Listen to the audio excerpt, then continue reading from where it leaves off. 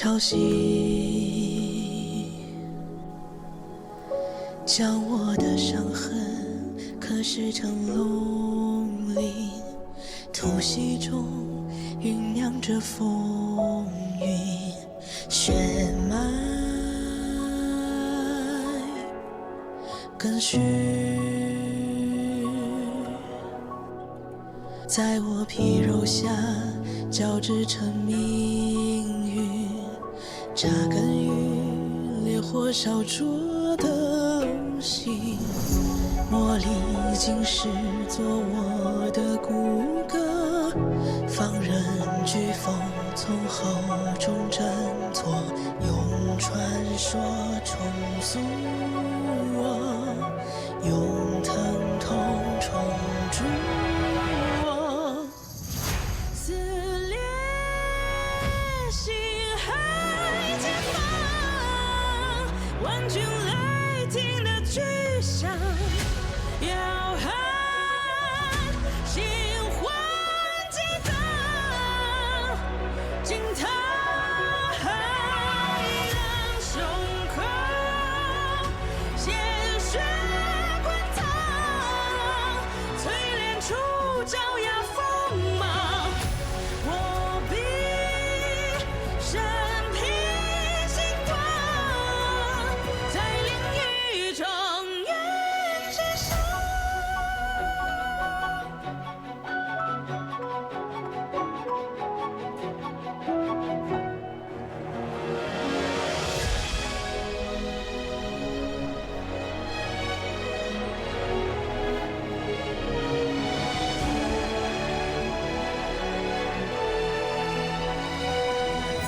撕裂心海前方，万军雷霆的巨响，摇撼心魂激荡，惊涛骇浪胸口，鲜血滚烫，淬炼出爪牙锋芒，我必生平星光，在炼狱中原之上。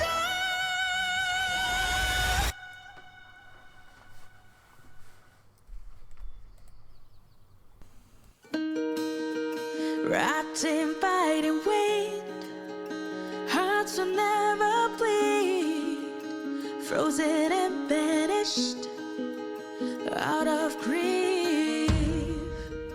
In their restless dreams, they try so hard to breathe, pulses flutter and steam within this quickness.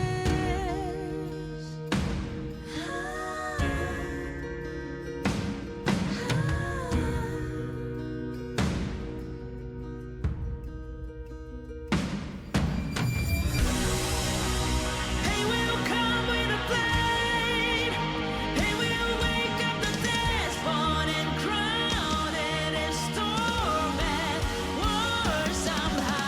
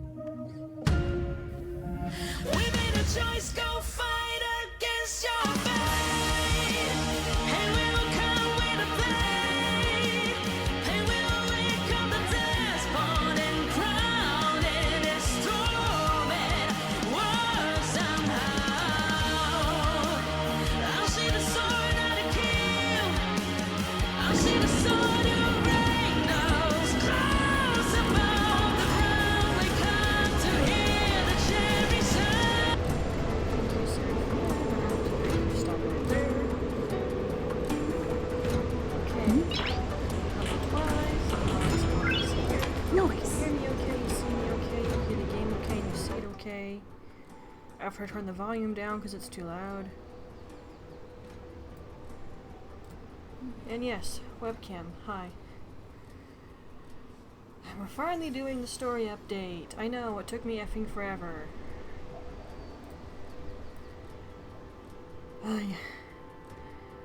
And anyone who didn't watch that news video, which I know was an hour long, but I talked about a lot of stuff and my reasons behind why I was stopping doing certain projects, so it took a while to get through. This obviously is something we'll keep around because it's not going to be a constant update. Because there's some things you guys probably don't want to watch.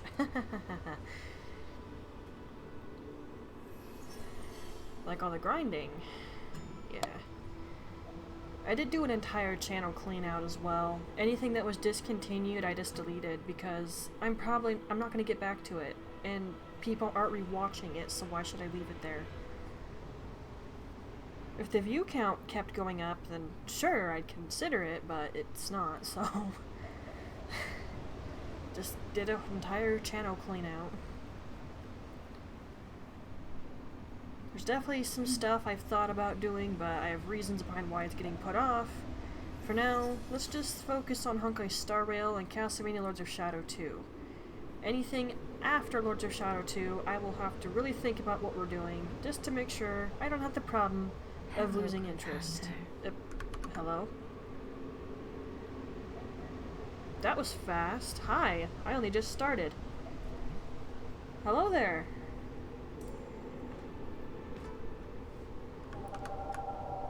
I'm unfortunately very tired. Despite how long I slept, I think I'm getting sick. It's my only theory at the moment. But while I feel awake, I'm going to do this. I don't know if I'll get through the whole thing, but I'm gonna try to get as much done as possible. Because I really want to know what's happening. Okay, so you'd go to the Astral Express. Teleport.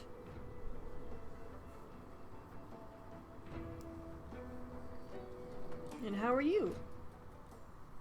And thank you for the follow, by the way.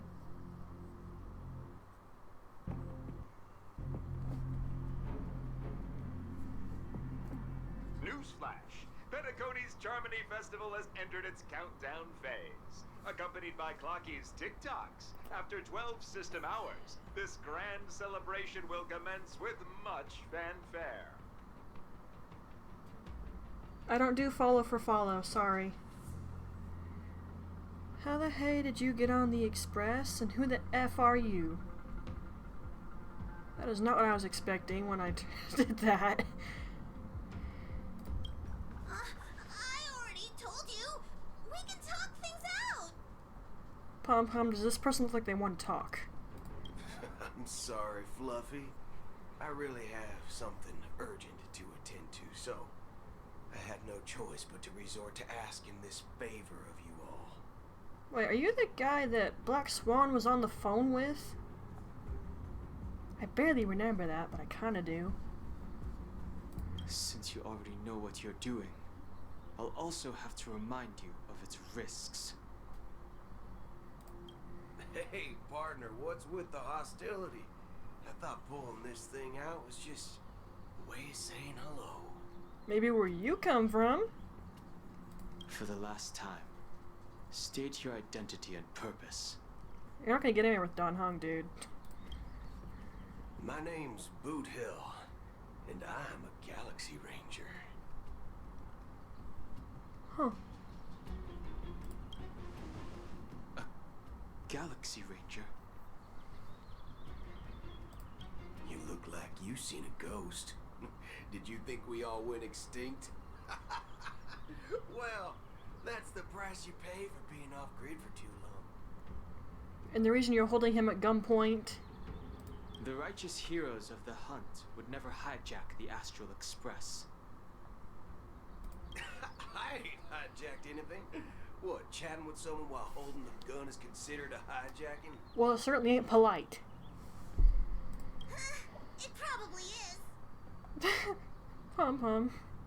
Pardon my frankness, But there are plenty of rumors in the cosmos regarding the Galaxy Ranger's current status, and none of them are pretty stories. I have a hard time believing you. Not to mention the gun. This is hilarious. The tale that this bunch of fools spin is getting out of hand.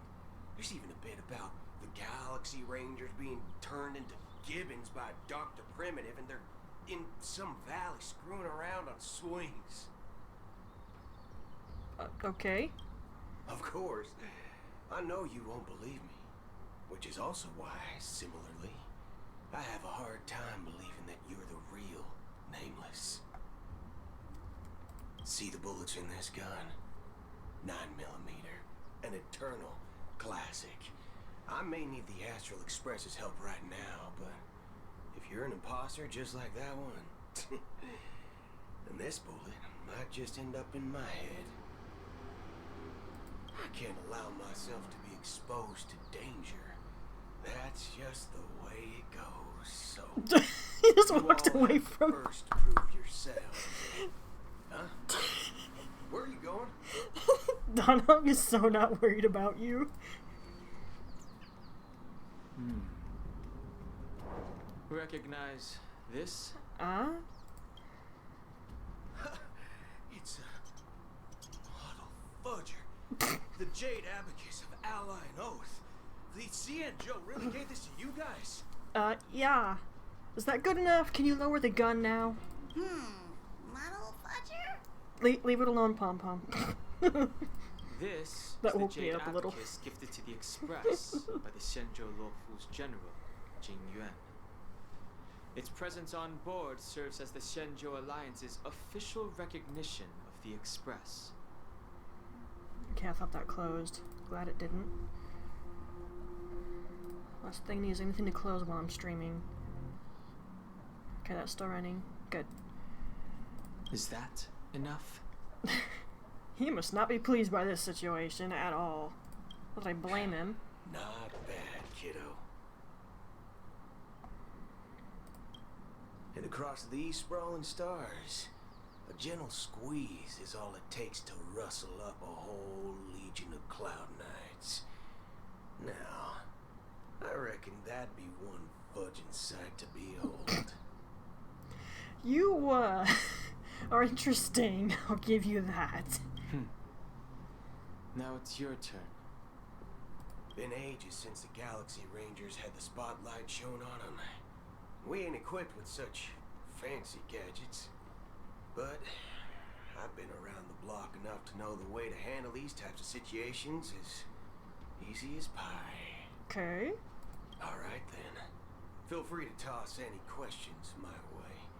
Let's see if my answers can't turn your trust. If your gut tells you otherwise, still ain't too late to show me the door. I think if he was gonna do that, we wouldn't have be having this conversation in the first place. He could have handed your face to you a while ago, I'm sure.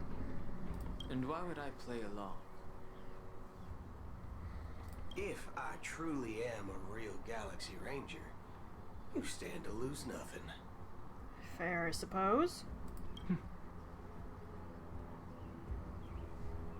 Alright then.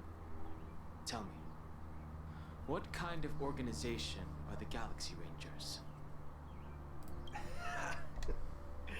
Oh, my friend, this question is a hard one. I don't think I can even consider us an organization to begin with. Everyone's on their own fated path along the hunt, with their own resolute sense of righteousness and not so welcome among such so-called universal values. This reply does not instill trust. It only makes your predicament more precarious. I have to side with Don Hung, and for once I'm not just sucking up to him. I'm guessing you're gonna ask about some form of shared faith, right? But us Galaxy Rangers don't need that sort of thing. What brings us together is a shared bottom line. Never bully the weak. Never kill the innocent.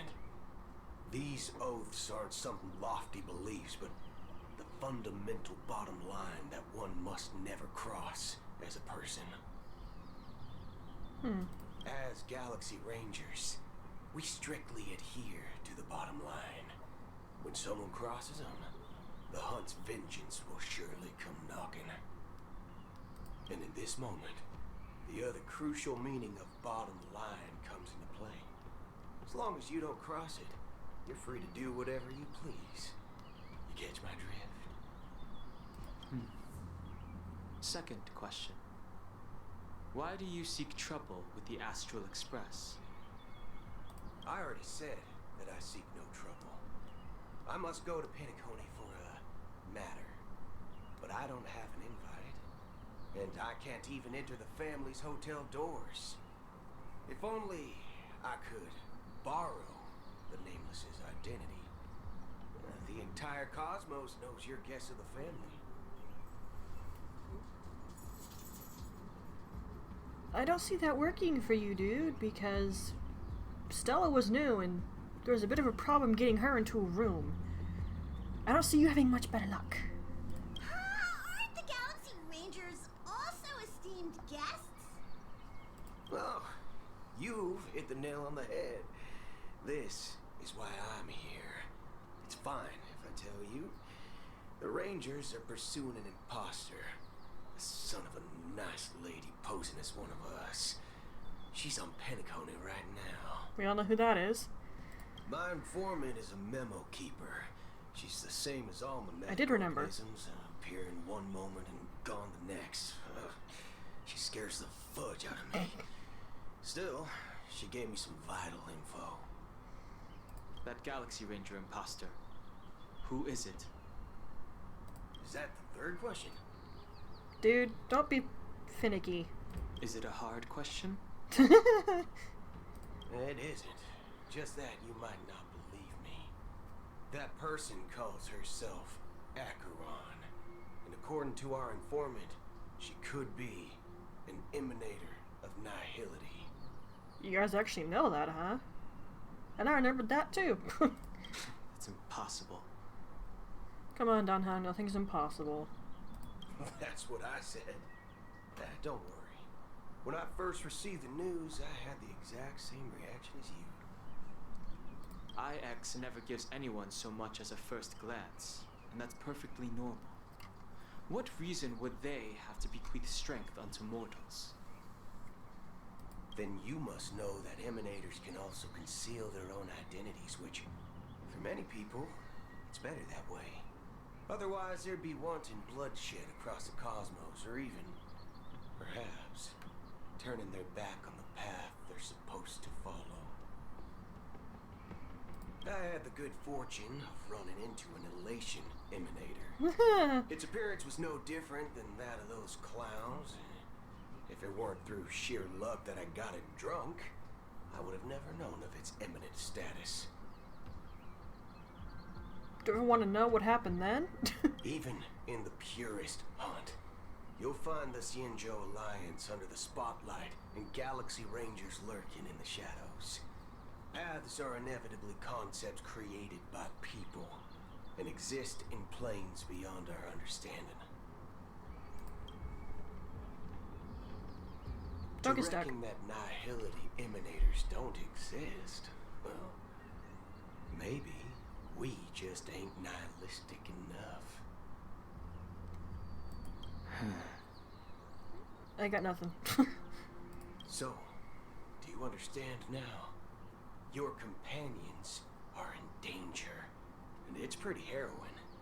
If you don't want to believe me, you'd best send a message to them, but I'd advise you to move fast. We don't know what's happening in the dreamscape or how much of what the memo keeper said is true. And that Acheron, who knows what she intends to do.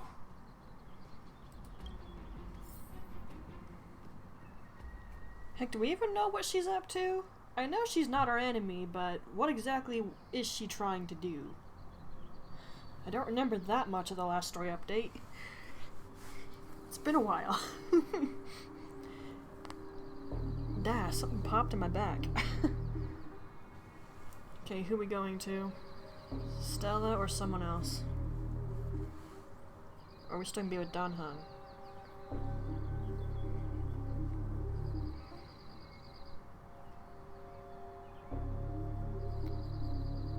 I'm always playing with my hair, by the way. Oh, right. I don't intend to do anything. Yeah, she kind of wrecked that. That's not up to you. Hello? Did you know? You again. To the land of dreams for the first time. They'll subconsciously stop to reaffirm that they're still walking on solid ground. And then they will unanimously raise their heads to gaze at the sky.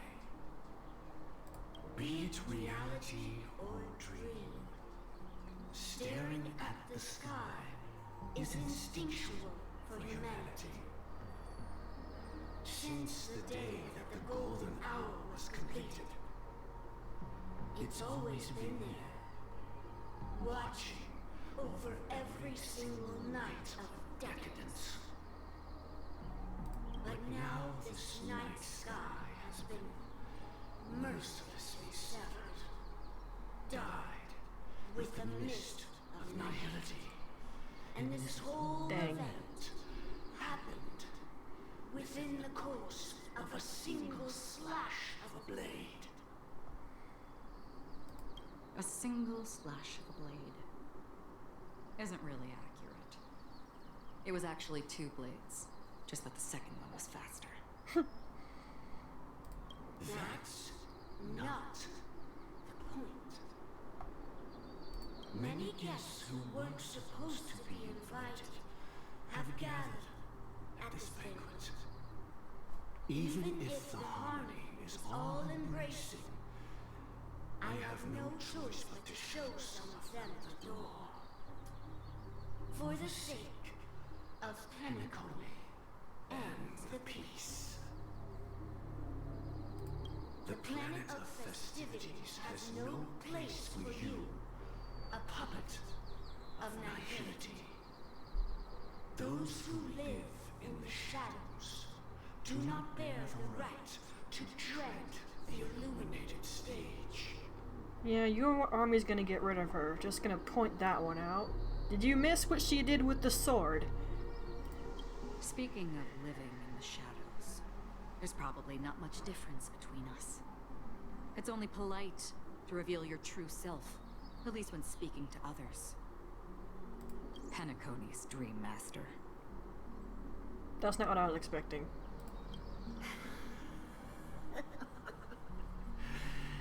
That's just another reason that you can't stay. Whether you believe it or not, this is the real me. Interesting.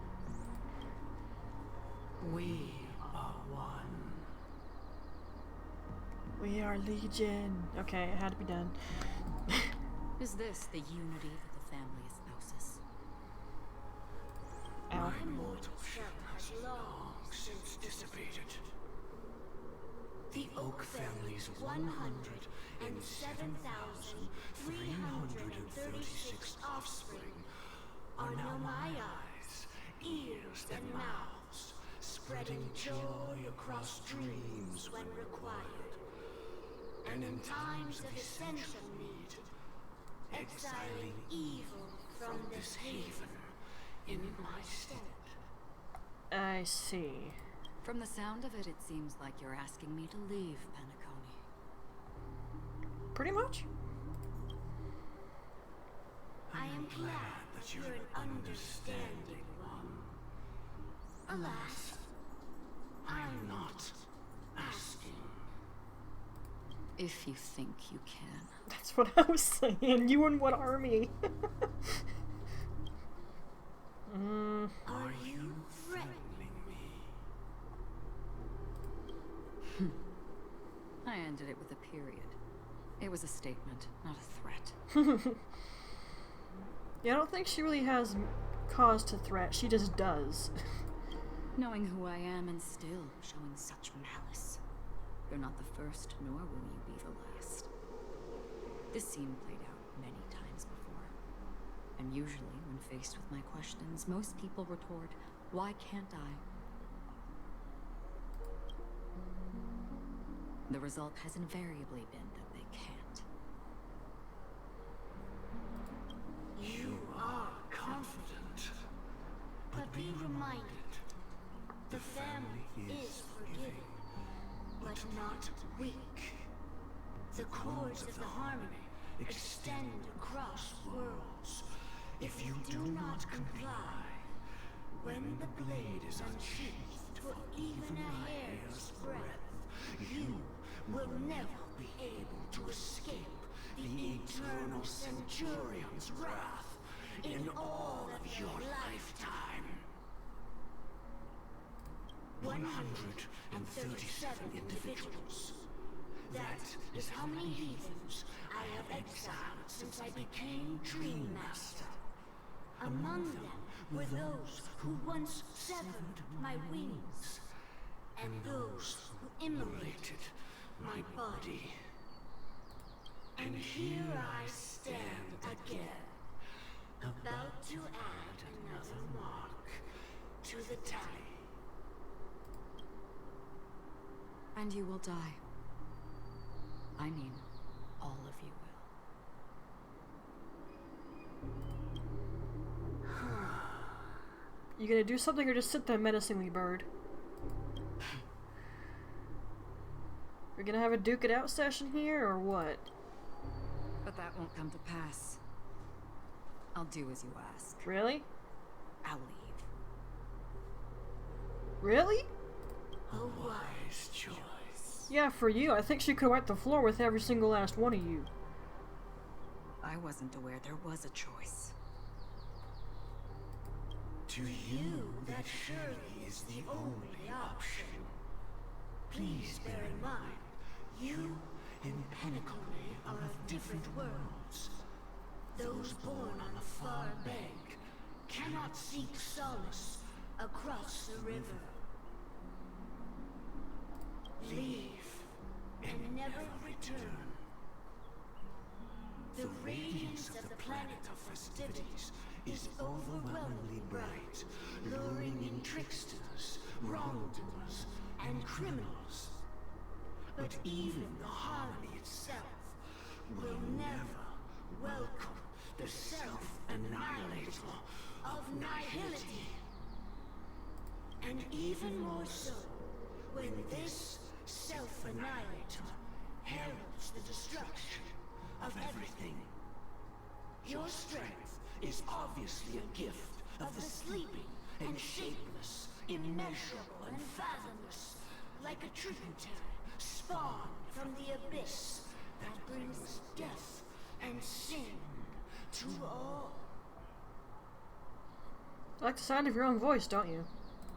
Akira, a befitting name. Take it from someone on the other side of your so-called river.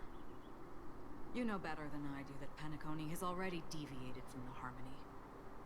Whatever your intentions may be, I foresee only one outcome. Oh, so you noticed the bird.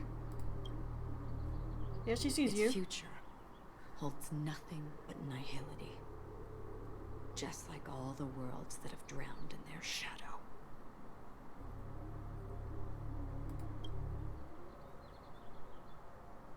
Interesting exchange.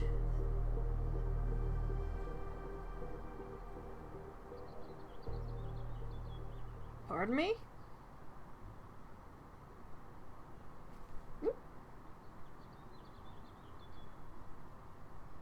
Okay, there was a working theory that she wasn't actually dead, but I wasn't sure about that.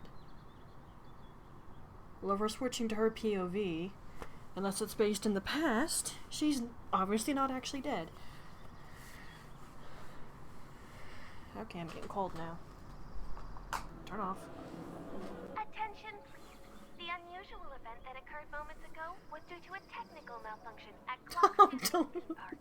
BS. The family has promptly responded to secure the area, and we're happy to report that there have been no injuries. Other than Aventurine. Oh, I swear that was no movie shoot. So many chips fell from the sky, and I even caught one of them. But It vanished in an instant before my very eyes. I did want to get Aventurine, but I was very focused on Jingliu. I wouldn't mind having a better shielder than March, because it would be nice to have someone who shields the entire party really good, instantaneously. March's shield is good, but you only do it one person at a time. Excuse me. Are you talking about the Clock Studios theme park incident? Yeah, what about it? Oh, Miss Robin! Am I seeing things right? No need to worry. I Wait a minute. apologize for any inconvenience caused to your delightful dream journey. What you just mentioned about the chips really piqued my interest. Would you mind providing more details Are about you the really incident? Robin, or are you effing Sparkle?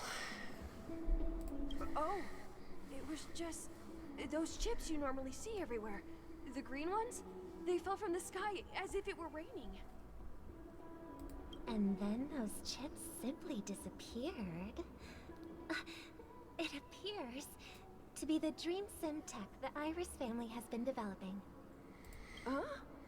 Miss Robin, you mean those chips were all part of a performance? But I really... Shh. This technology hasn't been made public yet. It was originally planned to debut at the Charmony Festival, but it seems it's been leaked. Can you help me keep this secret? The raining chips were supposed to be part of my act. Oh, I see. Then it all makes sense now. I'll do anything to help make the Charmony Festival a success. Thank you. As appreciation, I'd like to give you a token gift. F and A. This button is... The way she spoke was weird to me. Press it at just the right moment in the celebration. There could be an unexpected treat in store for you. It'll be unexpected, alright. Alright. It looks like there are other guests who are also confused. Great. I'll have to excuse myself. Please, enjoy the dreamscape. So many people talking about it. This commotion at the theme park definitely made waves.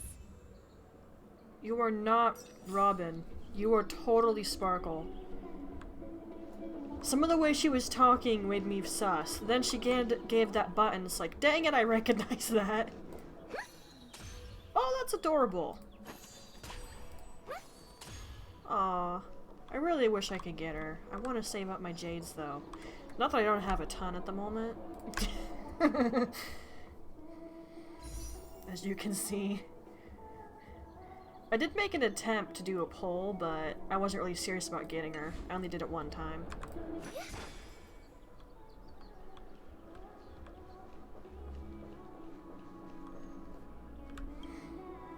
The family promised they would protect the guests within the dreamscape, but I witnessed a group of organic life forms making their way to the theme park. And soon after, a rip tore through the sky, and black rain started leaking out of the void. The family needs to provide a reasonable explanation, or I'll take my loved ones and return to reality. I thought the dreamscape was supposed to be a paradise. If it's not, then there's no point staying here.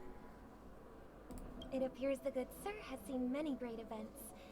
And it's true that an uninvited guest has unexpectedly entered the dreamscape. You're gonna give everyone some of these buttons, aren't you? However, their target is not the ordinary guests, but the ambassadors of the IPC. The family will certainly ensure that the safety of the guests is of the highest importance. I think a bee has slammed into my window. Made a solid thunk noise. Gosh, there's gonna be pure chaos later if I'm right. Miss Robin, I know the Bloodhound family has already sealed off the theme park and has control over the situation, but it won't resolve the problem. The family can try their best to protect their reputation, but as a guest, I don't wish to gamble with my life. Well, I wouldn't expect you would. You're not a Venturian after all. But as you can see, sir, No innocent bystanders were affected in this incident. Perhaps the dreamscape is not as perfect as promised, but there's no place safer than dreams under the family's rule. I believe you know this better than I do. If this incident happened in real life, how many people would be able to walk away from it?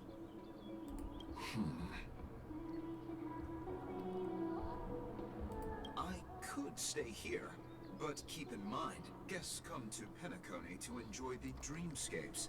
They do not wish to be entangled in a conflict between the family and the IPC, so let's not have any more unnecessary incidents. Of course. With the Charmony Festival about to commence, we will spare no effort in our preparations. Rest assured. To express our apologies, the family has arranged this gift for the guests. Thank you for understanding. There's gonna be sheer chaos later. Aren't these bombs? Hi, Papa. Good word. There's gonna be so much chaos later if I'm right. I can't remember though. You've had quite a bit to drink. Sure you're okay? I really wouldn't mind getting Robin, but it's probably not gonna happen. Hello. May I ask what happened here? Nothing to be worried about. There's been a small rehearsal mishap at Clock Studios theme park. Small Please mishap. stay calm. Hey, are you a fool? You don't even recognize Miss Robin? Who do you think you're talking to? I'm sorry. I've just been transferred to the Bloodhound family, and I'm still not too used to working on the streets. I didn't realize it was you. I'm so sorry. No, jeez. Hey, don't sweat it. You guys have a tough job. I know how it is. How's the situation looking? Oh, we've sealed off the theme park. Most guests are used to bizarre phenomena in the dreamscape, and so far, no threats have been detected. We can expect order to be restored soon. Rest assured, Miss Robin will intensify our patrols to ensure that no incidents occur. I trust you guys. But regarding what happened in the theme park, what do you hounds think about it? It's okay. Feel free to speak your mind. Well... Actually, I was there shortly after it happened. Is it true that the IPC's ambassadors came with ill intent? And that Galaxy Ranger who easily cut through the sky? Miss Robin, tell you the truth, everyone's been talking about it.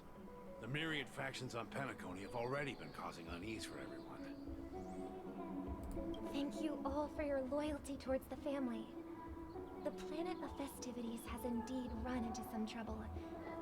The representative from the IPC, he's trying to regain ownership of Penacony and is prepared for a hostile takeover. Of course, the family did not agree. The result of the failed negotiations is as you see it now. Yeah. Poor plant.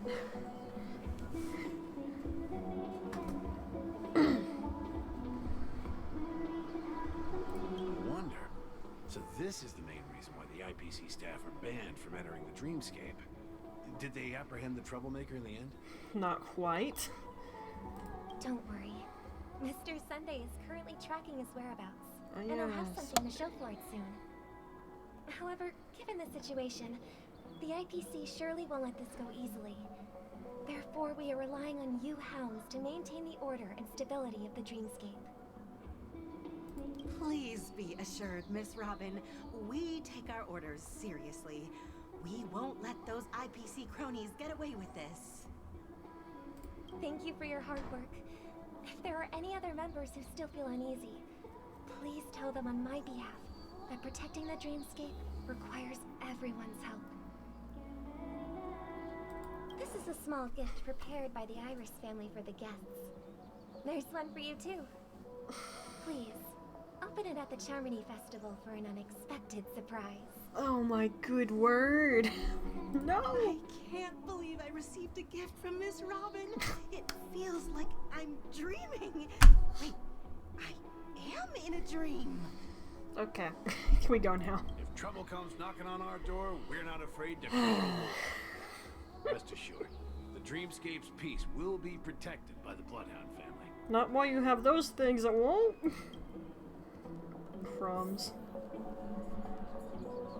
I know you ain't Robin. I figured that out really quickly, too. It was because of how she was talking. Miss Robin? That's the renowned cosmic superstar, Miss Robin! I didn't expect to meet a fan here. I'm honored. Welcome to Penacony, a world filled with wonderful dreams. I can't believe I'm actually meeting the real Robin!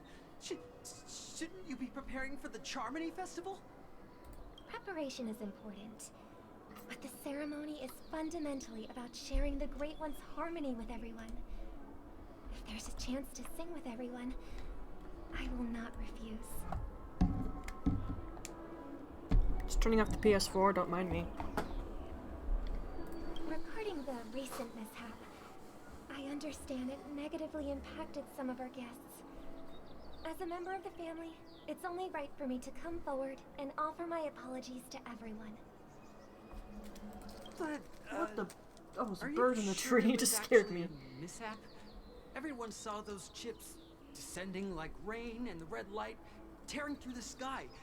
Claiming it was Calm down, merely bird. special effects seems a bit far-fetched. Plus, I met that generous gentleman. He looked really out of it and kept talking to himself. Is this also part of the performance? Everyone, please do not panic. I believe that the family will give everyone a satisfactory answer in due time. Even if you say so, Miss Robin, it's hard to believe. Some people just never listen, do they? It's never ending. You're breaking character Just goes on already. and on. I'm getting really tired of this. Miss Robin? Still, I suppose I should keep on helping everyone. I am the epitome of joy, kindness, and goodness, after all. Mm-hmm. Huh? What was I just doing? And, who might you be, miss? Okay. Here, take this, little guest. This gift has been specially prepared for you by the family. I knew it. Make sure to take good care of it until the I'm gonna opening turn of the the TV Charmony Festival. Then, when the show reaches its climax, press the button together with the others around you. There's gonna be massive chaos. You never know. Something very exciting might happen. If you get her, doesn't she give you more skill points in battle? I obviously didn't get her. I've only seen some people use her, so I don't actually know. I knew you weren't Robin. Oh, here we go.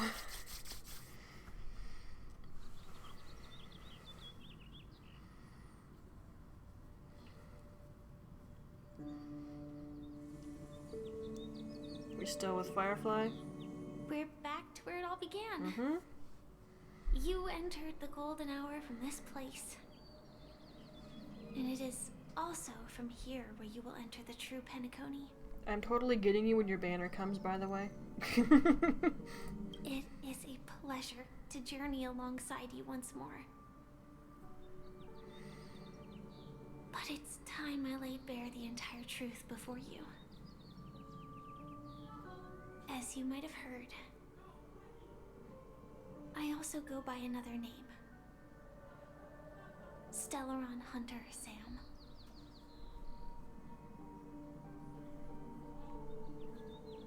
I'm sorry. I had no other choice. I know you have many questions. Do you remember when we encountered death in that strange dreamscape? When I was caught by that meme? In that instant before it killed me, I saw the reflection of another dreamscape in its ghastly pupils. So, following the clues in the script, I came up with some theories about the meme. That's why I instructed Silverwolf to issue invitations, drawing everyone to the Dreams Hotel. I intended to call upon death before you arrived, to solve the riddle using more direct means, and then invite you to join. However, contrary to my wishes, I couldn't defy the script, and I didn't get a chance to explain it to you. It is how you see now. I was impaled by the bladed wings of death. The heavy pressure of concentrated memoria miasma exploded in my mind as if it was actually reality. But after the momentary numbness subsided, I found that my body was absolutely unscathed. I was still alive. And it was just as I thought. I had arrived at a place starkly different from this beautiful dream. Beneath the dreamscape of Penacony lies another, more chaotic, more primal memory zone. Its name? Land of the Exiles. And so, then I returned to the hotel in the dreamscape, hoping to tell you of its existence. Yet I could not reveal my own identity. So, I could only divert your party's attention and lure you away from the battlefield. Okay. And after all my attempts proved futile, it wasn't until not long ago when a crimson blade of light shattered the high wall of the dream, causing you all to fall far into the abyssal depths of the dreamscape, that I was able to awaken you and your companions one by one. And that's it. That is all that's happened so far. I mean, I understand what she just told me, so... I know it's tough to believe all this without reservations. I just want to say, you are very close to the final answer. Just one more thing needs to be done. And then I can prove it to you. Now, let's leave this place. Please close your eyes. So anyone who gets stabbed by that thing doesn't actually die, they just get sent somewhere else?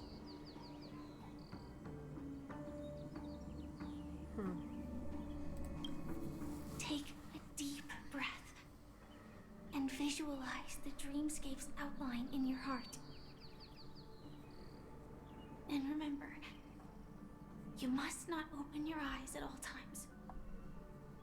3, 2, 1. Don't be afraid. The one who has come to greet us has arrived.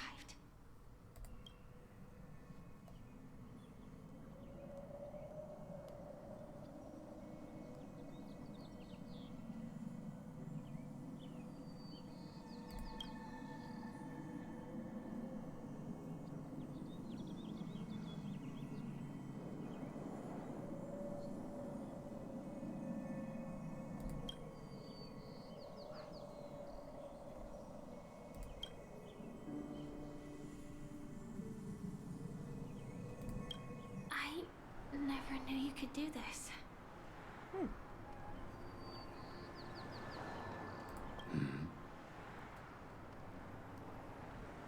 Do you have a driver's license? I'd be concerned as well. He may be immortal, but you ain't. I do. That is surprising. Why? Because this is Japella, the city of sins. No, it's nothing. I'm just thinking that you haven't slept in 20 system hours. Are you sure you're okay? I'm fine. I'll survive. Same goes for you.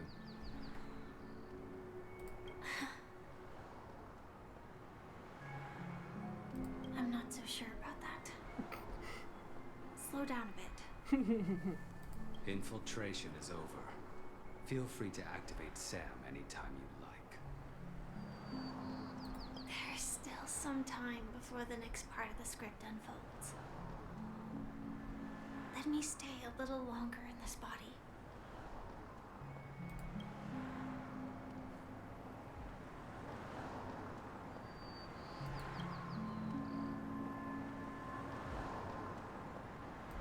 Such a long tunnel. Didn't feel this long when I set off. In half a system hour, it will lead us to Kafka. And then comes the downfall of the Japella Brotherhood. Is that also part of the script? It's in your script too. Sorry. I didn't notice. Their destiny won't change just because of your selective ignorance. I was gonna say, I wouldn't figure you can try to alter the script. Isn't it sort of set in stone? This ain't Xenoblade after all. I told you before. It's a bad habit. What about you then? Is this the moment you finally find the death you've been looking for? As always, it's a blank slate. It's not on this planet. Why the sudden inquiry? Because I'm currently in a car with a sleep-deprived driver. I just want to get there in one piece. I don't blame her. While I have confidence in his abilities to, properly drive a car, I'd be a little worried too. This car has full self-driving capabilities. I'll just put my hand on the steering wheel. Will that do? Hey, don't take everything so seriously. Elio would always say there's only one type of destiny. The inescapable type. He can see the future, and we, likewise, are aware of our predetermined end. But before that moment arrives, we can still choose what we do. We all have this right, don't we? These birds are going crazy out there. Calm down.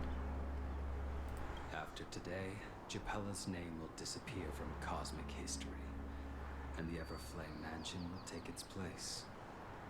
In the not-too-distant future, you'll receive an invitation. That's your next stop. Land of the dreams. Penacony.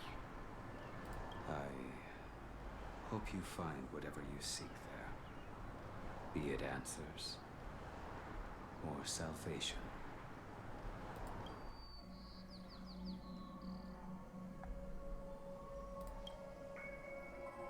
Is she actually sick then?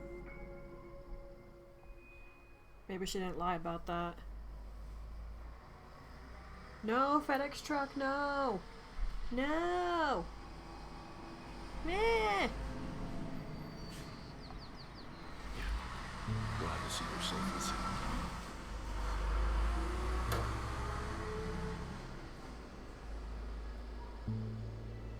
That effing FedEx truck.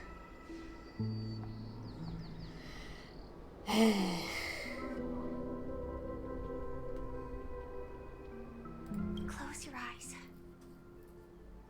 This is the answer. Isn't it incredible? The monster that we have always known as death is actually the guardian of the land of the exiles. It abides by a certain rule. Abducting people from their dreams and bringing them here. Okay. The question that has been perplexing us, does death really exist in the dreamscape, appears to be a cognitive trap. It was laid by those orchestrating events from the shadows to cover up the truth behind the disappearances and the existence of this fortress known as Dreamflux Reef. Every emergence of that meme is related to the Watchmaker. Since Dreamflux Reef is where it brings its captives, it's likely that many of our long-standing questions will be answered in this place. Oh yeah, more places to explore now. Great. I didn't even explore the other area yet. The atmosphere here Areas. is starkly different from the beautiful dream. There are no regulators here like the family. And they all look like they're mildly dazed. But from the whispers of the residents, they've heard a familiar name. Gallagher. I have that character, by the way. He's just not leveled. It's that man again. Always in the right place at the right time. Though that does save us the trouble of looking for him. Yeah, but we should be wary of him. Himiko and March have already made a move. Get ready. We're about to set off. The real dreamscape. The land of the exiles.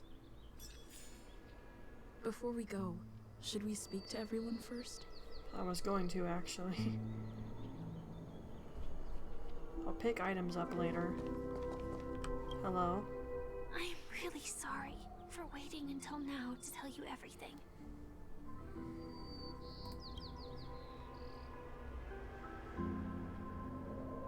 No, that's my main question, actually. Do you still remember that medical cabin I told you about? Well, that's Sam. It belongs to the Iron Cavalry of Glamoth's Firmament Frontline. A Firefly Type 4 Tactical Heavy Assault Mech. It is the cradle of my vitality. And the meaning of my birth. And for the longest time it was how I should have looked to the rest of the world. I'm still a little confused. We'll talk to Maria later. Elio only gave me one instruction. Allow the Astral Express to pursue the Grand Legacy. It means that the Watchmaker's legacy holds great significance to trailblazing. And to you. Alright. Elio's scripts used to revolve and expand around certain specific Stellarons. But with your appearance, this condition has apparently ceased to be appropriate. Perhaps he also saw the impossible in the future. 2 reasons. Firstly, the script. In the future that Elio saw, Sam and the Astral Express's confrontation was inevitable. I tried to break the shackles of the prophecy, but this is as far as I could go. That aside, there were also my personal motives. I wished to travel with you as Firefly, and not Sam.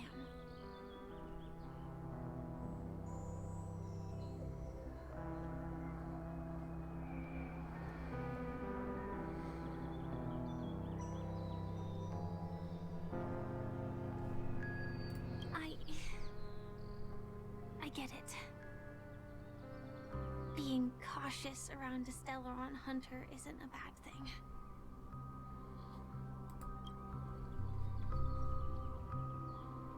The time time scale of Dreamflux Reef differs from reality. These effing birds. So we mustn't lower our guard. You're sensitive to Memoria. A slight misstep. And you could get lost in this memory zone. That's a tiny car. I'm still a little confused regarding you, but I'll talk to Maria, see what insight she has. Something on your mind? Let's talk about it. Oh, there's tons of things on my mind.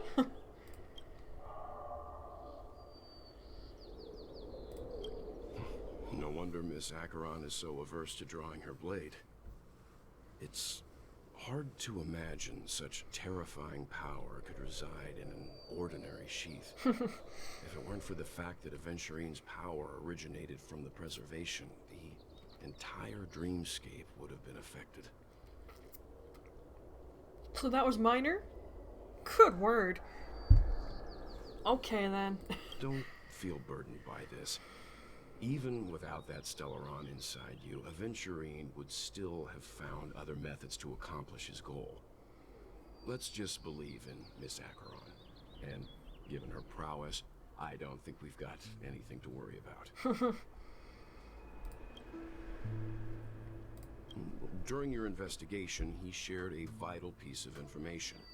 Mikhail, the former watchmaker who collaborated with the family to construct the Penacony we're familiar with today, had a falling out with the family for specific reasons. But this is precisely where the problem lies. You were clearly investigating a murder, so then why, as a security officer, is he changing the subject to talk about his past with the watchmaker? More than meets the eye there. And now, with Firefly mentioning his name again, it's hard not to be suspicious. No kidding. Do they know who she is, or is it just us? Before we found you, she'd Okay. already revealed her Stellaron Hunter identity and shared a lot of information. Who would have thought that the Molten Knight's true identity was actually a young girl? For her, this is a secret that she cannot allow others to know. That being the case, I think we can believe she's willing to cooperate. I think she genuinely likes Stella, for one thing. Honestly, most of Stellaron hunters do. Don't know about Blade, but I don't think he necessarily likes anybody. Well, I wouldn't go that far. I think he does like the other hunters. But she didn't reveal all her secrets. I just can't shake the feeling that her situation is different from that of the typical dreamer. And I hope that doesn't lead to any dangerous predicaments. Okay, that's everything. I hope you've regained a little composure. We'll move out when you're ready. I'd love to say, if it were me right now, if it were me, Stella wouldn't have gotten this far. I'm a sodding coward. I would not be able to be nameless. This almost reminds me of those back alleys in Stray. Have not played, just watched.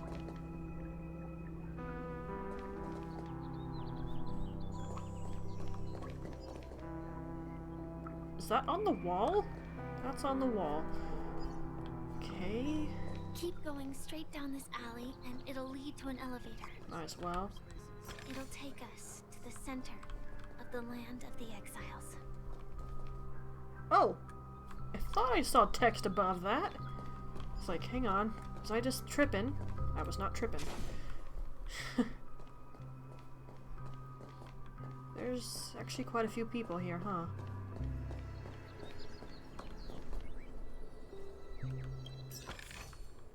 I hear you, birdie. I don't care, though. F off.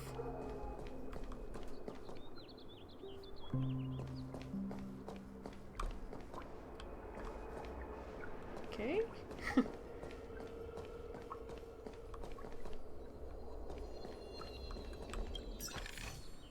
It's a piece of paper right there.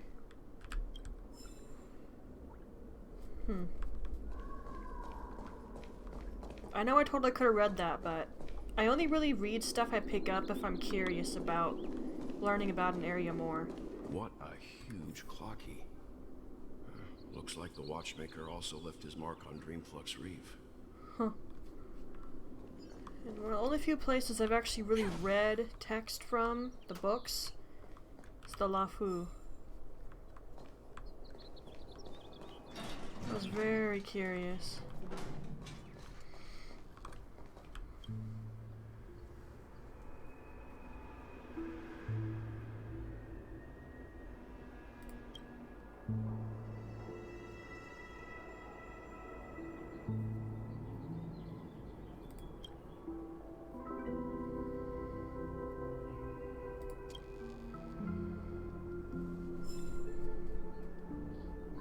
Okay, sure.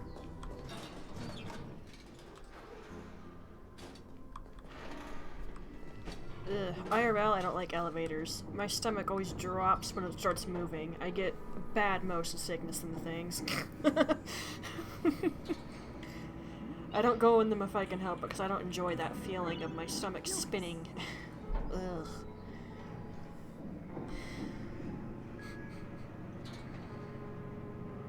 When I was a kid, it was fun, but when I got older, uncomfortable.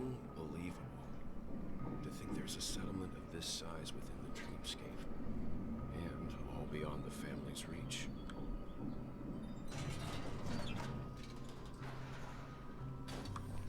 Oop. The atmosphere in this fortress is oh my gosh, you're pretty tiny. different from that in the Sorry. beautiful dream. Just look at her. She's shorter than both of us. When I first saw it, I was in awe too. The sky here, it's like a reflection of the 12 dreamscapes.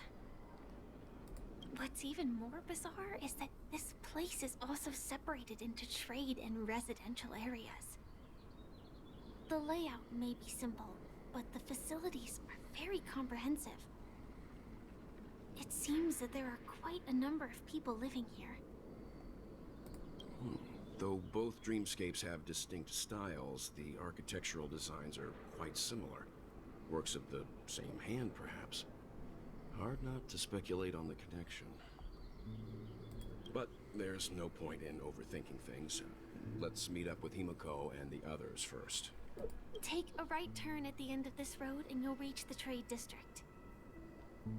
There are more people there, and perhaps someone knows where she is. Not coming with us? Other things to do for the script, maybe? The Astral Express likely needs room for some internal deliberation.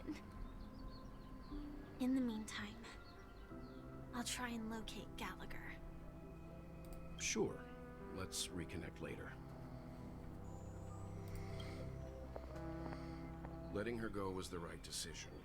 Further observations are needed before we decide whether to trust her. But first, there's someone I need to talk to.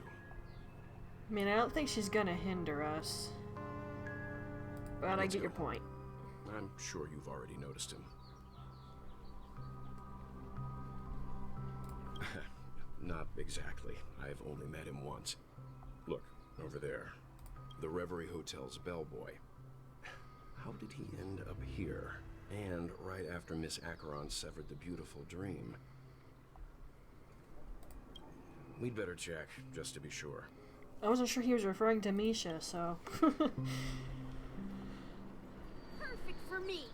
And perfectly legal for me to stay in. Are you in a barrel? You were in a barrel. Well, if you're happy.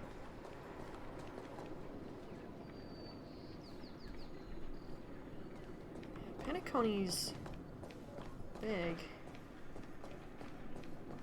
I'm gonna have to do a lot of exploration videos, getting chests and everything. It'll keep me busy. Huh? You're the guest from before. We meet again! And a new friend. Forgot to introduce myself. I'm the hotel's bellboy, Misha. Hello, Misha. I'm Welt. We met in a dream. Oh. And who might this be? You can see Clocky? Tick-tock! Old friend and Well, that's interesting. Your memory zone mean? Nope. Clocky is a good friend of mine. We all live here. How did you two get here? This dreamscape isn't supposed to be open to the public. I wonder if it has something to do with Sleepy. Sleepy? So, this is your home? Yep. After my work in the beautiful dream ends, I'll go back home. Commuting used to be more convenient, but ever since travel became cumbersome, Sleepy started ferrying people back and forth between the two dreamscapes. This Sleepy. Can you describe what it looks like? Sleepy is a memory zone meme. Looks fierce and has many eyes. But it's actually really well behaved. Gallagher's been taking care of it. Do you mean to tell me that... Let me be wrong about that. Based on the description, that meme is indisputably death. What? Nightmare for the family, but for the people who live here, well, that couldn't be further from the truth. Okay, I'm gonna stop asking questions. I'm gonna pretend this is Bloodborne. I'm just gonna roll with it and then think about things after the fact. Death? Not in a dream, surely. Sleepy's just a little aggressive, and sometimes messes up by fetching the wrong guess. But it would never hurt anyone. They call it Sleepy. I see. Has it brought back any guests recently? Say, in the last day or two? We're currently investigating a missing person case that occurred within the beautiful dream. I see. Then you'll have to speak with Gallagher. But he's currently busy hosting a visitor from the Oak family and specifically asked not to be disturbed. Mr. Yang? The person you're looking for, is it Miss Robin? Just as I thought. Considering what happened with Miss Firefly, this doesn't come as a surprise. If you're looking for Miss Robin, I can lead the way. She told me that she'd be willing to meet with outside guests. So Sunday has to be here too. If it's not too much trouble. Also, we're looking for our missing companions. A woman with red hair accompanied by a girl with pink hair. Have you seen them? I have him too, by the way. Also not leveled. Oh, I haven't. But please, rest assured. Dreamplux Reef is a small place, and it's not as bustling as the beautiful dream, but its safety is unmatched. How about this? Since it's your first time here in Dreamplux Reef, I'll be your guide and help you find your companions. And then we can all go visit Miss Robin together. Sure. She's gone to Mrs. Grace's to visit the children. She won't be leaving anytime soon, so there should be enough time. Okay. All right then. We'll follow your plan. Yeah, we don't know where we're going. Well, we now know the answer to both murder cases that have caused such commotion in Penacony. As for the intentions of the mastermind behind it all, we're still none the wiser.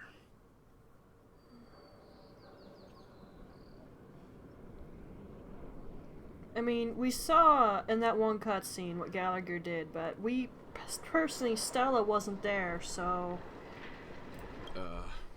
No idea. But its connection to Gallagher is worth digging into. Regardless, we have to find him.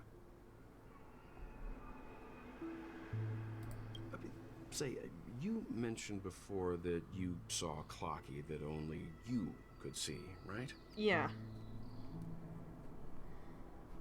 Yeah, you see him too. I can't shake off this strange feeling. Am I really still so young at heart? Don't feel worried about it. My papa's like that. Forget it. It's not important. We'd better just follow Misha. Yeah, don't let it bother you.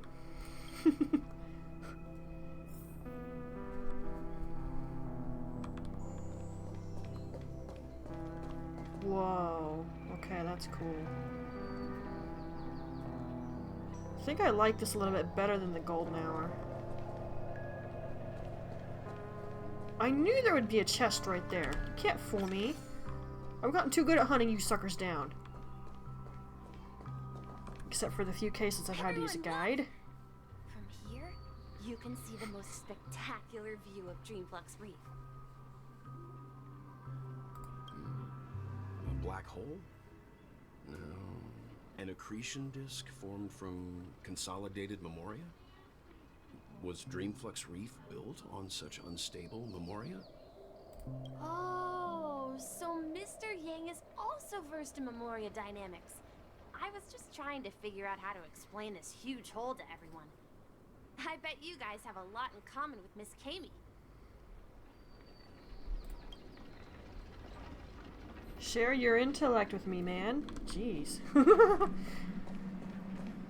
Yeah, I figured I'd find one of you bird things. I'm only ignoring them because they always give me things, and I don't want what they're giving me. I'm just a wallflower. Not right now.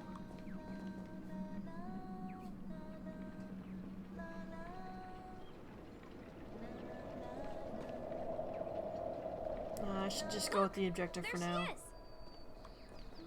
Much as I'm curious about my surroundings, I've already heard that this takes a bit to get through. My calculations are finally done. In another 10 system hours, the above dream will swallow the dream below. My hypothesis was correct. This place will cease to exist as the dream devours everything. That seems not good. Who are you all, and why haven't you left yet? This place is about to disappear.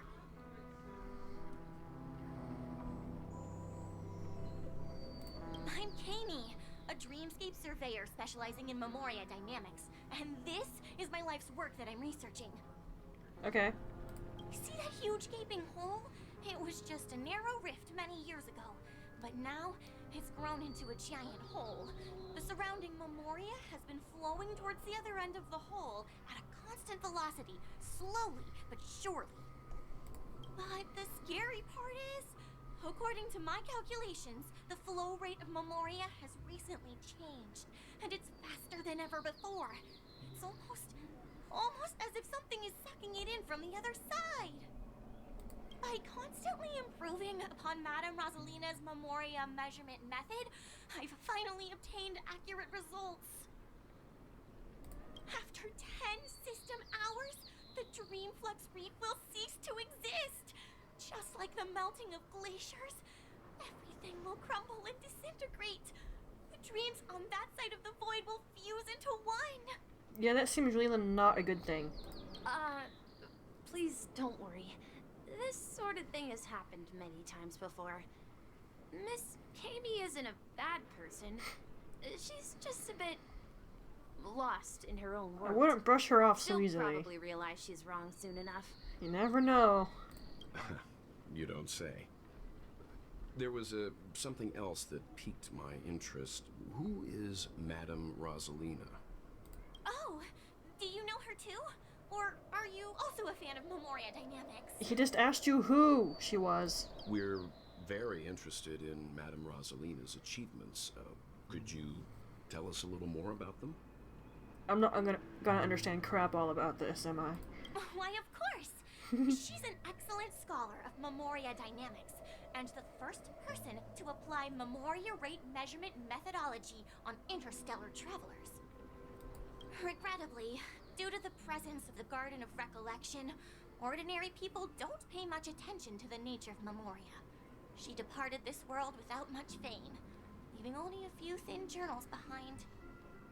I came to Penacony to learn more about my idol, and went to great lengths to seek out Dreamflux Reef, all because this is her final resting place. Prodigies always meet their demise prematurely.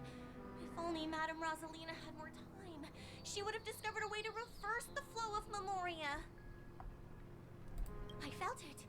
The source is in the golden hour. There is a certain anomalous presence stirring the currents of the memory zone. I must uncover more concrete proof. I must convince everyone. Does the name Madame Rosalina sound familiar to you? Wait, that was? It's been too long, I can't remember. That's right. It seems like she did a great deal of research and calculations in Dreamflux Reef before abruptly passing away. Miss Katie regularly mentions her. I hear Madame Razelina passed away during the prison war. She could see the Penacony of today. Its people building homes in the memory zone. I bet she'd be really happy. Perhaps. Our destination is the commercial district. That's where the largest crowds gather in Dreamflux Reef. We might be able to find the others there.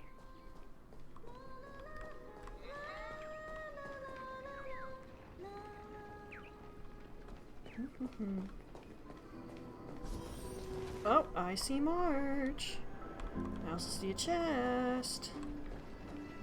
If it's on my path, I'm going to grab it, okay? Try not to go too crazy, though. Let me go! Please, come to your senses. I'm begging you. What's going on over here? Ghost! There's a ghost! Don't come near me! What? Oh my. I'm human and so are you. Can you get a grip? Mr. Yang and Miss Trailblazer, I've been waiting for you. Quickly, come help. I bumped into a member of the family on the way here. He was so scared and I just wanted to calm him down. But... Let me go! Let me go! I've only done good in my life. Why can't I rest in peace after death? Well, this is how it turned out. Really? What's with some of these weird options? Ha ha, you're a regular comedian. He thinks he's dead.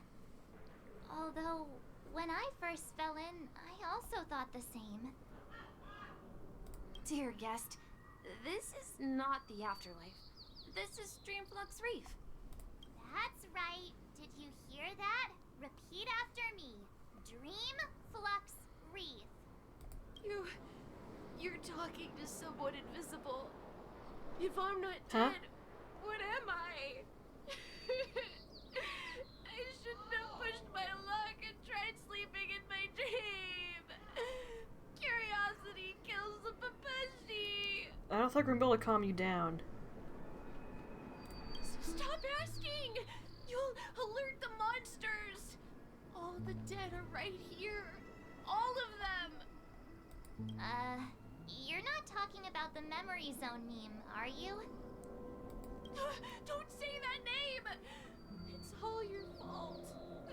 They're coming! What just happened? Pretend it's Bloodborne, don't ask questions, just roll with it for now. Hello. Unfortunately for all you, I came prepared with ultimates. My turn! I feel like that's a bad thing.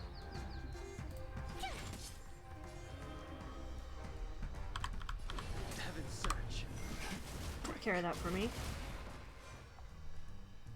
Okay, that damage output wasn't as high as I wanted it to be. Like, at all.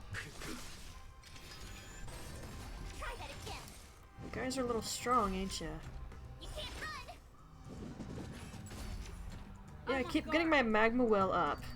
Good call, bucko. Told you I could fight. Oop. I sense a storm. A blade knows no mercy. I might buy a space anchor, it's fine. Boop, boop. There we go, that was better damage. Hiya. Okay.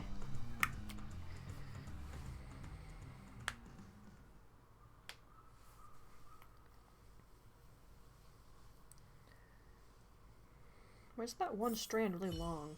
He passed out. His intense negative emotions attracted the nearby memory zone memes. Okay, that explains what happened there then. I see. But why aren't the other people people around here scared. Maybe he's recent? Unlike in the Sweet Dream, people here don't see memory zone memes as dangerous monsters. And even if they pose a threat, people can easily escape by forcing a wake-up call. But we can't just leave this man here. Can we take him somewhere safe? Well, this is your home. Wouldn't you know the best way to handle this? We can ask Jessie for help. I've gotten to know many locals while waiting for you guys. Okay, sure. Everyone here is living a self-sufficient life. I don't know how to describe it, but this place feels like the real dreamscape. Maybe it is. I remember when this place was all hustling and bustling. Oh, now look at it. I stand by. I like this better than the other Penacony we've seen. I'm kind of with Dan Heng. Hustle and bustle's not really my thing. This is calmer. I like it better. No! At this rate, the family will be done for! Done for! Crossed that bridge a while ago. Hello.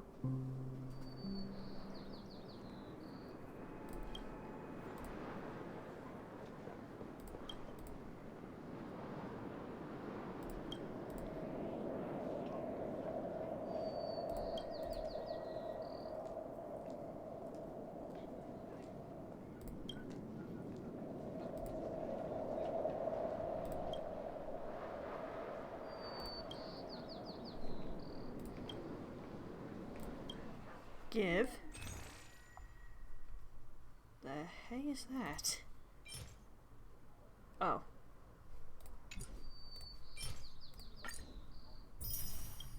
I only have a ton of credits right now.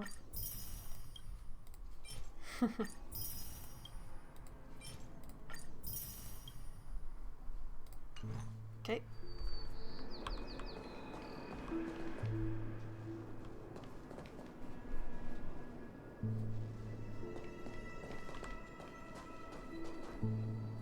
Yeah, I hear you, treasure chest. Can I get it first, or are you gonna make me talk to you? Handle a stroke of genius like this. Okay. Hello. Make sure I was talking to the right person. Jessie? Is it evening? Welcome, Miss March. Who might these be? These two are my friends. As for the man lying on the ground, he's a scaredy cat who fainted from fright. Have we legit just been dragging him across the ground? I see. Another poor guy who accidentally ended up here. I'll take care of him. There have been a lot of new faces lately. Things must be tough in the beautiful dream. The few remaining havens of freedom in Asdana will soon face trouble. Why does that name sound familiar? Do such things often happen here? That name's familiar. Not really, but they're becoming more frequent now. Guess it's one of the signs of the Sweet Dreams collapse. This man has had quite the shock. Could you help me find a Halovian lady, March? Her songs can heal mental wounds. A Halovian lady? That must be Robin. She's also here in Dreamflux Reef. Huh? Robin? But I thought she... Oh, right. If Firefly is here safe and sound, then it means Robin must be okay too. Right. Misha is about to take us to her to find out what happened. But before that, let's meet up with Himiko. You were with her earlier, right? We met some stowaways in the residential area. Most of them came from neighboring star systems. I heard that places like Dreamflux Reef are scattered throughout the memory zone of Asdana, like islands in the ocean. They existed before the family arrived.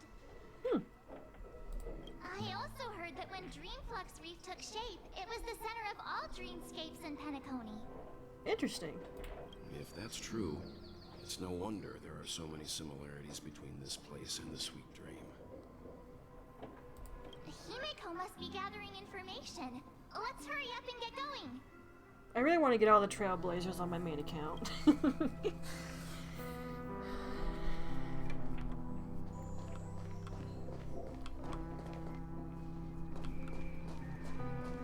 Again, we'll focus on exploring and solving puzzle things at different time. I'm not going to heavily rush through this, but I want to try to get going as fast as possible. This is where we split up. She can't be too far away. Hey, your shop.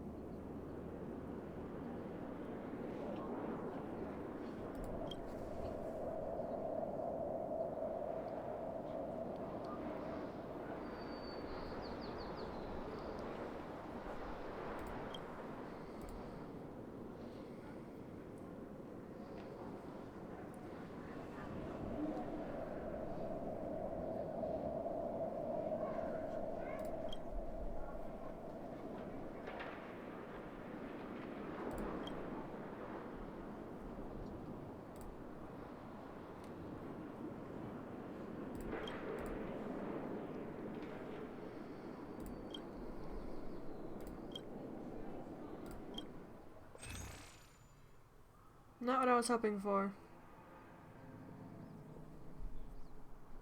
I was hoping you had recipes or something. Bye then. Himiko! So that's how it is. I never imagined we'd gather the remaining details here. To borrow Gallagher's catchphrase, what an unpredictable twist of fate. Himiko! Here they are! Hello. Ah, perfect timing. Now that everyone's here, I'd like to introduce everyone to Micah, who's partly in charge of the Land of the Exiles. Micah, these are my companions. It's a pleasure to meet the Nameless. You know us? I've been keeping an eye on you since the day you arrived in Penacony. But we would have met under more appropriate circumstances if Dreamflux Reef hadn't been isolated from the 12 Dreamscapes. Please, allow me to formally introduce myself. I'm Micah, the Gravekeeper of Dreamflux Reef. Gravekeeper? You being literal or? Life in Dreamflux Reef is pretty liberating. Everyone here mostly keeps to themselves, without meddling in others' affairs. My daily task involves cleaning a few tombstones. You're too modest, Micah. When lost dream chasers stumble upon this place, you're the one who takes care of them, guiding them back to the sweet dream, or showing them how to survive the wild dream chaos. So, guardian of sorts. Hmm?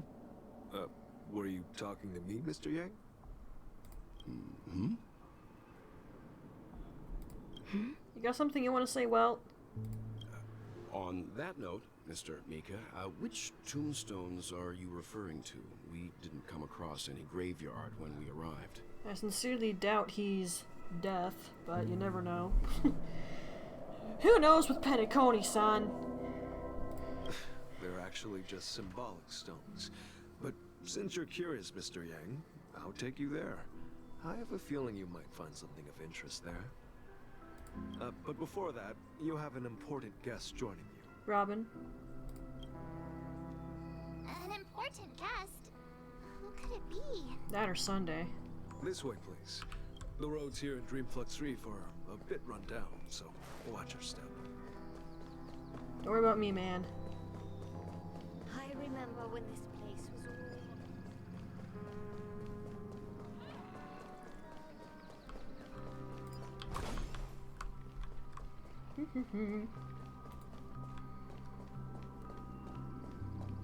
I probably could have just teleported, but it's fine. It's not that far to walk.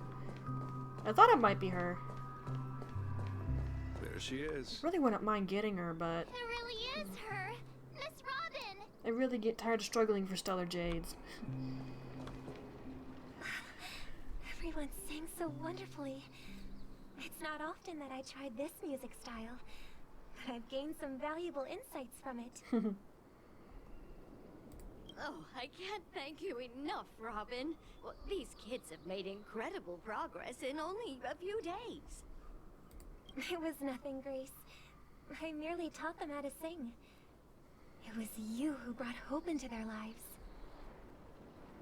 Life must be quite difficult for them in reality, I imagine. That's right. Whenever it's time to say goodbye to these kids, they're reluctant to leave. But I've explored every corner of Dreamflux Reef, talked to everyone I met, and they all told me the same thing. This shattered dream is not worth clinging to. It seems you truly are a child of the Harmony. Emma and Andy are orphans I took under my wing. Carol there, with her blind eyes, used to work at a nutrition center in the outer ring of Penacony. And as for Gary, he's been living with autism since he was a child. They're not old enough to enter the sweet dream managed by the family. If we compare people to birds, these kids are like fledglings with impaired wings. But in this dream, well, they can fly freely. Even if they stumble along the way, they're still relying on their own strength. And me, an old lady with no legs. Well, without this dream, I couldn't even walk toward them. I'm glad that you found a new life here in Penacony. It's just... Don't worry, Robin. Dreams have their significance, but they aren't everything. Both the children and I understand this. No matter how long we fly through this dream, we will one day return to reality. Because a sweet dream is nothing more than a dream. But you know what? Emma and Gary aren't plagued by their insecurities anymore. No, and Carol is learning how to cope with her blindness. And Andy is livelier than ever. Well, even I've become more optimistic. You see, in dreams, we learn how to live. Once we return to reality, we learn how to survive. And should our feathers be damaged, then we share our wings with one another.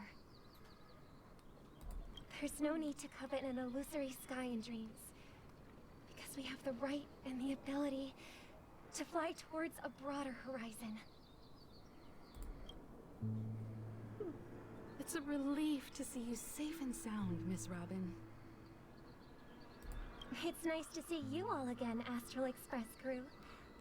I heard my disappearance caused quite the commotion out there. I'm really sorry about that. Since you're here, can we assume that you're fully aware of the situation in Penacony?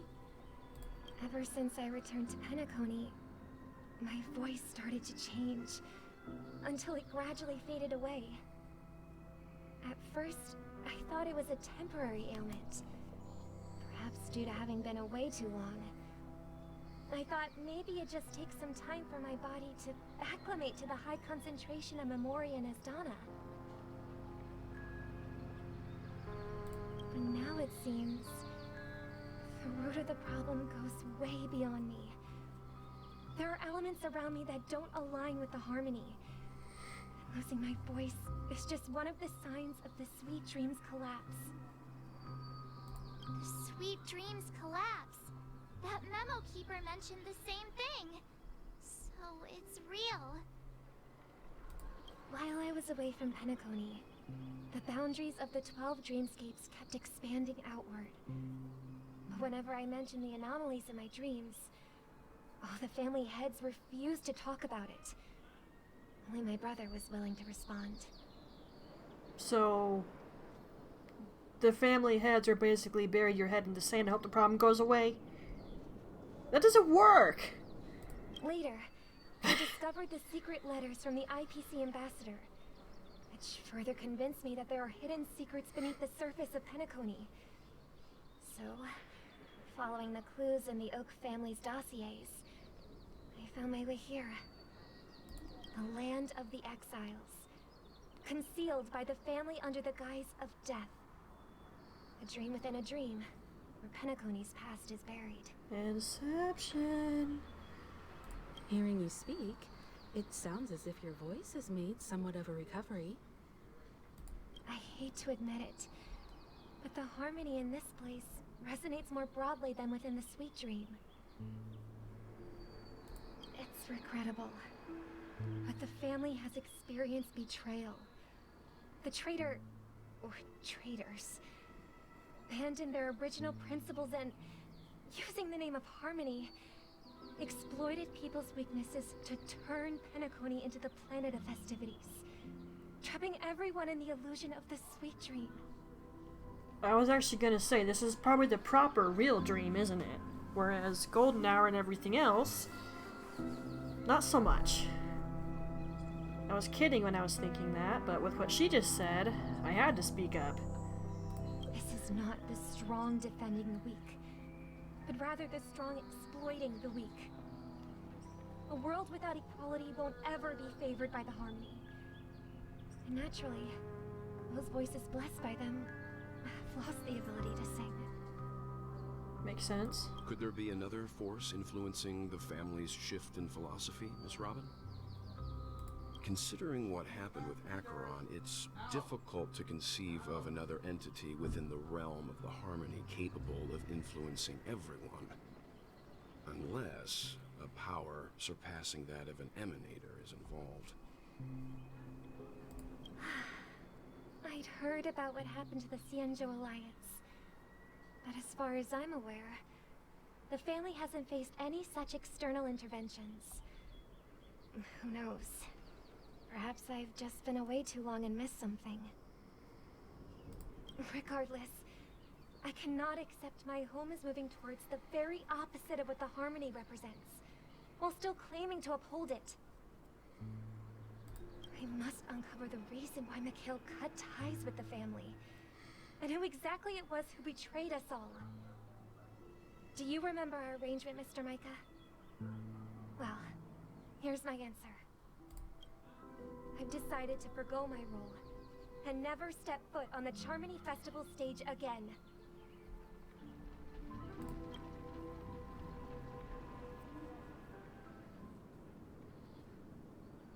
Where are we going now? Look here, brother. Oh! A little bird. Oh, it's so tiny. No, I love birdies. Even when they do get rather rambunctious outside my window and scare the crap out of me. You're so little, it's so cute. Looks like a fledgling Charmony dove. It's so pretty. But Charmony doves don't live here. So how did this little bird get here? It's so cute. Maybe its parents abandoned it? It looks weak and frail. Why don't we find something soft and make a nest for it? This place is too dangerous for a fledgling. Let's take it with us. We can put it on the wooden shelf in front of your window. Okay. A bird like that must have a beautiful singing voice. But where will it live? I'll ask the family head to build a cage for it. A cage? Then it won't have the freedom to fly, right? Let's see. What is it that has captured the attention of the two best interpreters of the Great One? To the point that they've forgotten how to enjoy their dessert. Oh, poor little thing. Doesn't look like it's doing well. Do you want to rescue it? Your tone doesn't make me think of a nice person. Who the heck is that? I do. But I don't want to lock it up in a cage. Why? Even if it's small and not fully feathered, and can't sing, it didn't come into this world just to be locked up in a cage. Birds, they should be flying free in the sky. That's quite the romantic idea. And what about you, a young scum? Do you agree with your sister? I think she's right. But if we leave it out in the wild, it won't survive for more than a few days at best. Ah, I see. It seems our little scholar is still a bit unsure. Well, let me tell you youngsters a story. As you probably know, Charmony doves can fly through the air. When they fly really high, the friction caused by the flapping of their feathers against the atmosphere creates amazing lights, so that they look like shooting stars. We've seen this spectacle so many times that we think it's just something they can naturally do. But that's not the truth. Their radiant display is the result of countless struggles against nature over generations. Their ancestors were too weak to survive on the ground, so to escape predators, they started seeking new opportunities in the air. After countless attempts by many generations, one of them finally figured out how to fly. It soared into the sky and never looked back at the ground again. So, you mean birds aren't born to fly, but they find a way to do it through their determination, right? Well, that's an idealistic way of putting it. So, what are your thoughts, Sunday? I think people believe birds are meant to fly because they've never seen those birds crashing to their death. That's an interesting perspective. So, have you decided what to do with the bird now? For now, I'll keep it in a cage until it can take care of itself because I want it to live, no matter what. Well said, kids. It seems each of you has found your own answer. Your insights are truly remarkable. And I hope they come Mr. Bird, would you stop that? in their own way. You're sticking right there out my window. Quit it! We will take good care of it. Won't we, brother? It's making a ton of noise. Yeah, but Mr. Gopherwood, there's one thing I don't quite understand. And what might that be, my son? What if this little Charmony dove never learns to fly in the end? I mean, if there are fledglings in this world that can never fly throughout their lives, should we let them go back to the sky? Only to see them crash to the ground and die?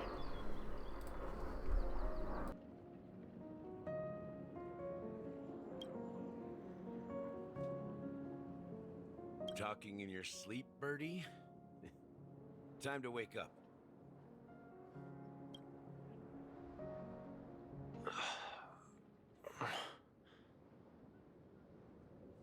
Huh? Need a hand? I'm still alive? Sorry, there was a plane going by and it was very loud. Yeah. Happy about that. Eh. Come back here. Thingy, come back here, dang it. Thank you. Where is Robin? Tell me. Now. I knew that was going to be the first thing you'd ask. Don't worry, your sister is here, safe and sound. She's probably walking around the streets now. If I were you, I'd be more worried about myself. After all, right in front of you is the guy who just stabbed you in the chest with a dagger. I mean... If you wanted to kill me, you wouldn't give me the chance to speak. Just tell me your demands, lackey of the Watchmaker. So, you figured out who I am, huh? No wonder you had the guts to go against the Dream Master and the Four Families. Looks like I made the right choice. Choice? You are aware of my plan and see through my act. Time is running out, so let's drop the charades. I'm suggesting we cooperate. Cooperate? What makes you think I'd cooperate with you? The fact that the famous Robin has chosen my side. Plus, some clues about a traitor and a bright future for Penacony. Any of that catch your interest? I find it hard to believe a man who's full of deception. I mean, you didn't give him reason to trust you, so... Fine. You don't have to trust me.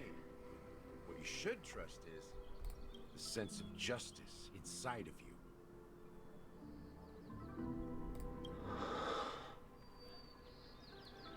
Show me Robin first. All right, as you wish. Here she is. Huh? What's your trick this time?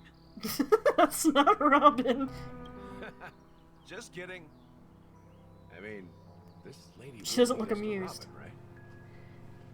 And the crew, too. There are too many people who you owe an explanation. That'd be great. Please follow me, Honorable Oak Family Head. Now, all the actors are on the stage.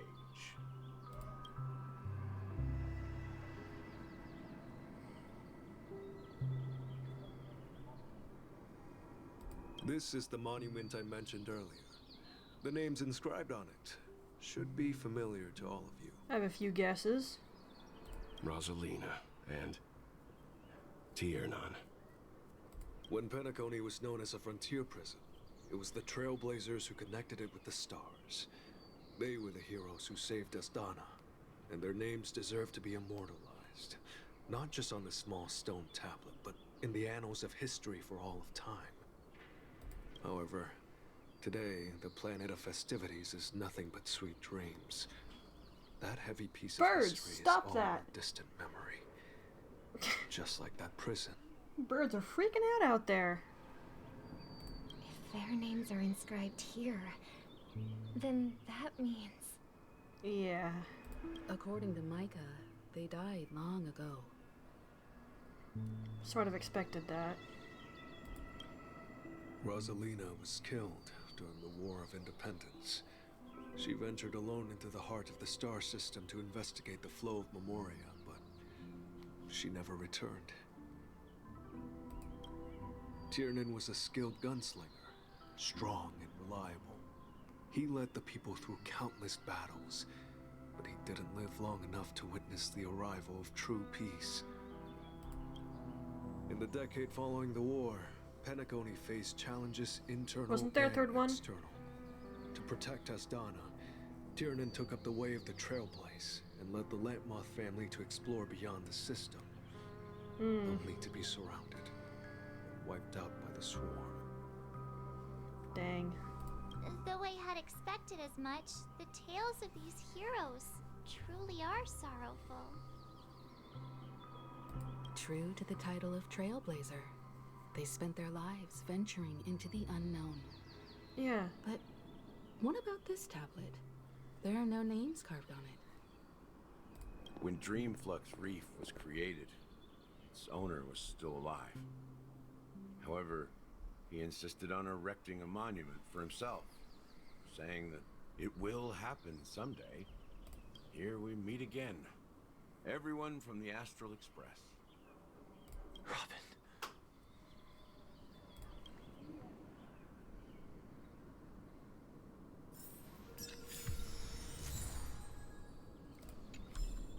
Huh. Well then. Yeah, I bet you two need to talk. So, what's your deal exactly? I promised to give the siblings some privacy, so let's talk about our business first. What do you say? Sure. That sounds sensible enough. since you went through the trouble of gathering the family head, the crew, and the Stellaron hunters, I'm guessing you have something important to say, Mr. Gallagher? I would assume so as well. Oh? Is it that obvious? No, not at all. The look on your face is practically screaming, I'm the one behind all this. And if March is noticing it, you really haven't been subtle. You're right, Mr. Yang. It is indeed time to come clean on everything. The siblings already know what they need to, and they've made their choice. But you, Nameless, arrived a bit late. So it's only fair that I answer your questions. Please do. Before we begin, let me reintroduce myself.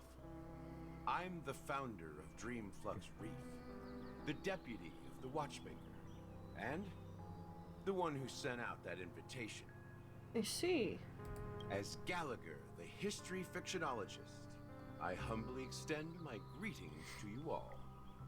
Fictionologist. We've read that a few times when I did simulated universe stuff. I usually skipped it though. History fictionologist? So what? Everything you told us was made up? Look on her face. Well, don't worry. Almost everything I shared was true. Well, except for the part about the family accepting me back. I double-checked with Micah, and everything he said about the family, the Watchmaker, and Mikhail is true. Okay. Thank you for your understanding. Now let's get down to business. I'm sure you're all wondering why I went through the trouble of setting up this battle for the legacy. Inviting different factions, and stirring up a ruckus all over Penacony. Ruckus is one word for it. Well, it all boils down to something very familiar to all of you. The Stellaron. There's one here. I mean, I'm not entirely surprised, but... The Stellaron? But how is that possible? Penacony is a free-flowing interstellar hub. There are no signs of contamination whatsoever. What he said. You're totally correct. So, care to take a guess at what that means?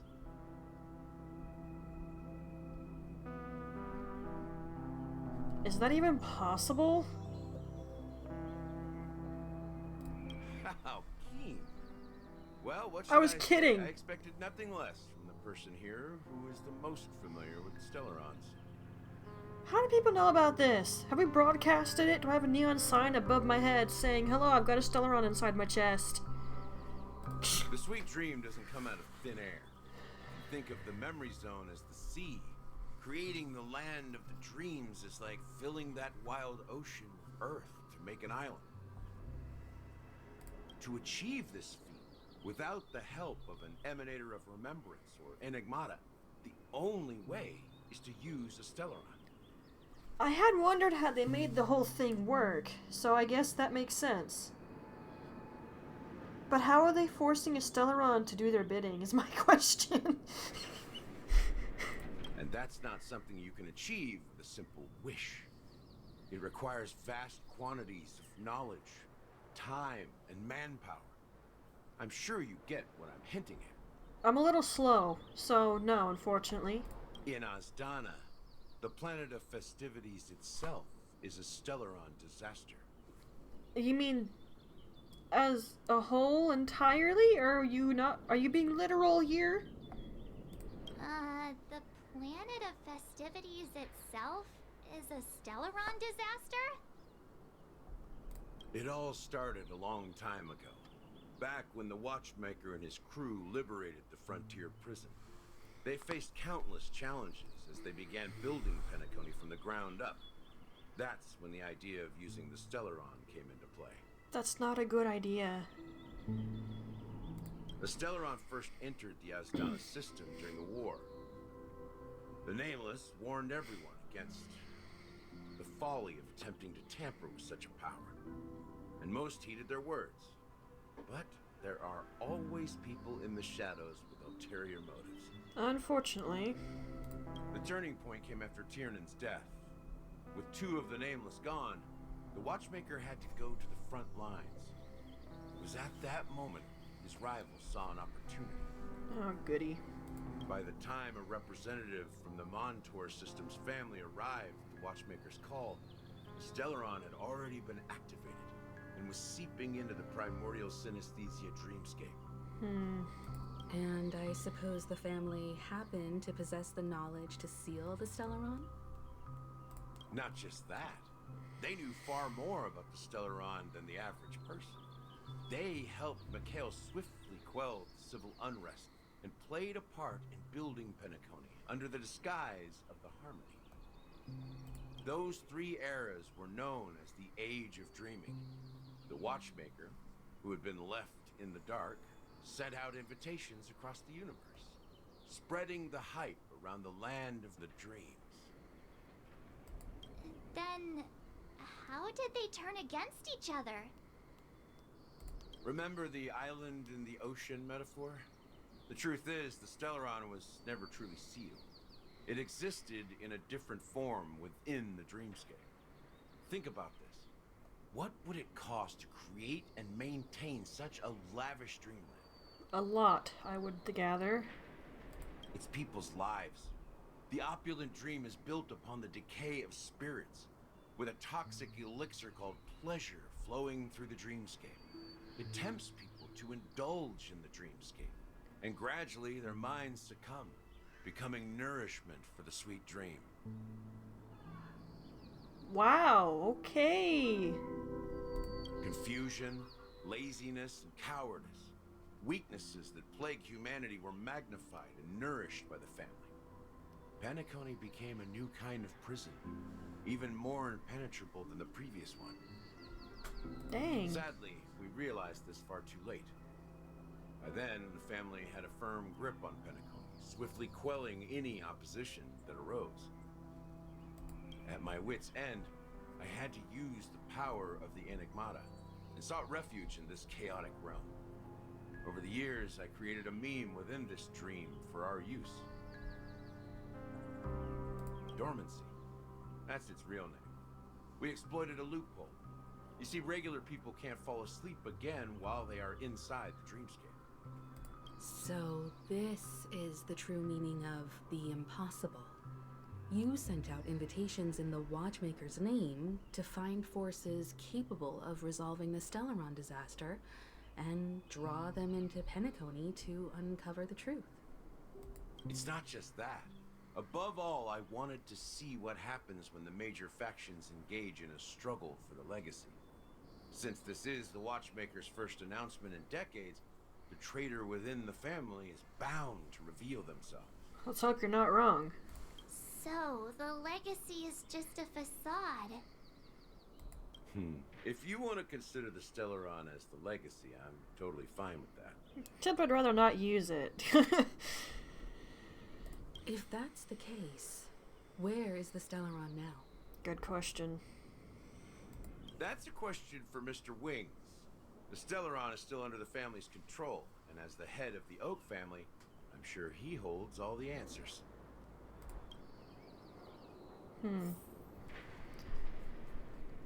Well, I had wondered how all this worked. Guess we just got our answer. You two good over here? Are you done talking? So, will you tell us where the Stellaron is? Come on, Sunday. It is the Penacony Grand Theater itself. Are you effing kidding me? I knew I didn't like that thing, but it reminded me of that final boss from Persona 5, so that's the main reason I didn't like it. Turned out it was the effing Stellaron. As I suspected, okay. It's the embodiment of the family. The edifice that first materialized within the sweet dream. That's what turned Penacony into its current state. As for the person who employed its power, it is in fact Mr. Gopherwood, the current Dream Master. You look exhausted, man. I don't blame you, though. Well, that was easier than I thought. Did you conduct your own investigation already? Correct. when I was trying to track down the person who murdered my sister, apart from you. Gopherwood was my second suspect. Confronting me first turned out to be a smart move on your part. I didn't have other options. The Dream Master has been elusive, and even the heads of the families can hardly get an audience with him. Moreover, Mr. Gopherwood has been kind to my sister and me. And I didn't want it all to end like this. What do you mean by that? To be honest, my brother and I are also victims of the cancer of all worlds. We grew up as orphans, and were adopted by the family when they came to help. Mr. Gopherwood recognized our potential and brought us to Penacony. I see. But I can't just stand by and watch Mr. Gopherwood become an enemy of the Harmony. I won't use my voice to support an evil cause. I won't step on that stage and sing, no matter who the traitor is, or what orders they give me. I won't let the Charmony Festival become an event that destroys Harmony itself, or the paradise in our dreams. Indeed. For the paradise in our dreams. As the head of the Oak family, I'm responsible for ensuring Penacony's promising future. Robin and I will head into the sweet dream and confront the Dream Master. And if it turns out that the family has truly strayed from the Harmony, I'll fight alongside you. We'll put the Charmony Festival on hold and make sure Mr. Gopherwood pays for his blood debt. The enemies you are about to face aren't like this old dog here, who can barely even bark. Since our interests are aligned, why don't we team up? Maybe, just maybe, we'll have a shot at success. I was gonna say, it probably wouldn't be wise to do this by yourself. Switching. We have always been following in the footsteps of our nameless predecessors. And there's no reason to stop now. Yeah, we Nameless won't back down from a challenge. Isn't that right, Miss Trailblazer? I am the protagonist, this is what I do.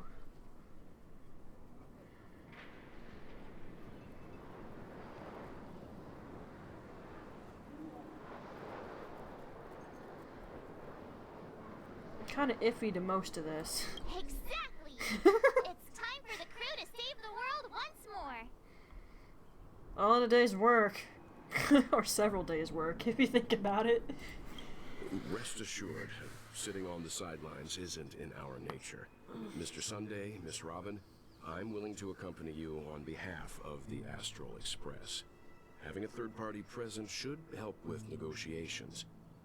And could make all the difference if things get ugly. Thank you, Mr. Yang. Thank you all very much. The Charmony Festival is about to start, and time is against us. We must hasten. No kidding, especially because of what Sparkle was doing effing earlier. There's gonna be chaos. Let's gather over here. We still need to make some preparations. See that chest over there? Can I has that just real fast, if you don't mind? It's a little off my path, but I kind of want to get it. It's like, I can see it and it's easily accessible, so I want to grab him. If I could, you know, walk properly. There we go. Ooh. Give it to me.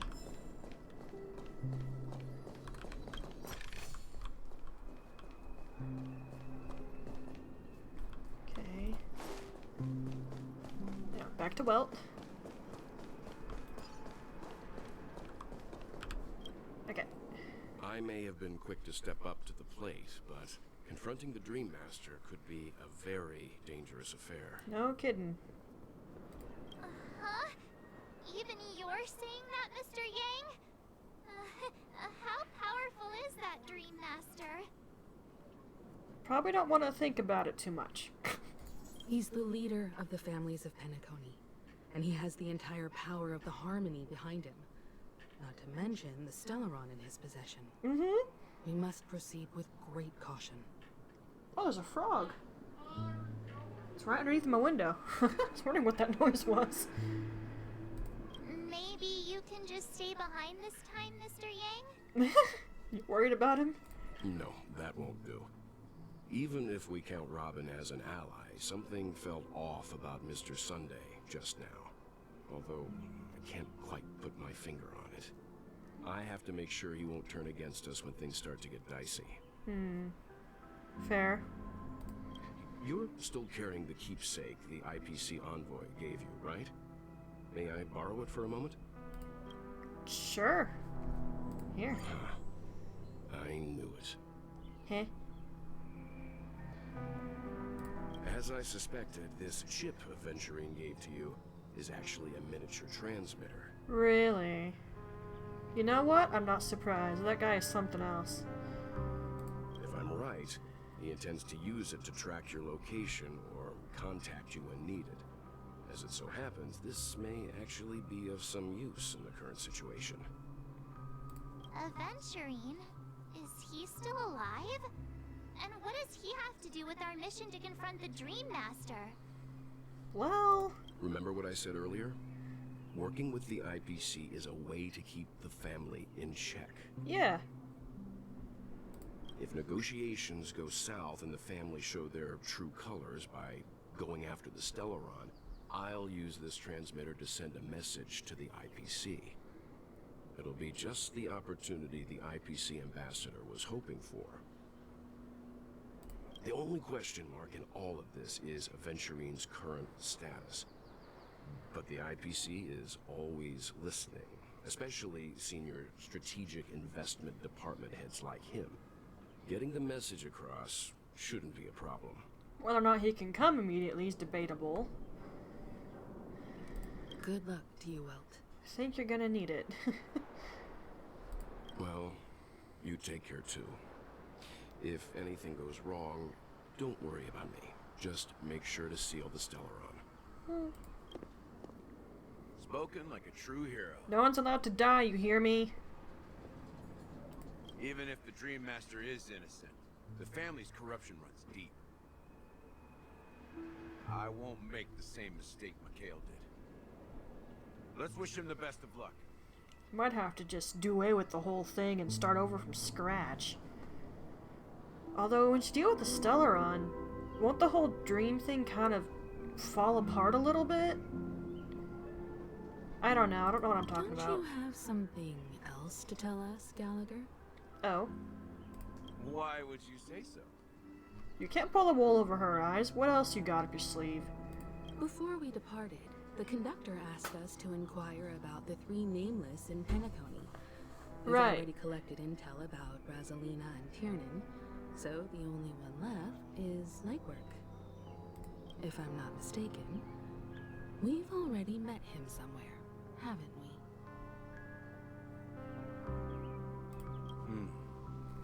It's not enough to say meet, but the answer is pretty obvious. After all, I've hinted at it in quite an evident way. Yeah, and I'm slow. And it's been a while since I played the last story update. Little help here, guys. I've been watching over you ever since I received the reply from the Astral Express. And I've seen the great effort you all put into linking different It ain't you, is it? together across the cosmos. And now, after getting this far all in one piece, you have truly proven yourselves. Miss Himiko, were you the one who repaired the Express and got it sailing through the cosmos again? Yes. And you two, young Nameless, you have very interesting life stories and extraordinary skills.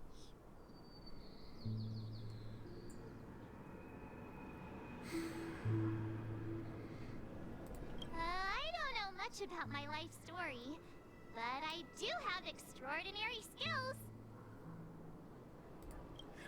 You're full of energy.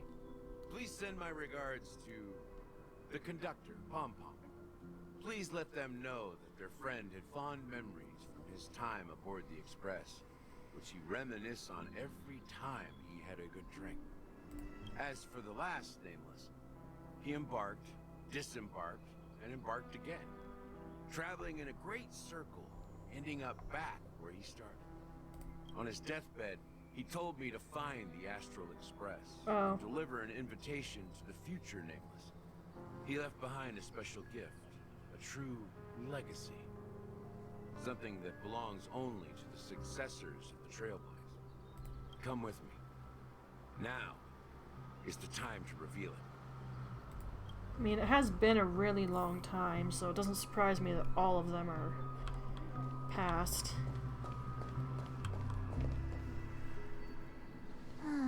Back here again. Sometimes I feel like you're still alive, old friend. Like you've still got so much to say and do. I've kept my promise. Brought the future Trailblazers you've waited so long for. I don't know why you were so obsessed with that train. But I remember your last words. Don't let us down, old man.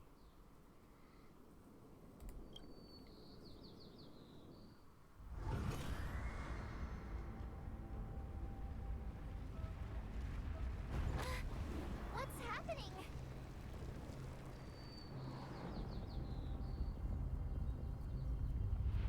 Whoa.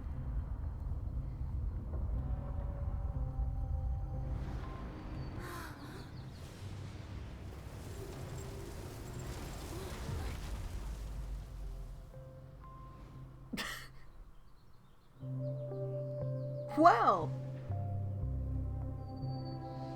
Go ahead. His resting place lies in the garden up ahead. The first and last Nameless of Penacony. Mikhail Char Legward, the Watchmaker. Okay. How'd I not catch that one? Okay, I know I'm not doing the best mentally right now, but come on. Oh, wow. I feel really silly right now. This is super cool, though. Really, really pretty.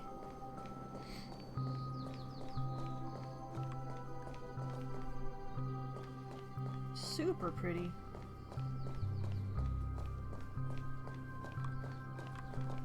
You know I have to grab it, it's right there.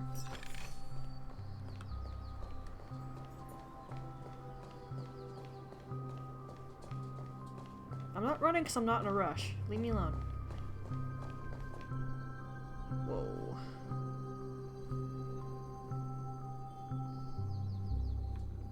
I knew I heard that.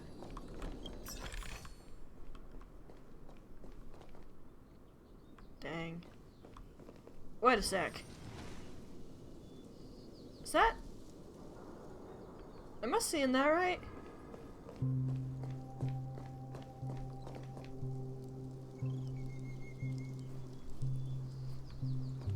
Am I tripping?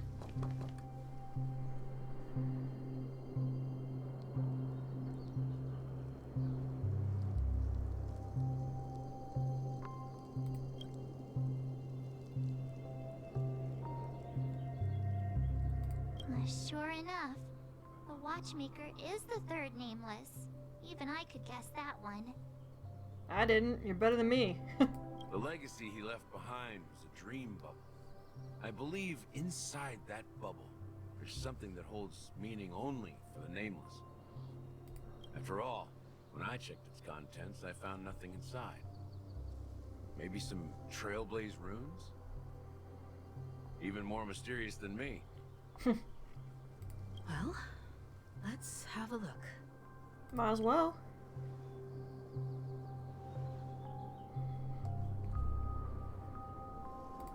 Okay, dude. See what you got.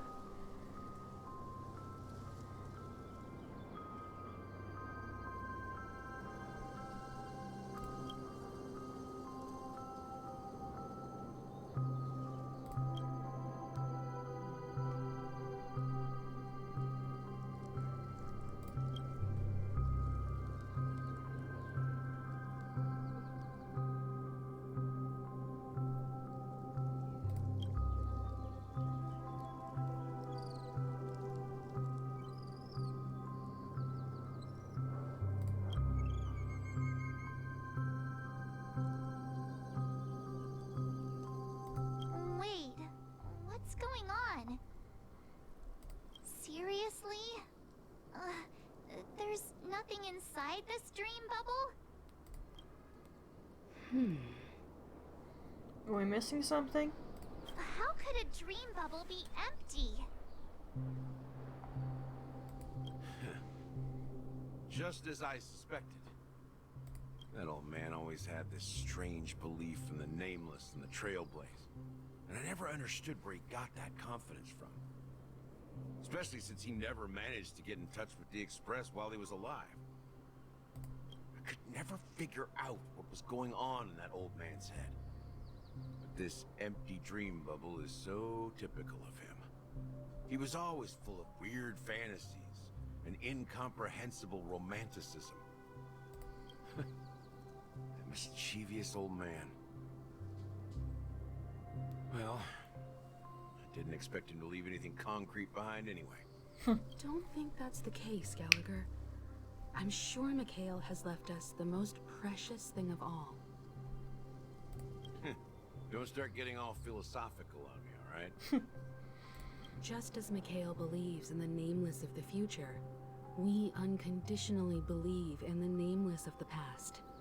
How could they leave with regrets for the future when they were ready to dedicate their lives to the land they loved?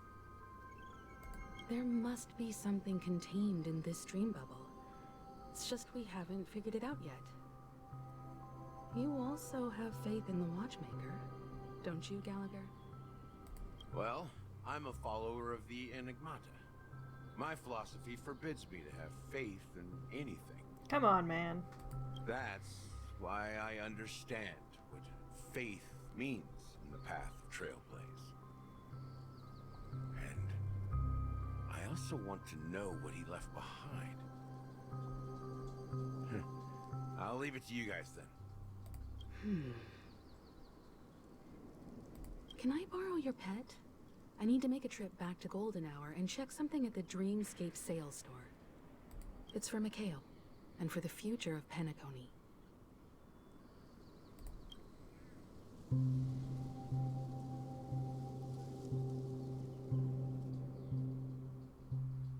Oh dear.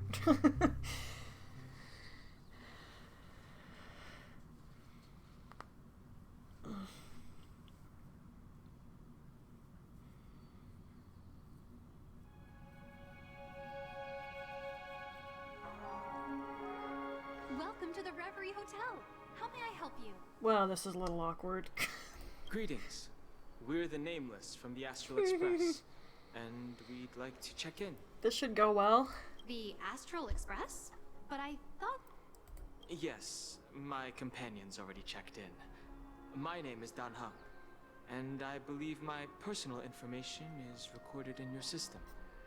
I see, but your companion said you wouldn't be coming due to a change of plans.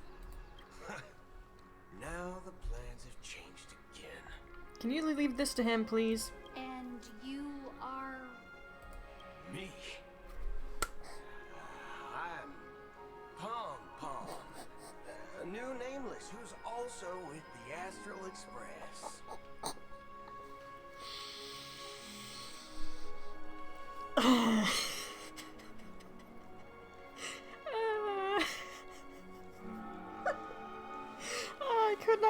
I couldn't hold that in. You can't take him seriously calling himself effing Pom Pom. He's my fellow trailblazer. We responded to the family's invitation before he boarded the express, so he wasn't registered in your system. Is it possible to accommodate him as well? I think Don Hung couldn't believe that right there. Oh, I see. Another one of the Nameless had a similar situation. Seems like a lot of people are joining the Trailblaze these days. Since there's a precedent, it shouldn't be a problem. Just give me a second to contact your companions. Isn't everyone in the dream, though? Yeah. I'm sorry, dear guests, but it seems I'm unable to reach the other members of the Astral Express. What do you mean by unable to reach them? My apologies. This is the first time I've encountered a situation like this. However, the system indicates that those guests are still in the dreamscape. How about this? Give me their room number, and we'll go check on them ourselves. I'm afraid that's I was not gonna possible. say. I need to verify both of your identities before I can share any guest information. How about you just wake up someone? Let's say, Welt? I'm sorry, but there are strict rules regarding forced awakening. It cannot be done without the proper clearance. I was gonna say, there was no way this was gonna go smoothly. So nothing works, huh? What's your solution, then? Are you saying we sleep here? At the reception? Can we please let Don Hung handle this, dude? Please be patient. We need to contact your companions in order to confirm your identities. And now it seems you need to confirm our identities before you can contact our companions. Isn't that a bit of a tricky situation? It seems so. Oh, fudge.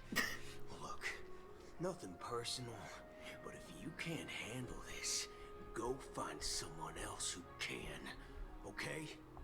That would be the smart thing to do. Please calm down, dear guests. I do recall that Mr. Sunday, He's the also family head, He's not available either.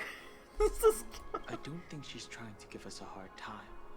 She really just doesn't know what to do. I have a bad feeling about this.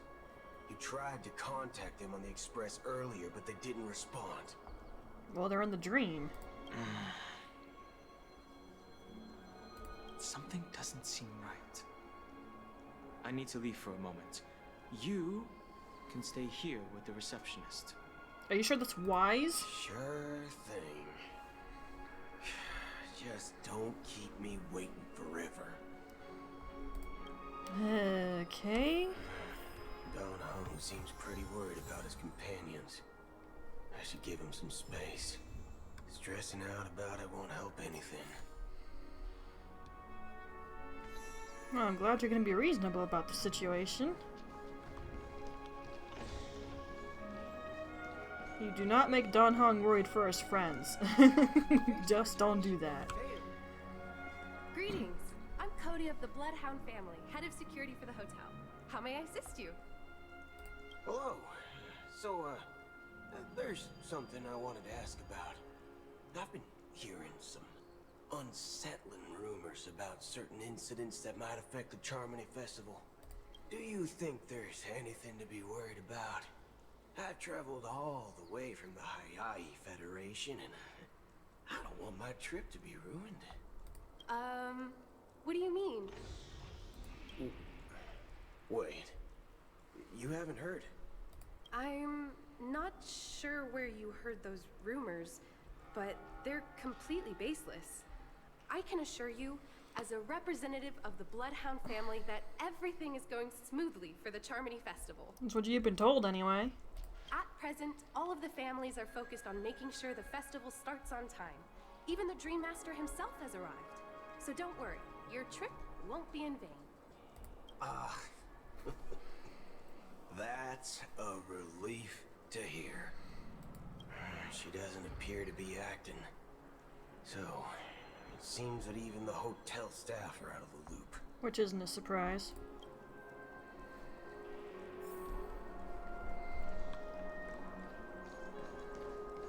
If anything the family's good at, it's keeping things under wraps, it seems.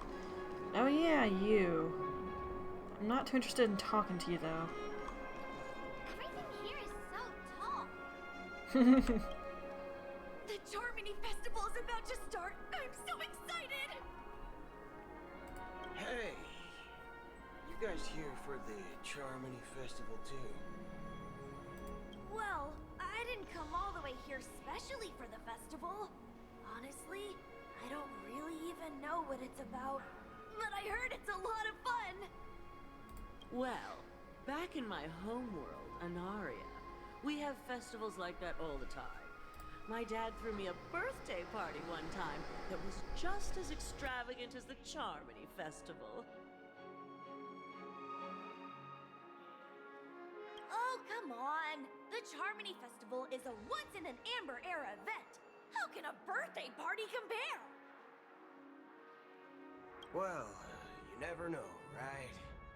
Maybe on her world, Birthdays only happen once in Amber Era. Anyway, let's forget about that. Have you heard about the, Had to mute, sorry. things happening in the dreamscape? Unsettling things? What could possibly go wrong? It better not ruin the Charmony Festival! I've been looking forward to it! Most people aren't gonna know about this. Relax. With a big event like this, there's bound to be lots of gossip and rumors. Don't worry. If anything does happen, the family will be on top of it. Oh, that's a relief.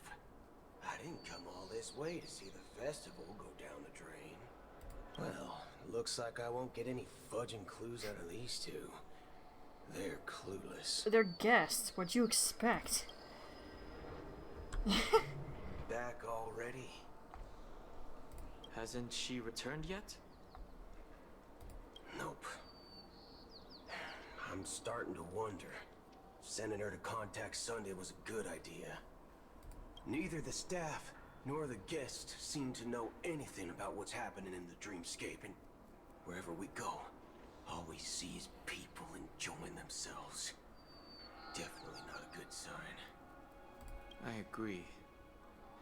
Another unusual thing is that the Oak family is supposed to be in charge of organizing the council and managing everything inside and outside the dreamscape. However, I walked around the hotel but didn't meet a single member of the Oak family on such an important day. That would be weird. Well, I'll be forked. If I remember correctly, the head of the Oak family is that Sunday guy, right? We shouldn't linger here too long. Let's go back to the Express for now. Not so fast.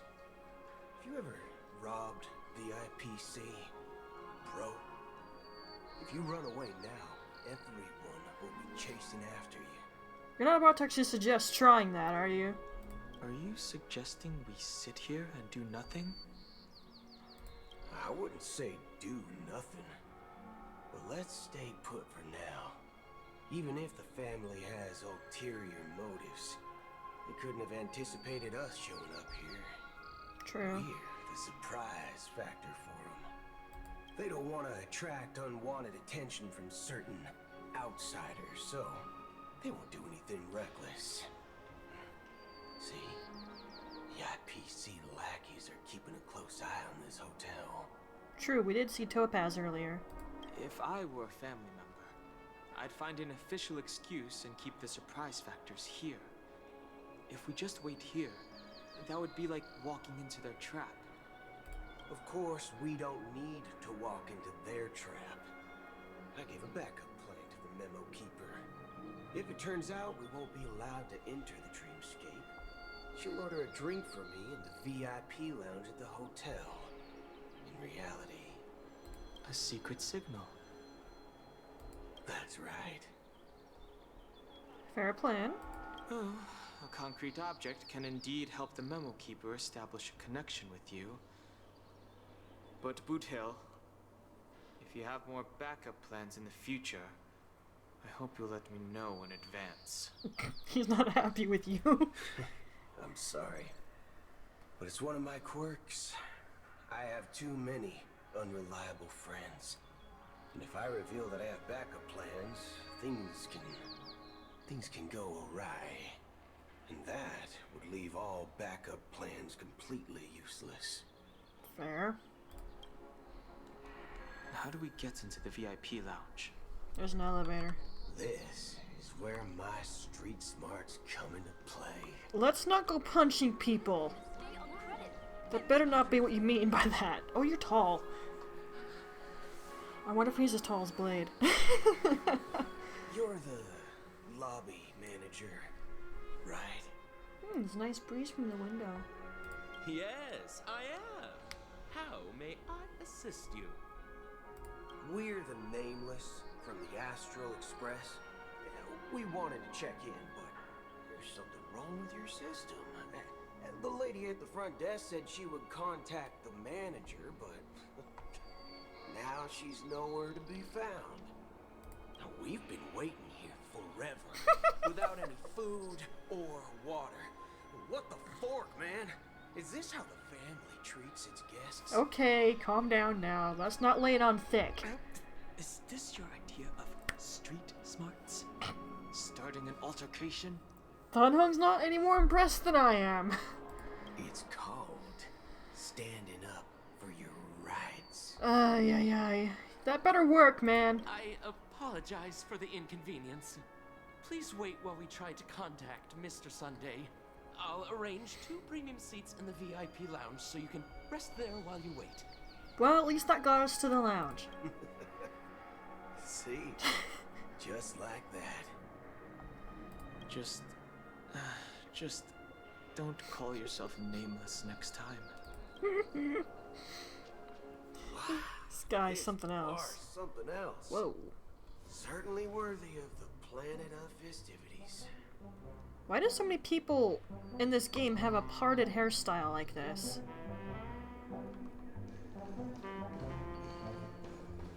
One piece soul glad, shaken, not stirred. Good evening, gentlemen. Oh. Hey, I have an order for a bottle of Hasdana's White Oak. Can you help us find it? Hasdana's White Oak? I think there might be a misunderstanding. We don't serve that here. Oh, no way. Are you sure you're not mistaken? If someone had reserved such a beverage, I would definitely remember it. It sells for hundreds of thousands of credits per bottle, after all. I couldn't afford to cover for such an item if it were broken or lost. That's strange. Well, could it be that the memo keeper couldn't afford it? Then what should we do now? Oh, no need to rush. Let's grab some drinks first. Maybe I arrived too early and he hasn't come yet. I think there's been ample time. Let's see what kind of juice malts you all have here. Well, give me a glass. I think both my elbows just popped. 40 years. I'll have it neat. No ice. Wow. Something in That's my the most back expensive keeps one popping. On the list. You have a taste for the finer things. Hope you can afford that, man. It's on the house, anyway. Are you sure? What can I get for you? Anything you recommend is... Yeah, you don't really have preferences, do you? Then I would recommend today's special, Glass Village. It's classic Soul Glad mixed with Laboon. This flavor. Dynamite barbecue. I can't handle this. Really hits the spot. Truly the finest sherry cask aged malt juice in the cosmos. Okay, calm down. I can't with this guy. Dynamite barbecue with rocket fuel. Is that really something that humans enjoy? He wasn't being literal, Dan Heng. Hey, this guy doesn't know anything at all. As long as you're satisfied, dear guests, please enjoy. Let's give the memo keeper another half-system hour. If she doesn't show up, we'll need to come up with a new plan. In the meantime, let's take stock of the situation. What do you think? We don't really have other options. The situation is unclear. Something must have happened on the planet of festivities, but the public is unaware of it. Someone in a position of power within the family must be covering it up. It's unusual for the followers of the Harmony to invite other factions, let alone the IPC and the Masked Fools. If what you said about the Emanator of the Nihility is true, the situation in Penacony is a little complicated, to say the least. Putting it lightly. Actually, there's something else I'm concerned about. Regarding Acheron. As you know, the faction that follows the path of the Hunt are some of the most dangerous bolts in the cosmos to mess with. I mean, who in their right mind would impersonate the Xianzhou Alliance or the Galaxy Rangers? It's like asking for a death wish. Isn't there a saying among the Xianzhou people that the rainbow set lets their luck's arrow do all the beating? Talking. Do all the I talking. was going to say, that doesn't sound right. Well, you know what I mean. Even though the Galaxy Rangers have been out of sight for years, we've been keeping an eye on this region. Even the dumbest criminals know better than to mess with the Annihilation Gang, much less the Rangers. But that Acheron lady, she doesn't seem like a lunatic at all. On the contrary, she's highly logical and organized. She knows exactly when to hold back and when to strike without mercy. Which makes her dangerous if she's your enemy. And you believe that someone like her would have an ulterior motive for impersonating a Galaxy Ranger? I'm not entirely sure, but I do have my suspicions. Maybe she knows a Galaxy Ranger, or perhaps she's trying to lure us out for some reason, which I can't figure out. Anyway, what worries me more are the anomalies within the family. They've summoned followers from various paths for the festival. No matter how generous such a gesture is, this move seems highly unusual. Unless the invitations weren't sent by them. If that's the case, it's even more intriguing that the family insists on organizing the Charmony Festival, despite the chaos. Maybe it's Shipei the Harmony pulling the strings. You find it beyond human understanding because it wasn't arranged by humans at all. People do stupid things out of irrational impulses. They abandon their principles when self-interest is involved. They believe in things they know they shouldn't, and fudge, they even break their own rules. But eons don't. They stick to their determined path and never turn back, even if they reach a dead end. You think Shipei's will is behind all this?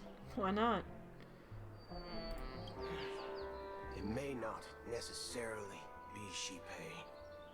There's definitely some higher entity involved.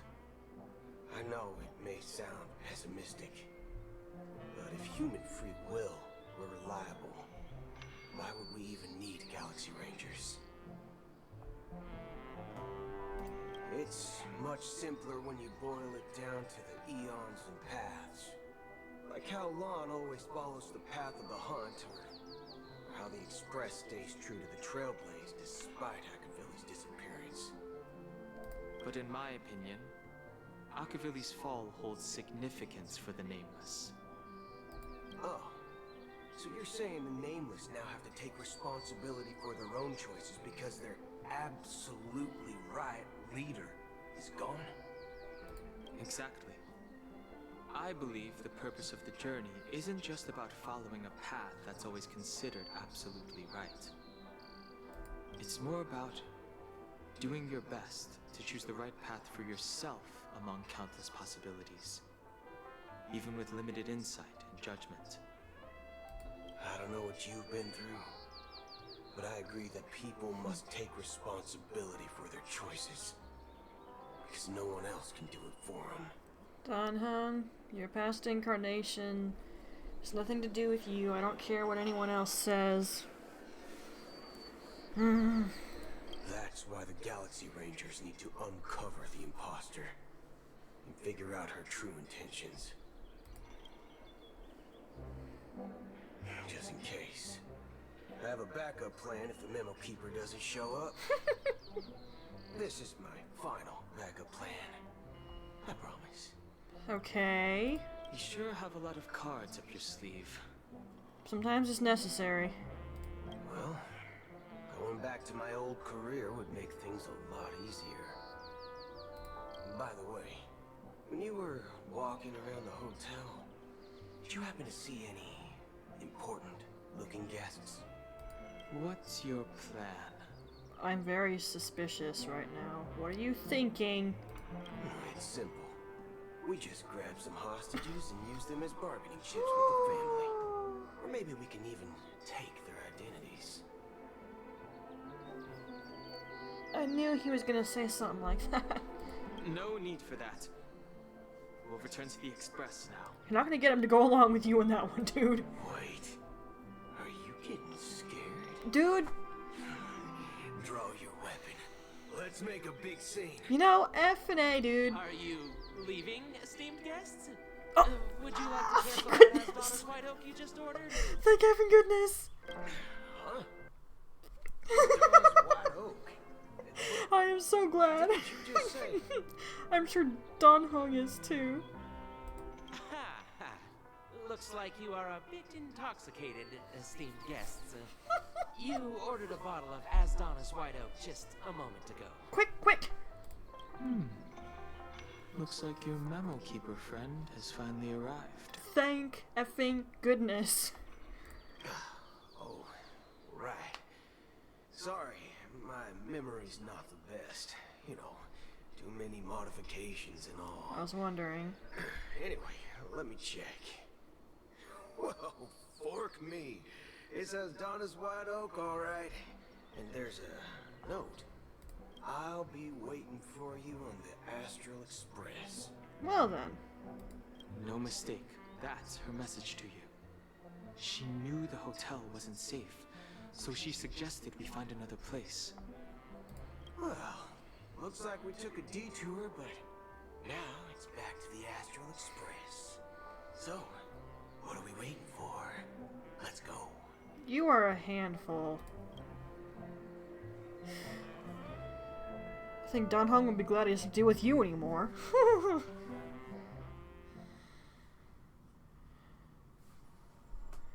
You're back?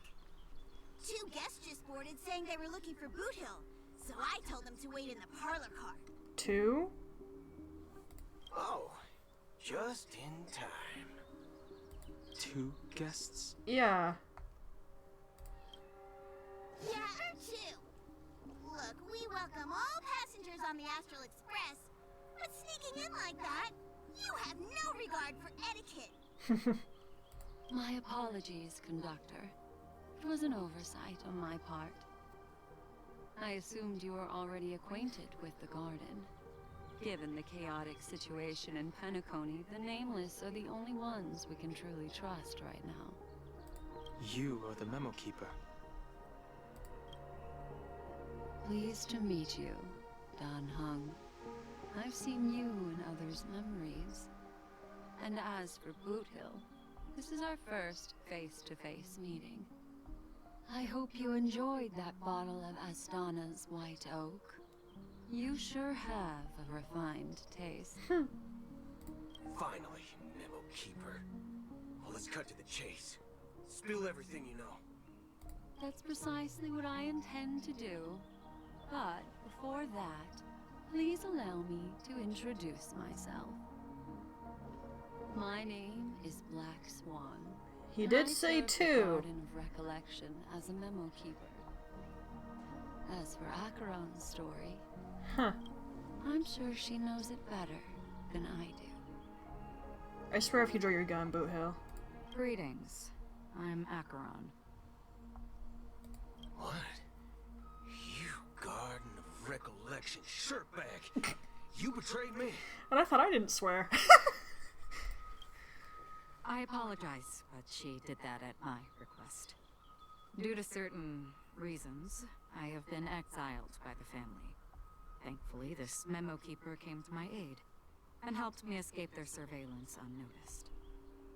To be honest, it was more like stalking than helping. And the process was far from unnoticed. But we did escape. Yeah. Birdie, calm down. I asked her to guide me to a place beyond the family's reach and to contact a few trustworthy individuals. Namely, all of you. Trustworthy? Son of a nice lady. You think I'm dumb or something? Do you want her to answer that question? How about this? I'll put a few bullet holes in your head and see what secrets spill out. Then, we can talk about trust. It doesn't have to be like that. I'm willing to answer all your questions, but not right now. If my cover hadn't been blown, we might have had more time, but at the moment, we don't have any other options. No other options? What do you mean? That, things are going down, and they're going down right now. This is the only way I can ensure everyone's safety. I kindly request an immediate warp jump out of the Astana star system. Pardon?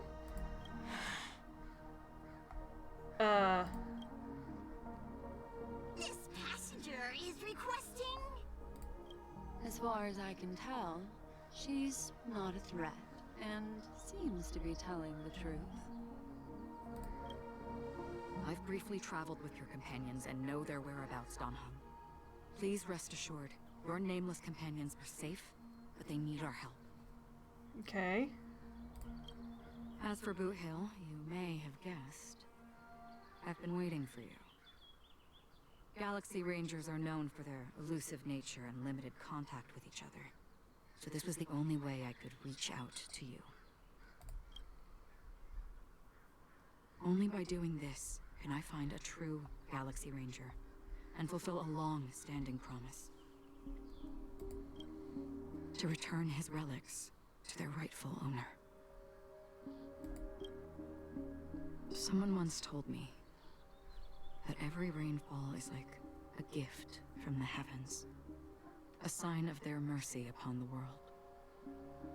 Raindrops are said to be the tears of the gods, shed in response to the sorrows of the world.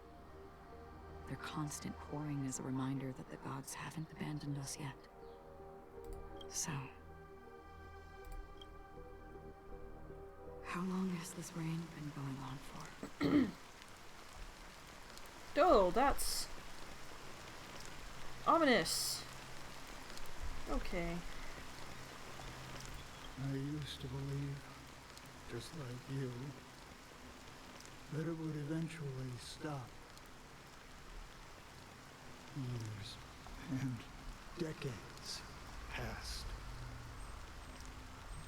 And in the end, such hope faded away before the rain did. Looks like the god you mentioned doesn't exist after all.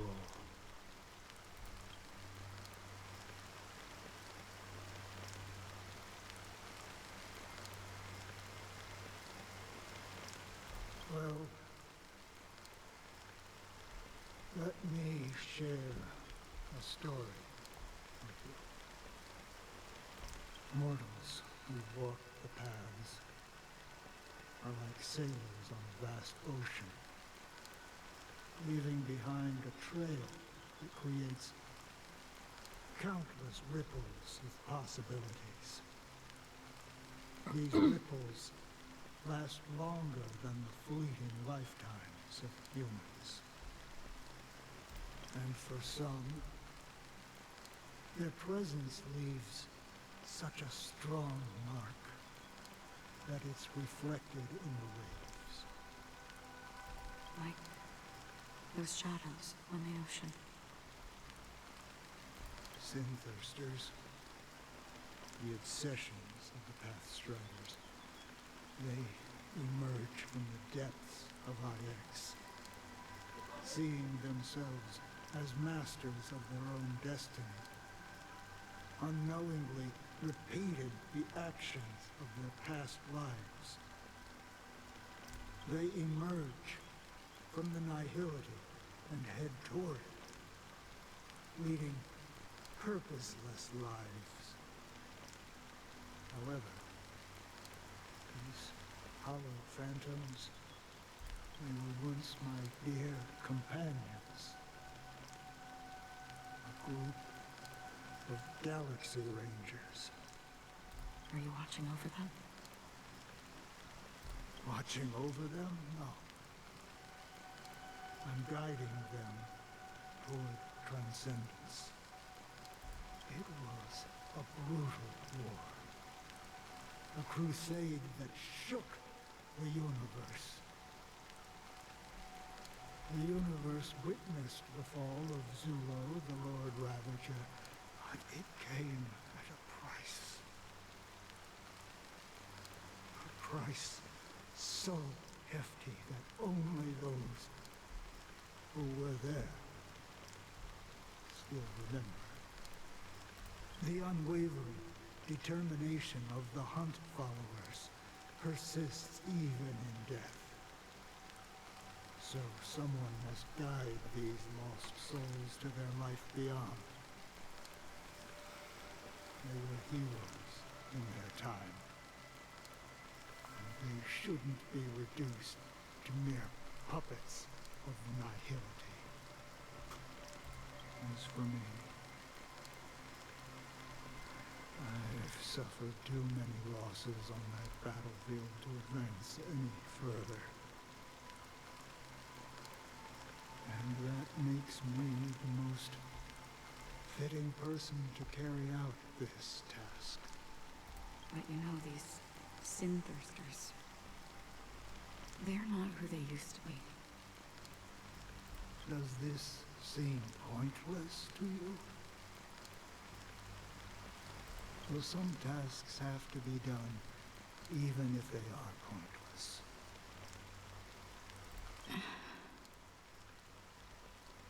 I can help you. For what? For the meaning of the nihility. That's what I've been seeking. I see.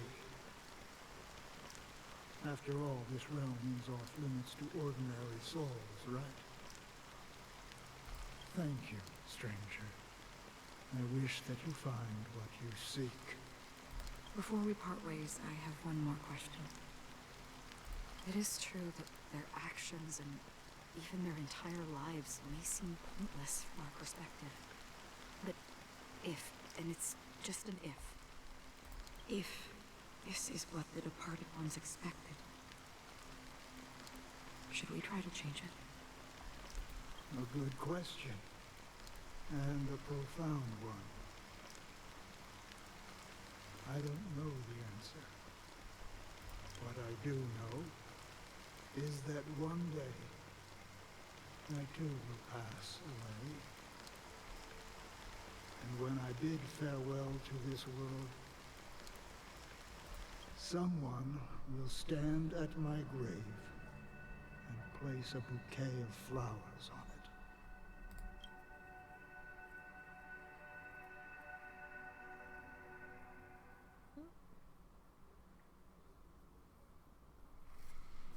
Oh, the switching around thing kind of gets on my nerves after a while, especially when I'm intrigued.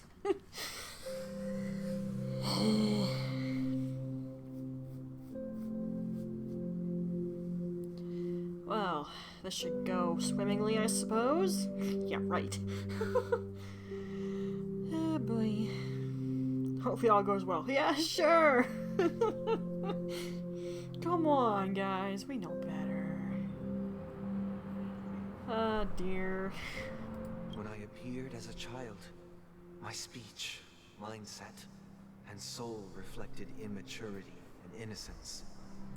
As I grew into adulthood, I left behind my childlike side.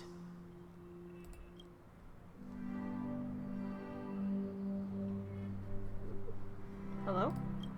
Okay, there it goes. It's like I clicked, didn't I?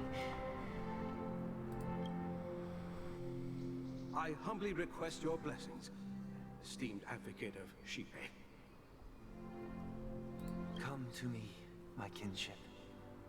I have sought their presence with us. As you wish.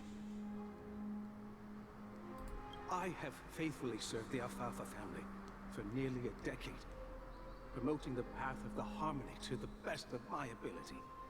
However, I made a mistake yesterday. While I was preparing dinner for the family head, I accidentally dropped a prepared dish on the floor.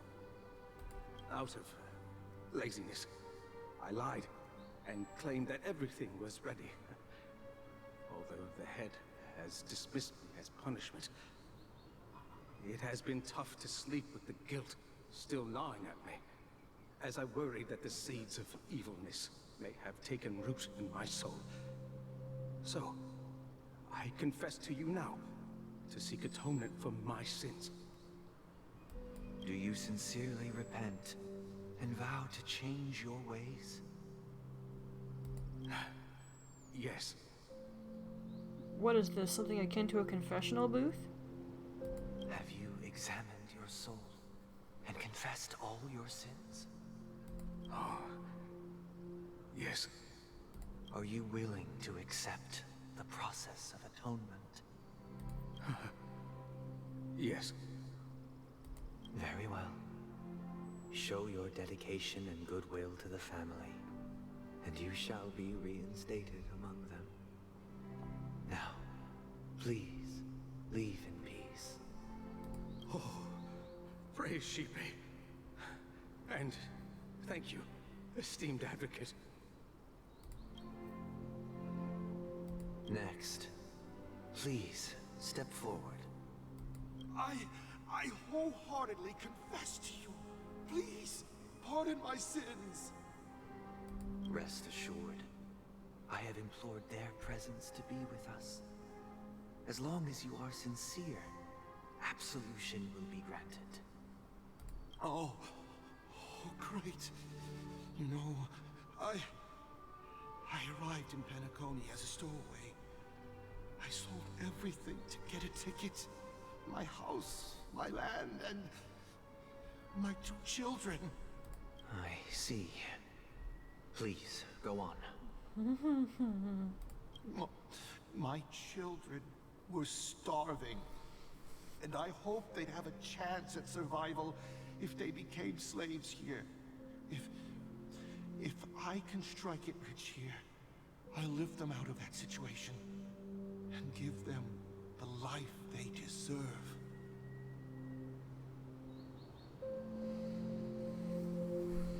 But the Bloodhound family got wind of it. They're on my tail, hunting me down. I thought I could bring my kids here. It was all my fault. All my fault.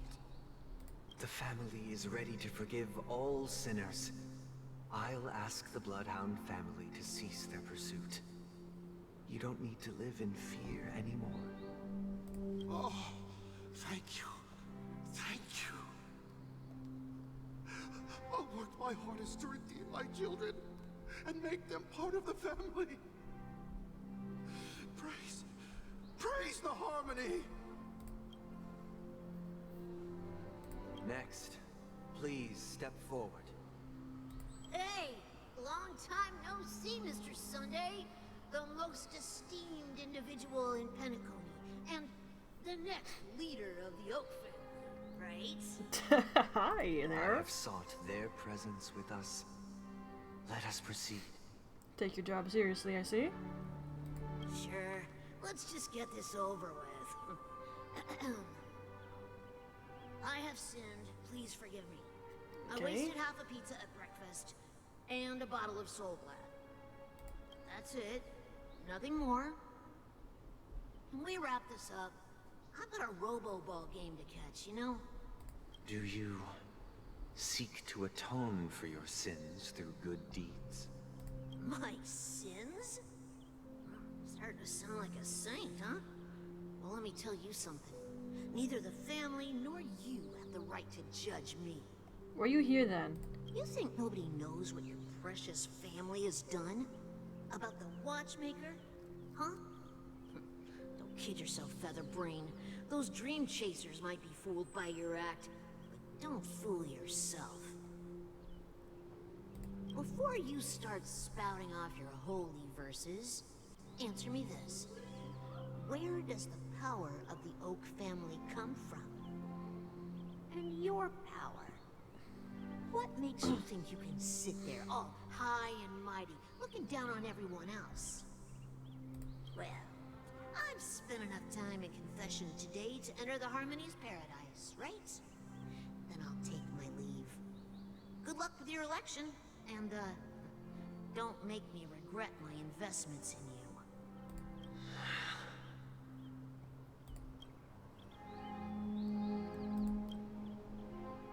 Oh, revered triple-faced soul, hear my doubts.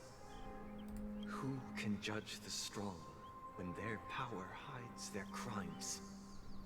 Who can vouch for the weak when they will pay any price to survive? Who can comfort the purest souls when even they get led astray? If the strong defending the weak is truly the foundation of paradise, then who is responsible for the suffering and anguish in this wretched world?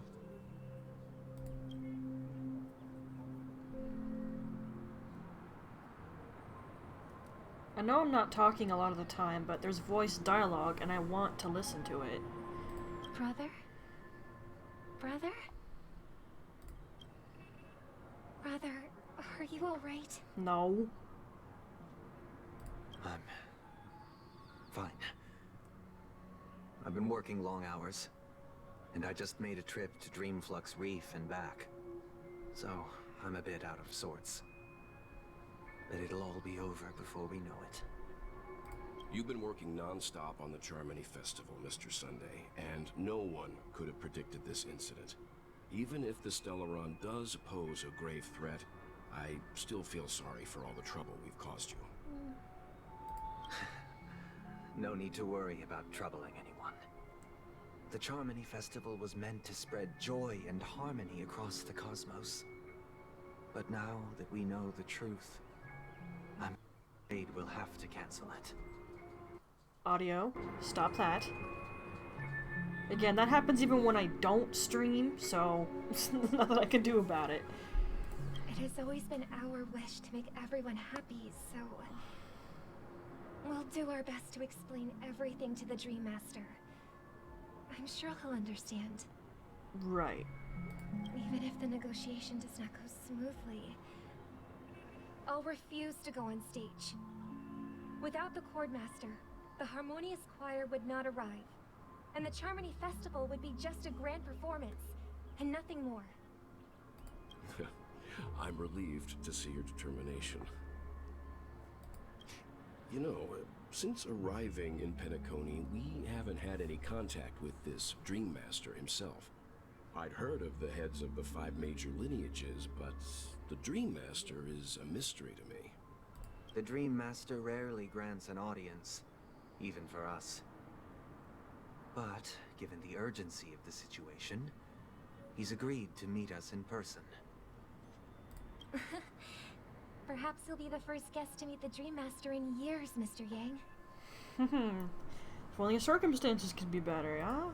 Let's hope we can reach a consensus that satisfies everyone. Yeah, right. Indeed. Let us hope so. It's about time. We'll have to get ready for the meeting.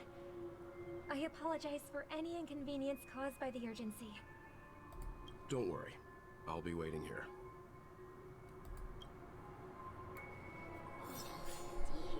Dear, it's Mr. Sunday! Hey, come over here! Looks like someone needs help. Let's go check it out. They also sound very drunk.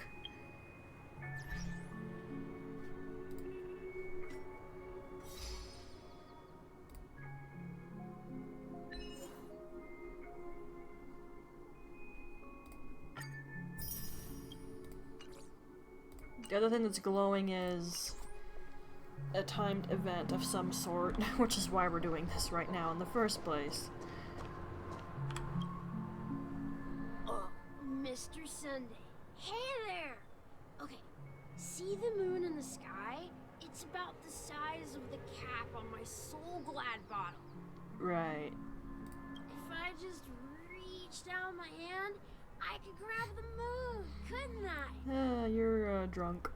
The moon? You mean the Grand Theater? Yeah. Look at me. I've been away from home for too long. I must be missing that moon. But it's no big deal. The Grand Theater here looks much better than the moon back home. It's just magnificent. They told me not to sell everything I had just to come to Penacony. short-sighted. Selling everything you had. Why would you go to such lengths? Why? Can't you see? Life back home is miserable. It's not really living at all. It's better to be here at Penacony. No pain, no worries about tomorrow, just sweet dreams. You can do whatever you want. That's what I call living. Yeah, now this is the life. Is this truly living? No. Huh? What did you say, young lady? I didn't quite catch that. I think you've had too much. Oh, it's nothing, sir. You see, the traffic on Glock's Avenue can be dangerous. How about I ask a Bloodhound family member to escort you to Ideen Park over there, so you can continue enjoying your sweet dream? Oh, yeah, that's a great idea. Wow, no wonder you are the leader of this sweet dream. You're totally a lifesaver. See you around, Mr. Sunday, and it was nice chatting with you.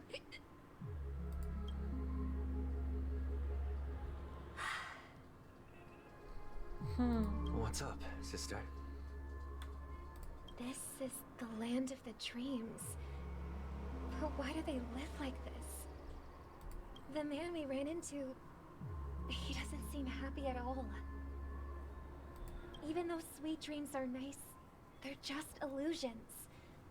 But for him, they're the only way to survive, even if it means giving up on reality. That's not really living at all. I suppose you have a point. But, in my opinion, that's how most people live their lives. Why do you say that? You think that man is not actually living, but that's not quite accurate. Even without Penacony, people create their own illusions called self-value. People believe they have a predetermined value to fulfill. Gaining value means gaining power, and those deemed worthless are seen as the weak. However, value doesn't come out of thin air, and there's a limit to it. To accumulate value, people have to take from others, so the weak get exploited and oppressed. Are you suggesting that this is not how things should be? Exactly. But, ironically, people don't think there's anything wrong with it, because they uphold the illusory notion of self-value, and even the weak believe in it. The survival of the fittest. That's where all the tragedies in the world come from. People come to the sweet dream in Penacony to escape from that reality and find solace.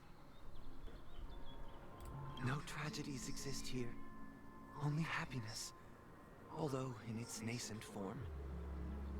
Isn't that the same paradise we yearn for in our dreams?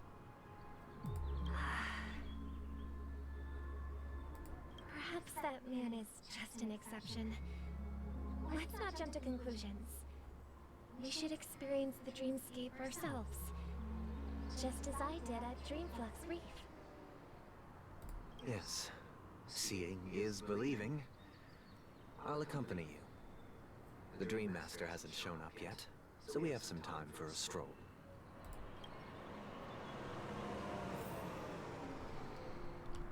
Even a beautiful dream is still just that. A dream. You have to wake up from it at some point.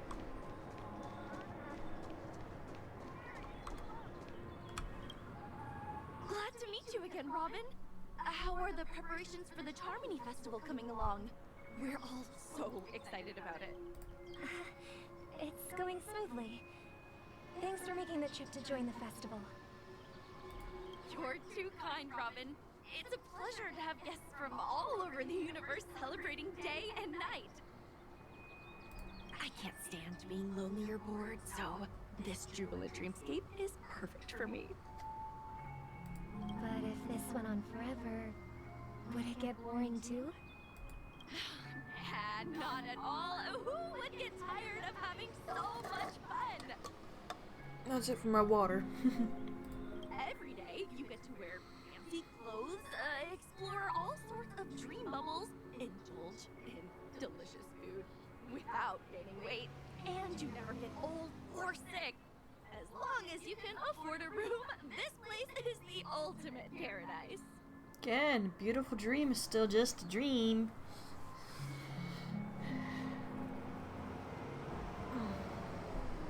But you know that only a few things can be brought back from the dreamscape to reality, right? That's exactly why I don't plan on bringing anything back. Just enjoying the dream itself is good enough for me. I mean, I'm not one of those long-living species. I only have around 60 or 70 years in this lifetime, and there's so much to worry about. Being happy here is pure bliss. Only in this sweet dream can I truly feel like I'm in control of my life and fate. Who would want to go back to reality after experiencing this bliss? I see. I genuinely wish you all the happiness in the world. And I wish you a fantastic performance, Robin! I'm off to the Blue Hour for the ball. See you later.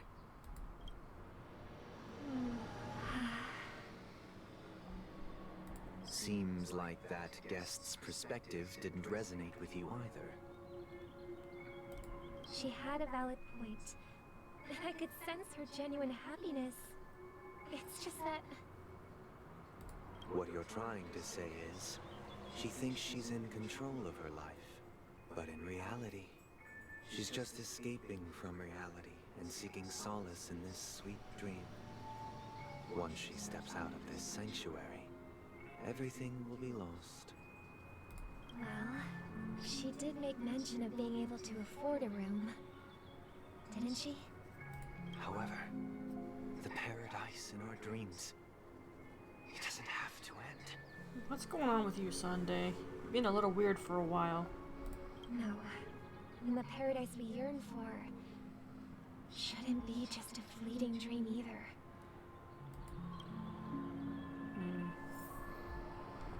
I'm not sure what to make of him at the moment.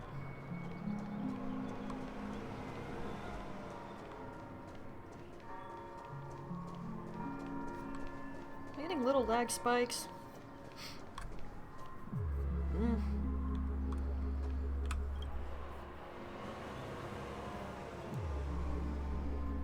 The scenery in this dreamscape is truly breathtaking, isn't it? Oh, Robin. Can't believe I'm meeting you in person here. What an honor. You're right. Even though time stands still in this dreamscape, it always feels fresh. I find something new every time. A philosophical mind. I hope I'm not intruding. Oh, not at all. No. With little time left, I yearn for meaningful conversations, especially with someone as esteemed as you. Do you mind if we chat? It's my pleasure. No need to be formal. Just speak your mind. You said, with little time left. Please, forgive me for being blunt. But is that why you came to Penacony? Yeah. I was part of a war, and while escaping from the Sekosia mothership, I got exposed to some radioactive materials. And then, all my comrades died, and my hometown was wiped out by neutron bombardments. I couldn't bear to live with everything I knew gone. That's when I heard about a possible solution here, so I came. How heart-wrenching. I hope the family has been able to help you. They have, and I'm truly grateful for that. They provided me with a comfortable room, most advanced life support devices in the cosmos, and A stellar team of caregivers. My physical body is now in the dream pool, sustained by life support. The me you see here is whole, rational, and no different from any other person. But I can't say the same for the me in the hotel room. My true appearance? Huh. I hope you never have to witness it, Robin. So, you'll be living forever in this dreamscape, right? Just being able to live at all is good enough for me. Whether it's in this dreamscape or not, well, I don't really have much say in the matter. My world has been torn apart, and my life could end any second. So, even if this whole place is an illusion, it's still my paradise. And I'll treasure every moment I spend here. How I envy those everlasting things. That old man's story. It's so tragic. Fortunately, this sweet dream gives him joyful memories to hold on to for the rest of his life. That's precisely why this sweet dream in Penacony exists. However, even the sweet dream has its limitations.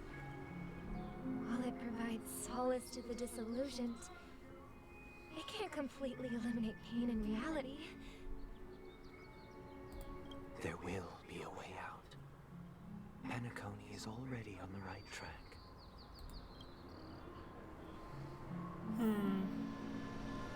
Something's really weird about you.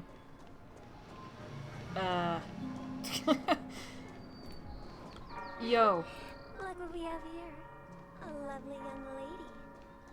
Could you stop that, please, Sparkle? Brother, what a surprise to see you again. Show yourself. Your trick won't work on us. I've heard that a skilled masked fool received an invitation too. That must be you, right? Did you enjoy yourself? Barely. The people here are way too gullible. A little bait is all it takes for them to bite. And they run away at the slightest hint of danger. In other words, they're naive and cowardly. Now that you've had your fill, it'd be wise to leave before it's too late. The music of the harmony doesn't tolerate discord. About that. What? Now that you have the real Robin, I'm useless? Oh, how disheartening. I've done so much for the family. You should be thanking me, because if it weren't for me cleaning up this mess, Penacony would still be in shambles. Don't you think? That was a personal request from the head of the Iris family, and it has nothing to do with us. Step aside and stop causing trouble for the Charmony Festival. The Charmony Festival? You think you can scare me? You think I've no idea what you're planning? I don't care what you're thinking, chicken wing boy. But I'm pretty sure lovely Robin won't be appearing on stage. After all, you're well aware of what a sorry state this dreamscape is in under the banner of harmony. Penacony, the land of the dreams. Is this truly the paradise you desire? Stop it. What's the rush, chicken wing boy? Did I get to you? Our paradise is none of your concern, masked fool. Leave now, or the family won't tolerate you anymore. All right. I'll go. But Robin, I suggest you seriously consider this. Do you really believe those living in dreams can escape pain and find true happiness?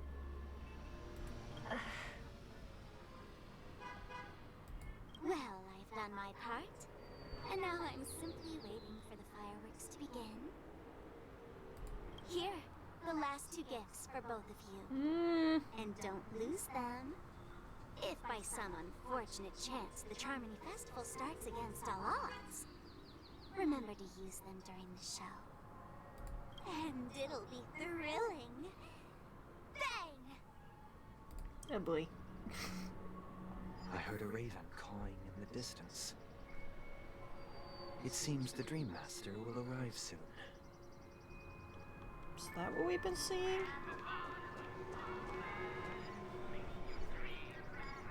Don't fancy getting Robin hit by a car, thanks.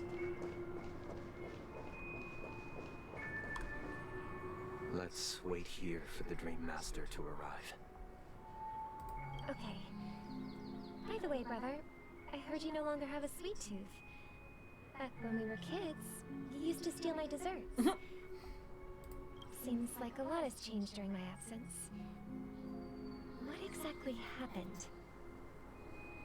Well, someone has to stay awake even in this sweet dream. But that someone doesn't have to be you, or anyone in particular. You're carrying too much on your shoulders, brother. The paradise in our dreams. It shouldn't be like this. Penacony is nothing more than a dream. It can't erase the worries and pain of reality, or bring true happiness. It only offers an escape from reality. Nothing more. That was loud. Remember the old man we met earlier?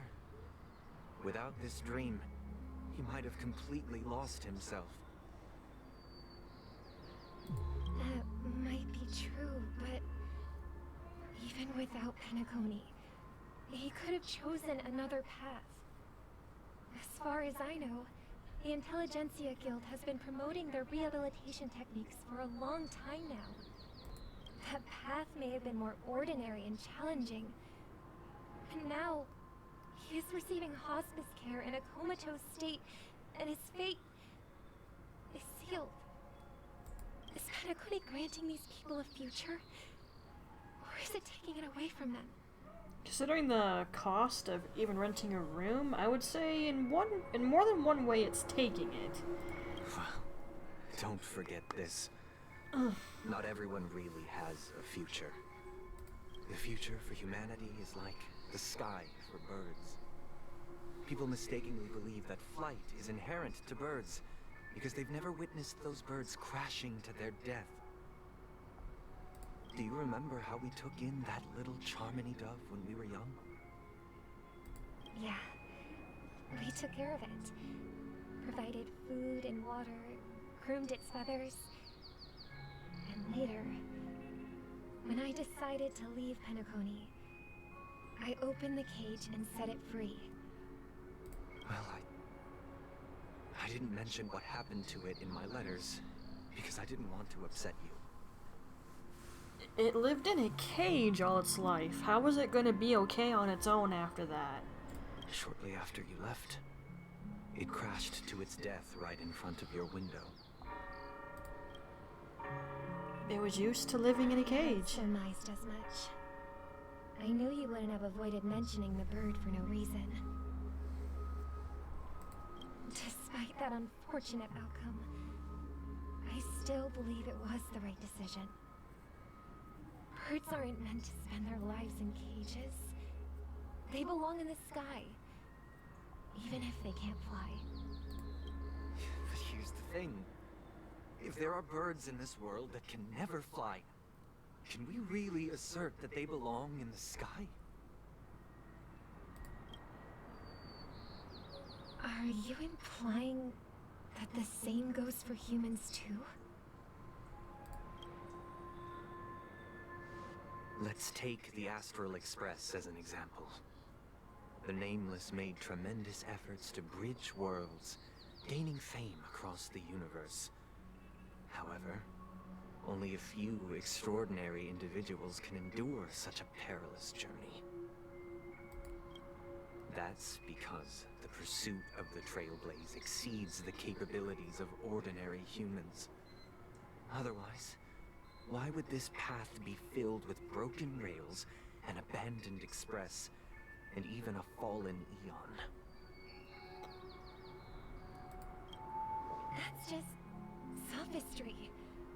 If that were true, then only the powerful would have the right to determine the future. Unfortunately, that's exactly what happens. Another name for the future is self-value.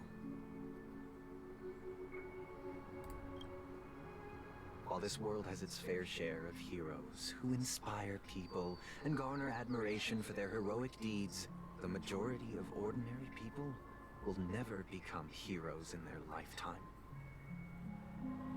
Some are born weak and vulnerable. Some find themselves trapped in unfortunate circumstances. Some fall victim to malice and cowardice. When it comes to survival, everyone is equal. And the weak can only watch as their value gets constantly diminished by external forces.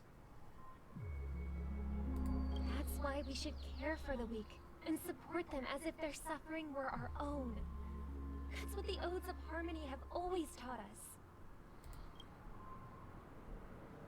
While the Harmony holds noble aspirations, the strong will always be strong, and the weak will always be weak. Even in this carefree dream. Human nature contains greatness, but it also harbors inherent weaknesses that can't be eradicated. You gonna get on to what's really on your mind? In the end, if people can't even secure their own survival, they won't care about the illusory future of equality. As long as the law of survival of the fittest prevails, there will always be fledglings crashing to their death. But if people don't live for the future, do they merely exist for survival? If even you, my brother, don't believe that the Harmony will save the weak, then which eon can make our dreams come true?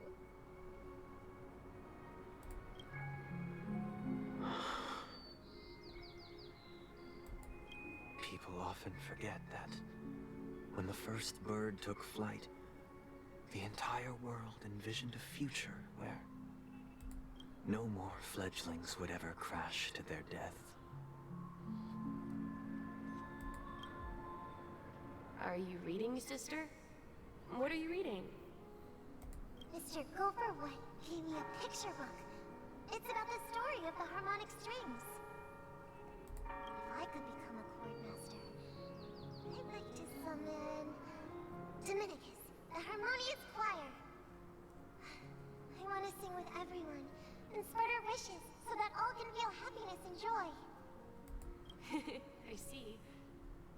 Then I would summon the harmonious choir too. Don't you have a wish of your own, brother? Of course I do. It's just that it includes your wish and everyone else's. I long for a true paradise where everyone can find peace.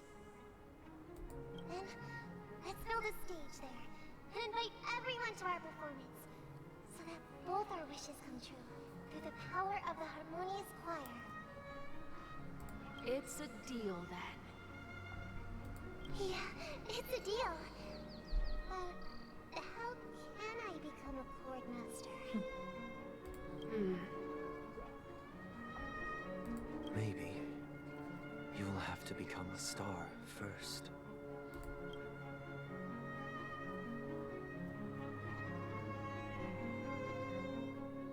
Oh. Something's definitely going on with Sunday.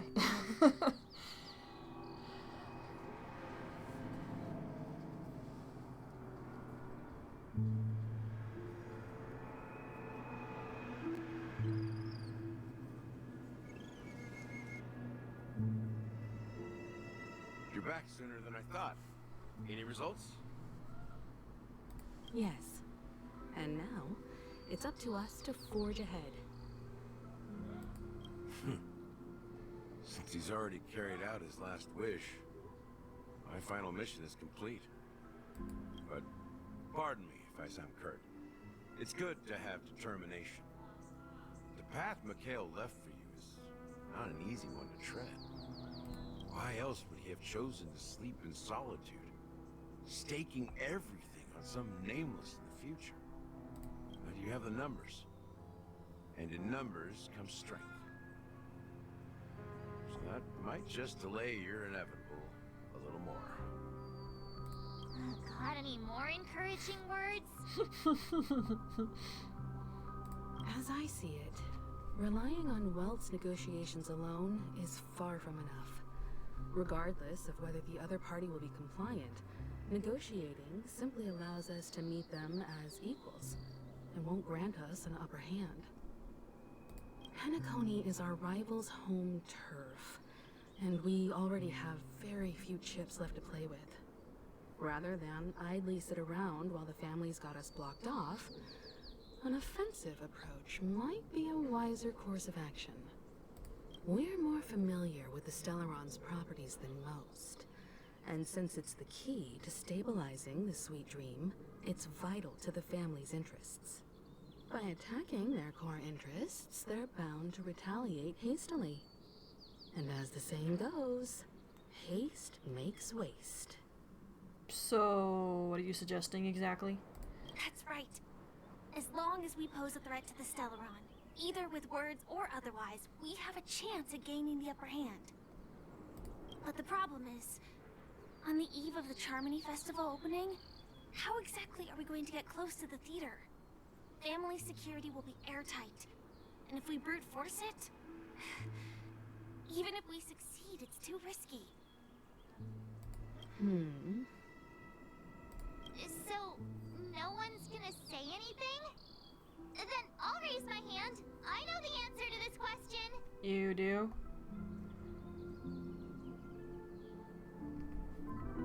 I don't want to be a jerk, but I don't have a lot of faith in her either.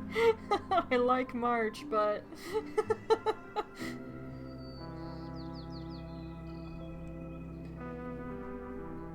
Sorry, March. What's that supposed to mean? You'd better believe it. I don't have a lot of faith in you, I'm sorry. So, I heard that before the Charmony Festival begins, there'll be a pageant to kick off the festival. It's called the Soulglad TM Festivity Auditions, or something, and it's going to be held in the moment of Scorch Sand.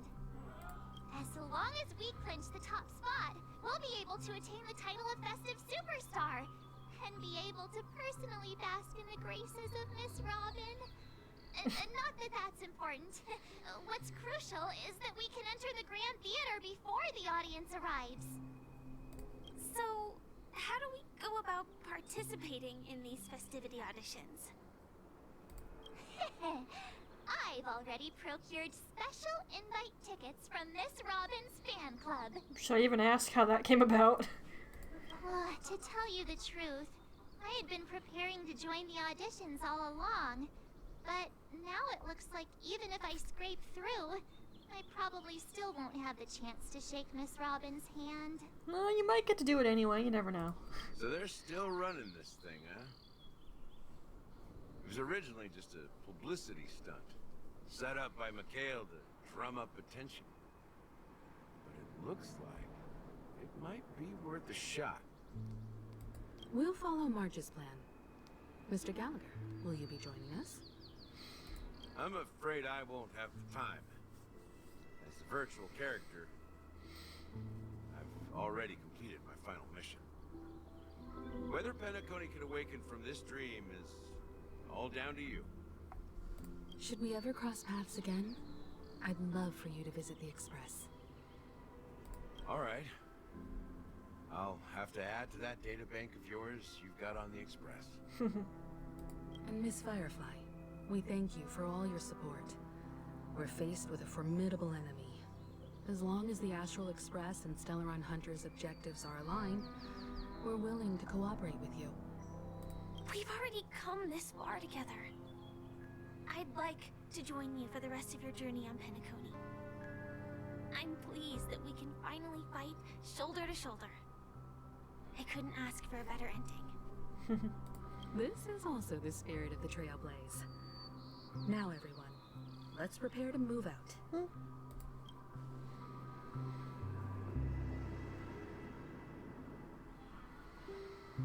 Okay.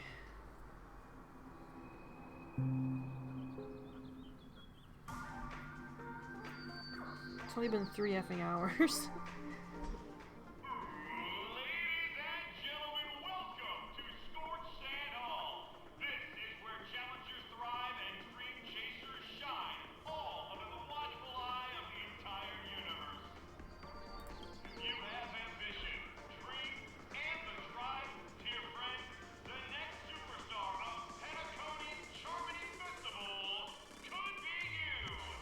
Wow, they've really outdone themselves.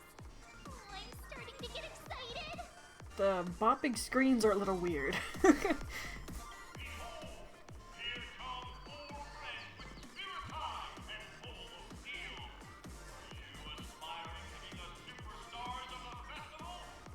I'd rather not, but I don't have any other option, unfortunately. Is he talking about us? I would assume.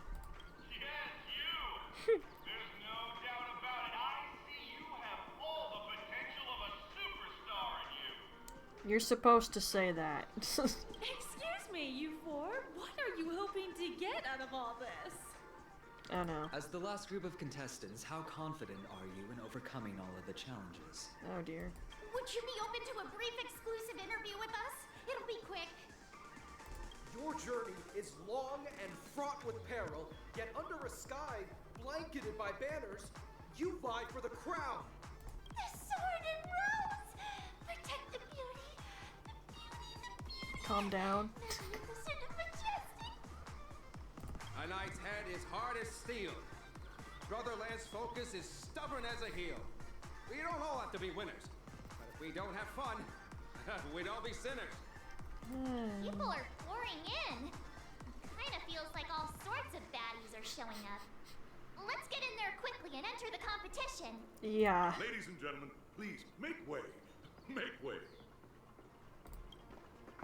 Coming towards us now is one of Penacony's top 10 wealthiest tycoons and the Soul Glass Business Empire's founder, Mr. Dean. Allow me to introduce myself. I'm the director of Soul Glass Factory, Dean Leader. My 4 friends, introduce yourselves to the audience across the cosmos. Oh dear. Hello, everybody. I'm Himiko, a nameless from the Astral Express, and these are my companions. Don't you guys need to hide your identities? Can't hide it anyways. Penacony is plastered with our posters. And because the Astral Express is so well known, the family won't dare to make any rash moves.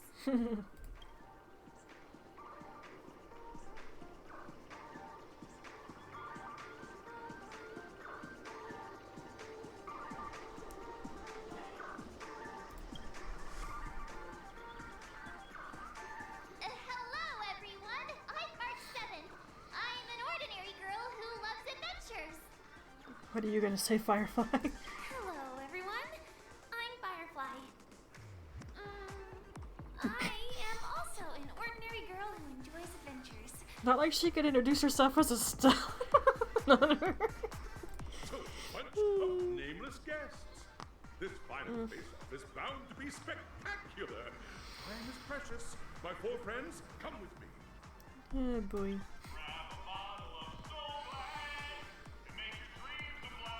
I get sick of hearing that after a while. It's just like effing Ragnar the Red.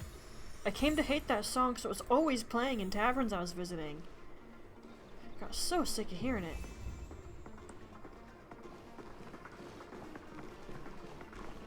I see you.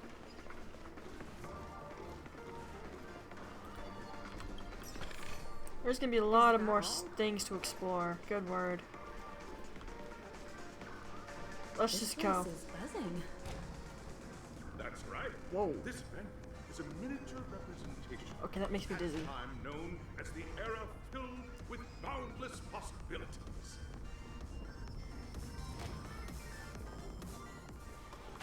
Oh dear goodness me.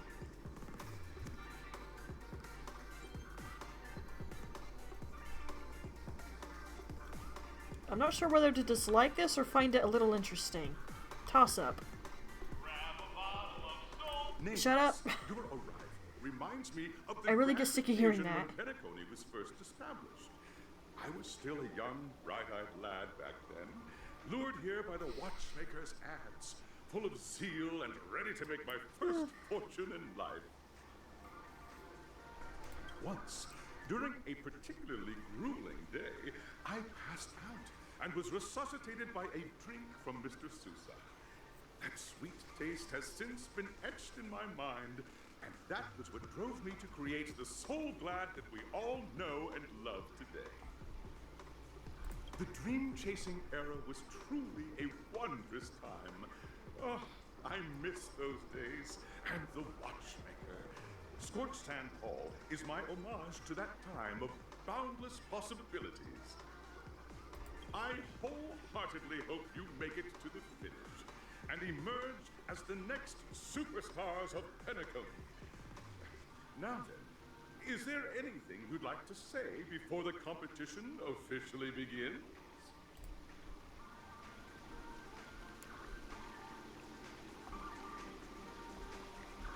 We're gonna take an L in this? What's that mean?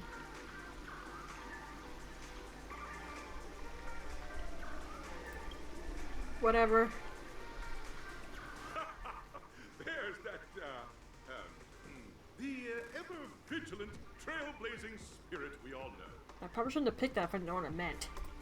Hey, you should really fix that defeatist mentality of yours. Miss March, how about you? Hello, everyone! Next up, get ready for the Mega March 7th adventure, where I'm going to break the speedrun world record! Okay, calm down. Trailblazing into the uncharted and challenging the limits. That's Miss March 7th for you. How about Miss Firefly? I hope that by the end of this journey, everyone will have achieved the outcome that they hoped for. Ah, a wonderful wish! Miss Himiko, what are you expecting from your team? Safety first, everyone. Simple words, but full of warmth. Waiting for you are 3 stages, each connected to that era. The first 2 stages offer 2 distinct paths to choose from, with unique challenges on each route. And in the last stage, you will face off against a champion who has defended the title to this very day. A beloved contender whose noble virtues are unrivaled. Those are the rules. Simple. Everyone clear? Now, I hereby announce that the 33rd Scorched Sand Festival of the 20th season, sponsored by Soul Glad Enterprises, has started.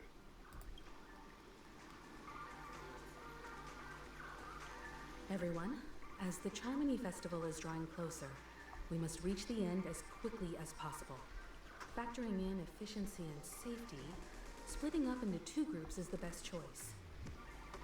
March and I haven't known Miss Firefly for too long and aren't overly familiar with her.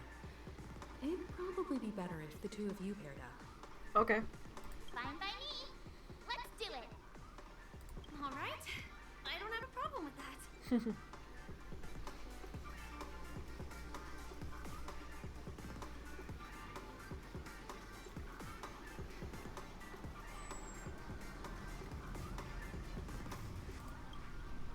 We'll split into the assigned groups then.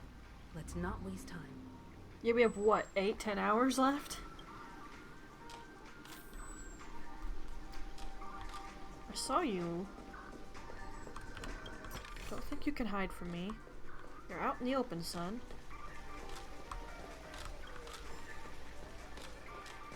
Okay. Gosh, this makes me think of Super Mario Kart in the N64. That one rainbow level. And that's not exactly a good thing. I'd get so confused playing that. 23rd Scorch Sand Festival of the 20th season, Dream Play Fantasia.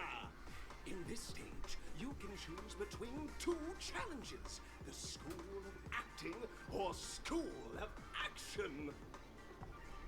In the School of Acting challenge, you have to complete 3 performances from 3 scripts and move the panel judges.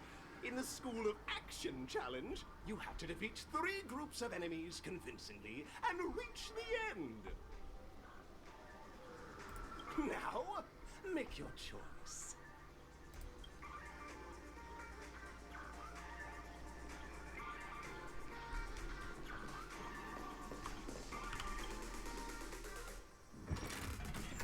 Whoa.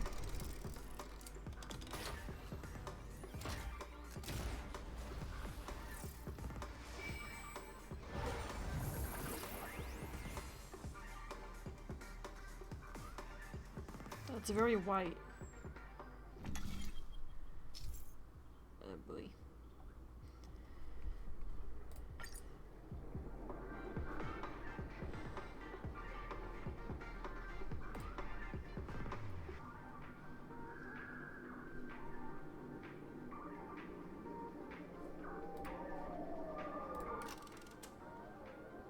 Okay, that's what it meant. I was a little confused for a second.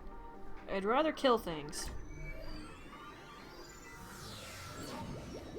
The champion's crown awaits you on the stage. Welcome to the arena of action stars. Please make your way to the stage and vanquish those malevolent scoundrels with your dazzling fighting techniques. The title of Penacony's next big action star awaits you. Competitors, allow me to introduce the rules of this challenge to you. There are a total of 3 stages up ahead, each with their own challenges. The enemies you will contend against are antagonists from the film Once Upon a Time in Dreams. Defeat them swiftly and decisively to set a new record.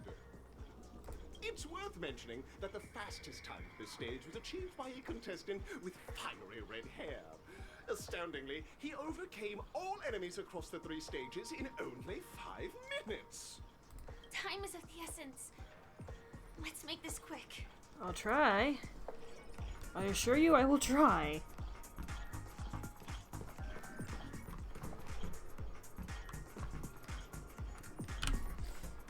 We gotta be quick about this.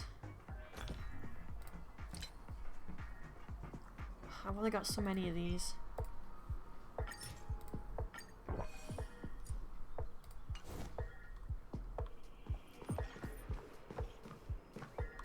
What's with these lag spikes? Contestants, you are about to confront the monsters of the primordial dreamscape.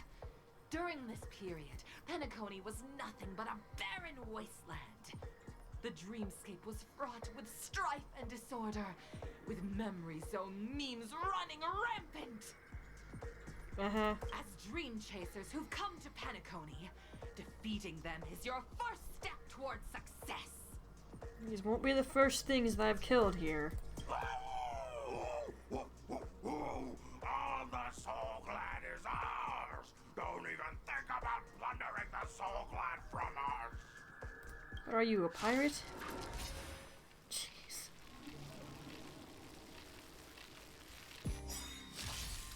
I'm on guard.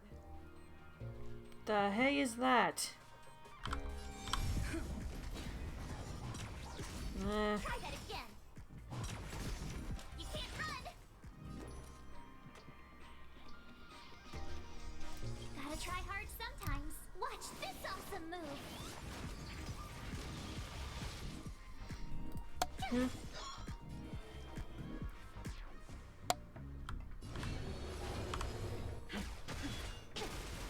I will dispatch you.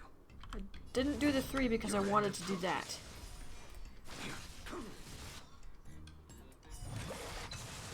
What is with the lag spikes right now? Try that again. Here we go. You can't run. Not a scratch. sorry, I have a shield.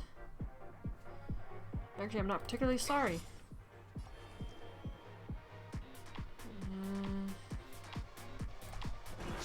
A blade knows no mercy.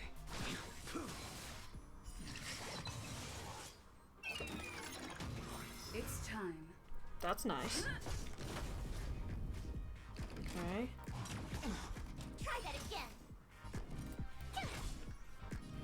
Done hung? Heaven's search. Destroy it. Thank you.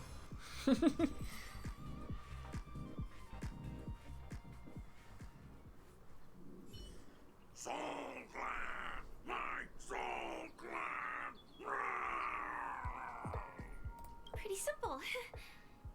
I just hope these tests don't take too long.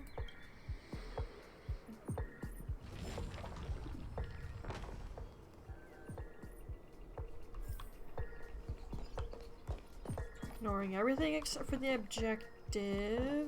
Will of preservation. Blade.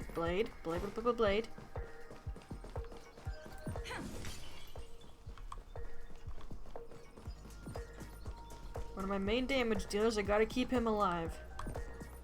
Congratulations on becoming the first group of Dream Chasers!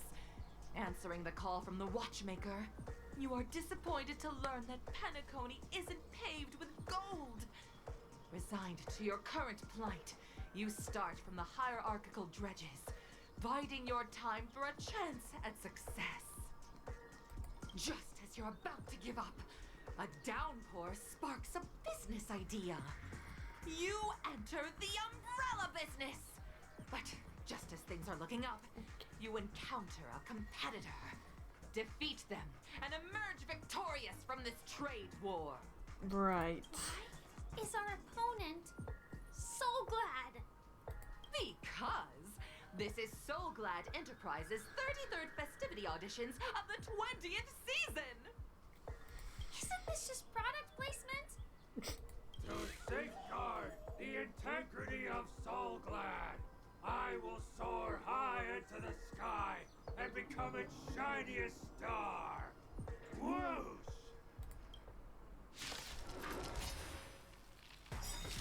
Right. Stay alert. I got nothing. You can't run. Yeah, you shouldn't have done that. Try that again. Tough luck running into me. Indeed. You know what? Awaken dormant scales. Everyone does this. World cleansing dragon. That paradise may be unreachable for me. Savor it for me. Gotta try hard sometimes. Watch this awesome move. Lance ablaze. Lance forward.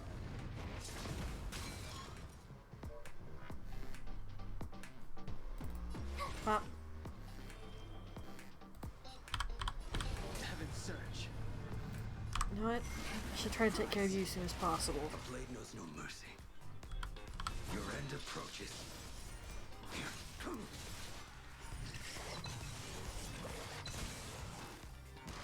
It's time.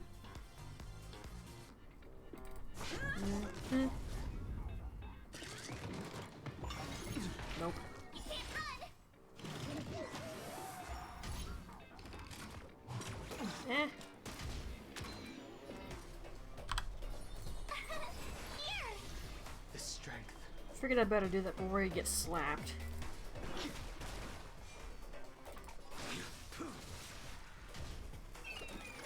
Goodbye. I'll grab you take that. Try that again. You shouldn't have done that. Now you have no HP.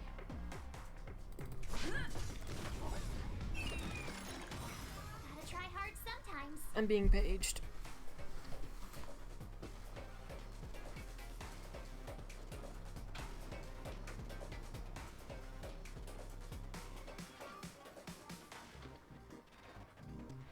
What's wrong? Afraid of what I might do?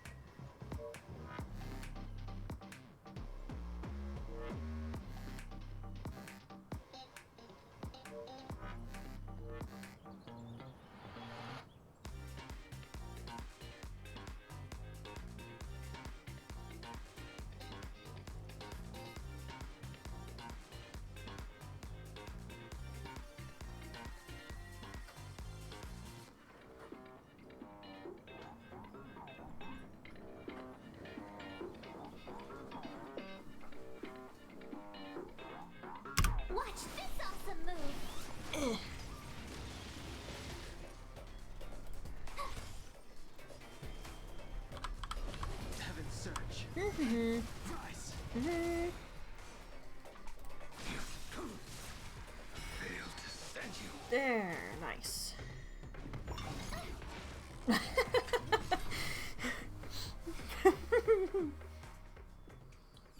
The world kisses me with pain, and I provide with soul glad in return. Whoosh!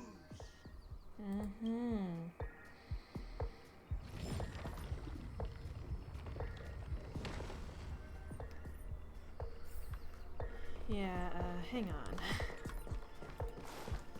I saw that chest.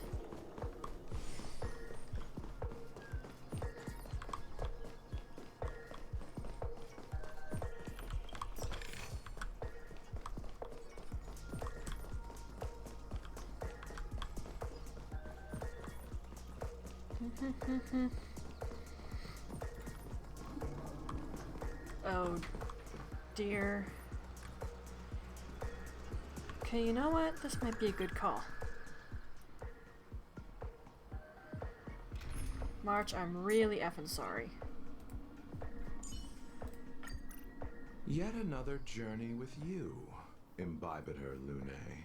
At least you just Dawn hung and not Blade that time. No, that can wait. Will of preservation. Let's wait and see.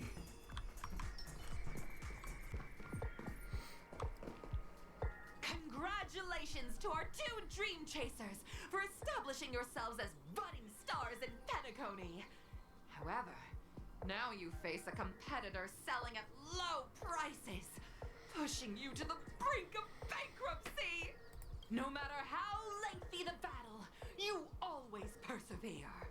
Topple this powerful opponent, and the tides will turn, paving a way to success! None will take my soul glide away from me. I will use the transmutation arcanum to turn into a dinosaur!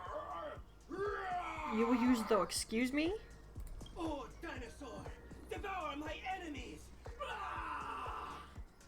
Grab a bottle of soul glad and make your dreams a glass! I told you I get sick of hearing that. Repay. Stay alert. Awaken dormant scales. World cleansing dragon. That paradise may be a safe. Just hit it.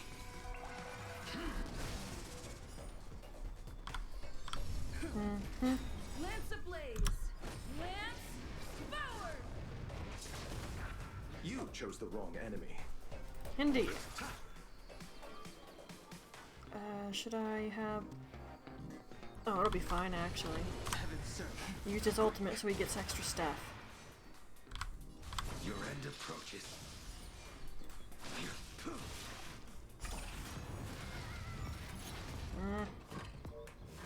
I underestimated you. I'm on guard. Shield holding up, so it's fine. The strength.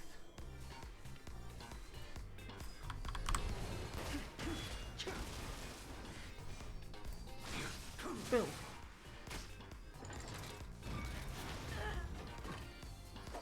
Still got a shield, pal.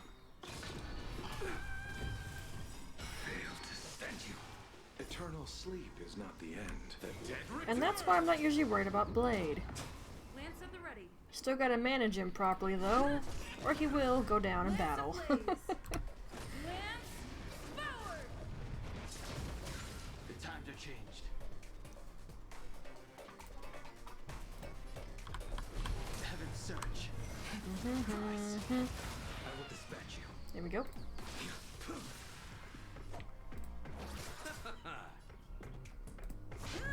Pop.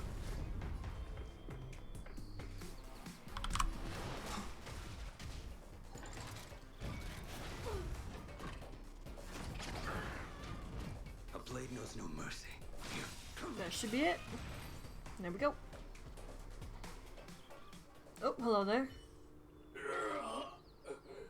I'm winning for now, I guess. But the soul glad name shall not. You truly are a beast.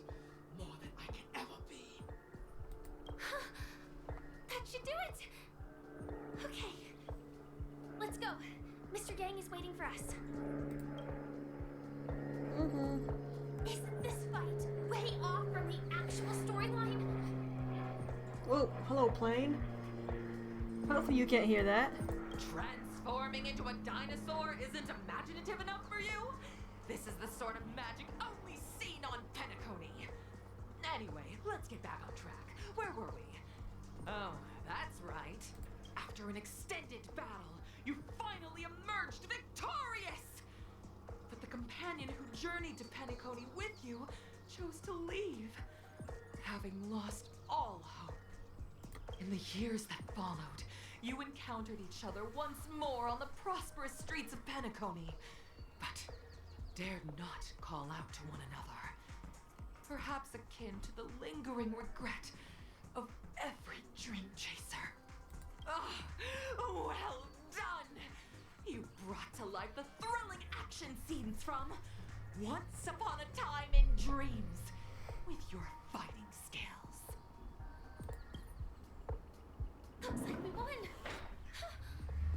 Let's hurry up and get to the next stage. That was all rather over the top for my taste.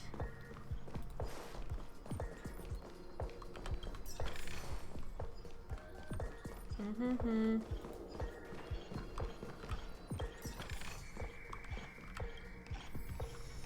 Hello there.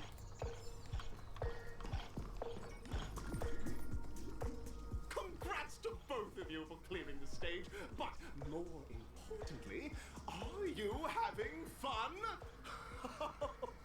Fun is more important than success.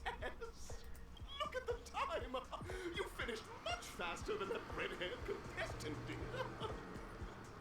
That red-haired contestant. Who is that exactly?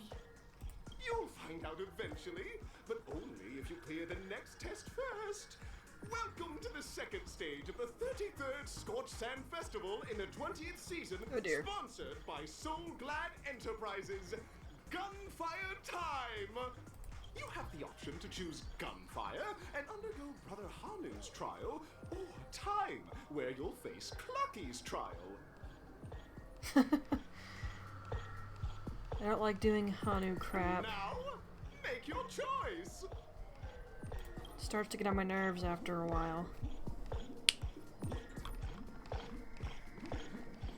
Okay.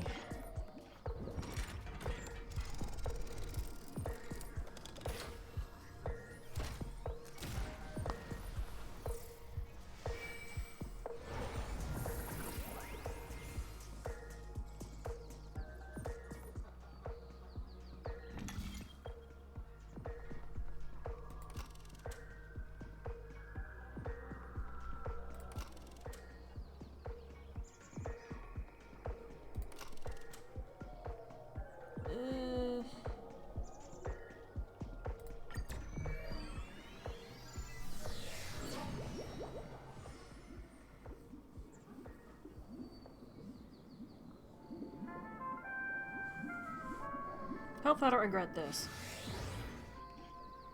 Dear friends, welcome to the wonderful world created by the Watchmaker. Waiting up ahead is the titular character from the beloved Clocky animation, Clocky! It's said that the Watchmaker dreamed up the idea of Clocky when he was just a boy. Back then, he was merely an apprentice in a clock shop. And one night, he dreamt that all the broken clocks started sprouting arms and legs. Like a skilled pilot, he steered them towards the right path. As a classic figure, The text didn't one of match. many, Clocky truly shaped a generation, solidifying the Watchmaker's pivotal role in popular culture. Contestants, may you have a wonderful time with Clocky. The trial of time. I hope it won't waste too much of our time. Depends on what it is, I think. Okay. Oh.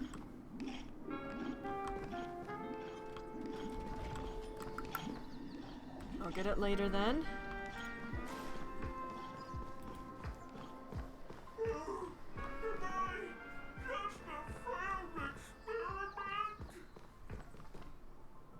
That statue.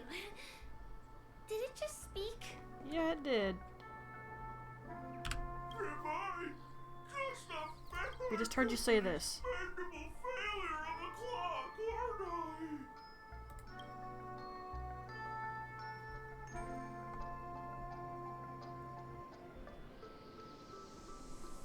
Don't be naive, buddy. Failure isn't a sickness. It's a sin. And sins can't be cured. You guys are just like the other challengers. You want to enter my inner self? Then please be my guest. But you won't find anything worthwhile. I'm just a failed piece.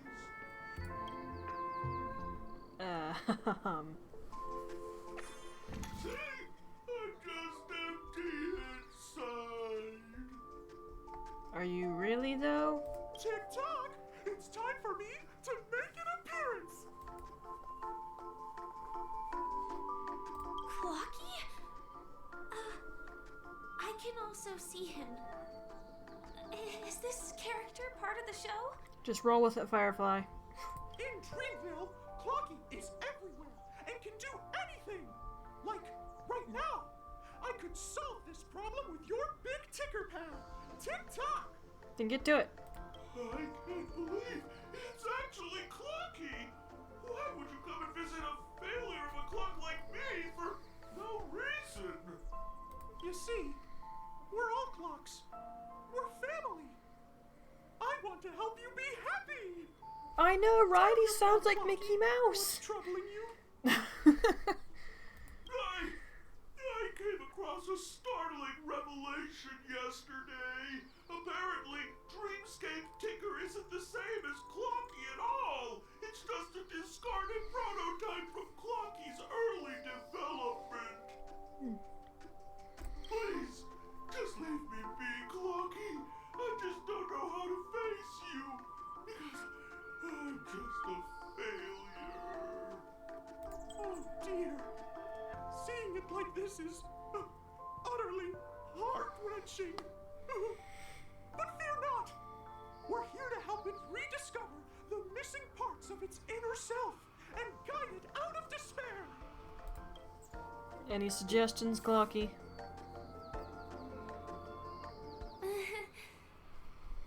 I guess even troop members can experience existential crises. Why not? Don't worry, miss. I've already pinpointed its missing parts. Over here, my friends. Better use that hamster ball night speed.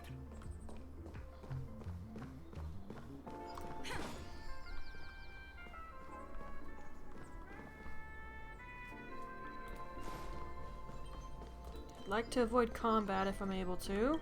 This must be one of the missing parts that Big Ticker needs. That's great! I knew I heard that. Gimme. We're here! There's a missing part on the opposite side. But how do we get over there? There's also a dream side left here by a Dreamweaver. Yep. We're running out of time. We'll have to use it if necessary. It is necessary.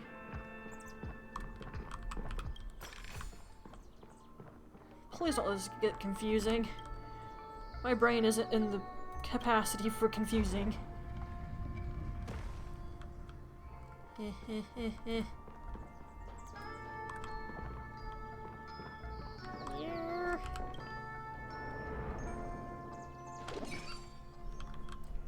Okay, let it be straightforward. I beg of you, be straightforward. Ah, crummies. Is there a bird attached to that thing's tail? Oh, there totally is. That's funny.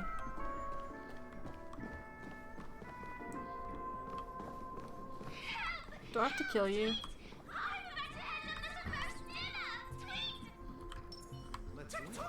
Fine. Yeah, you do, and I'm not in a good mood to deal with this. Oh, come on, I was gonna slash it. Fine.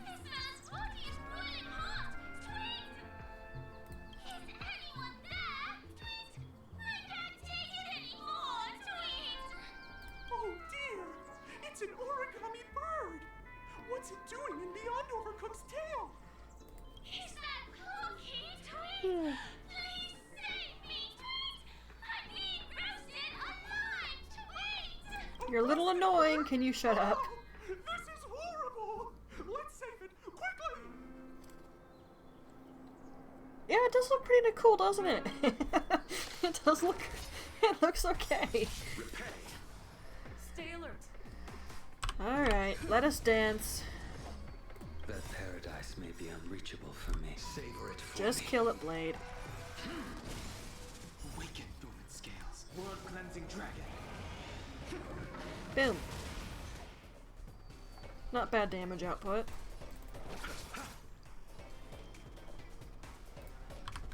Heavens, rise. Boom. A blade knows no mercy. That crit looks so good. Fight is set. Boom. Boom.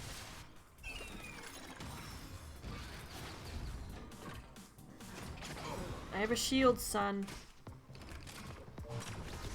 Okay, I don't need more now. Give me that. The strength. Heaven's surge. Are you? Lance ablaze. Get him! No mercy. I will dispatch you. You chose the wrong enemy. Eternal sleep is not the end. The dead return! That did crap all damage. Nothing major. Ow! What? No, he would have been fine. That's the problem with an auto heal like that. He just basically wasted it since Blade was okay. A blade knows no mercy. Oh yeah? Maybe I did too, I just haven't looked at it. That paradise may savor it. Just for kill me. it, Blade. Sent a storm. Not quite, okay. I will dispatch you. It's time. Are you? Boom. Heaven's surge. Rise. I'll save it. It's almost dead.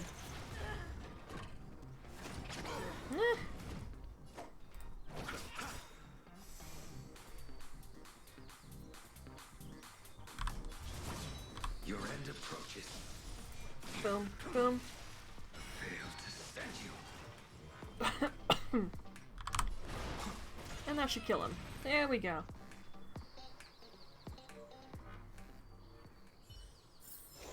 This sword needs sharpening. Yeah, I know. Get a whetstone. Thank you, guys.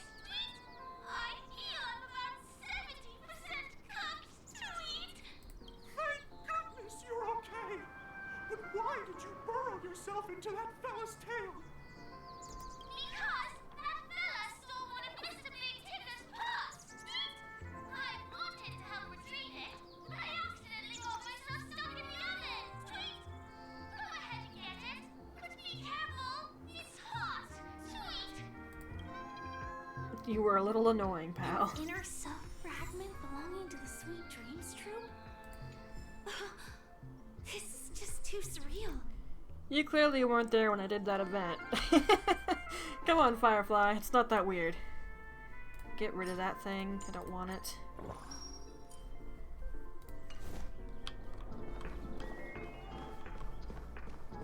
Ah. Okay.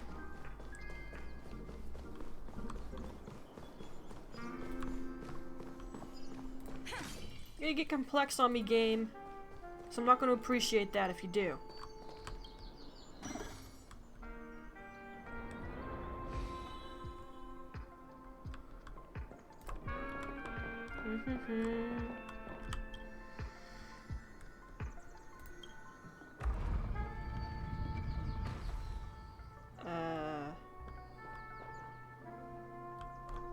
Does this help me much right now?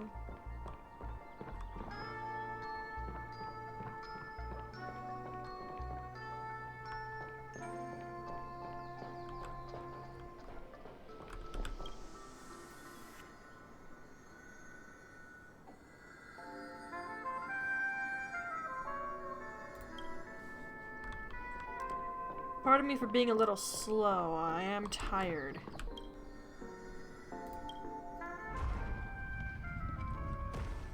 That should be fine, y'all.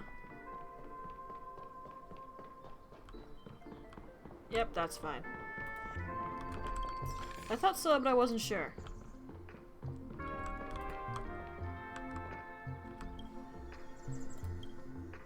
Turny, turny. Go, go, go, go, go.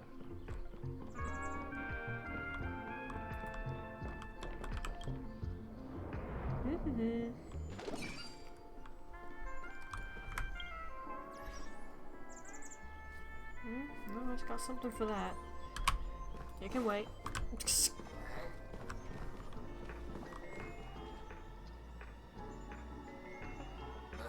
Will of preservation. Oh, so you see me, huh? Doesn't matter, I hit you first.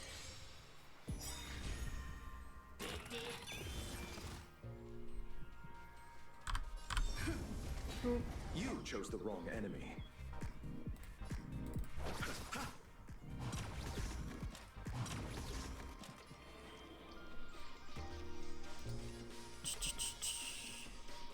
Awaken dormant scales. World cleansing dragon. Stop. Heavens break. Yeah. Very nice. Your end approaches. Come here. It's time. I'll see you off.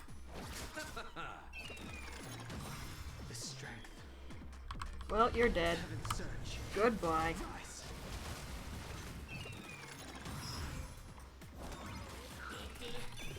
You chose the wrong enemy. Eternal sleep is not the end. The dead return! Lance ablaze. Lance forward. Whee.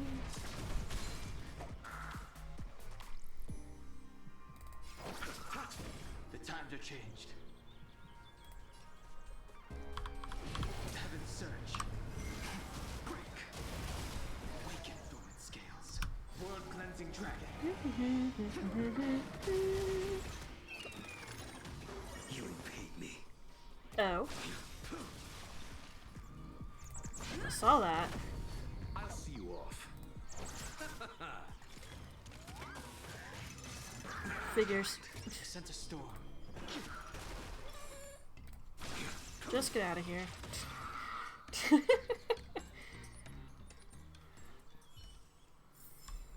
Reach the end of the story in your own way. It was gonna aggro me, and I don't know where to go around here, so I wasn't gonna try to run past it.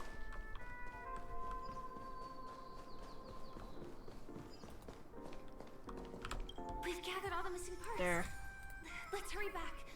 We don't want to keep Big Ticker waiting. Same. In fact, we're just gonna teleport, because I'm lazy. And this is faster. We're back! As long as you have these, you'll be able to find closure. Tick-tock! Alright, here we go. This sudden surge of joy! It's working! Tick-tock! Next, we just need to enter its emoscape, help connect its pathways, and we're done!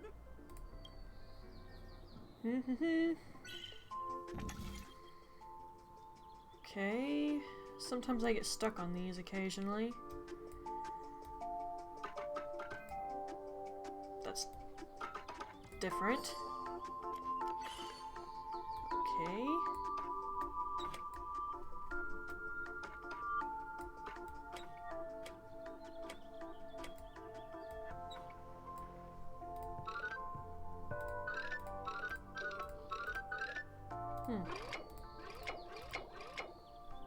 Okay. Alright, sure. I was just playing with it to see how it worked. What's going on? Whoa. Your inner self is a mess! I'm not qualified to be the real Clocky! Just give up, Clocky! No! This is unacceptable! You have to face your fears!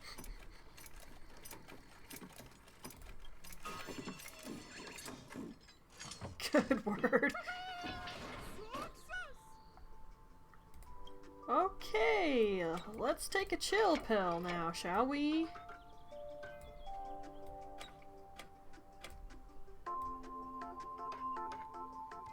That's not gonna work.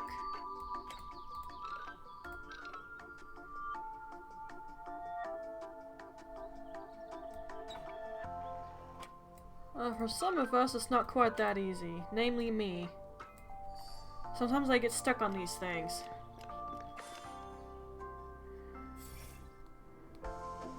And then I solve them on accident because I'm just playing with the stuff, trying to figure out how they work, and then poof, it's done. If not for you, I'd never be able to connect with people like this.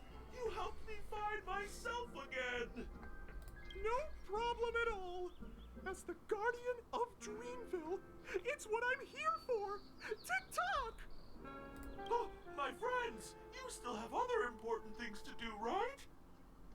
Go forth, my friends. When the moment comes, all the Dream Tickers and I will cheer for you. It's all done. Victory's in sight. Let's head to the final stage. I definitely preferred that to whatever Hanu's stage would have been. I don't like doing those. I get annoyed real fast.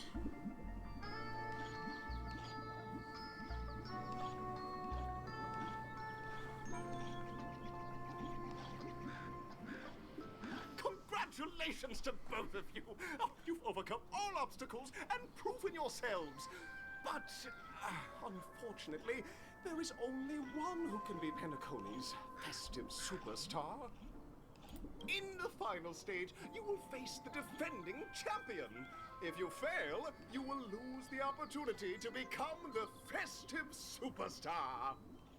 Welcome to the 33rd Scorched Sand Festival's third stage in the 20th I have a couple of guesses. By Soulglad Enterprises, Superstar Showdown.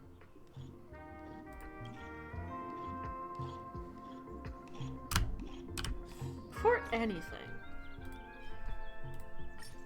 The game doesn't constantly throw you straight into combat, but just in effing case.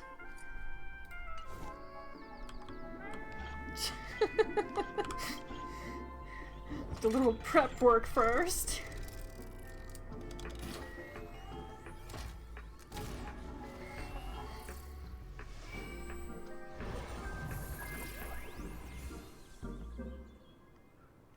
They always make it a white screen.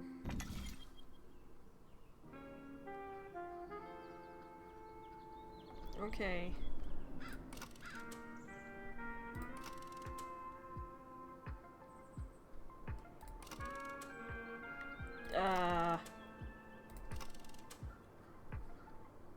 Well, I prefer to do the smart thing and go one at a time.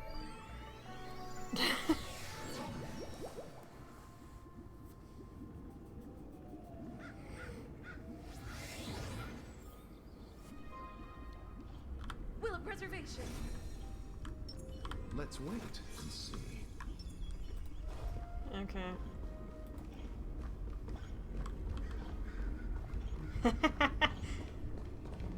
I effing knew it.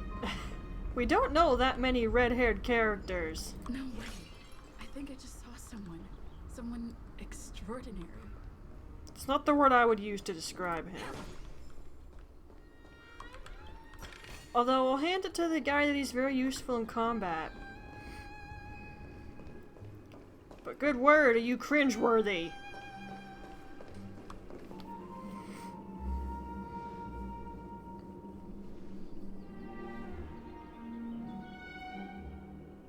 Do I know any other red-haired characters?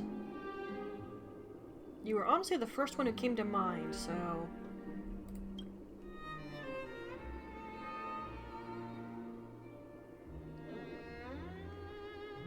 Don't get me wrong, I like this guy, but he makes me cringe.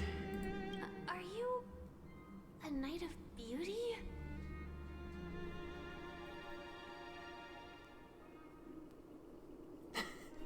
Hey, I like him, he's just too much for me.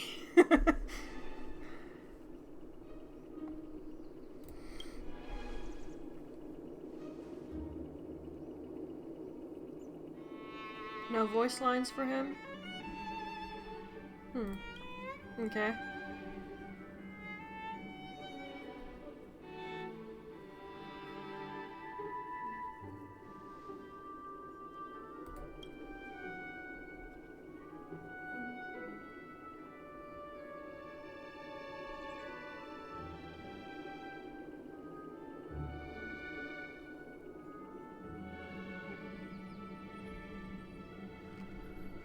I'm not gonna be a jerk to him.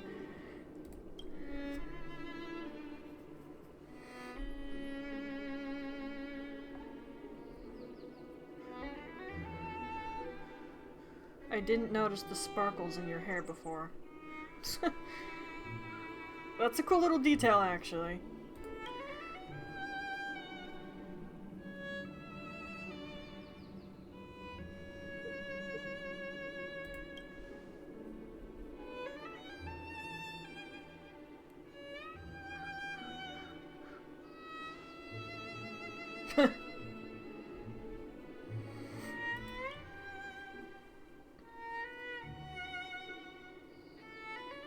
Okay, sure. Although I'm not a fan of fighting you, you're kind of tough to deal with. But I suppose that's a good thing. It means you're definitely capable of helping people who need it.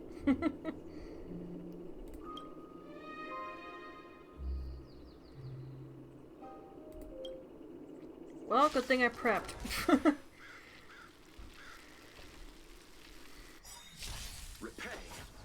Stay alert. I really should have did everyone's The ultimates. paradise may be unreachable for me. Savor Oh it well. for me. Sorry about this, man, but I kinda need to defeat you.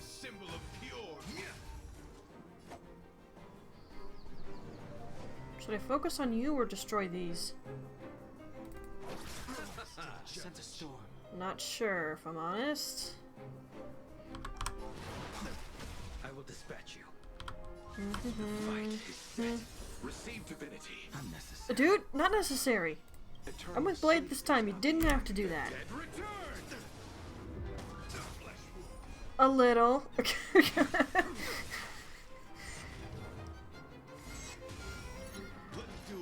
Blade and Donghong and Barbara Luna are like my biggest damage dealers, so I try to ignore the awkwardness of that situation there.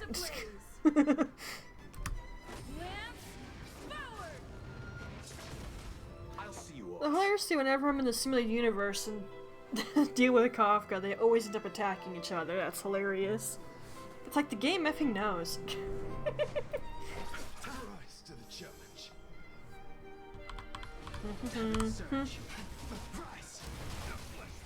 Oh, that crit was very nice. Go, Donghong. Awaken dormant scales. World cleansing dragon.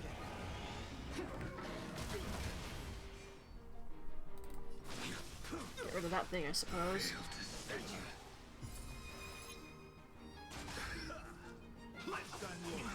Lance at the ready.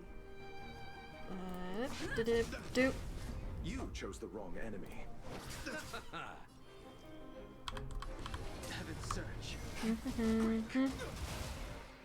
That does a lot of damage. The paradise may be unreached. Savor it. Which is good, because that's like one of his strongest attacks. Receive divinity. Behold, this symbol of pure. Not a scratch. I'll see you off. Eternal sleep is not the end. The dead Get him. That's actually fair damage output right there. Very nice. I'm on guard. It's Donghong's turn next. You know, I'd like to keep shield going. Okay, did that just... I think it did. It did. Okay, duly noted. Ow! Lance ablaze. Lance forward.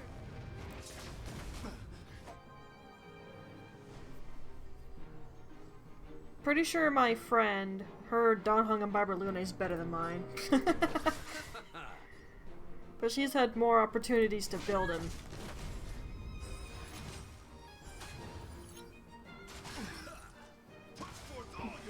no. Oh, I'm gonna be thankful for the shield right there. Because I know how much damage that sucker can do. Okay, and that's why I didn't go all out right there. The damage wasn't going to carry over to his next phase. Oh great, you summoned more of those things. Your end approaches. Goody effing gumdrop. You chose the wrong enemy. Just hit it. Eternal sleep is the dead return.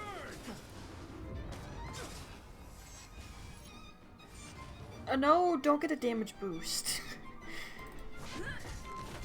I don't mind if you shield, but don't damage boost. Ow. No! I have used you in trial runs, and I know how much damage that sucker can do. Which is why I wouldn't mind getting him in my party, even if he does make me cringe. Oh, I always struggle with pure fiction crap. I'm just not strong enough to deal with most of it. I'm working on it, but it takes a little while. That paradise may be savor it for me. Put down, dude. It's nothing personal, man, but I got places to be. Ow. Lance at the ready. Got plenty of magma well, so I don't gotta worry about shielding. Boom. A blade knows no mercy.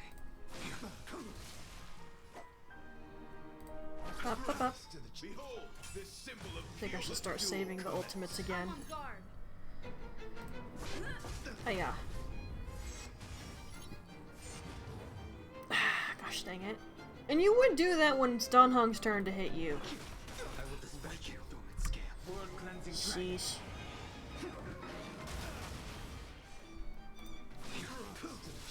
Goodness sake, someone finish him off. Are you serious with the sliver of health? Nothing made. Receive divinity. Repay. How dare you, sliver of health? Ow. Goodness sake. I hate it when enemies walk off with a sliver of health. That's so annoying.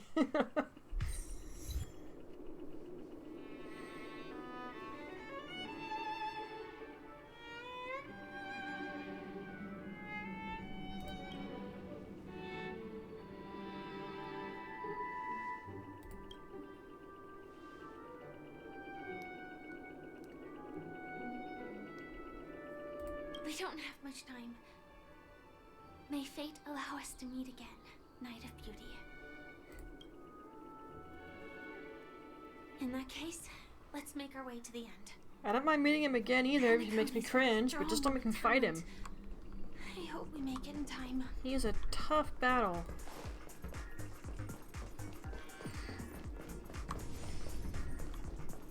Always make sure I top off everyone's HP.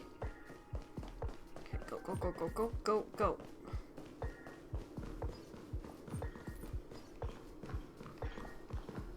I have a weird feeling.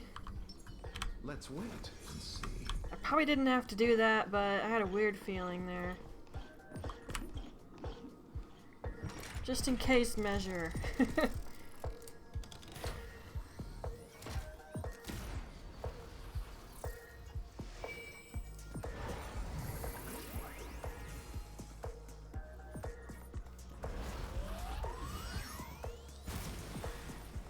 Whoa.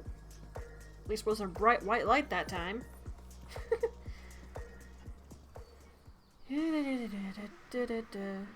Whoa. Okay. I can't handle looking at that. It makes me dizzy.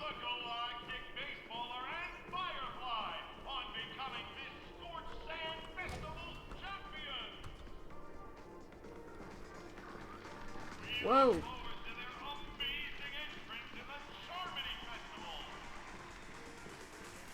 Okay.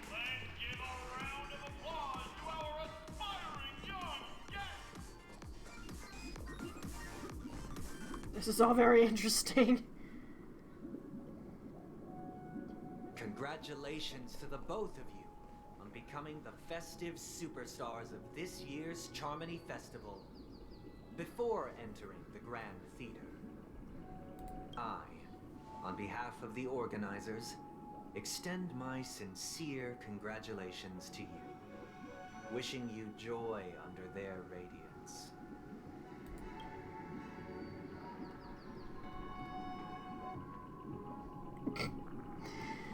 Third one, but let's take this seriously.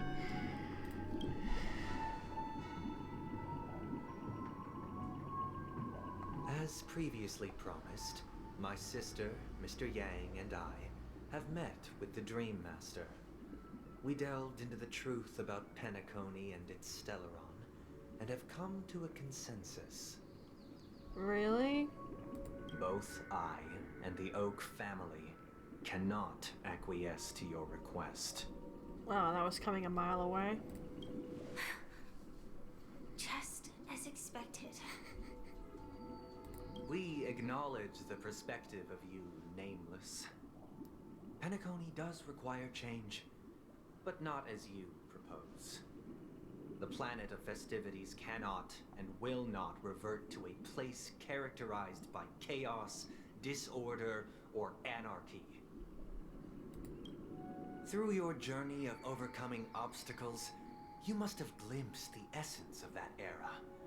The vulnerable ruthlessly eliminated, equality non-existent, common folk living precarious lives, eking out a dreary existence.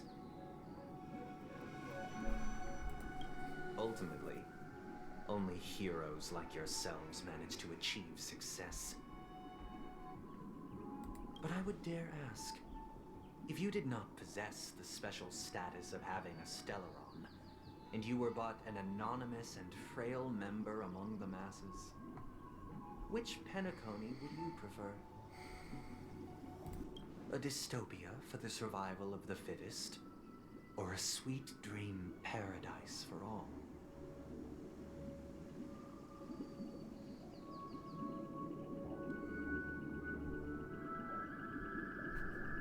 I've been saying this ever since we started Penacony, but a beautiful dream is still just that, a dream. And even a bad dream is also still nothing more than a dream. You have to wake up at some point.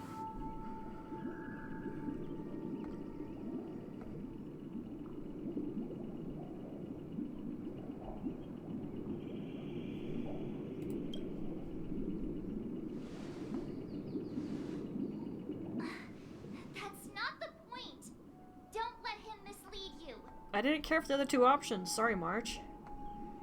Mr. Sunday, even if the members of the Oak family can't fully agree on what to do about the Stellaron, now's not exactly the time to be holding an extensive discourse about Penacony's past and future, is it? The Stellaron issue concerns the life and death of everyone on Penacony. If anyone has a better suggestion, the crew is more than willing to listen. Also, it'd be best to tell us the ins and outs of that meeting. This way, we'll at least know what Welt and Miss Robin are dealing with, and the reason why they failed to make our appointment. Ah, Navigator. That is precisely my intention. With all present, let's begin by discussing the details of that meeting.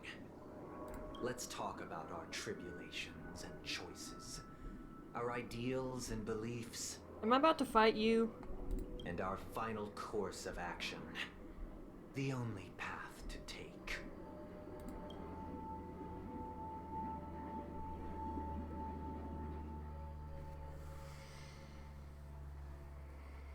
I'm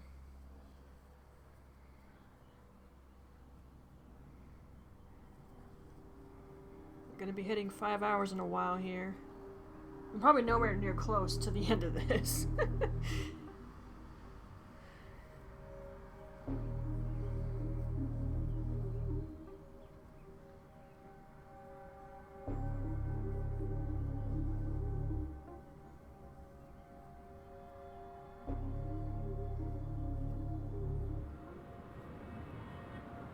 You mean to say that for the longest time, there have been scoundrels So that's what the bird has been, huh? use the Charmony Festival that I have bequeathed to the masses as a tool to realize their ambition? Indeed, Dream Master. Once the Charmony Festival begins, the Stellaron's powers, along with the song, will be broadcast across the entire planet of Penacony. And then everyone in their dreams will be unable to awaken. Yeah, for like a couple people, I know it took them 10 hours. I actually completed the entirety of the La Fu in like 8 in one sitting. But Penacony has turned out to be way bigger by like a lot. This is indeed surprising to me. The dreamscape is maintained by the collective effort of the 5 families. If someone were to use the Charmony Festival to recklessly disseminate the power of the Stellaron, this individual must hold a position of great authority. Do you have any suspects? I'd like to ask, did you really not know of the Stellaron's existence? I would have never thought that this nameless would point the spear at me. Quite astonishing indeed. If I have offended, the Astral Express extends its sincere apologies. But the current circumstances are dire and leave no room for meticulous inquiry. We're doing this out of concern for the dreamscape's safety.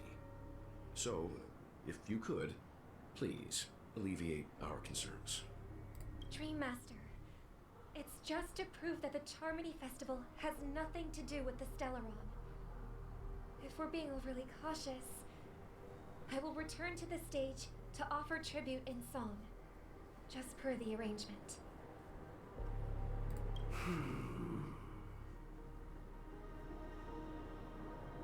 Sunday, Robin. I've watched you two grow up and know your dispositions like the back of my hand.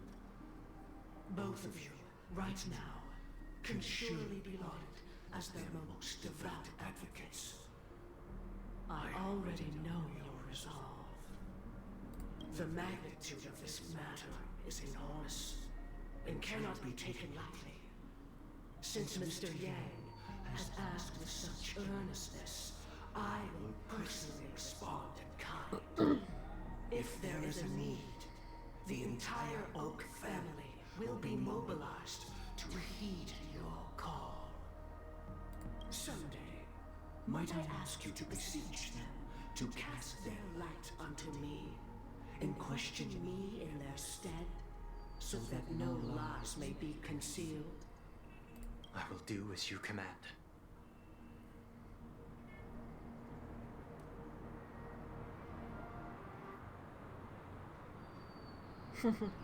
Robin, could I entrust you to be present as a witness, to document the truth, and to proclaim my innocence, so that all slander may be utterly dispelled? I will do as you command. May thy will be carried out on earth, just as it is in the heavens. Oh, triple-faced soul, please sear his tongue and palms with a hot iron, so that he will not be able to fabricate lies and make false vows. Let us begin. There is nothing else to prepare. That bugs my eyes. Understood. Question. Have you devoted your life to your god, never worshipping other gods? Naturally. Do you love your god as you do yourself, always heeding their admonishments? Naturally. Have you strayed from the path expected by your god, betraying their name? Never. Have you ever been inordinate with your asks of your god, coveting more than the foundation of the creation itself? Never. Then, a final question.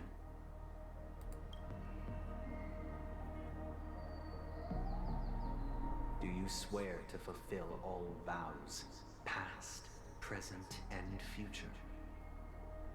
With the Eon as my witness, if I do not deliver on my words, or if I renege on my vows, may I be cursed in accordance with divine law.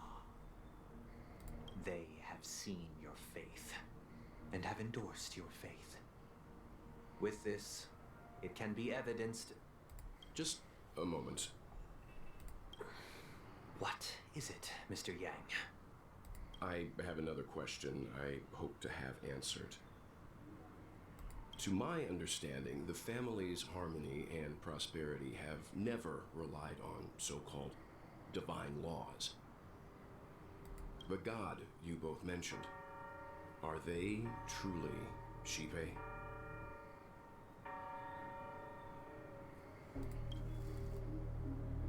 Mr. Yang should know that those belonging to the family toil together as if they were kin, embracing solidarity and unity under their light. All duplicity is laid bare before the harmony. It's not a period right there. Such a delicate and complex symphony. Which other god could perfectly harmonize this, if not for the great one? There's a lot of good VAs, yeah. I've only heard the English ones, though. Perfectly harmonized. Therein lies the problem. It isn't an outsider lurking in the shadows who changed the harmony, but a dissonance that has surreptitiously emerged from within this very symphony itself. In the distant past, there existed an Eon. With one flick of the wrist, they crafted the laws of the cosmos. Their followers formed the Beyond the Sky Choir, spreading solemn and reverent hymns throughout the universe. Later, they fell. The route traversed by this Eon clashed with the harmony, ultimately being absorbed and fused into it. The chorus that once reverberated across worlds fell silent, and when it echoed anew, it was transformed into the hymn of harmony. Though an Eon may perish, paths with no masters still linger. In the all-forgiving harmony, echoes of bygone dissonance may subtly arise.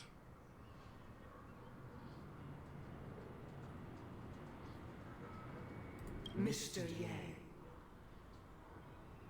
being overly astute can be a detriment, especially when you find yourself alone and without allies. You were onto something there, weren't you, Welt? So this is how it is. I know nothing about Demon Slayer, so I've never heard those voices. For the sake of our grand cause, Sunday, please afford these two an opportunity to rest. What?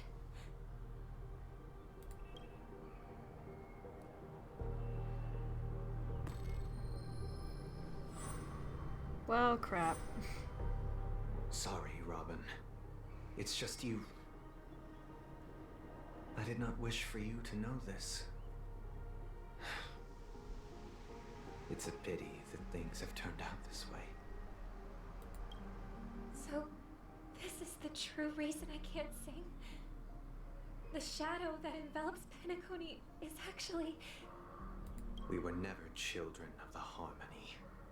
Our ideal paradise could not have been crafted by Shipe. True bliss can only be guaranteed by the one who transcends the many. Within the foundation of law, humanity establishes civilization.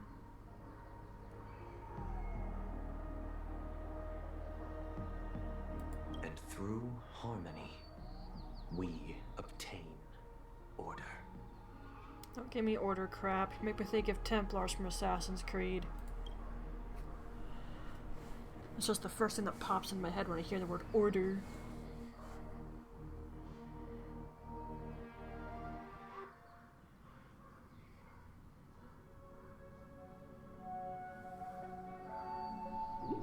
Unbelievable. To think that there would be remnants of the Order on Penacony. No idea who that is. What have you done with Mr. Yang and Miss Robin? Don't worry. I just gave them some time alone to ponder their fates. You should know that these actions make you an enemy of the Astral Express. Yeah, you attack one of them, you attack them all. Should we need to stand against the Nameless, it would only be myself and the Oak family involved. But we haven't reached that point yet, have we? Your efforts for the justice of Penacony are evident to everyone, and have been widely observed.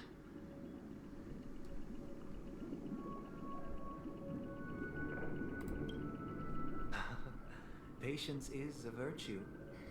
However, I won't hold it against you.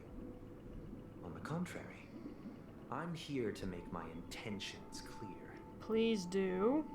If it is the Order that drove you to imprison Welt and Robin, and you're using them to coerce our compliance, then there'll be no point in entertaining any type of discussion. You're mistaken, Miss Himiko. They are in very safe hands, and just as the family has always proclaimed, no one can be harmed in the dreamscape, least of all in the beautiful new world belonging to the Order. Penacony and the entire universe have witnessed far too much innocent bloodshed.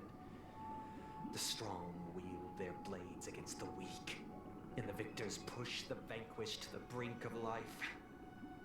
Natural selection.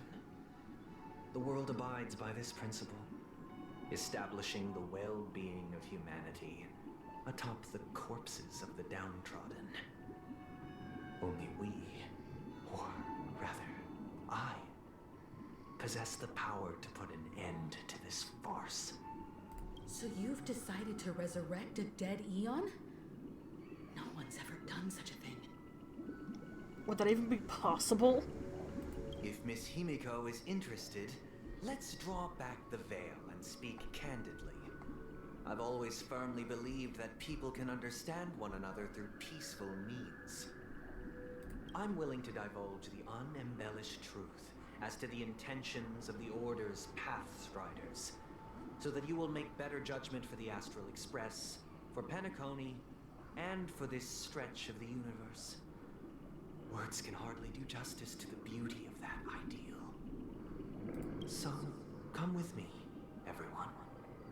Let us retrace our steps and see once again where this road leads. Huh? Where'd he go? Welcome. This isn't any location in Penacony's dreamscape. It's my inner world. The reason the scenery before you remains unchanged is because your consciousness has drawn on similar concepts to fill in the gaps.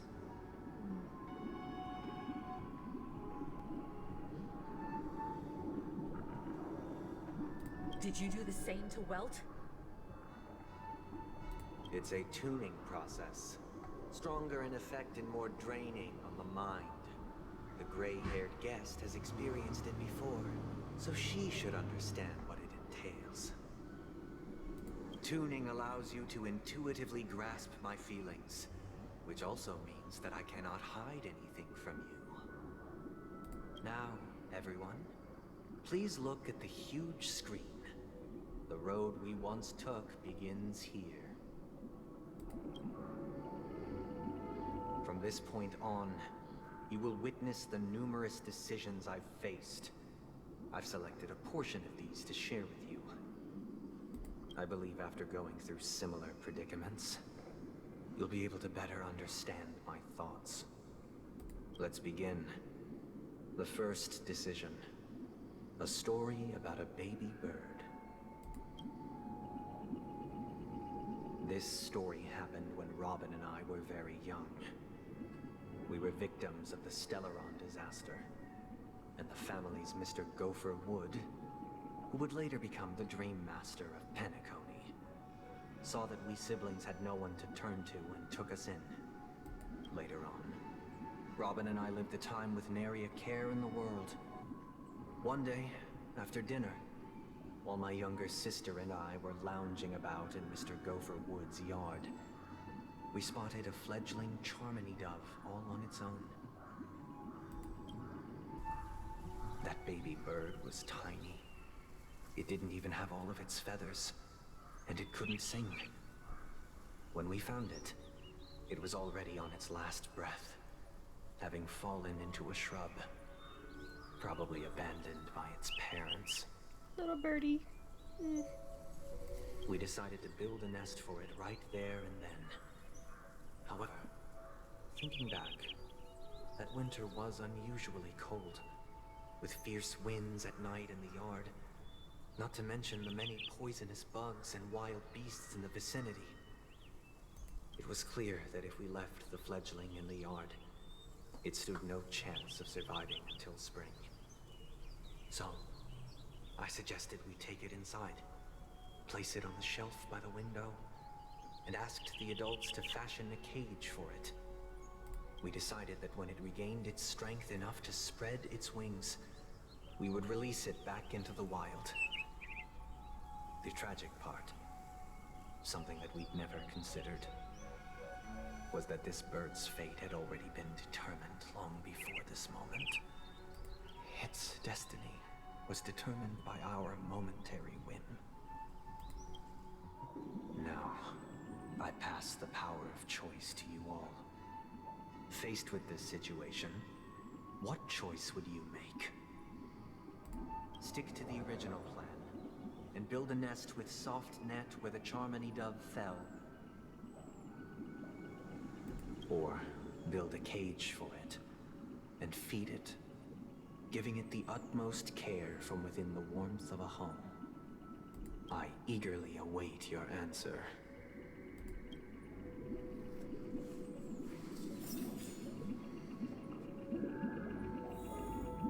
It depends on what the outcome is going to be at the end. Because if you take in a wild animal and you keep it in a cage and you tend to its needs until it's older, it's not going to know how to survive in the wild. So when you let it go, it's basically just been delivered a death sentence. It doesn't know how to do anything.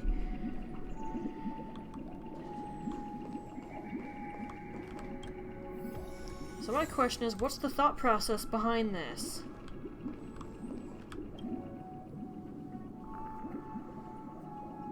I can't decipher his intentions right now, but based solely on that question, I would probably choose to build that dove a cage.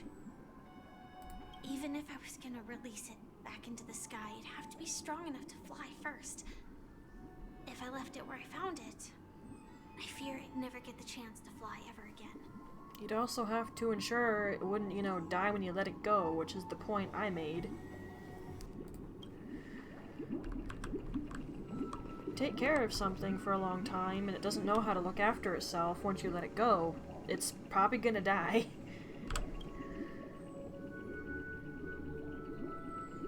It looks like he really has no intention of imprisoning us. If it's just a quiz, I suppose it's fine to humor him. Back to the question. I would personally choose to build the little Charmony dove a cage. No special reason. I do think that a fledgling should have the right to fly into the sky. But if it can't even live to that point, then there's nothing to talk about to begin with.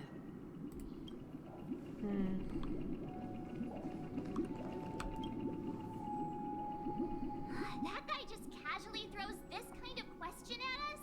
What exactly is his deal? But fine, I'll answer, I guess. If it were me, I guess I'd choose to build a cage for the little Charmony dove. After all, leaving it there, it's bound to get hurt by wild animals or something. And that'd just be too sad.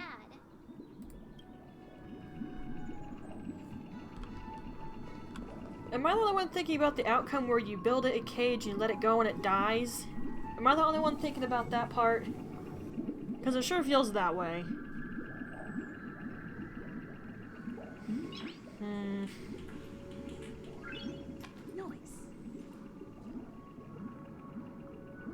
But ultimately, I can't agree with doing that because if it's been abandoned by its parents, there's no one to take care of it but you, and the problem still sort of persists the same way a little.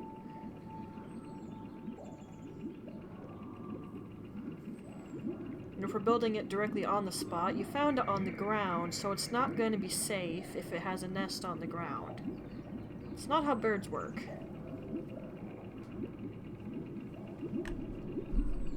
I don't know, I think I'd have to agree to build it a cage.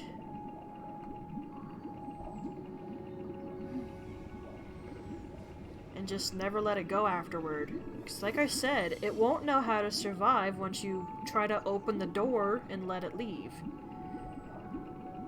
The poor thing won't even know how to effing fly, for goodness sake.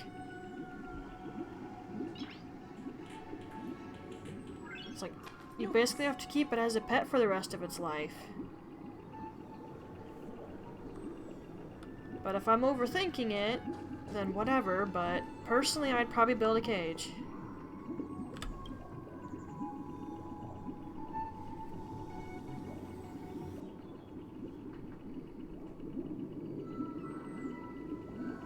I'm happy to see that you made a choice similar to ours.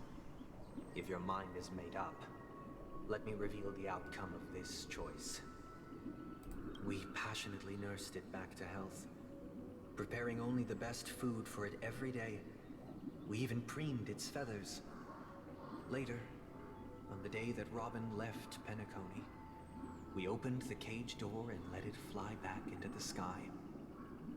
I watched it for a long while by the window, probably about 3 or so days. In those 3 long days, What'd I say? The little Charmony dove tried again and again to spread its wings to fly into the sky, but fell to the ground, only to keep trying. It didn't know how to do anything. It was raised as a house pet.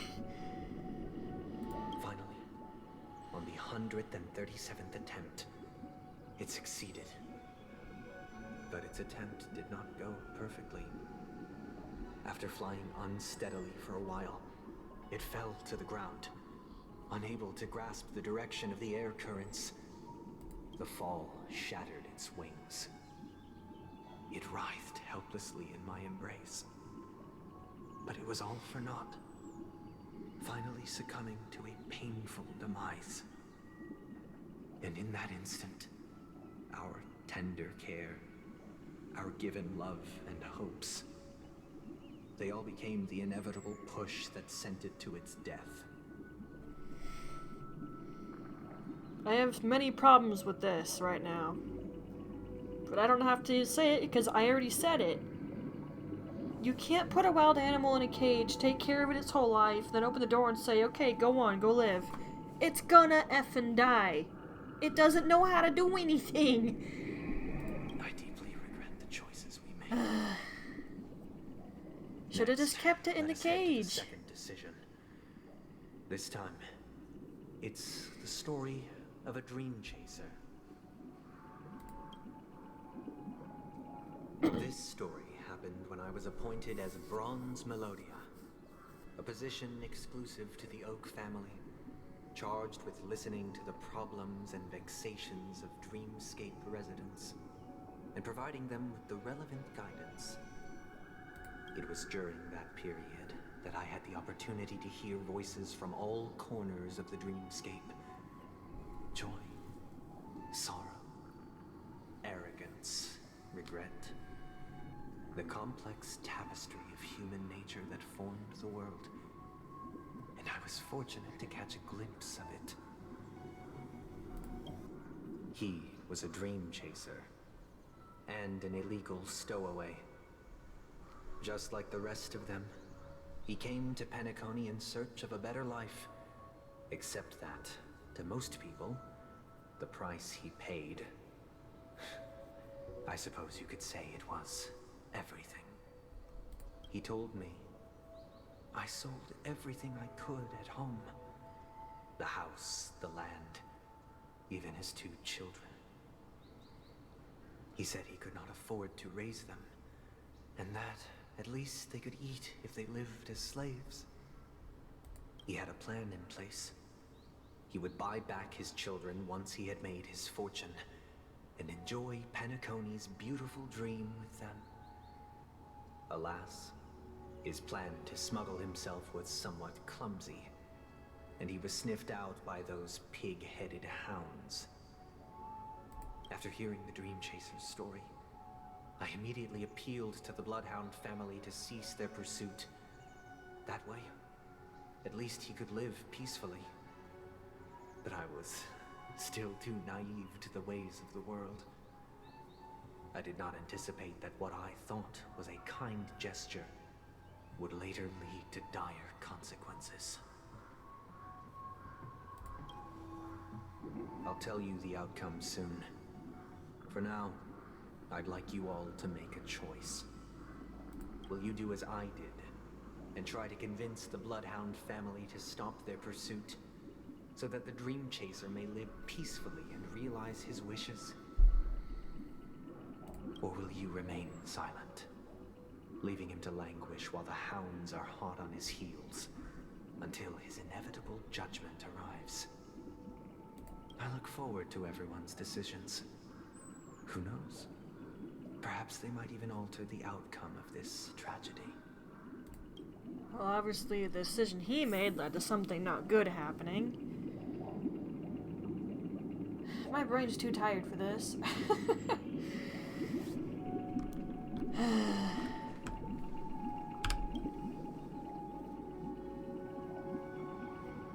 A Dream Chaser story. If I acted out of kindness, I would probably ask the Bloodhounds to stop their pursuit and lend him a hand. But what cruel repercussion would this choice result in? I think Sunday must have been deeply impressed by the limitations of the strong defending the weak through this incident.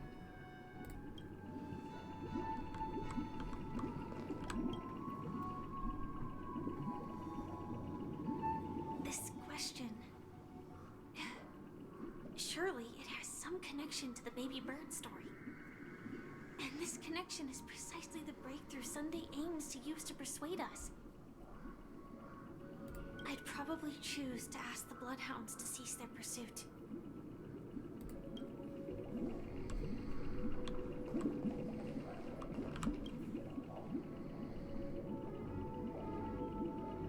It seems illegal stowaways are really quite common on Penacony. But that guy in the story, I don't think he deserves any sympathy at all. He sold his kids to chase a dream. Even if he intended to go back for them, it's still insanely irresponsible. Yeah, that's what's catching me too. With that thought, there's only one choice. Let the Bloodhounds send him back home. This person deserves to be punished. As for what Midna's thinking, she doesn't know.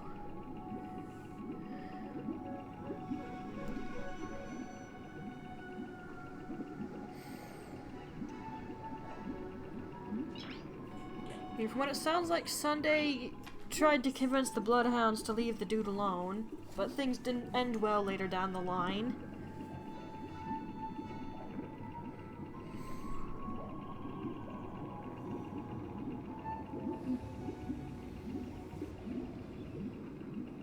I'm kind of with March though, and I don't like the guy for what he did to get to Penacony.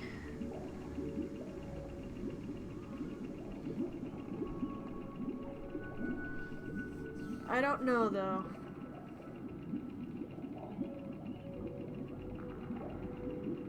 It was funny to you?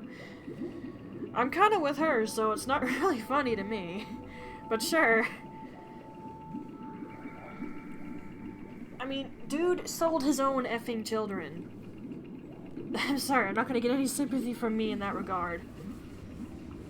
At least as slaves they would get to eat. Yeah, but they're slaves. F you.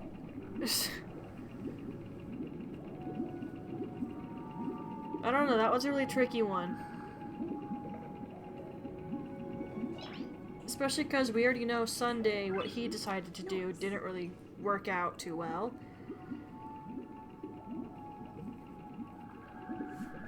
It's like, I don't know.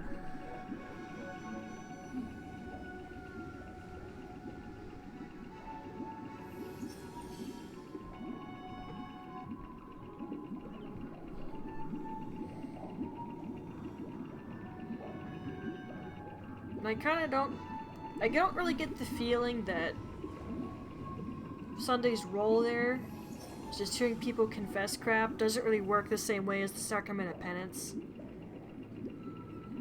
Where whatever you hear, you don't repeat. Someone could confess to murdering 10 people, and whoever heard it isn't allowed to talk about it. I'm not sure it works quite that way.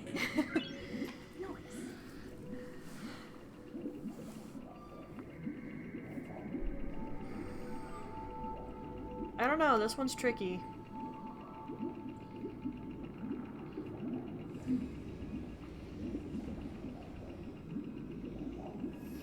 You know, my gut feeling is to let the law take care of the guy because I don't like what he did to his kids. I'm gonna have to side with March on this one.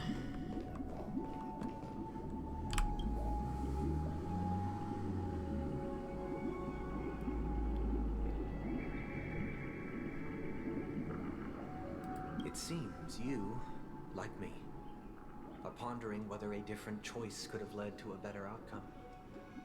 Sadly, his fate would only be more tragic. Say he never gets caught. He would only die from delirium. The methods with which illegal stowaways enter dreams are unorthodox. Not flawless like the hotels. Living in the dreamscape would be a mere pipe dream. Should he be apprehended? Could the hounds afford to turn a blind eye? The answer is a definitive no. They couldn't bear the resulting consequences, and thus wouldn't dare extend a helping hand. As to your choice, I once again offer my heartfelt apologies. Next comes the third and final decision. And the story this time is my own. This story happened the day I was appointed the Oak family head. At that time, Mr. Gopherwood was the current Dream Master. And as per his wish, we had a private conversation. What surprised me was that the Dream Master had only come to deliver a letter to me. He let me read its contents, and it was a letter from my sister. The letter contained the usual pleasantries, anecdotes from her travels, nothing out of the ordinary. Just as I started wondering how this letter related to our discussion, the Dream Master began to speak. Do you know who wrote this letter? My sister, of course. But why would you personally visit me to hand me a letter from my sister containing mere trivialities? To help you grasp the full scope of this issue. Do you know where Robin is at this moment? From what the letter indicates, she must be in Caspelina 8, correct? She's touring there right now. Correct. Has she mentioned anything about a stray bullet? A stray bullet? What? A war has broken out on that planet. It is because of this very reason that Robin chose this destination. To spread the word of the Harmony. And to save the lives of that planet. She personally made for the front lines. She hoped to ease the people's suffering with song. and was willing to brave mortal danger to deliver the IPC's medical supplies. Unfortunately, stray bullets showed no such compassion. Is she all right? If the operation was successful, she should probably be recovering in the field hospital. By the eon above, the bullet struck her neck directly, yet possibly as a reward for her consistent deeds of harmony. It didn't hit any vital arteries. Once you've attended to your outstanding tasks, it'd be advisable to write her back as soon as possible. The neck, huh? Those damned savages. I'll pack my bags right away. My gratitude for bringing this to my attention, Mr. Gopherwood. Now you understand why she always wears such elaborate neck ornaments, don't you? How could this happen? Miss Robin. It's all in the past, so please don't worry. I share this in the meager hope that you will understand the harmony's limitations and predicament. As grandiose as the strong defending the weak sounds, many times, it is nothing more than wishful thinking. Likewise, I've prepared one last question, one last choice. But rest assured, this choice will not have any grave consequences. Because this is merely a figment of imagination, a nightmare that has haunted me through countless nights. If you ever had the opportunity to make a choice like I did, would you still support Robin's journey on the path of harmony?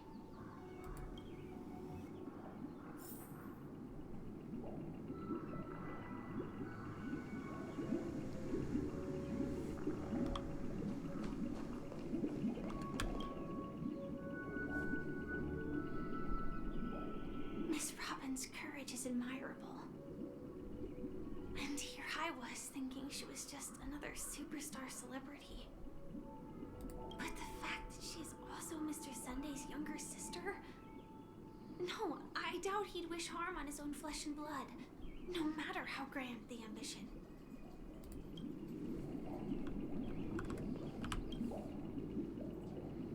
I often feel like I've dreamt of similar scenes on certain nights. In the dream, I see blurry faces. I don't know who they are, but I sympathize with all of them, fighting for survival against some unfathomable force.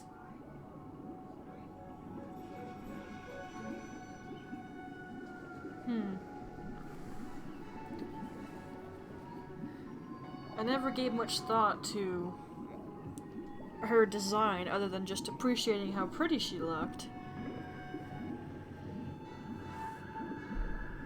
Their confusion and fear are lucid to me. But I also remember they chose never to give up. Just like Miss Robin. If Mr. Sunday's question leaves you puzzled, you should find the answer from your own experiences. With each trailblaze, dangers and tribulations will surely follow. But would you ever back away? Would you stop March and Don Hung from reaching their next destination? I believe you have an answer of your own in your heart.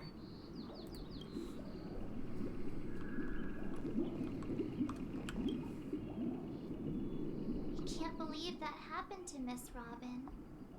The strong defending the weak is a great mantra, but if I had to pay such a price, I don't know what I'd do. Me personally, I'm a coward. I would not. Under any circumstances, I would not. But if I'm thinking for Stella, which is what I should be doing, that would be the obvious decision.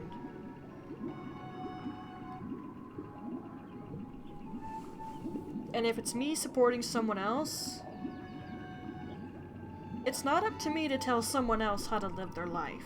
If it's something they really want to do and they're determined to do it, and they have the full capability to do it, it's not my place to stand in their way. I think I can safely say and easily say which I choose. It's not really a tough one for me. That's what Robin wants?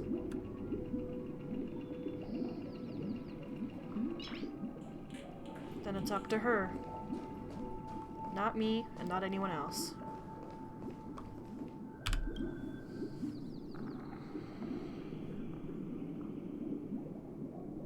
Everyone's life is their own choice. No one has the right to tell them how to live. I see.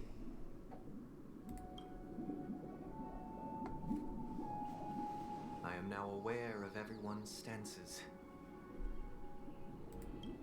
Raising these questions merely serves to illustrate one point. The plight of Penacony cannot be salvaged by the harmony. The true foundation for a sweet dream paradise can only be established through the order, where the strong govern the weak. I wonder what Maria chose when she did this. I'll have to watch her stream. I know the suffering of being tormented, the turmoil of losing your way, how sorrow and even despair set in when matters don't work out. All of this causes me unending pain, because this is not what happiness is at all. We must teach the weak how to live a happy life. And this life isn't some noble propriety that the upper crust preaches, but in definitive terms, a way of survival that belongs to everyone. So what is your definition of living a happy life? Good question. Human consciousness is fundamentally an illusion, a cage known as self-worth. People lured in by this illusion make mistakes, yet still ask that external influences bear the burden. When one mistake after the next permeates the masses, they become impossible to trace. Thus, the amassing of these individual cages culminate to form a prison, a place dictated only by the rule of survival of the fittest. Nature is always accompanied by predation and sacrifice. Its antithesis is known as order. That is what I want to do. Unite people's happiness under the banner of order. They won't need to make bitter choices any longer, nor face the weaknesses of humanity. They can cast aside their primal instincts to build a haven for mankind.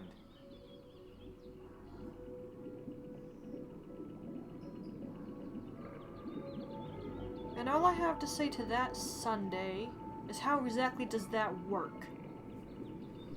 Careful how you answer that. Simply describing thoughts is far too abstract. So allow me to provide a simple example. As you all may know, there are societal norms like weekends and long weekends that exist on some worlds. During these hard-earned rest days, people are given the chance to extricate themselves from the stresses of everyday life, allowing a certain tranquility to return to their souls. And it is only on these days that people do not have to adhere to the law where the strong prey on the weak. They can live out their lives happily during these brief intermissions. It's just a pity that 2 or 3 days are still too fleeting compared to the span of a lifetime. From where I stand, society's ideal system should be 7 rest days. Following Sunday, there should ensue a second, a third, and indeed an infinite procession of Sundays. This should be the face of the new world. Idyllic, eternal, peaceful days. Nah, what you're talking about's a real dream there, pal. And thus, every person can return to their base selves in this utopia. Some gaze in reverence at the stars, pouring their whole beings into calculating the distance between us and the isolated world of Pagana. Meanwhile, some seek refuge in quiet corners, holding one another, unencumbered by the chains of unwelcome obligations. There would be no need to bear the hardships of reality.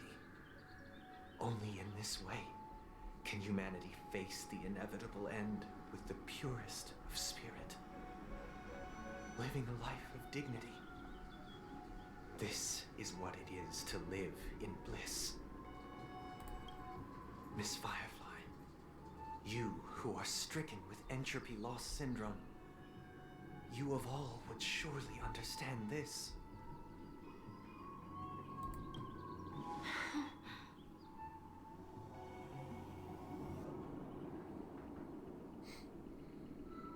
Got that right. It sounds like a flawless theory. Also a heavily impossible one. There's no such thing as a perfect world.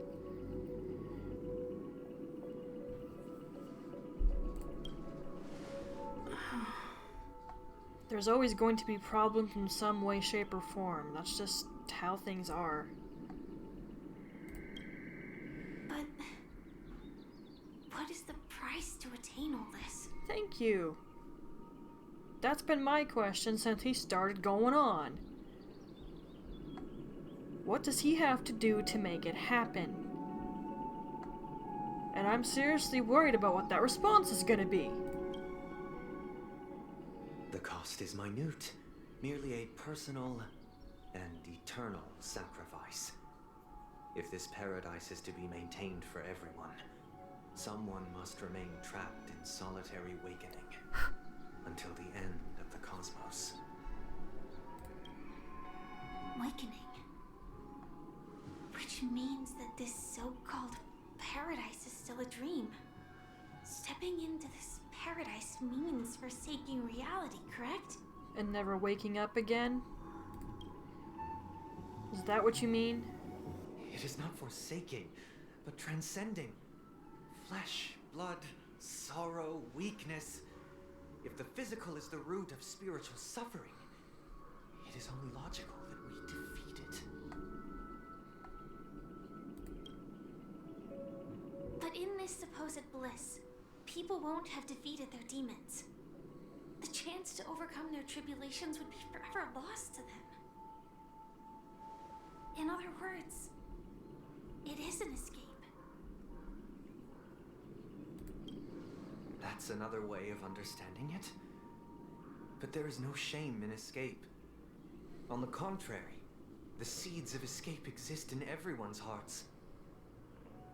Don't you agree, Miss Firefly?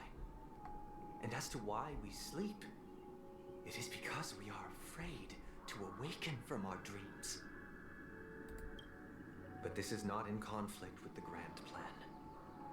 Only in acknowledging this can we truly understand the frailty of human nature, and from there, show compassion and protection.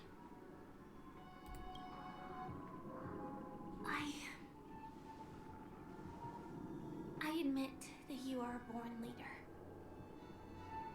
Your perspective on humanity brims with pessimism.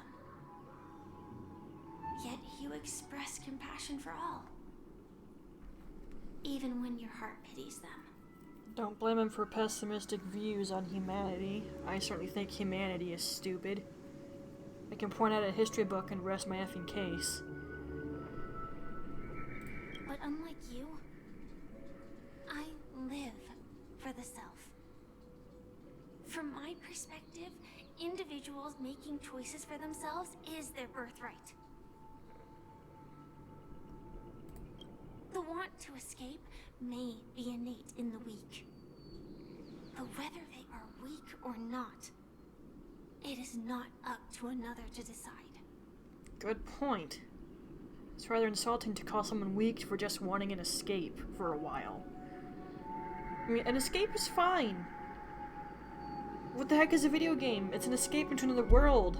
To have fun. What the heck is a movie, a TV show, a book? I can keep going.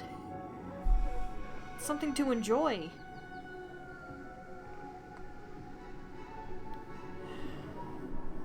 Something to be entertained with. Just list after list. Perhaps in your mind, you also view me as weak?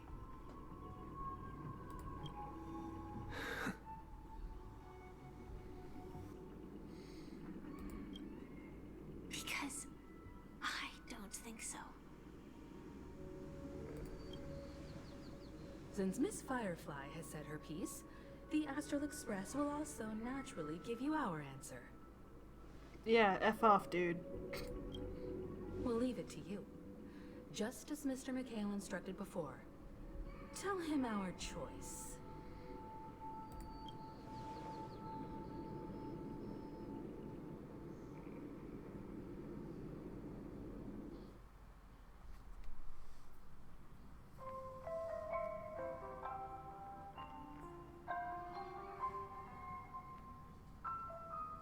I know that music. What is this place? Does this place ring any bells, Misha? I don't know. But I feel a sense of deja vu. What is this place? It's the realm within a dream bubble. This was left to the Astral Express by a nameless. But weirdly, when we entered it, it was completely empty. Dr. Edward from the Dreamscape sales store told me that dreams are formed from memories, and a dream bubble can't take shape if its core is empty. So I thought you might be able to help us in unraveling this mystery, Misha. As a hotel doorman, you know Penacony best among us. I don't know much about dream bubbles, but if you want to figure out what this mansion is, I'll do my best. I'm counting on you then. Himeko, I still don't get it. Why were you so sure that Misha had a connection with this dream bubble? Again, roll with it. Don't ask questions, just roll with it. I wasn't sure. It was just a hunch. But since Misha feels familiar with this place, my hunch might be correct.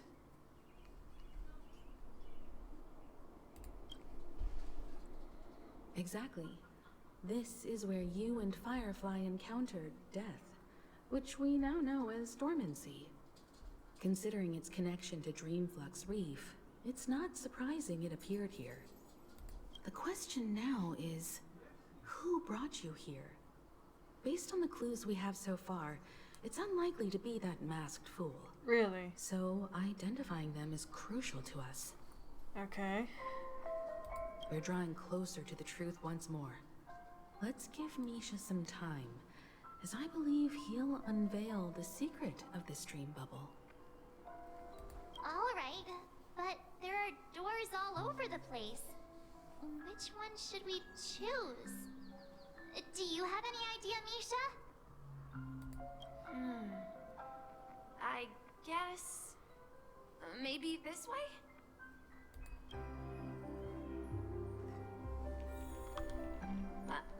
I'm not entirely sure, but... let's give it a try. Why not? Just go for it, man. Wait, you managed to choose the right door on your first try? Weird. This place is quite different from the hotel. But I feel like I've been here before, and even lived here for a while. If I remember correctly, there should be a fireplace down that hallway, Clocky and I used to sit by the fire, listening to the crackling of firewood.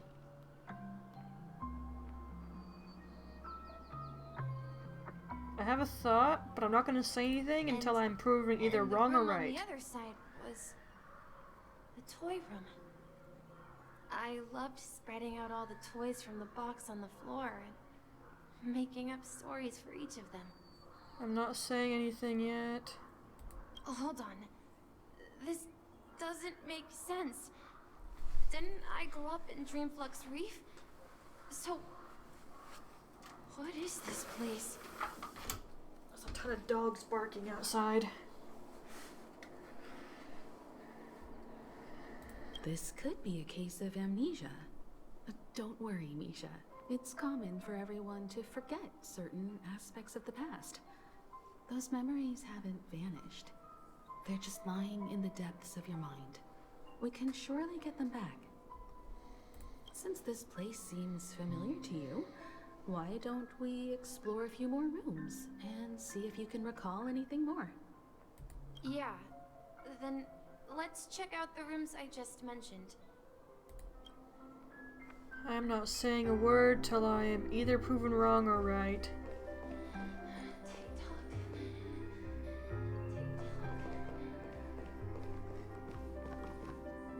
Mikhail, that's the name. Now we all know him as the Watchmaker. So, who is he talking to? Do you know anything about it, Misha? I'm sorry, I don't know much about the Watchmaker, but Mikhail. Anything special about that name? Mikhail is Grandpa's name. Grandpa? Do you mean you're the Watchmaker's grandson? But we haven't heard anything about the Watchmaker having descendants. And the name Mikhail is not rare. Perhaps it's merely a coincidence. Himiko, be real, okay? Could you tell us more about your grandpa, Mikhail? Yeah, sure. He was a seafarer who fearlessly ventured into mysterious seas and storms. He was always on the sea and had lots of friends who accompanied him on his travels. He didn't want me to call him Grandpa because that would make him sound old. He believed he was still young. The name Mikhail was given to him by his parents, Mihaly and Elise, both renowned seafarers. Every time he came back, he'd share his logbook with me and tell me about his adventures at sea. I want to become a great adventurer, just like him. It appears that the seafarer has nothing to do with the Watchmaker. So, perhaps it's just a coincidence? So, where is your grandpa now? He went off on a new journey, and it's been quite a while since I last saw him. So, where has Clocky gone? Did he leave to protect Dreamville?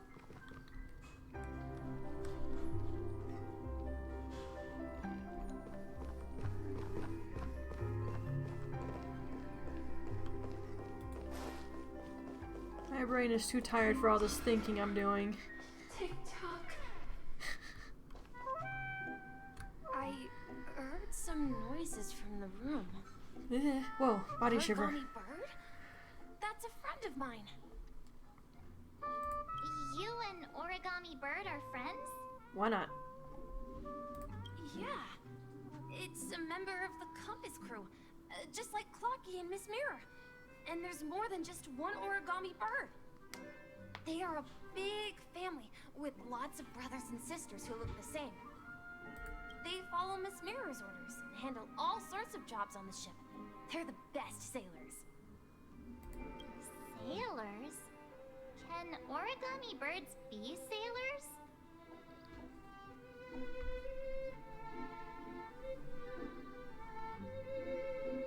Hi, literal Origami Bird. I had wondered about that. Could you tell us more about the compass, Misha? The compass is a ship bound for the new world. Clarky and his partners travel through layers of fog to the depths of the sea. Whenever there is danger, Clarky will use a compass and guide the ship in the right direction. That's a great story. But in the Penacony cartoon, Clarky and his partners have always lived in Dreamville and never ventured out, right? Huh? Oh, that does seem to be the case. Weird. I clearly remember Clarky arrived in the New World in the end. Perhaps Clarky has a hidden past. I think I hear the sound of water. You once mentioned there's a magnificent fountain up ahead.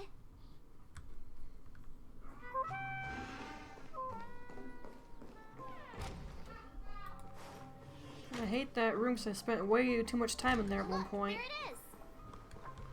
I thought there was a hidden chest in here that I missed. Turned out, no. Different place entirely. Ugh. The water resembles a precious jewel, embedded in the dreams of all seafarers. Every time I gaze at the shimmering lights beneath the waves, it feels as though I'm back in this place, standing by your side. Have you recalled anything, Misha? Yeah, I saw these sentences in Grandpa's logbook. He used to say that despite the perils of the sea, whenever he stood on the deck in the afternoon, overlooking the sparkling waves, he would think of this fountain in front of his house. He often said that those moments felt like returning to his family's side, and the difficulties at sea didn't seem quite as challenging. You know, I quite understand such sentiments.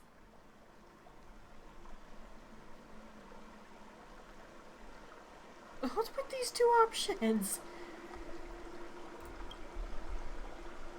I'm not an elder. Jeez. I was just being a bit sentimental.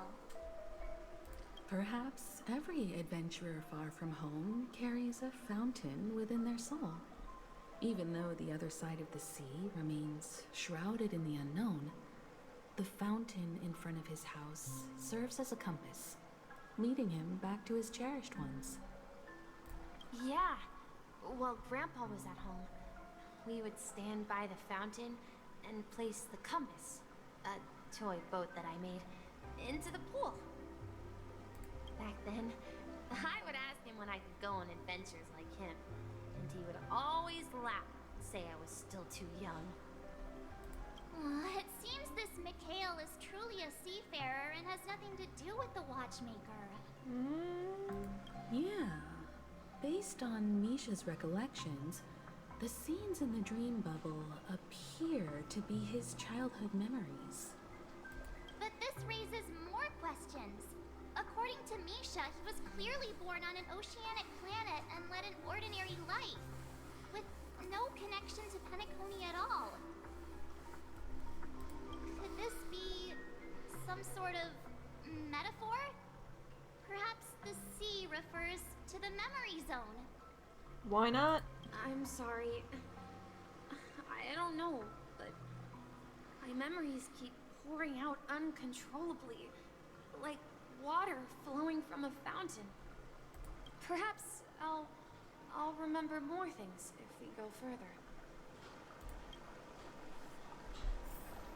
I wish to share your burden.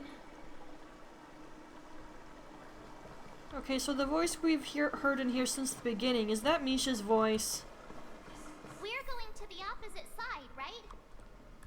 No, we should turn left here.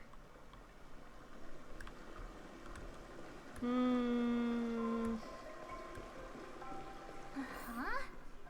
Something feels different about this place. This is it. I remember this corridor. Oh, this effing spot. For the life of me, I couldn't figure out how to get here for so long. Up ahead is Grandpa's study. It was in that room that I saw him the last time.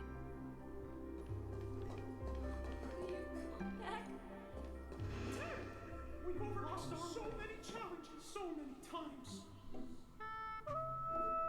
Whoa. The atmosphere in this room feels totally different. Misha! You finally come! Clocky! Here! Yeah. This is the room where we first met each other. Are those books on the bookshelf logbooks left behind by that seafarer? Yeah. Whenever he came back, he placed a logbook on the bookshelf in his room. They contain records of his expeditions to every corner of the world. He described our world as a fountain. At some point, the sea started to gradually swallow up the land where people lived. To ensure that everyone had land to settle on, he had to continue exploring the sea and search for the source of the rising seawater. On that day, he called me to his study, telling me that he was embarking on another journey. However, I could sense the gravity in his expression. It was the same look I had seen on my father's face before his final voyage. I asked him if I could go with him, but he said that my adventure lay elsewhere and told me to stay home and patiently await a certain sound at the door. What sound? He told me about a vast ocean in the sky. An ocean of stars. He spoke of a train that transports children with a desire to venture far away, traversing the sea of stars without ever stopping. He said that he knew the crew on the train, and that he had asked them to take me along. He said the journey I had always dreamed of would start there. A train? Could it be? It's the Astral Express.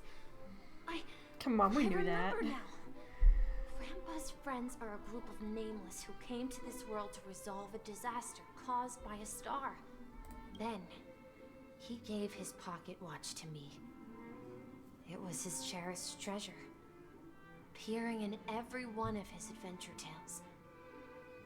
He explained that difficult times were ahead, but assured me that the watch would guide me. He said, as long as I kept moving forward, I just noticed that. I'd eventually reach my desired destination. And then, it was as if I heard the distant sound of a train whistle, echoing throughout the room. Exactly, Misha! And then we followed that whistle, didn't we? Yeah.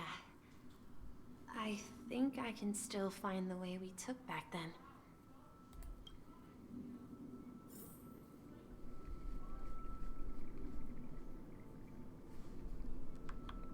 I knew you were here for a reason.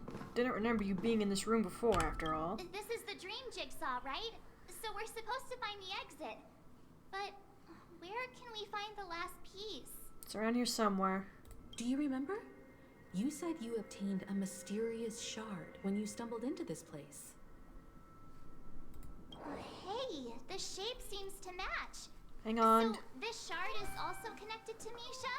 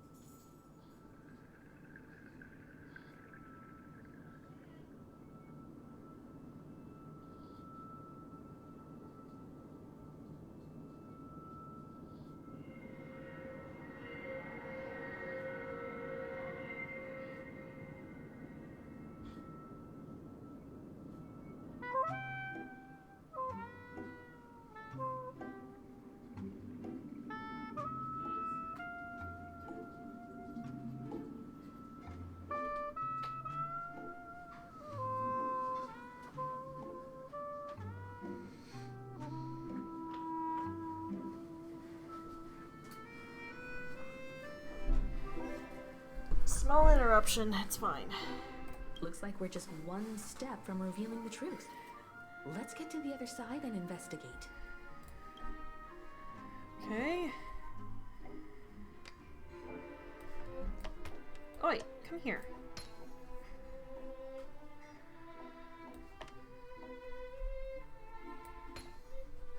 Why does this feel clunky? Stop that.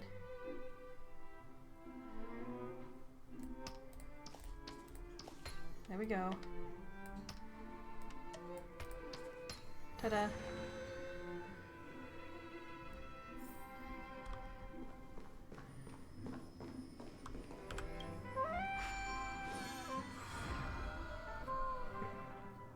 This is it.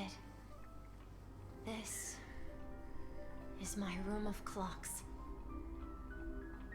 While I spent my time waiting for Grandpa to return from his voyage, Walter gave me this workshop, and it became my secret base.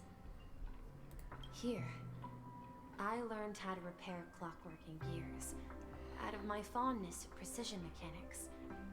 In my dreams, I was the captain of the compass, embarking on adventures with my companions, Clocky and Miss Mirror, in search of the new world.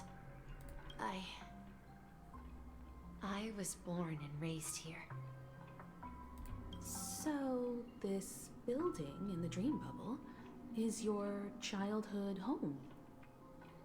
Yes, but not exactly.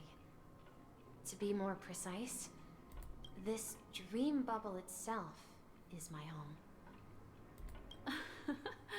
Looks like you've remembered everything now.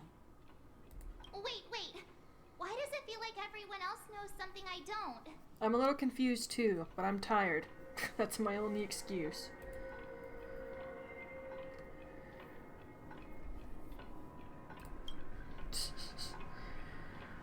I'm tired. March, do you remember when she mentioned the clocky that only she could see? Yeah, the little guy here, right? But we all saw him in Dreamflux Reef, right? And Mr. Yang even greeted him. It's like it's gonna wobble right off his head. Looks like everyone on the Astral Express has a childlike spirit. The answer lies in the Astral Express. Her experience shows that neither Firefly nor Acheron can see this clocky.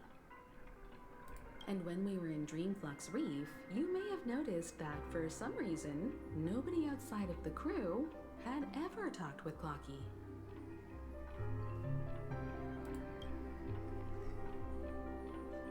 A mimetic life that can only be seen by a select few.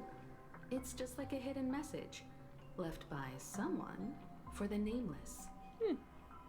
But Misha can see Clocky too, right? They even grew up together. But Misha hasn't started the way of the Trailblaze yet. I mean, technically, no.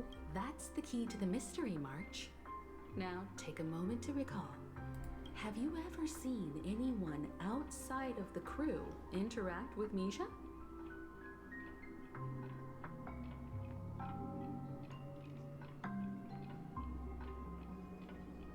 I have to say, not particularly, no.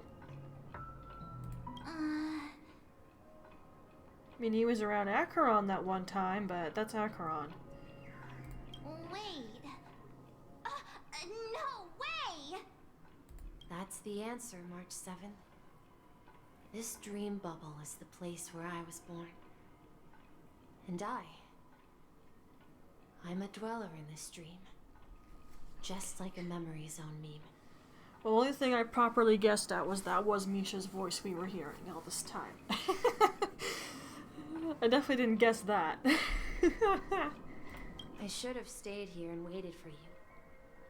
But when reality and memories merged, I unconsciously pushed open that door and left the bubble with Clocky.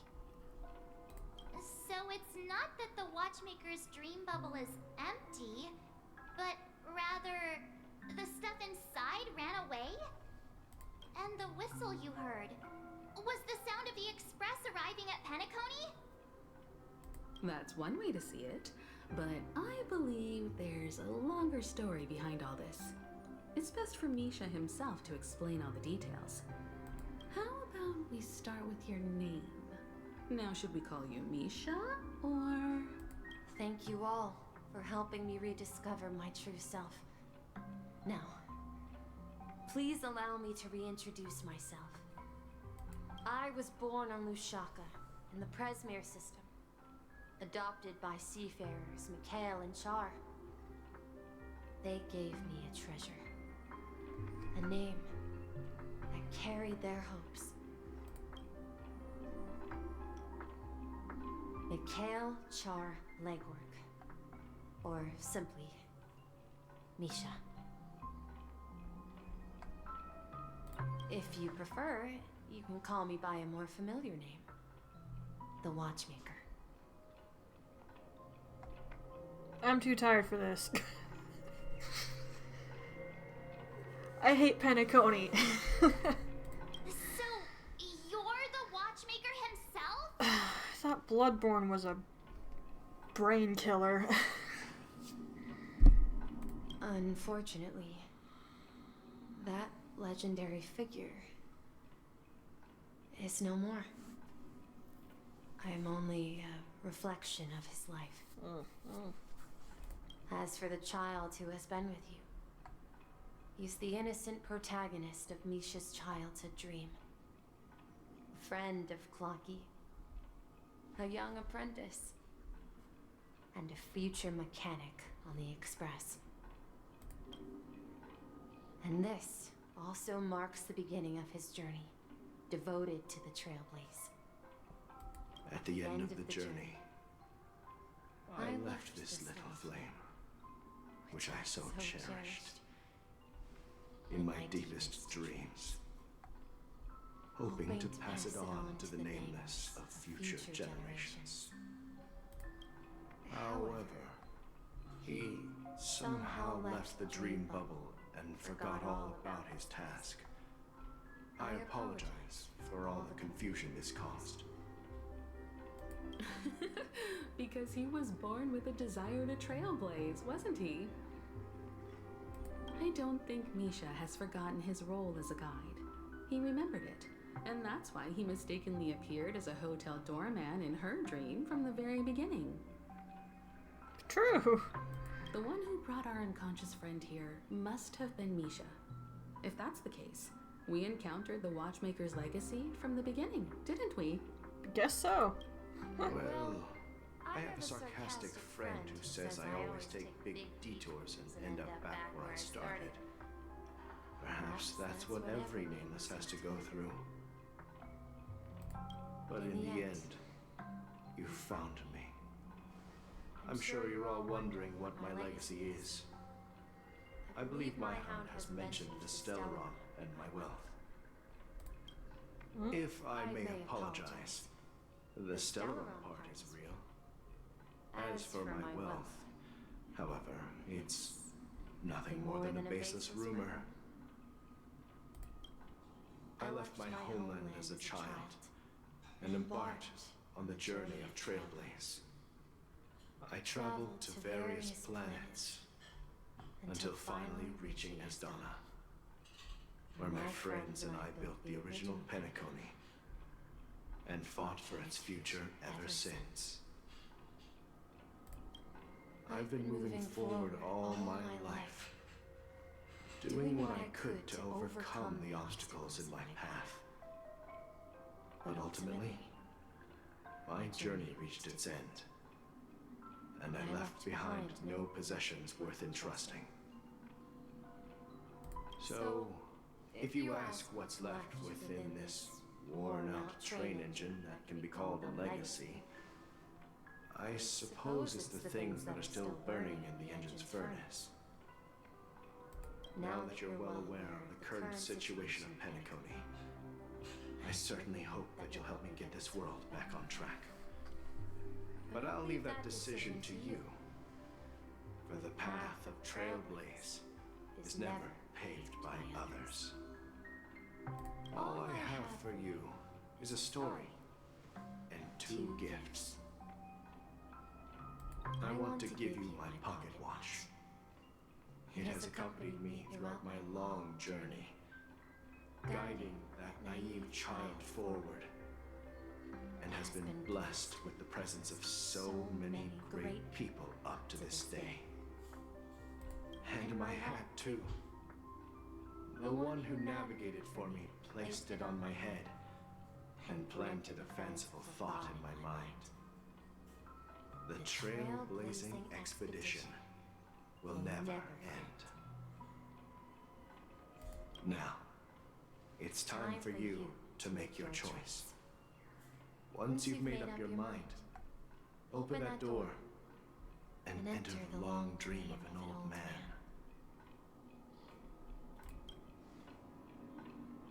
I'll be waiting for you at the end of this corridor of time.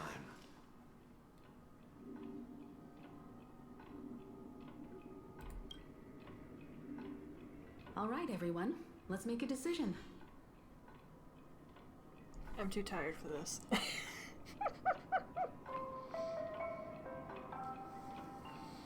If anyone's expecting an over-the-top reaction, you caught me at a bad time.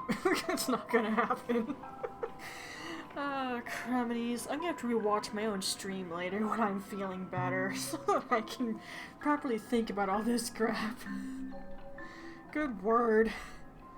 Although I don't think anyone will have any objections. Object? What? Trailblaze all the way, son.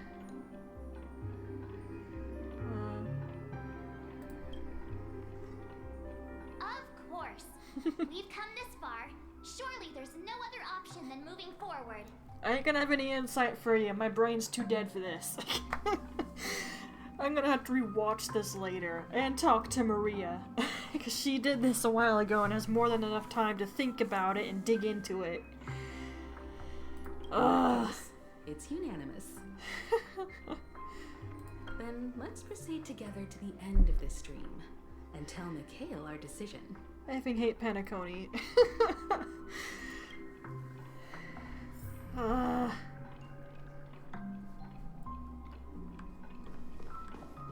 thought Bloodborne was bad.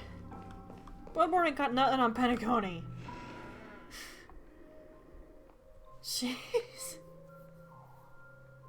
Ain't that the truth? Jeez.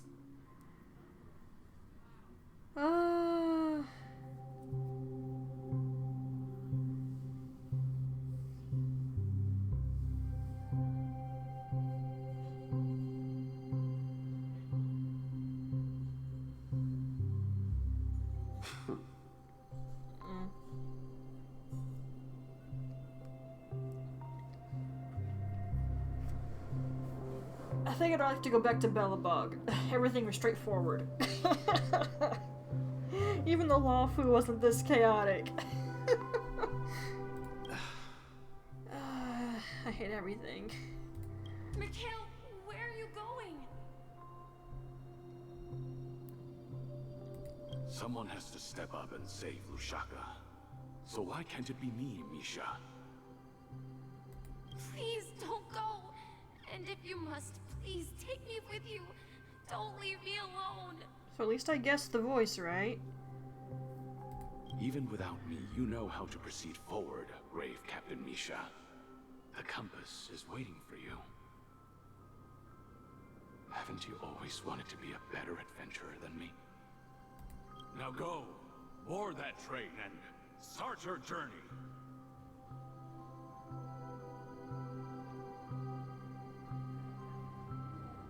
I remember enough of the Matrix to know that I would still prefer the Matrix over this cluster crap.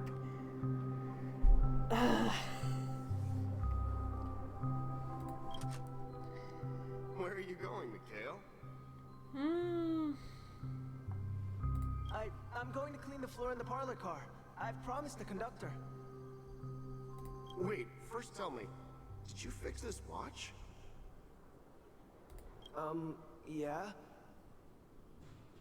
I know what it looked like before. Its chain was broken, the back case torn, and the marks on the dial all worn out. How did you manage to fix it? Well, It's hard to explain, but I knew it could be fixed. It's the hands, Mr. Amundsen. Its hands were intact and pointing in the right direction, so I knew there would be a way to fix the rest.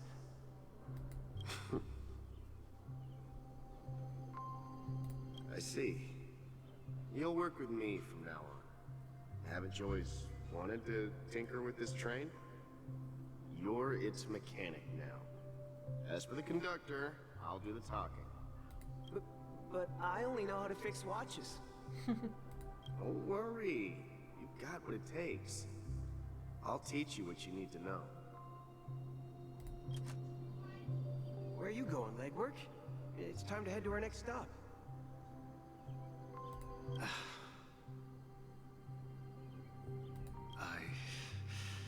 I'm staying in Astana with Rosalina and Tiernan. I see.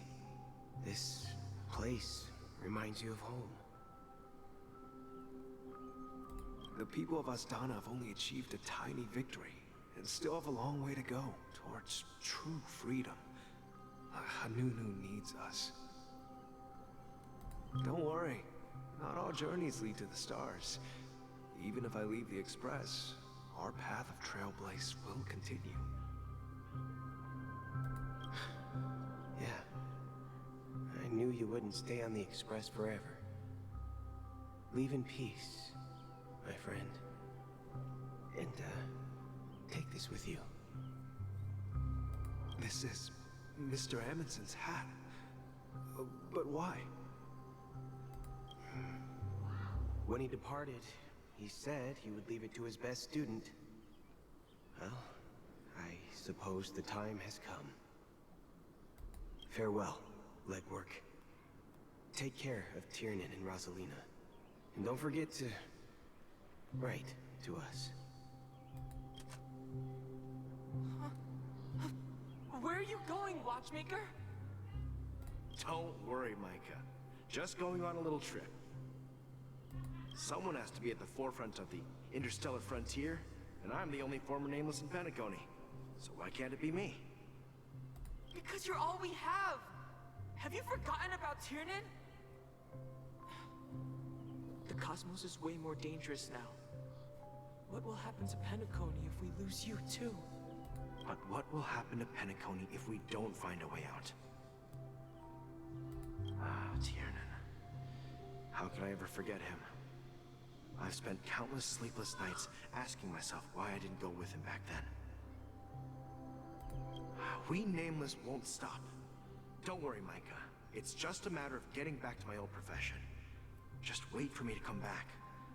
But if, and it's a big if I don't come back in one piece, then you'll become the next Watchmaker. Where are you going, old man? Oh, you're here. Answer my question. What are you up to? Relax, Gallagher. I just came up with a great idea. Wanna hear it? Oh, come on. Aren't all your ideas just ways to get yourself killed? I may be blunt here, but you're the last remaining hero in Penacony. If you die too, the secret of Stellaron will go to the grave with you. Yes, I'm afraid there's no way out in Penacony, so I'll have to consider alternatives beyond Astana. We'll organize a festival using the Watchmaker's legacy as a facade, and send invitations to the entire cosmos to gather people here. So, a desperate struggle against the family? Desperate? Don't we have you here, my friend? This task is challenging, but what hasn't been challenging for us along the way? Well, whatever you do, remember, make sure to send an invitation to the Astral Express. Misha! Where are you going? Oh, It's you, Clocky. Take me to Dreamflux Reef. Last night, I had a long dream about the day we met. I want to write down that dream. Write it down? Why? Oh, so I won't forget it. Do you remember how you got your name, Clocky? Of course! You told me that when you were a kid, you lived in a room full of clocks. Those wall clocks and pocket watches grew up with you and were your best friends. Yes, but what I didn't mention was there's a funny misunderstanding behind it. I was a kid, and there was always a special pocket watch in my memories. It was with my grandpa, guiding him on his sea voyages and leading the way in his every adventure story. I wanted to have a pocket watch like that too. And that's when you appeared in my dreams. Yeah. Every night, we boarded the compass and set sail together. But you know what? It wasn't until the day my grandpa gave it to me that I realized it wasn't a pocket watch at all. It was a compass. So, your name should have been Compassy. And the watchmaker is just a nameless.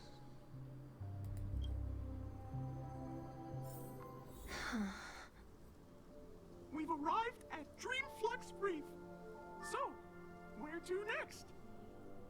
You know, Clocky, I don't think I'll be going anywhere else.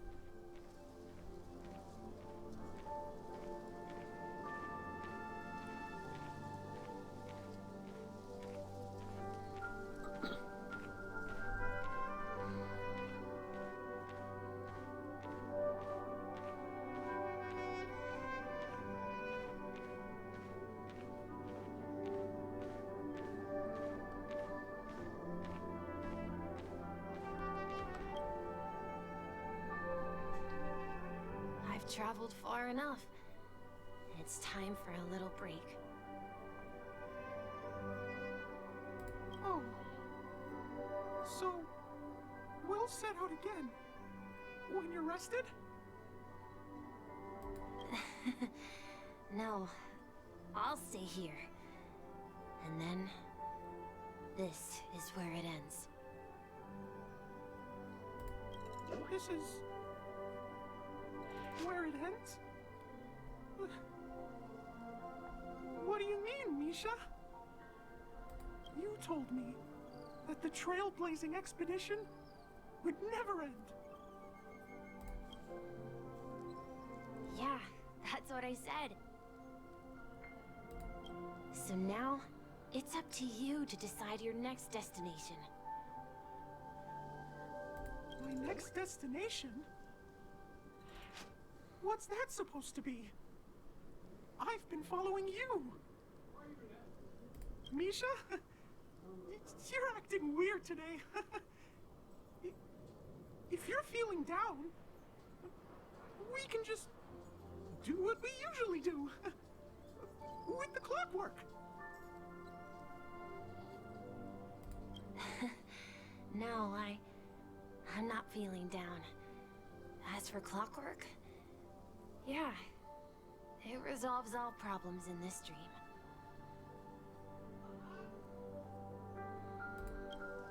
So, do you know what clockwork actually is?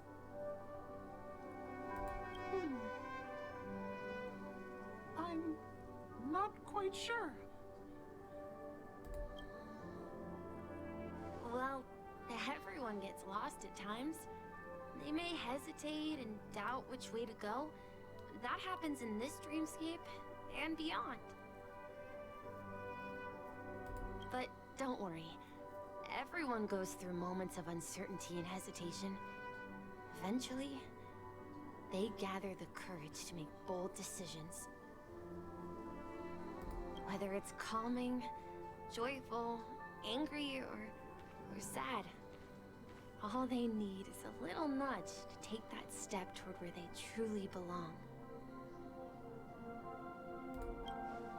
I'm leaving that little nudge with you, and I hope you'll share it with others.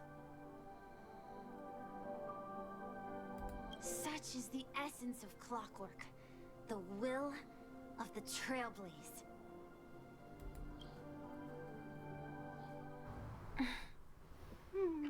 Clocky's hands spin around non-stop, indicating confusion, frustration, and weakness. But ultimately, people still need to move forward. Just like your hands, always pointing ahead. This is where my journey ends. From now on, it is your path to walk. Trailblazing means taking paths your predecessors forswore and venturing even further. The Penacony in Mikhail's dreams does not belong to order.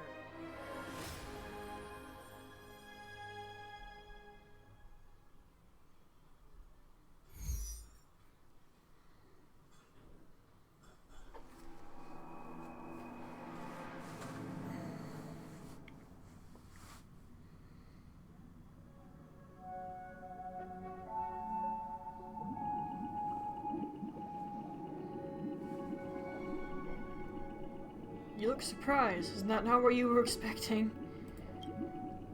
I can't believe that Eon would cast a glance at Penacony at a time like this. Is it because of the resonance from the legacy of the Trailblaze?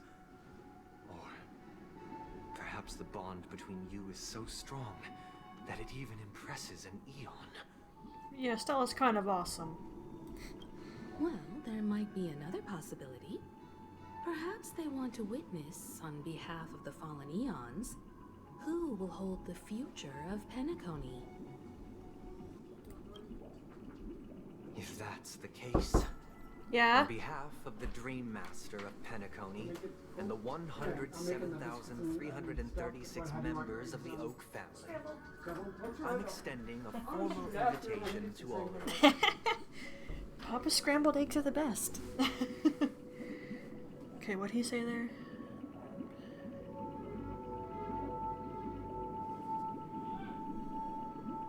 I'm cordially inviting you all to the Penacony Grand Theater to participate in the upcoming Charmony Festival.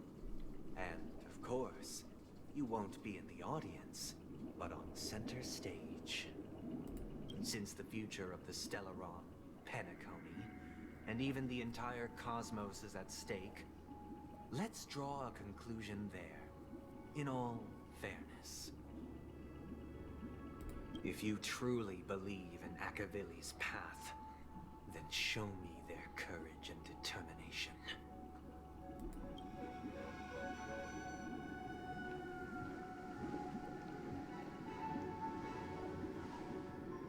You wanna dance? Then we'll dance.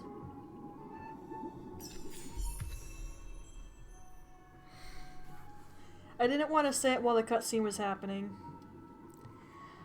I can't take the hat seriously. Do you want to know why I can't take the hat seriously? I just think of Dante in Devil May Cry 5 when he does the stupid dance thing with the hat. That is why I can't take this seriously, and I haven't tried to do it yet.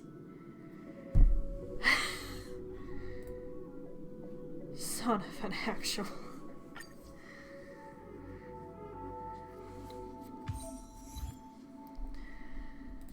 Can you give me a second? Oh, come on.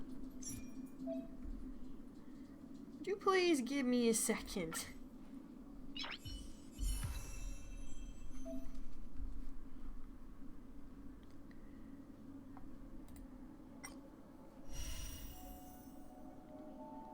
Oh, it lets you get a feel for how it works. That's pretty nice, actually.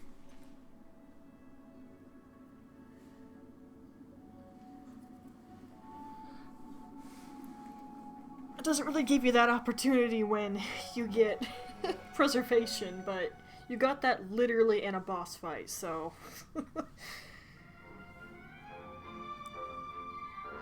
I'm probably not going to be able to take this hat thing seriously at all. I hope I can. I'm just gonna have to try to not think of Devil May Cry 5. See how well that goes. Increases break effect. Okay, Maria mentioned that.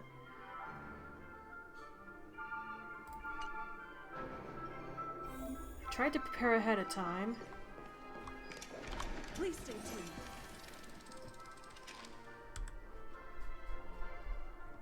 Please stay tuned.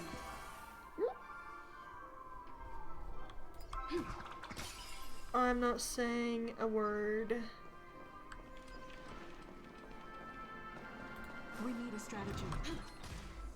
Did you throw the hat at it like a frisbee? Oh. Don't think about it.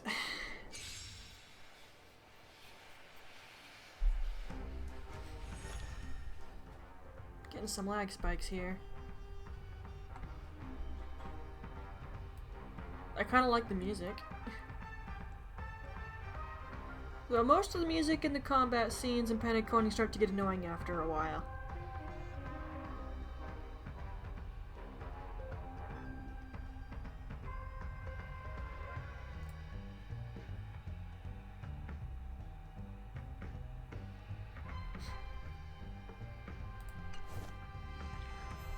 Time to test our rapport. Oh dear. I can't with the posture. Ay ay ay. Dreams do come true. Thanks, Lag Spike, you ruined that.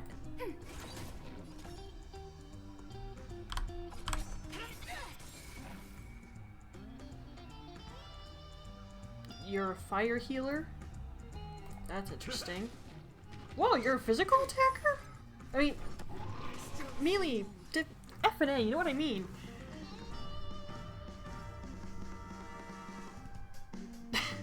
I don't even know how to react to that. Let's improvise.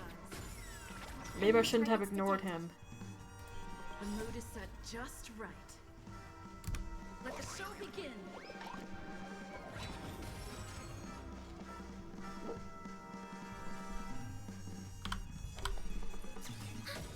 Enemy data secured. Net markers activated. Time for a good old counterattack. Do you admit this crime? That's what you got? Stay in step. Dreams do come true. Commencing support. Ready for another? It's time. By the order of the Ten Lords, execute the Marastruck! In the mood for another beating? Don't think it matters if he would have said no or not. You were gonna hand him his face anyway. Okay, maybe I should consider leveling Gallagher. That's cool.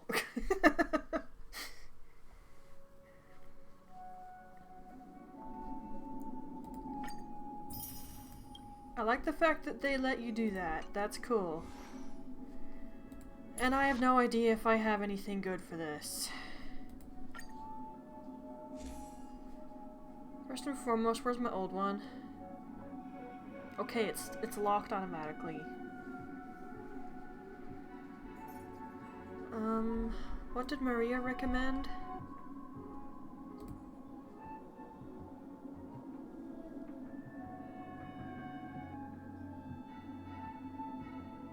Loading.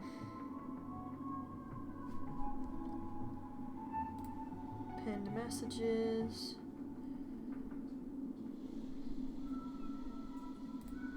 I honestly don't have a lot.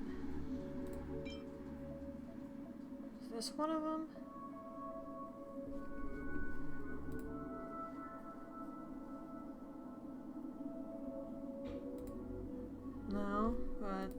that is.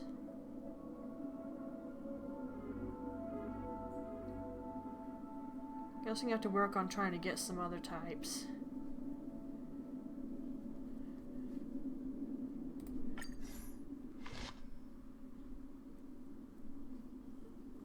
Okay. Luckily for me, I prepared ahead of time.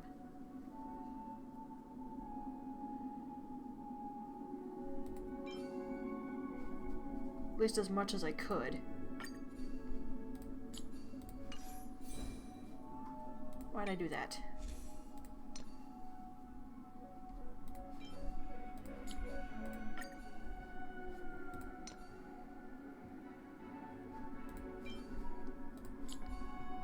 So I didn't quite get the stats I wanted on that. Definitely didn't get the stat I wanted on this. Well, HP Maria figures is okay for that. But I wanted speed for the boots, and I just couldn't get it.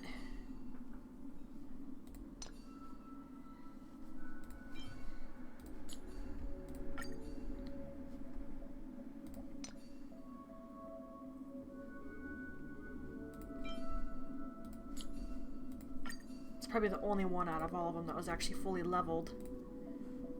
I ran out of stuff.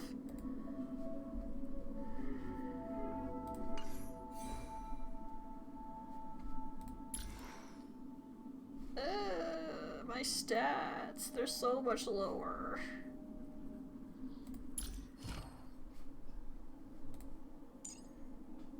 Oh yeah, I super prepared ahead of time. Yeah, I was asking Maria what I was supposed to do, and she was more than happy to tell me. Before our paths diverge, savor the shared journey.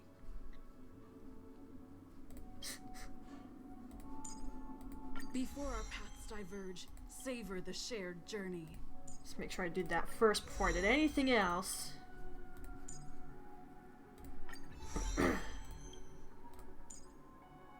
Ah. Okay, well, it can wait a second.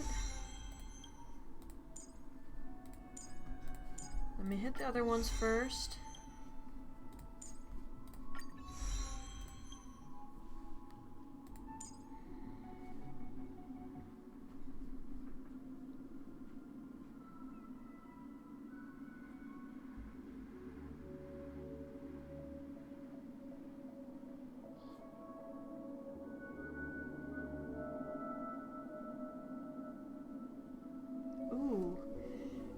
I've got a character whose break effect is absolutely high, so they should get along real nicely. Do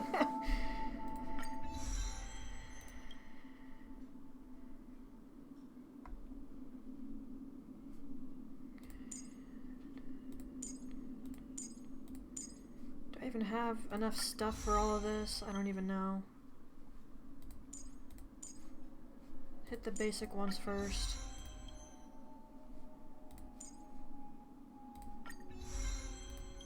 I'm not too concerned about basic attack, honestly. Ooh. I'll never snow to energy. I'd be stupid to. Do that. Absolutely do that. Do these require... No, they don't. Okay, so I'm gonna have to consider...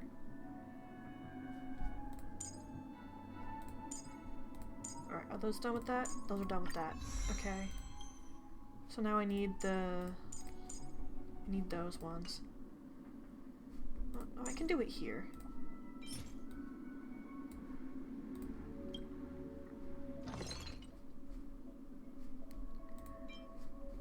I shouldn't need the tiny one anymore.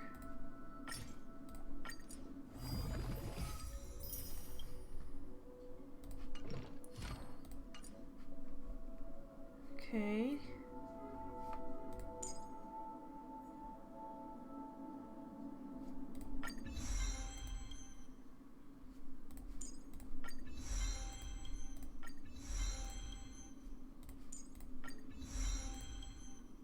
I'm not gonna have quite enough, am I?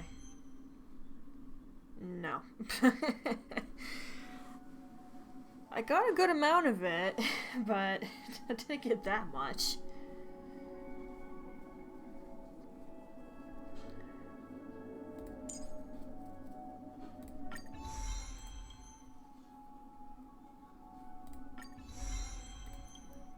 Okay, is it possible I could make a few other ones?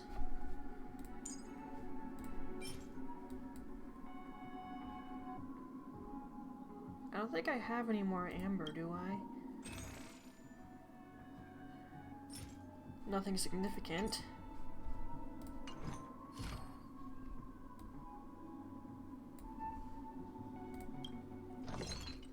Yeah, I don't have any more of those. Okay.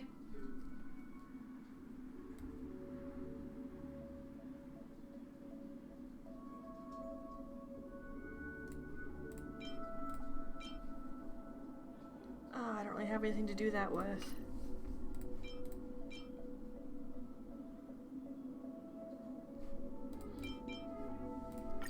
Whatever.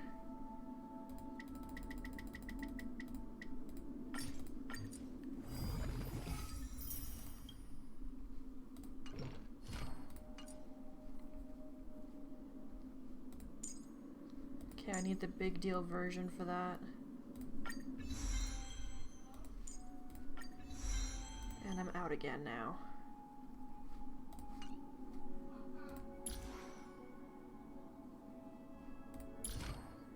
Okay, so that puts her a little bit better than she was. Preferably, I'd still like to really bump that up some more.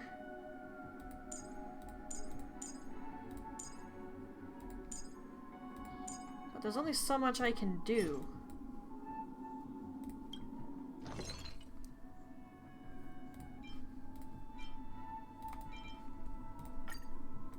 Just use them all. I need them.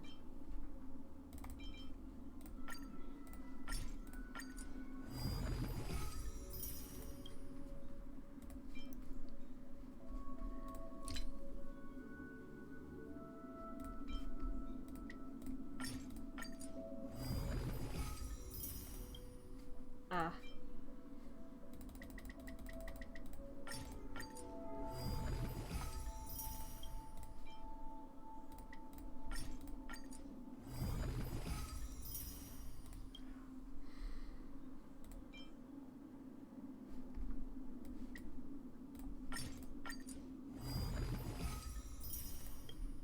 All else fails, I might have to make use of some of my reserve Trailblaze power.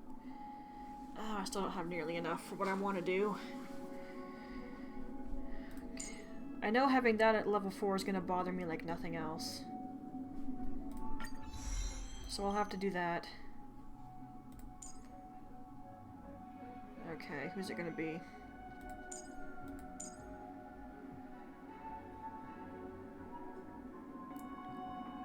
Laser's attack.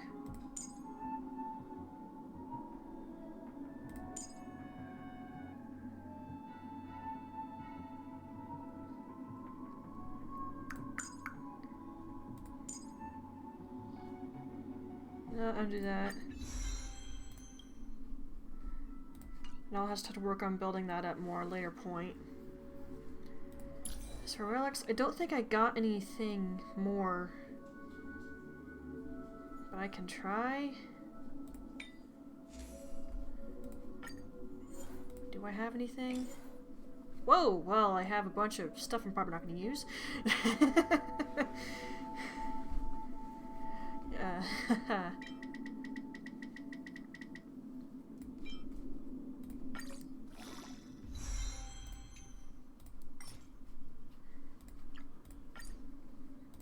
Just put stuff in that.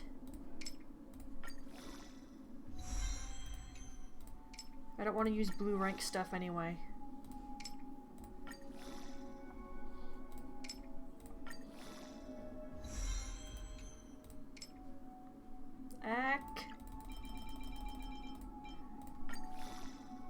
I'm guessing that was all the blue rank. Yep, and I don't want that to be on 14, so I'm gonna have to do it.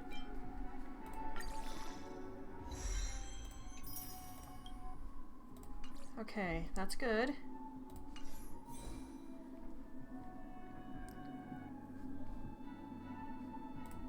Light cone. Really don't think I can do a lot for this right now. Yeah, I'm probably not.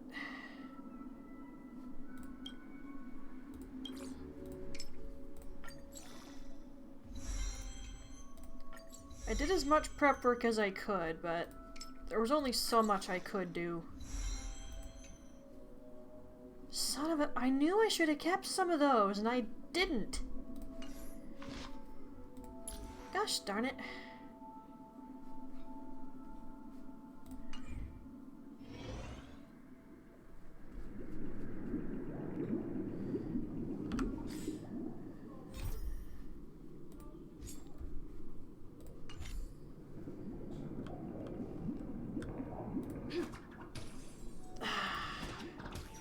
Me and this hat are gonna have to take some time to get along.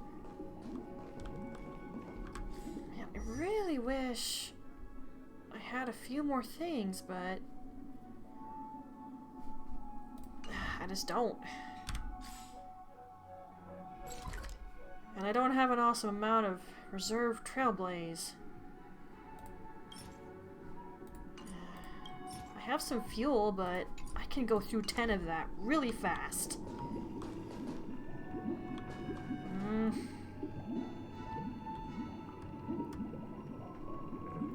Well, I did what I could with what I had. Does that mean he wants to fight us during the Charmony Festival?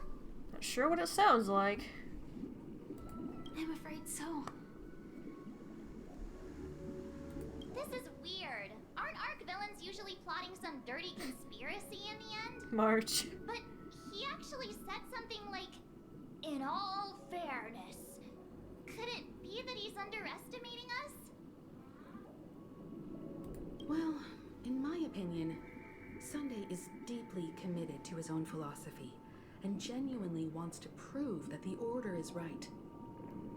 I sensed a strong conviction and a desire for dominance in him. Maybe he won't accept the outcome unless he wins fair and square. That's why he'll give it his all in the upcoming battle.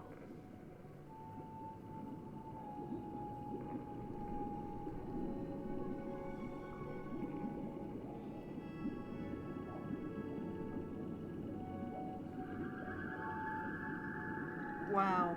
What is with that third option?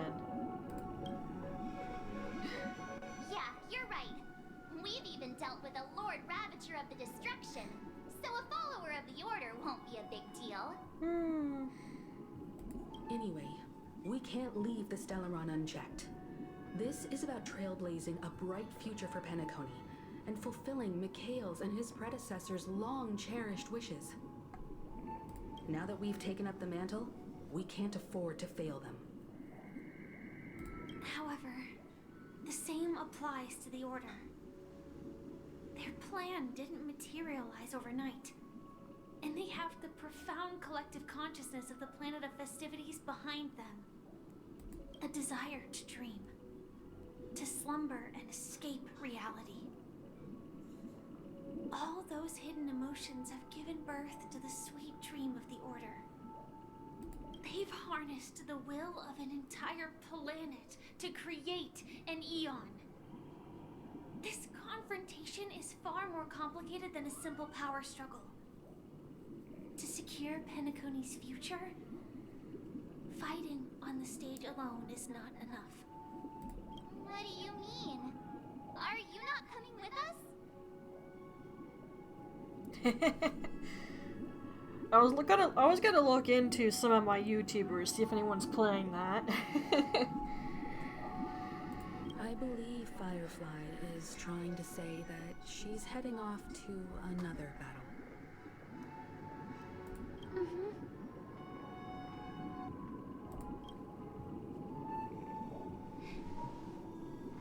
Before I left, the Destiny Slave told me that this journey would bring unforgettable rewards. Even though the script he gave me only had a few lines, I couldn't ignore them. Because one of the lines said, I'll experience death 3 times in the land of the dreams. 3 times? This can't be serious, right? The first time was a painful death when I was stabbed by the Blade of Dormancy, which led to all subsequent events. The script will always come true, but in a way that will only be revealed when that page is turned.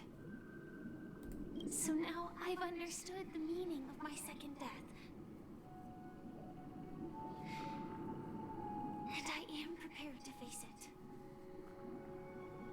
If all goes well, my efforts will provide crucial support for you. Only by achieving victory in this battle can we secure a future for Penacony. And only then, my third and final death won't come true in the most terrible form. The most terrible form? Does that mean... The true death, where everyone in Penacony loses themselves completely in the eternal sweet dream of the Order. We must do everything we can to prevent that. Have you made up your mind, Firefly? Yes. Otherwise, I wouldn't be here. Thank you again for your assistance for the Astral Express. May we meet again, in reality. Yeah. Farewell, everyone. May your trailblazing expedition never end.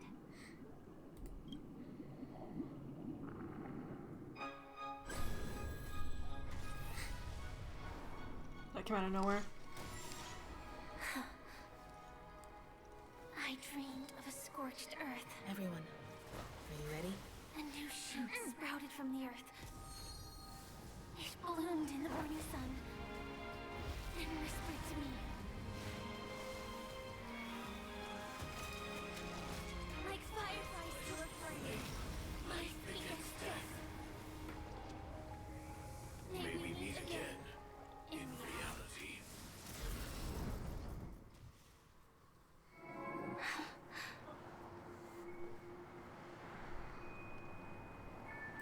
After today, Japella's name will disappear from cosmic history, and the Everflame Mansion will take its place.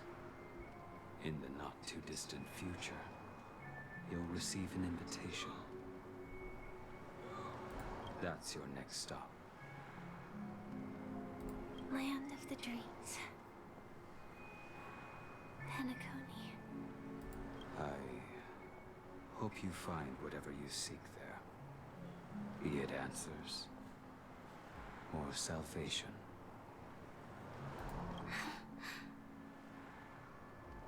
You mean my 3 deaths?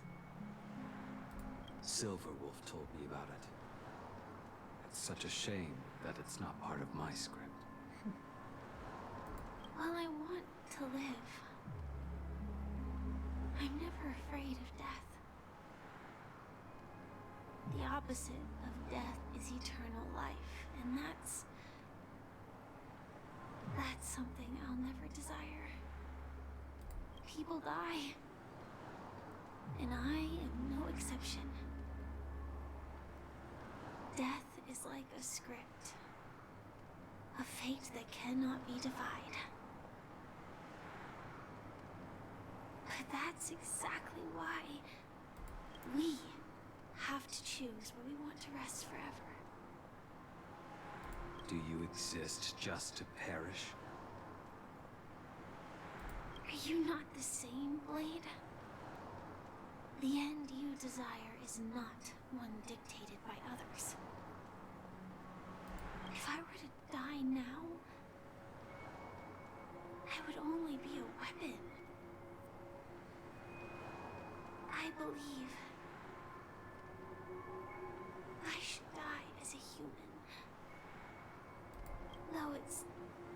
definition escapes me. Isn't this the answer that ordinary people look for their whole lives? A name that can be carved onto their tombstone. The tombstone that belongs to me once bore the inscription, Glamoth's Iron Cavalry. Then it changed to Stellaron Hunter. But one day, it will bear the name Firefly. And all the brilliance she showed at the end of her life.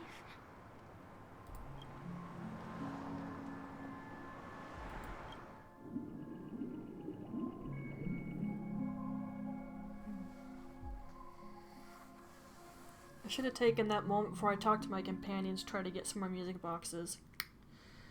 Oh well.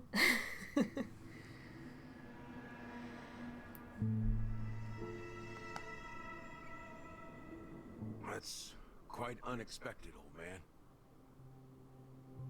Who would have thought your crazy plan would actually work? Do all you nameless fools just act on a whim? I can sense that this false sweet dream is coming to an end. The nameless may be young, but they had the ability to achieve this goal. Just like you did in your time. It's a shame you won't be able to see it firsthand. Maybe I won't either. Once something fictional is seen through, it ceases to exist. Yeah, not just those nameless. Even Mr. Wings is just like you. Stubborn, won't listen or give up, no matter what. Well, fate is unpredictable, I guess. If we weren't bound by those cursed paths, maybe we could have had some good talks. But in the end, we managed to do it. Now we can find solace. Remember how those idiots cursed us? They said, "Go to hell, you worthless traitors." Well, I don't know if they really meant it, but if longing for freedom means going to hell, then I'll be joining you soon, you old fool. Let's get together and have supper again in hell. Oh, almost forgot. There's one more thing. Here's to you. A glass of hello and goodbye, Trailblazer. To the imperfect tomorrow.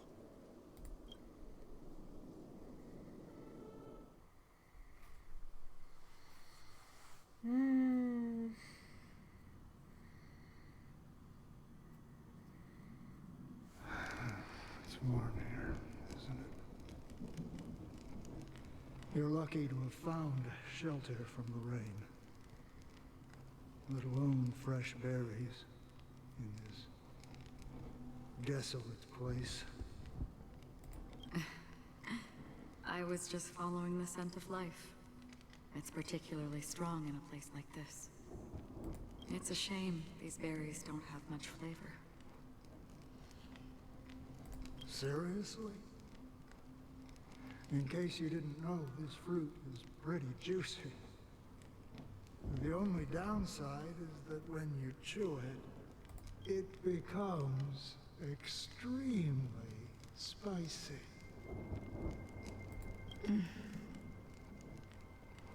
Have you lost your sense of taste?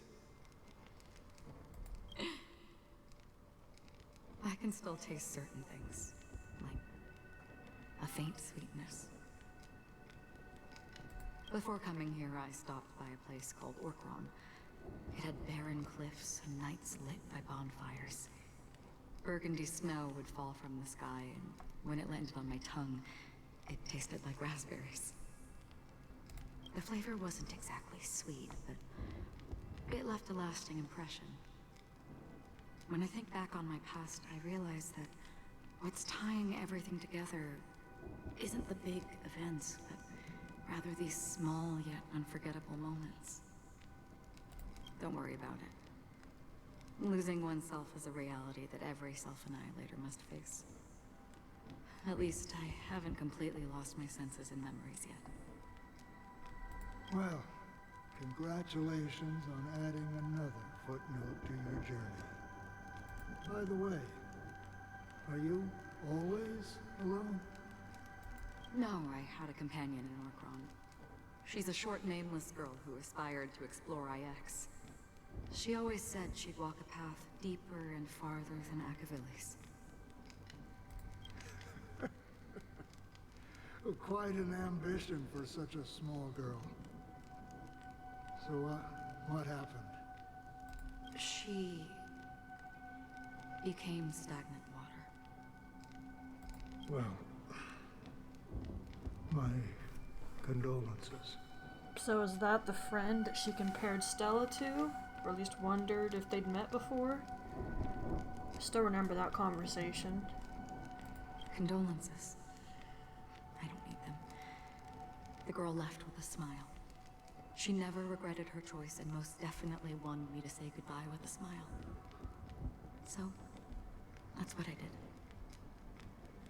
That's proof that you're grieving for her. Or perhaps I'm just afraid. Afraid? I rarely sense that emotion from you. What do you fear? I'm afraid I'll forget the 30 days I spent with her. Just like all the other days in my life. Most of them have already washed away with the rain, disappearing into an unseen realm. I fear that those vivid red memories will fade away too. There isn't much color left. And besides this faint, warm red, there's almost nothing. Hard to imagine.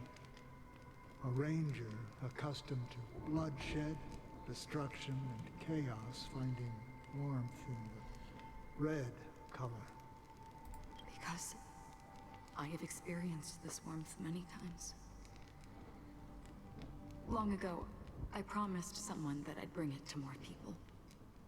And that for every remaining moment of my life, I'd strive for a better ending for all. As long as this red color still lingers, I have a chance to fulfill that promise. It represents a burning fire, a blooming flower, the berries in this cave, and life itself, fleeting yet still dazzling. In the end, it will lead me beyond the horizon of existence. And on the other side, I will cut off nihility. The one blessed by the sleeping and shapeless is considering how to kill them. That's truly pure nihility. But you're right about one thing. After spending so much time near this stagnant water, only when I look at this vibrant red fire do I realize that I'm still alive. When will this rain ever stop? Perhaps when the sorrows of the departed have finally quieted down, the sky will clear up.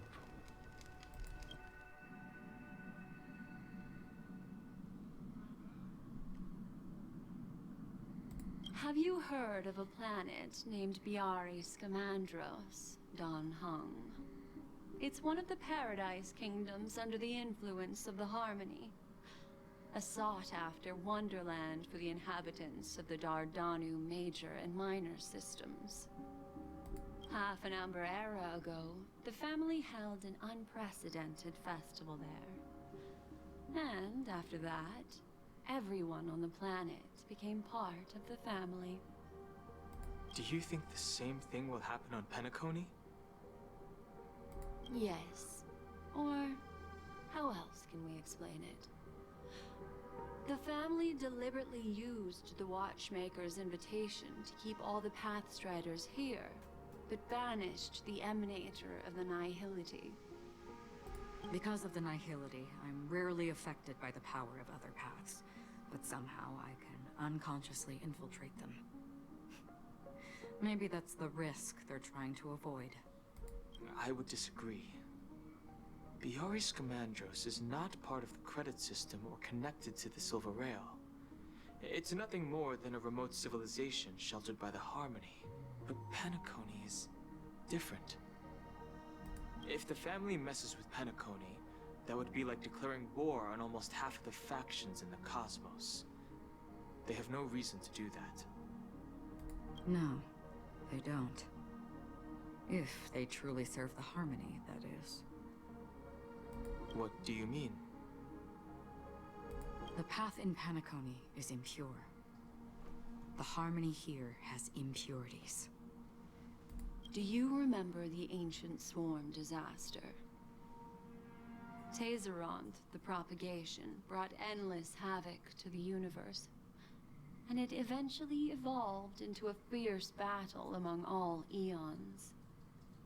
2 paths lost their eons in that war, the propagation and the order. Coincidentally, their downfall is related to a certain eon. Shipe, the Harmony.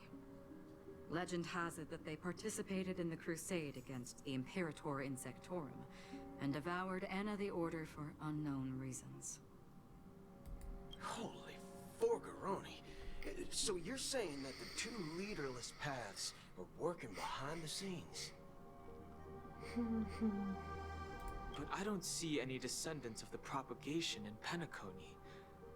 Could it be that the remnants of Beyond the Sky Choir are hiding within the family, trying to resurrect a fallen eon? I can't say for sure, but they're definitely planning something for the Charmony Festival. Boo, this is getting way too complicated. Is this why you want us to leave Astana right away? Are you giving up? The Charmony Festival will start soon.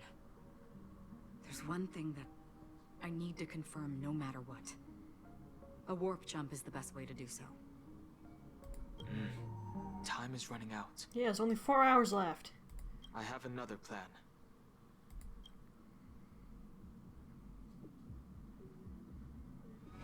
Hold on. Are you thinking of using the Jade Abacus of Allying Oath? Exactly. The assistance from the lawful Cloud Knights would be enough. Think it over carefully. You can only use that once in your lifetime. I have considered it thoroughly. My companions are... they're also once-in-a-lifetime treasures. Well, dang! Didn't see that coming. I was wondering what he was gonna say when his eyes got wide. It's like, whoa, Danhong, you're not serious. Apparently he's serious.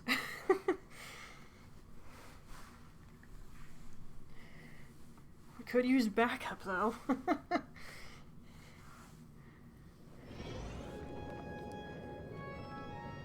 3 hours? Oh gosh. Is that a pipe organ?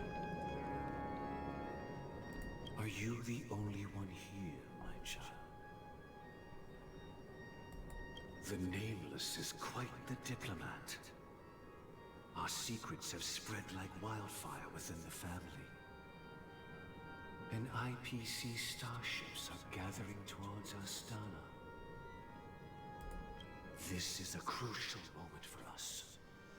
So, where is the chosen one who harmonizes the varied sounds?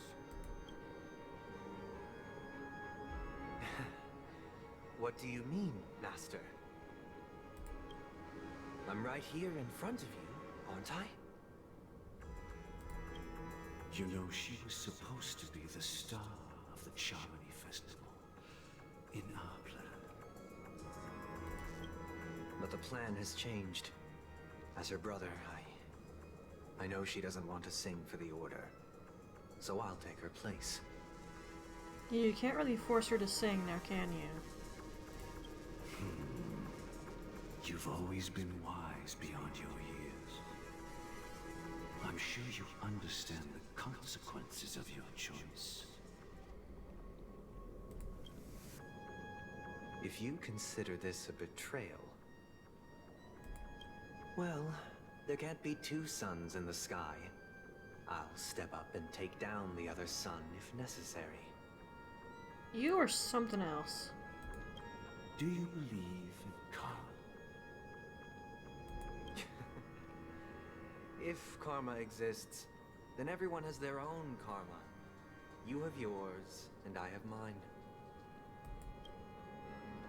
And my karma has nothing to do with you, Mr. Gopherwood.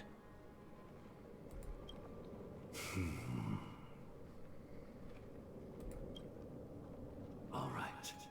Since you're willing to sacrifice yourself for her, I'll grant your wish. Well, the compromise came sooner than expected. Why? You and your sister were born as twins of the Order. And one of you is destined to follow this path to the end.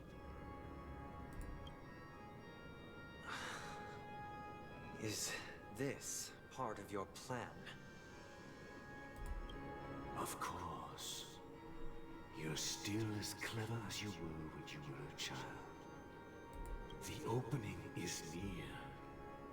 Go, my child. Seize the power of the harmony and reveal your karma. I have one final question, Master.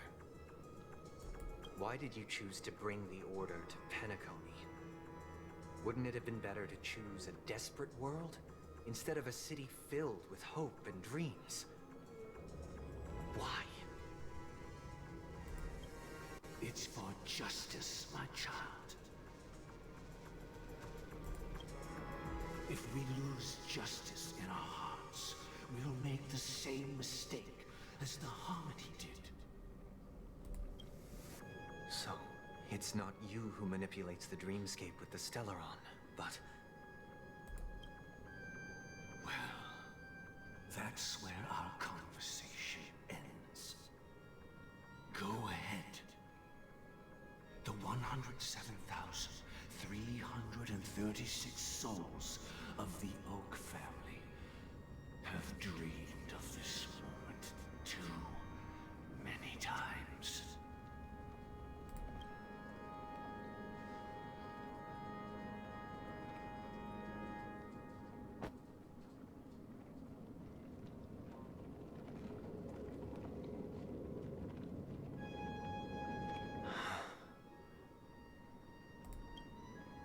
I shall ascend to the heavens, becoming the scorching sun. Bathed in my light, my people shall flourish, while all evil shall be eradicated.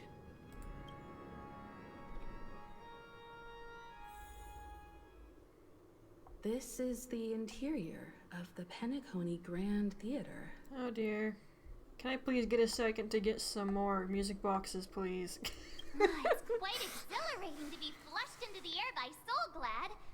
But why is the venue still closed when the Charmony Festival is about to start? And not only that, the entire theater is eerily quiet. No audience, no staff, no one around.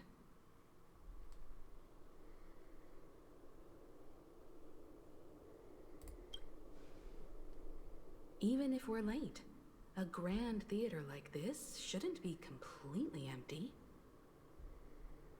Let's explore around. Be careful, everyone.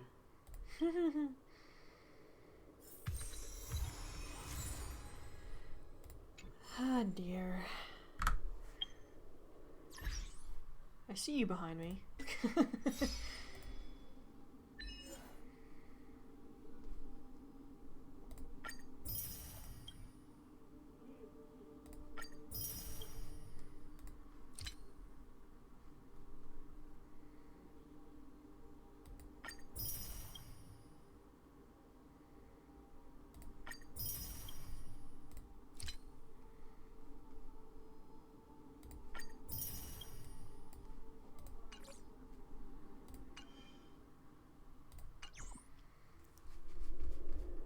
Is there a space anchor anywhere nearby? Right there, okay. That being the case, give me just a second.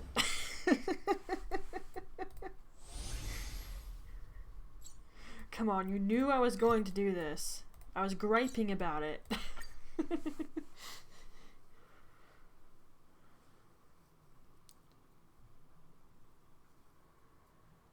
Well, I probably shouldn't upgrade the light cone too much, just in case I can get a better one.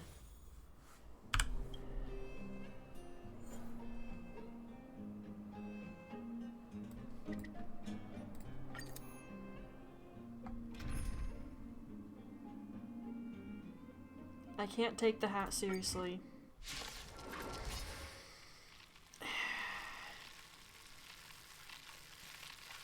The sun is shining in my eyes.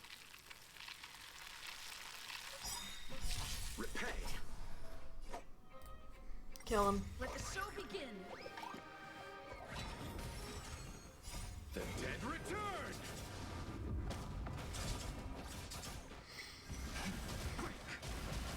Your end approaches.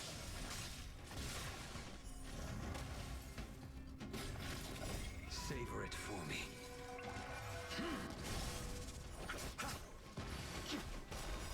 World cleansing dragon.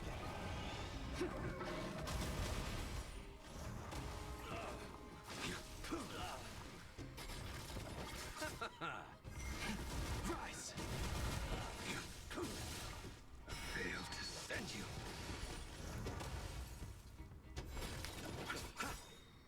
The dead return.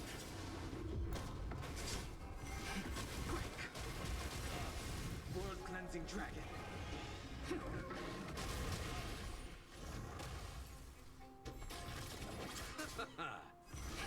Rise.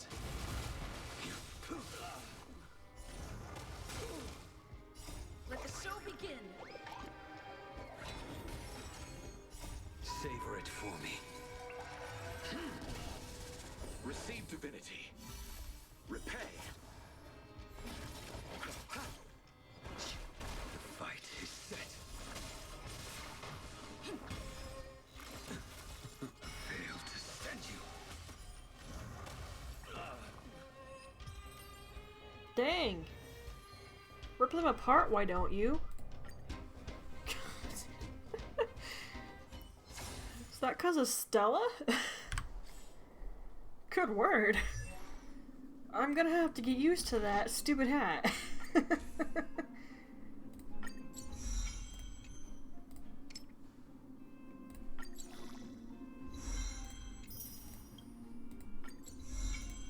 One more at least.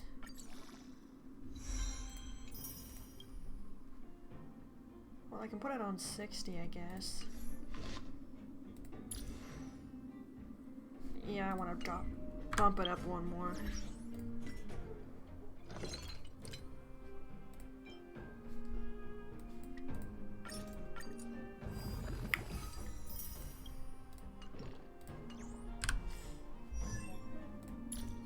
Not traces, you dip.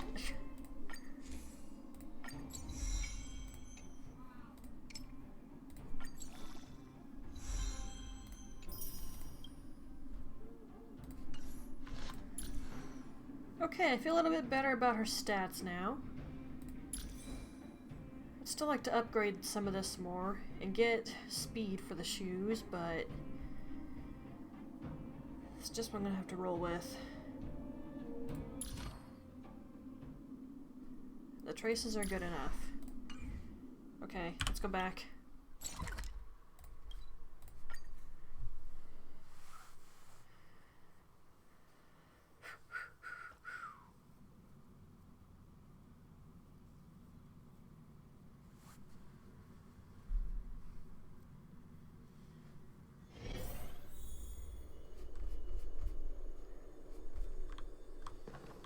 Probably could have got more out of that, but I only wanted to get it a little bit increased. I wasn't gonna go nuts. Gosh, the atmosphere here is so creepy and unsettling. Even if there's no audience yet, there should be some staff around. Why is it so silent?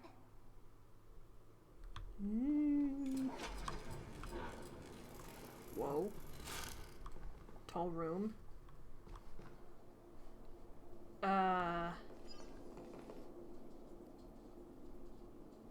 Okay.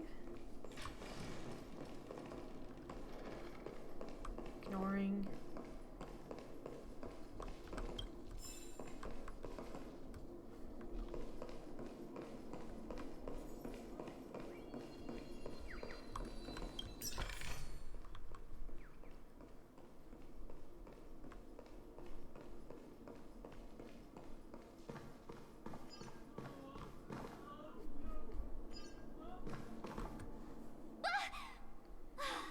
Yikes! They scared the life out of me! Why are there so many puppets at the ticket office? Are we sure these are puppets?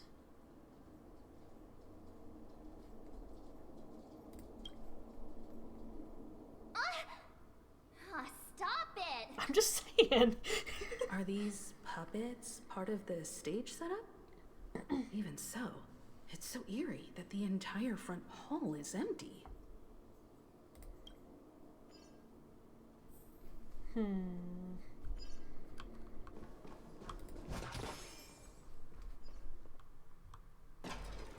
Audio, don't do this. Audio. Something feels off. We're in the right place, right? There's no other grand theater in the dreamscape.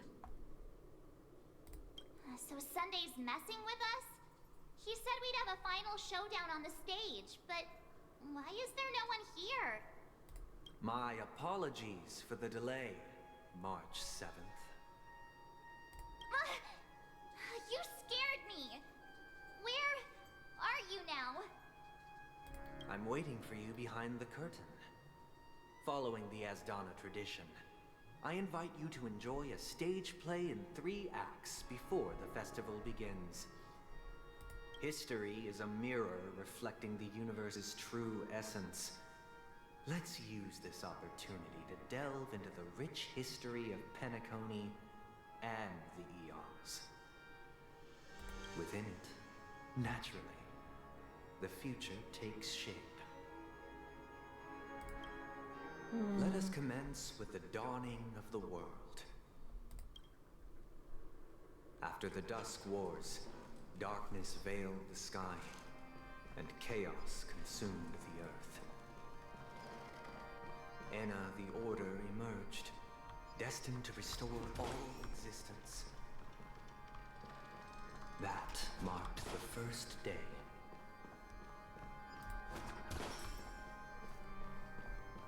I think she has longer reach than Danhong.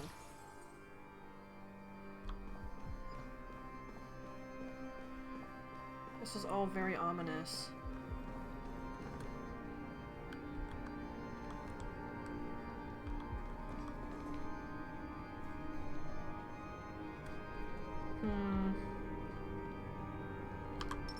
Let's wait and see.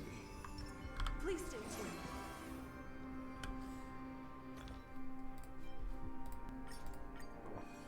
I don't think I'll get thrown straight into a boss fight, but don't mind me while I do some prep work.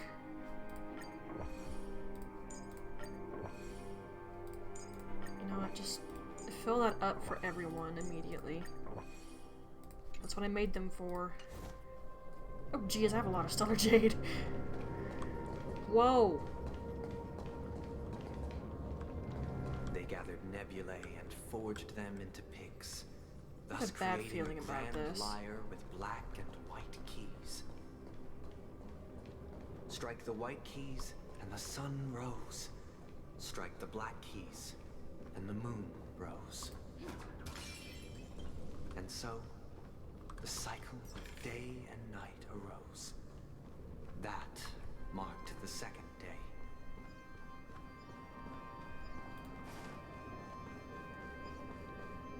We'll explore the location another time. For now, we're just going to get in here and hope I don't regret Puppets are that. gathering around the frame.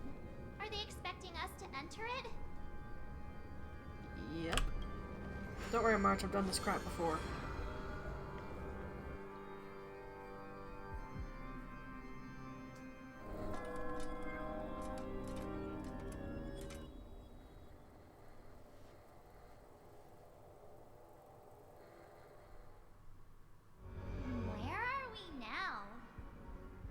Couldn't be straightforward, could it? The atmosphere here looks similar to Sunday's inner world. Perhaps this so-called stage play is created with his abilities. This act is named Ode to Prisoner. Given the atmosphere here, I believe it's about Penacony's past. I thought things were finally looking up as I managed to dodge prison during my recent trailblazing expeditions.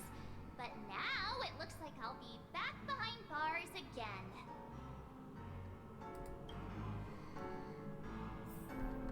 Music is certainly interesting. I genuinely wish to avoid a violent clash with my esteemed guests from afar. Therefore, I've arranged 3 acts before the situation becomes irreparable. Where shall we start our narrative? Well, let's start with the time when Penacony was still a frontier prison.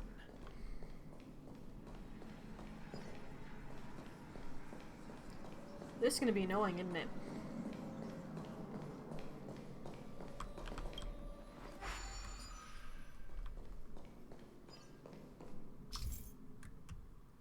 I know how to... wait. Okay, I was about to say, you're not telling me how to do this again, are you?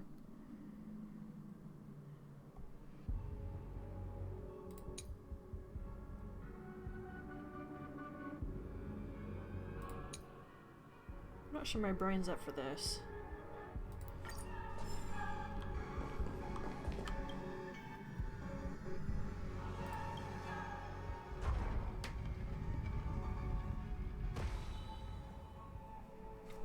These are gonna get challenging. In 2147 AE, a prisoner named Hanun ignited a struggle for liberty and emerged triumphant. IPC referred to it as the War of the Frontier, while the Asdanians dubbed it the War of Independence.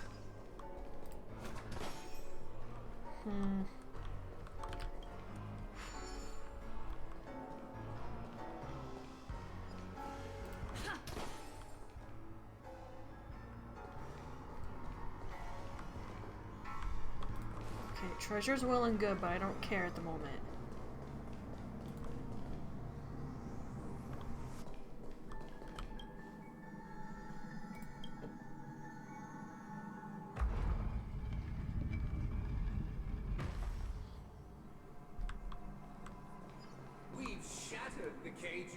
It's true that Hanunu was a legendary hero, but it must be acknowledged that while he bestowed freedom upon the prisoners, he didn't grant them true liberation.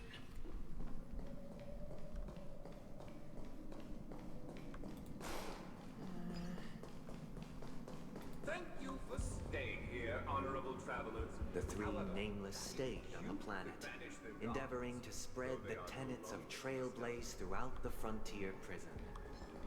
Alas, their efforts proved futile.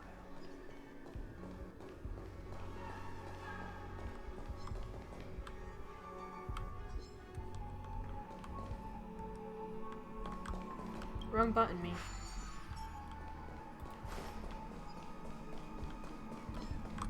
Crap, he's right next to the effing stairs.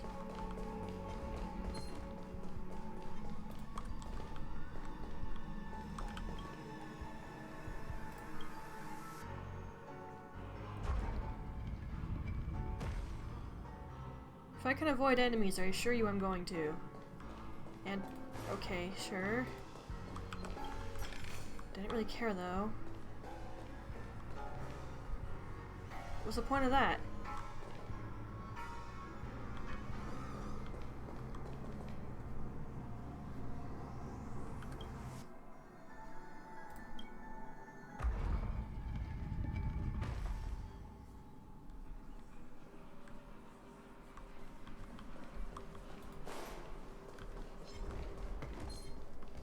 Nope.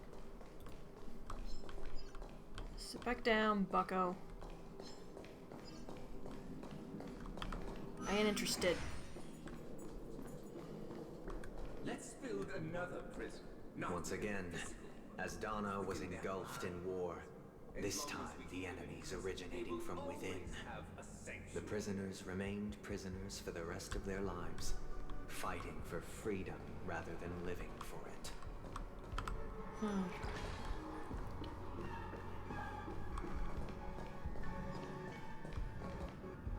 You're just standing out in the open here? Am I about to get jumped? No? Why was that just out in the open? That was too easy. Ah, criminies. I was hoping to save my buffs, but whatever. I hope you like this land of freedom on a scorched earth. As you can see, their sentences have long ended, and the IPC guards have long been expelled. Yet, these prisoners remain enslaved, not by external forces, but by the confines of their own minds. Freedom permeates every corner, except fragile souls. It gives solace only to those who believe in its existence. Prisoners, this is my order. Learn the essence of freedom and teach your fellow prisoners to fight for their lives.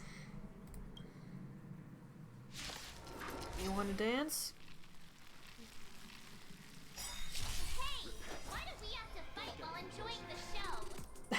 For I desire not only your enjoyment, but also your assistance in its completion.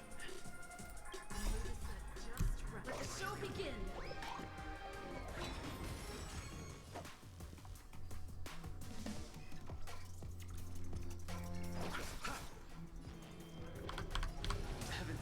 I'd like to save my ultimates.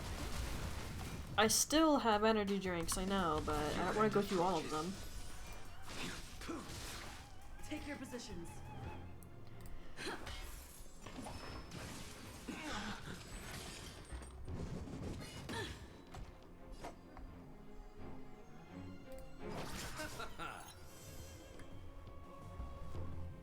Okay, now what? I probably won't be able to afford to not use ultimates.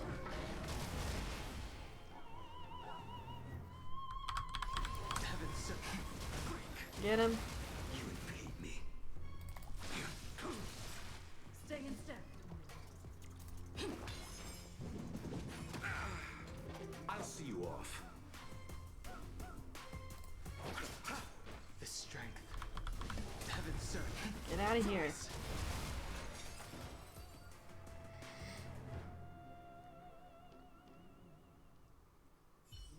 No one can restrain you anymore.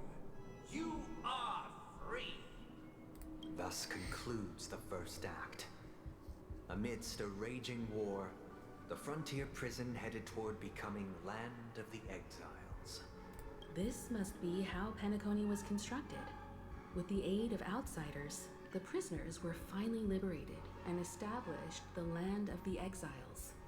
However, it appears that Sunday aims to convey the spiritual plight of the prisoners more than the physical aspects of imprisonment.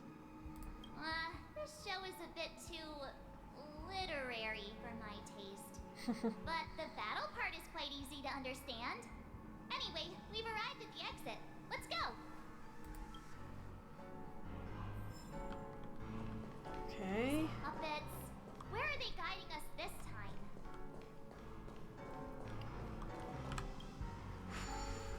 I think I'll maybe just barely manage to finish the story update, and then I'll have to worry about any events tomorrow. Streams of stars into inked nibs, creating symbols to be pronounced and counted. They molded stardust into flowing rivers, assigning the righteous upstream and the unjust downstream. Thus, all things were marked, and the world learned to discern between good and evil. That marked the third and fourth days.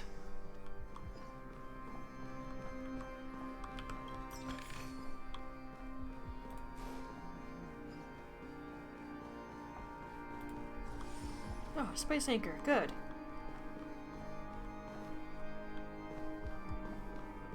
love the fact there's still origami birds chilling around. Ignoring.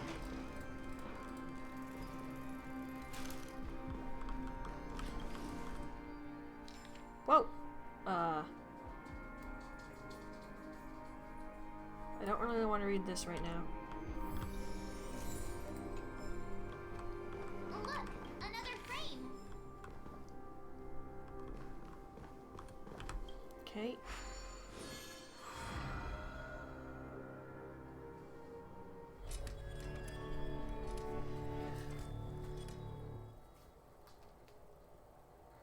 Ouch.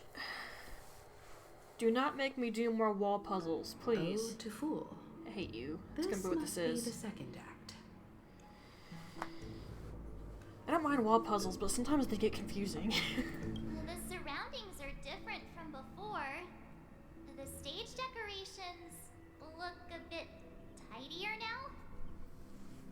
Sort of. For some reason it makes me think of Madarame's palace from Persona 5. Not sure why. Behold the ensuing tale, a struggle for power. Penacony witnessed the ascent of the 7 major lineages: tree, grass, flower, bird, You're gonna go all over the place, aren't you? beast, fruit, and insect. What? Peace never truly graced Land of the Exiles. The history in this era is rich and intricate, so please allow me to present it in allegorical I form. will. No, it's fine. Papa's reminding me about my dinner. It's like, I'll get to it, I'll get to it. Just trying to finish this.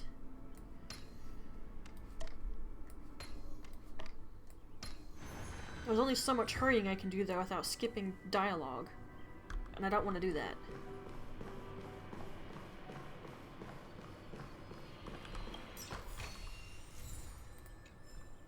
Welcome to this mansion, dear outsider. Land of the Exiles was in disarray, besieged by both internal and external perils. Though the 7 major lineages appeared united on the surface, each harbored their own ambitions, leading to ceaseless conflict.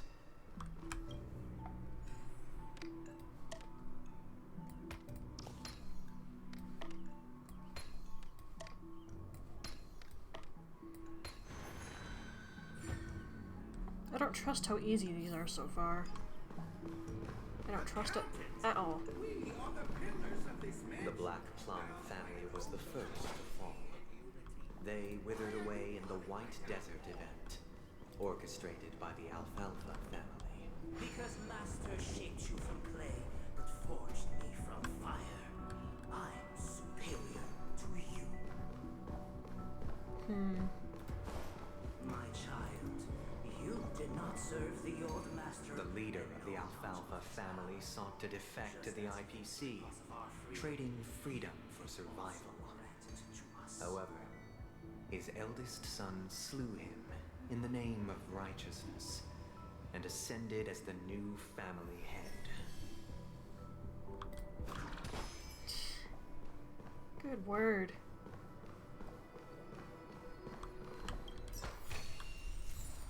I'm not gonna complain about getting this stuff though, I kinda need it. I'm still expecting this to be a D-bag eventually and make me chase after puzzle pieces. Oh, I thought I was going to turn it. Never mind, I don't have to turn it, I guess. No? Okay. There.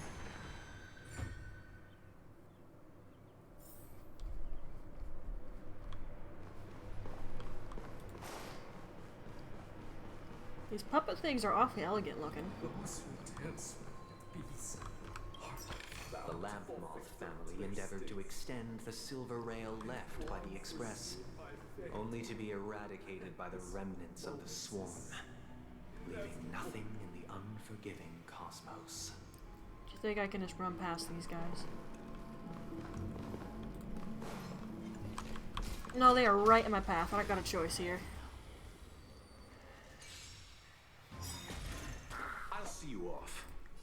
Okay, I'm less concerned about killing you guys. Nothing major. I don't feel a desperate need to use my ultimates. You hate me. Take your positions. Get out of here. Unfortunately, there's only one of you now. A blade knows no mercy. Next round. Ow. The strength. Heaven's surge. Break. I will dispatch you. Stay in step. Dreams do come true. Bloom. Do not fret. Thank chose you. the wrong enemy. Good word.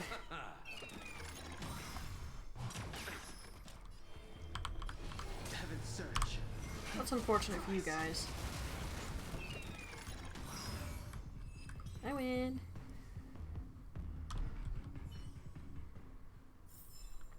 Reach the end of the story in your own way. There's not a thingy in here, is there? No. Okay, I'll wait till I'm actually near something dangerous, then I'll heal with an item.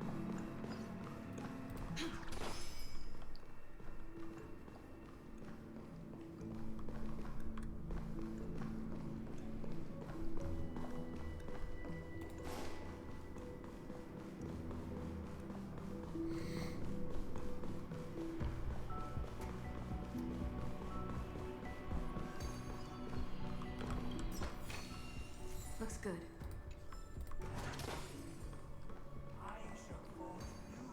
Only when Gopher Wood led the family to Land of the Exiles and earned recognition from all 5 major lineages did Penacony earn its new name, the Land of the Dreams.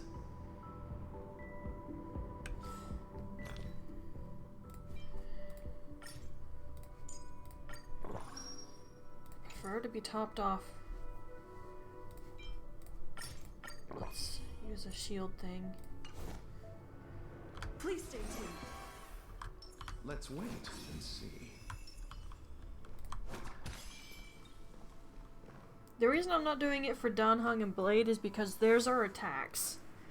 And I have to be close when I do that. Dear outsider, I beseech your aid in purging this mansion of the poison spread by the lurking instigators.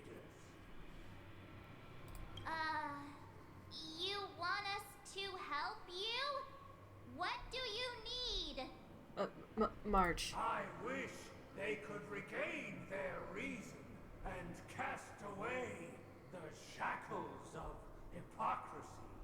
This is the second act. Looks like it's about Penacony's journey to becoming the Land of the Dreams, during which the family plays a crucial role. But this new master seems like a bad guy to me, don't you think?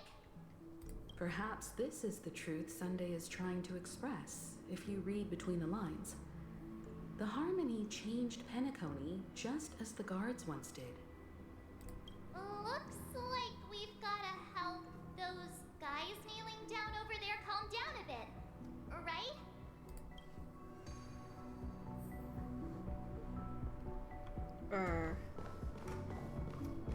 Can I have that first?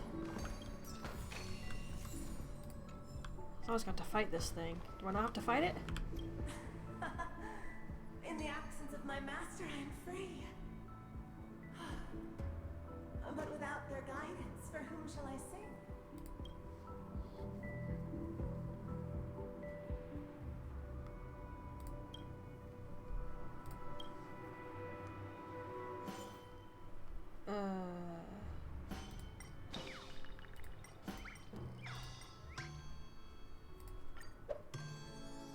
Should calm them down, I right? shall sing for my new master, just as their noble voice once resonated throughout the cosmos.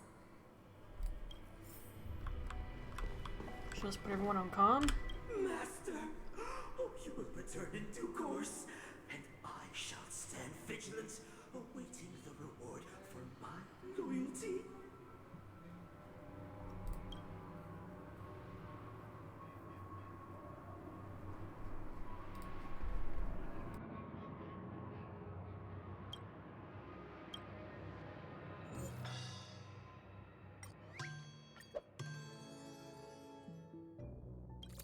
Master.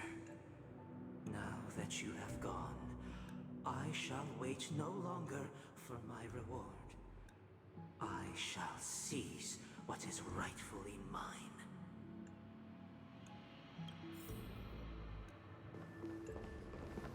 Once, I stood as the most loyal guard among all the servants. Now, with my master banished, it's my right to assume control of his dominion.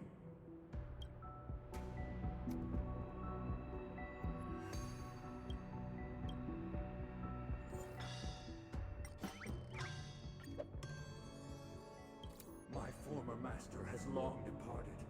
But why do I still fear the remnants of his creation?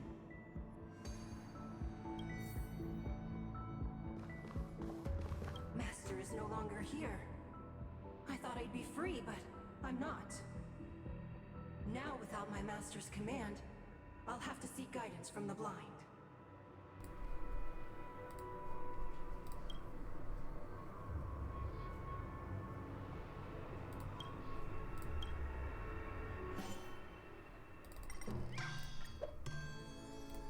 Master is no longer here. This is a little I tedious. must seek a new master and serve them faithfully. I don't want to skip their dialogue. It's taking a bit to get through though. Either I shall be my own master, or I shall return to my former master. I shall not submit to a new master under any circumstances.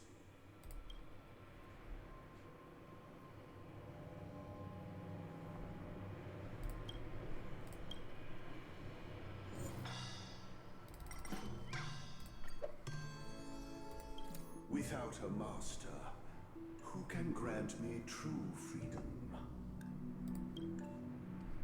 Thank you, dear outsiders.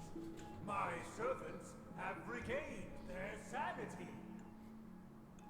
Heed me, one and all. Your former master shall not return. It is through righteousness and unwavering support for one another that we shall attain true perfection. Cast aside the veils of hypocrisy and embrace one another. Get ready.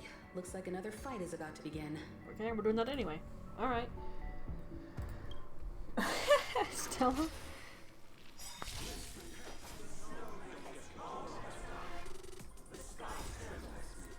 Let's just...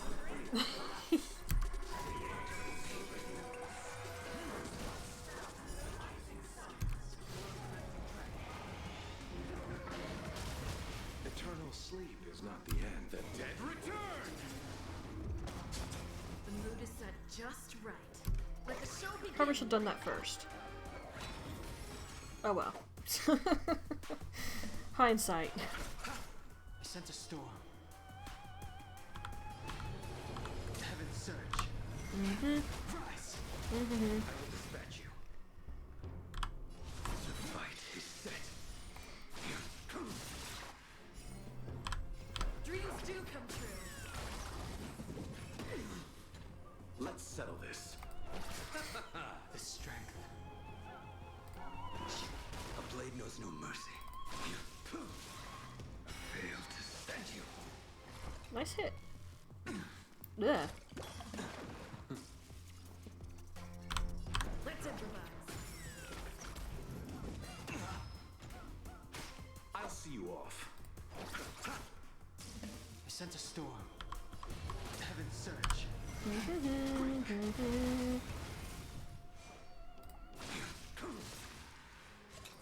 It's only us now.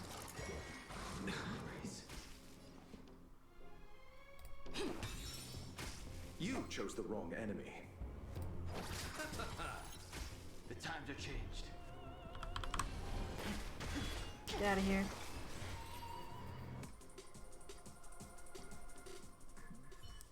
Alas, they remain but slaves till the very end, with the illusion of freedom. Thus concludes the second act. Amidst an illusory harmony, Land of the Exiles charted its course toward becoming the planet of festivities. This is how Penacony fell under the family's control. Since the arrival of the Harmony, the Land of the Exiles has undergone dramatic changes, not all of which have proven beneficial. This guy really loves dramatic scenes. Bet he comes from a whole lineage of stage performers. Okay, let's chill.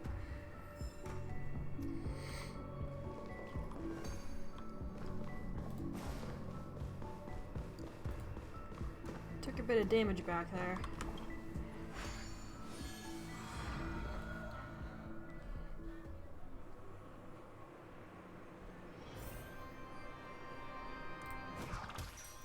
I was about to say, that's not gonna go through the couch, is it? Would have been a little funny if it did.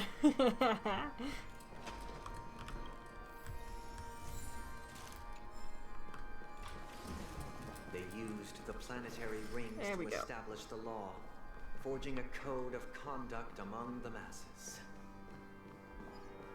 A grand lyre with black and white keys served as an instrument, while symbols of articulation and numerical notation took the form of musical notes. The downward flowing river became a melody. A canon of law dictated the form. Thus, all mortals found their unique place within this symphony. That marked the 5th and 6th days. Please stay tuned. Just in case. Let's wait and see.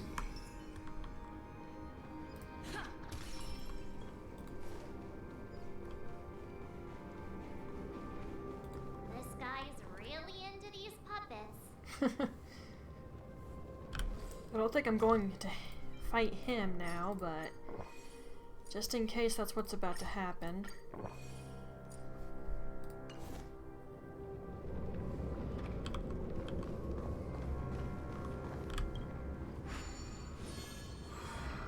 Just want to prepare. Okay, I didn't think so. Unless I am right, but I sincerely doubt it. Gonna make me go through these little steps first. Then the big Oh, wig. I get it now. The last scene is all about singing the praises of the Order. And the atmosphere here is completely different from the previous two scenes. This is the concluding act of this play. I have showcased the past and present of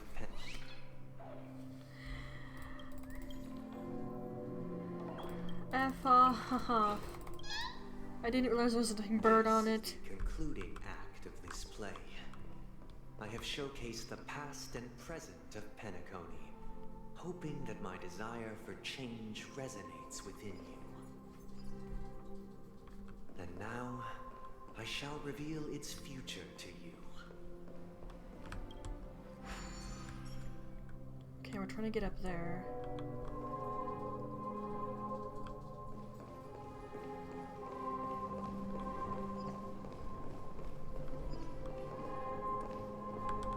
Getting access to that wouldn't be a bad idea.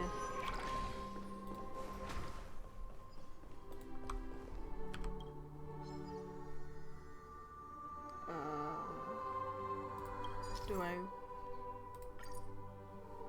Oh. Probably shouldn't have done that, actually. Well, wait, hang on. That's what I was supposed to do, wasn't it? Yeah. Because that's what I wanted to hit. That thing.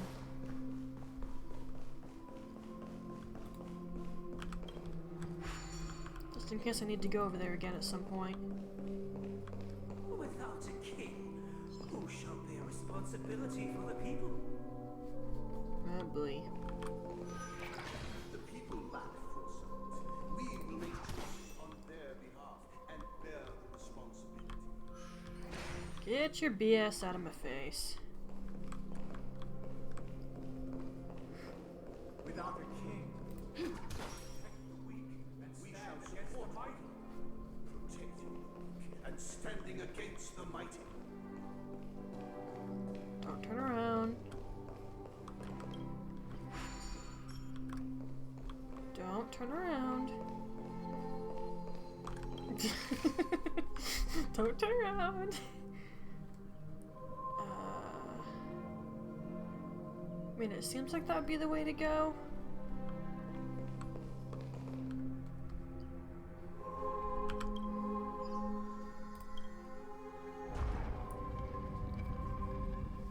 Sometimes I can't always tell. What looks like the proper path might not always be the proper path.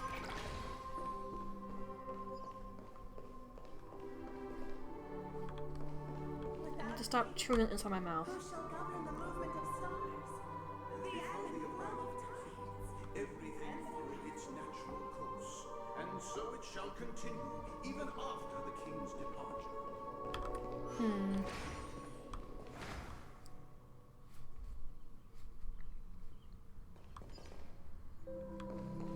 But after the king's departure, Did I just lose track of the objective? I think I did. We have become kings of all things. Great. As expected though. Like I said, sometimes these things get me confused. And these ones are particularly confusing. Did I just come from there?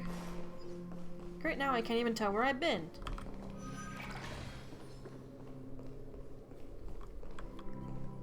Yeah, I'm pretty sure I just came from here.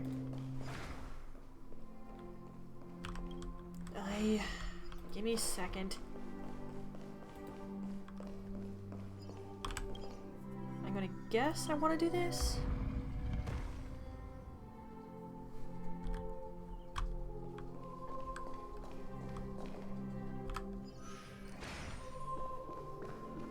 Ugh. Okay, that's what I wanted to do. You can understand why I don't really like doing that. It gets really confusing. And in this stuff, it's different. It's extra confuzzling.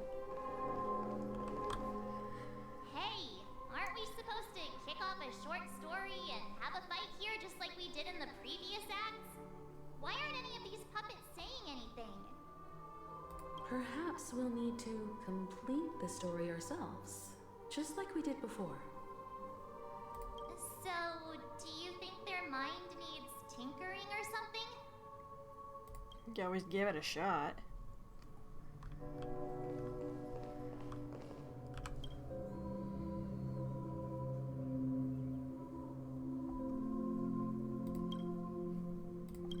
Okay, what do you want me to do exactly? Whoa! Farewell, former king. We no longer have need for a king, for we have become kings of all things. How did it go? I can't do anything with it, which is probably the point. You can't change them? What does that mean? Probably nothing good. My apologies for my negligence. I forgot to inform you that the final part was scripted long ago. Let our previous king recount it to you. Now it is time for the final rite. Prepare for battle. Looks like we'll have to fight again. Old news. Come on then. Infinite spiral staircase. I traverse towards the future with measured steps. No need to rescues or seek my existence.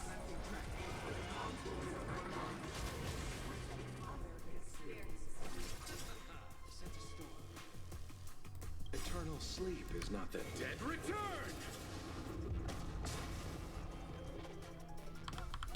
Heaven's search. Get him. I will dispatch you. The fight is set.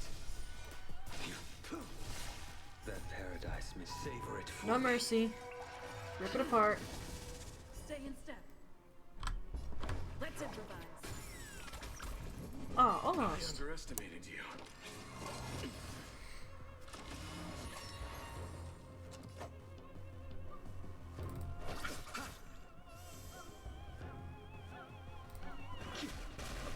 gets no mercy. Trying to build my points back up here. Don't mind me. Dreams do come true. The mood is set. Just let the show begin. Dance, dance. Do-do-do. Still can't take it seriously, unfortunately. Ow. Can you just get out of here? You're almost dead.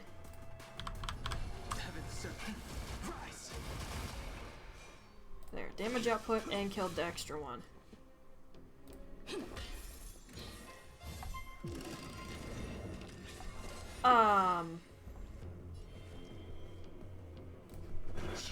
Not a fan. Get that effect off my allies, please. Failed to send you. Savor it for me. Yeah. Take your positions. Let's improvise. Yeah. Come on. You chose there you the go. wrong enemy. I'm gonna heal Blade. Just to be safe. I usually don't get concerned, but I want to be careful. Oh no.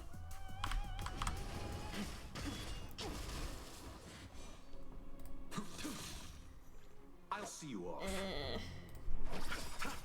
Eternal sleep. The dead return. Did it just heal when I did that?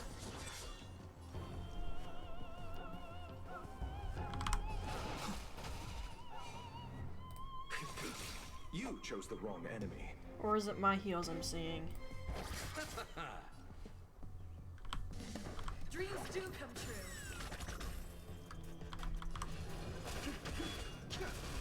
I will dispatch you.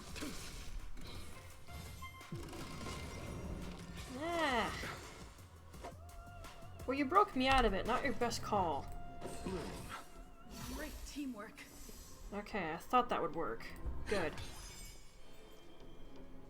A blade gets no mercy. Get it?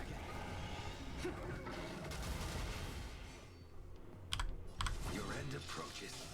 I need to die. Like, I need you to seriously die. Seriously. Just... I can't even talk. I want this thing dead. Plain and simple. Could you maybe not do that, perhaps? Kind of overkill here. Which is getting on my nerves. In the hushed expanse of a nocturnal reverie, I leave faint traces behind. No need to remember me, or to recall the essence of dreams. What is mine shall wane, while you shall transcend its delicate nature. This is the final scene. It's much more straightforward. He wants to expel the Harmony and establish an empire based on the Order. Let's go. Once this stage play concludes, it'll be time for the main event, the Charmony Festival. Yeah, before we go through there...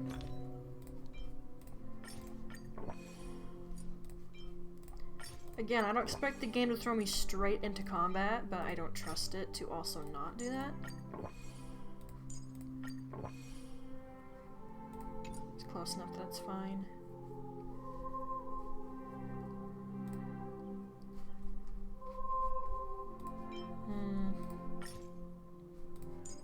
Just in case. Please stay tuned.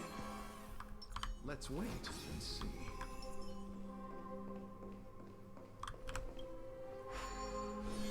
I hope they don't feel like changing the party around.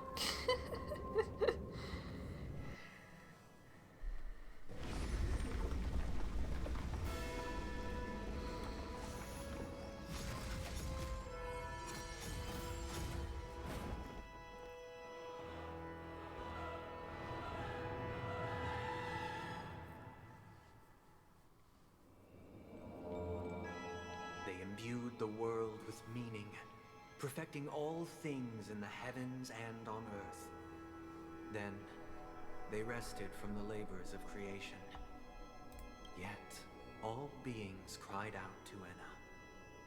Under the banner of the Order, You have defined all things in the cosmos. But this made us realize that we are but puppets in your hands. Thus, on that day, all beings united and cast the Eon into the abyss of oblivion. This Grand Theater looks totally different. Is this the power of the Order? Everyone, get ready.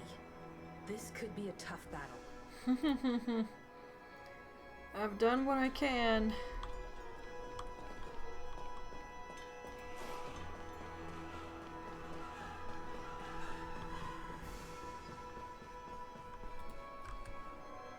That marked the 7th day.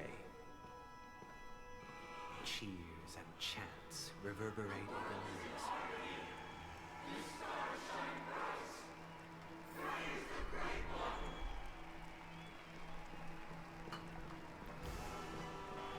Okay. Hopefully I don't regret this party setup. If I do, it'll be the first proper official time I've had my party die in a boss fight. The whole thing with the Lafu boss fight doesn't count because that was technically on my second account. And I stupidly didn't bring a healer into the party. So like I said, this will technically be the first time I've had a party die in a boss fight. Look, there he is! Something extreme is gonna happen here, right? That concludes everything related to the Order. What are your reflections on this, my dear guests? Nevertheless, this is but a trivial blip in the annals of galactic history. What truly matters is the course this river shall take in the days to come. You've arrived at the perfect moment. The Charmony Festival is about to commence, and it would be a shame if you were absent for the Harmony's prologue. Allow me to extend my warmest welcome once more. Welcome to Penacony Theater, the very core of the Sweet Dream, the abode of the Stellaron, the grand stage of the Charmony Festival, and the very place where the future of Penacony shall be determined through conflict.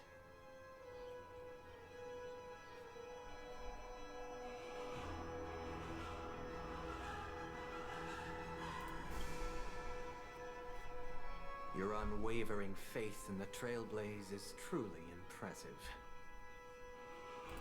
True goodness can only be achieved through faith. Allow me to point out that falling into a permanent slumber is not happiness, especially when those people are driven by someone else's will in their sleep. Which makes me think to the Templars in Assassin's Creed, because isn't that sort of what they want to do? Take away your free will?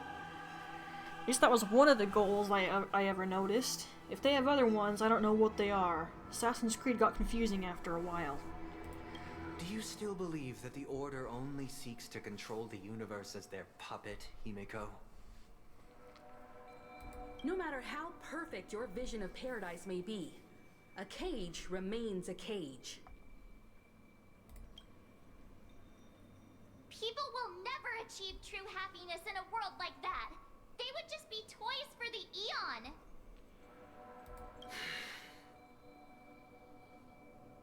It seems you have misunderstood my intentions. Allow me to clarify. My desire is not to resurrect a fallen Eon, or become one myself.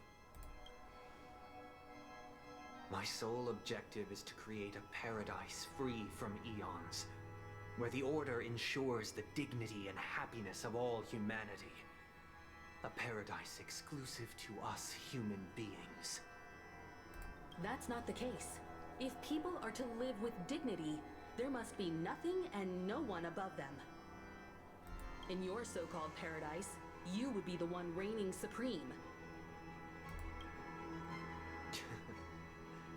Looks like we won't be able to convince each other. Now that our conflict has been destined, let's unveil our paths and reveal to the universe the true path. However, before the prelude to the future begins, please take a moment to ponder the questions I've posed. Is darkness equal to daylight? Are sinners equal to the righteous? If you are born weak, which god should you turn to for solace? Is that all three of them at once? Okay. Not quite what I was expecting.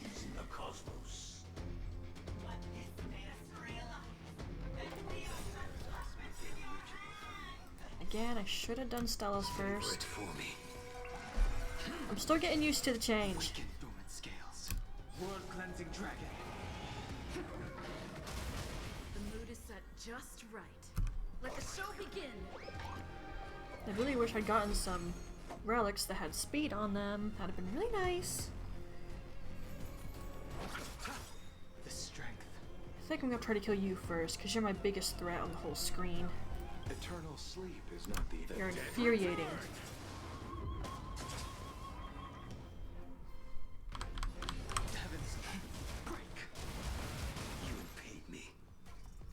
Wait, does it even work that way? I'm not sure. The fight is set. Whatever. Stay in step. Dreams do come true. No, don't do that. Okay, Don Hunk said no. Good man. Sense a storm. Bap, bap. I will dispatch you. Fail to send you.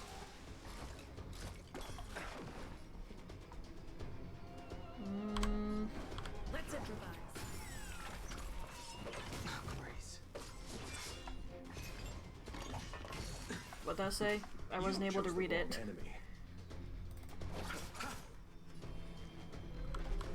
Heaven surge. Rise.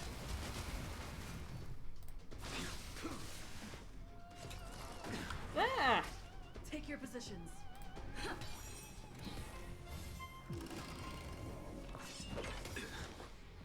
What just happened there? Looked like it didn't hit anybody. For me. Savor it for me.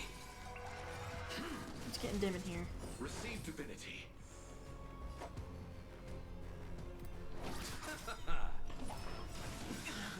Fail to send you. Ow. Eternal sleep is not the dead return. Get him. Awaken dormant scales. World cleansing dragon. No mercy. That word ain't in the vocabulary. A blade knows no mercy. Stay in step. Dreams do come true. The mood is set Yes, just perfect. let the show begin. I'll see you off. I'm not sure which of these guys is gonna die first. You probably shouldn't aim that at Don Hung. He's resisting it really well. Ah. Okay, Blade, I need you to keep that going. You chose the wrong enemy. And I need to make sure Don Hung can do this. It's like his biggest damage output right there. Fail to send you.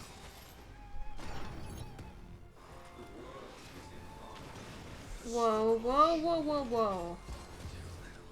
Okay, let's chillax. I'll see you off. That paradise. Should have figured that was gonna happen. Savor it for me. Okay, so it didn't work the way I thought it would. That's fine. And I don't have a... Dang it, I can't get Stella out of that.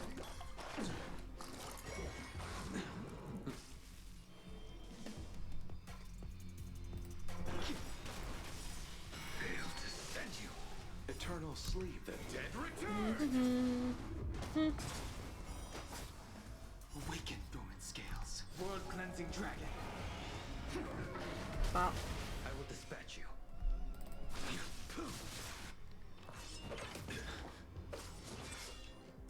You chose the wrong enemy. Okay, honestly, everyone has some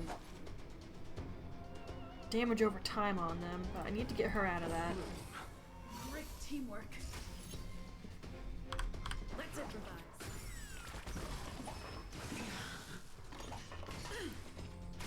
The times are changed. Is that a pipe? That's a pipe. Okay, sure. Failed to send you. Oh dear.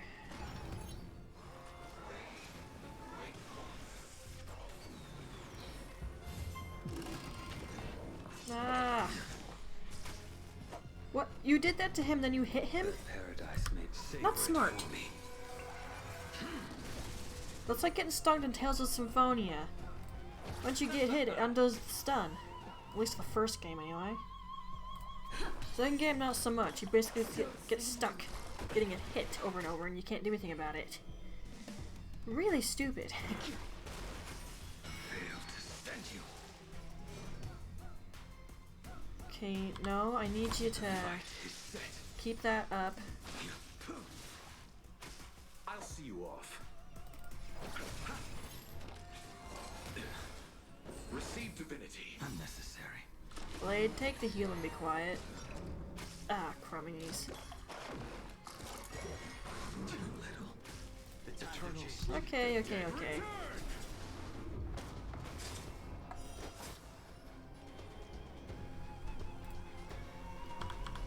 Heaven's search. Failed to send you.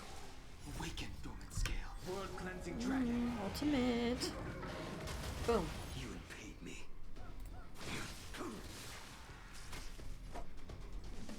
I don't think it matters who I hit, honestly. Come on, snap out of it. Good girl.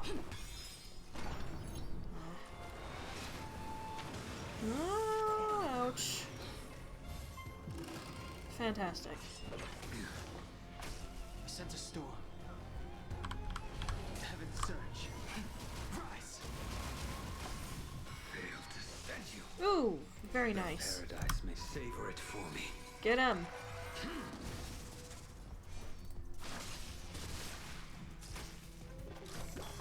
Yeah. Come on, come to your senses. You chose the wrong enemy. Good man.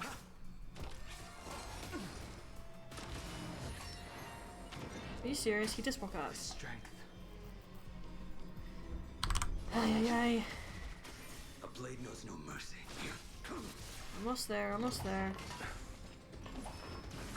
Ow! Bunch of D-bags. Ah, I hate you. Receive divinity. Unnecessary. Failed to That was a lot of damage. Blade got them back for it, but dang it. I already know your decision. I now permit you to gaze into the sun. On these 107,336 stones, the almighty and powerful springs of harmony are at my disposal. The supreme tutor, harmonious choir, Dominicus. That's what I was expecting. I need to go turn my light on.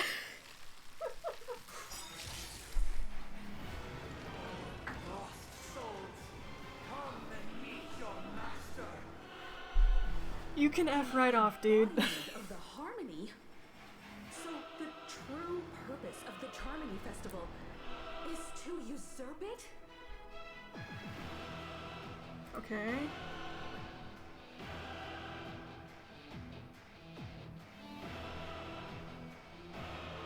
Alright. No, don't give me that. Let's play our own melody. Let the show begin. Eternal sleep is not the I end. probably should have re-asked Maria what the best party setup for this would have been, but oh well.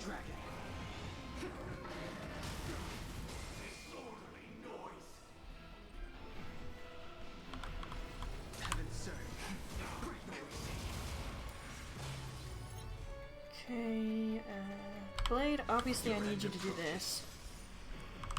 Go ham. That paradise may savor it for me. Repay.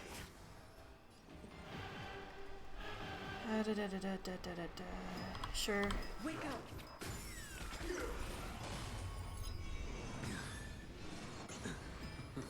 Those look kind of cool. Why is it accepted as you are? Answer me this. Why could the harmony and the order merge into one?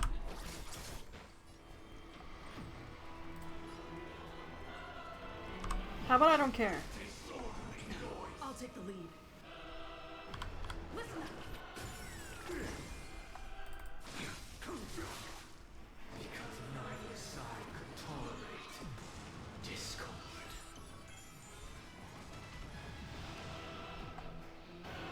Okay, I'll give him this. He's kind of cool.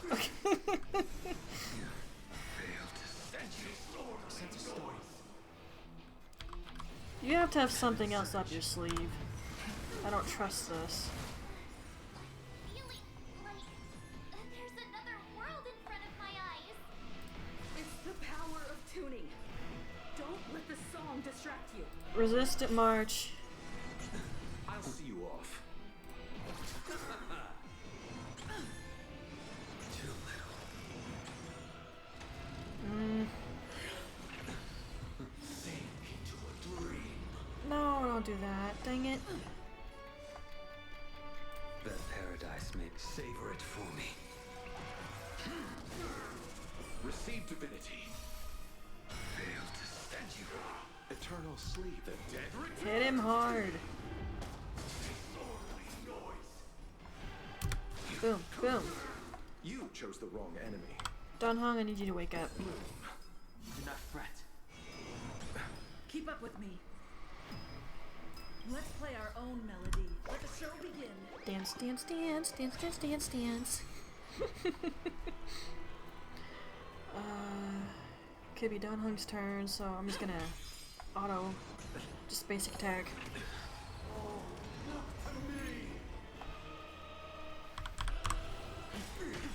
Boom, boom, boom. Awaken, dormant scale. World cleansing. Hit him hard, hit him fast. Oh, whoa, lag. I will dispatch you. Oh, crap. Okay. Noisy. Too little. I'll take the lead. All wishes. Noise is fading. Underestimated you. Heaven search.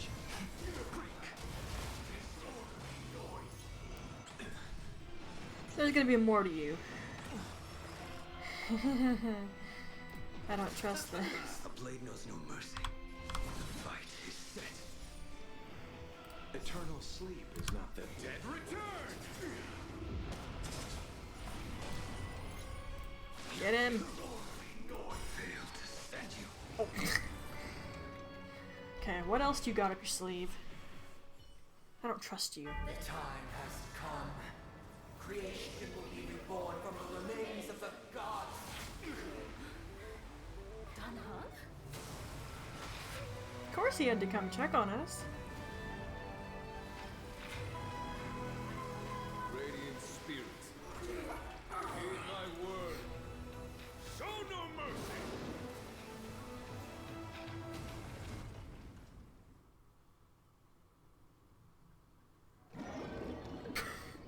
You just got slapped by both lightning and water.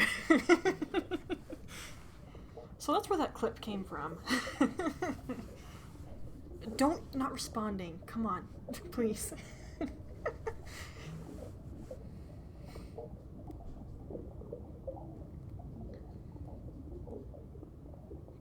They do look really cool when they fight together, Jin Yuan and Dan Hong. They look super cool. Wake up! Wake up! What? Hey, wake up! The sun's frying your butt! Huh? Are you alright? Can you hear me? Do you remember your name? What's going on?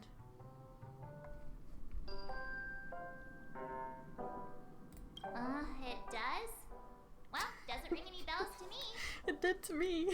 Looks like your mind's still in one piece. If you're able to remember such details. Well, that's reassuring.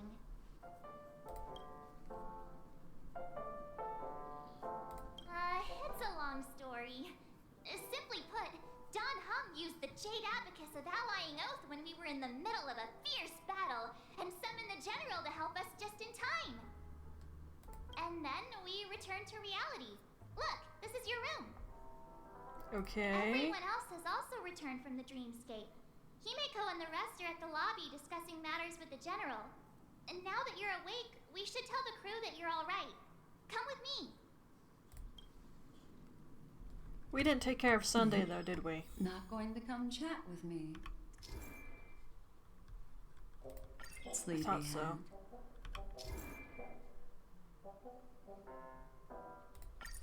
That voice. Is that Black Swan?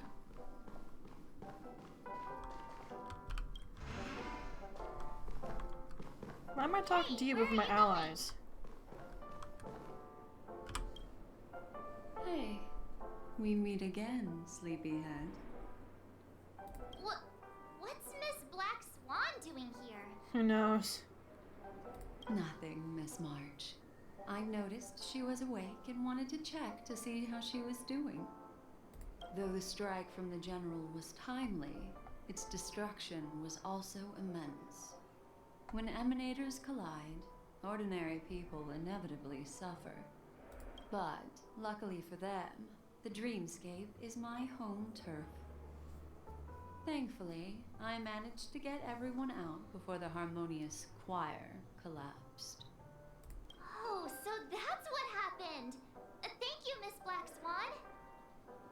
Don't mention it. After all, I wouldn't want to see such precious memories vanish. You're heading to see your friends, aren't you? Would it bother you if I walked with you for a short while? Of course not. But you're not planning on doing something like last time, are you? Yeah, I'm a little sus. Why would you think that? I've never harbored any ill intentions. Well, not when you're around, anyway. Himeko and Mr. Yang are probably still busy. Let's go look for Don Hung first.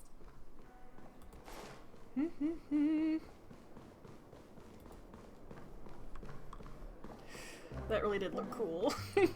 I'm so hung up on that. Look, he's still talking to that cowboy. Oh gosh. Ta-da! You're awake. How do you feel? Well, fork me. You must be that Stellaron they were talking about. Oi.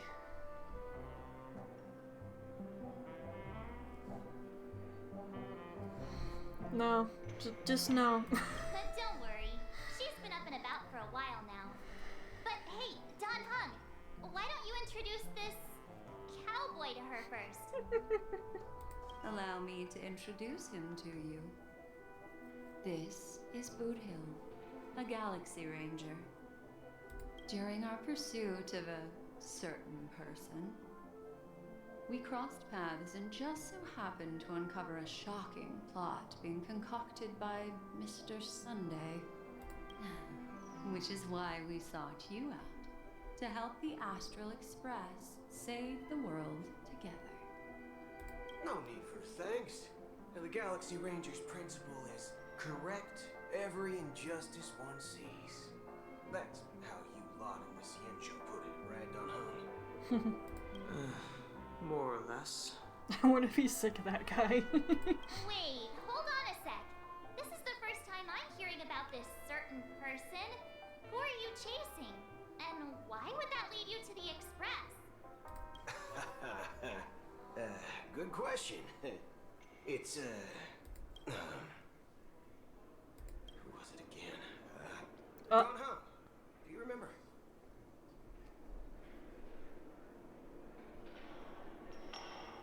No, that ain't it. I just can't seem to recall. Weird. registered any malfunctions. Did you do something? She totally did something. I can't seem to remember either. What's going on? Mm-hmm. Forget about it. If it slipped all our minds, reckon that person was just a minor scoundrel. Unimportant. Ain't gonna stop us from piecing together the story anyhow. She totally did something. Yes. When the dust settles, I'll just think of a way to recall it in the memory zone. Everyone, let's hurry up and look for Miss Himiko, shall we? She's now a minor star on Penacony, and the entire hotel's concerned about her well-being. You're right. Let's head to the lobby then. And can we GTFO? I hate this place.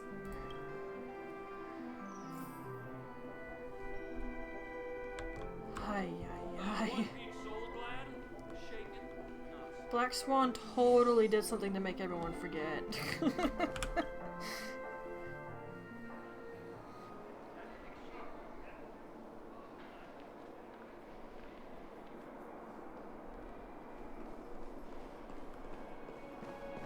Hey, it's good to see you again. They're with the general. Hey, man. That's all right. And you're okay. In Good. these times of conflict, for the sake of utmost safety, it is only right that the Alliance steps forward to mediate on behalf of the Astral Express.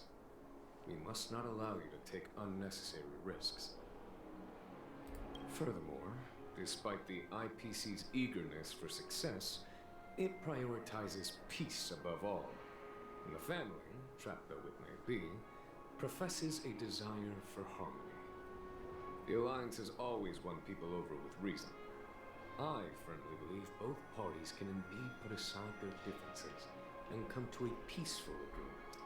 I'll let you deal with that, because I think you're off your nut this time, dude. The General possesses a deep understanding of the greater good.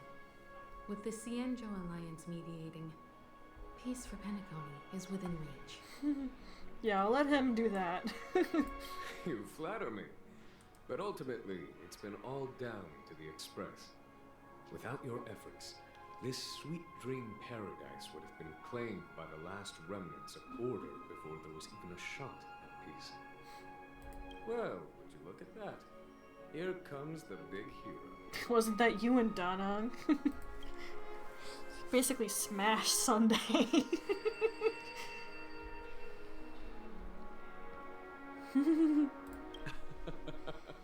If it isn't the Galactic Baseballer, a true hero who dares to take action. Why did you have to roll with that? Come on, man. Are you okay? I heard you couldn't wake up. Are you feeling unwell? Don't worry, Mr. Yang. There's nothing wrong with her. She practically burned through a lifetime's worth of jokes on the way here. What about you, Mr. Yang? I heard that even Miss Robin wasn't sweet. Hang on. And that guy locked you both up.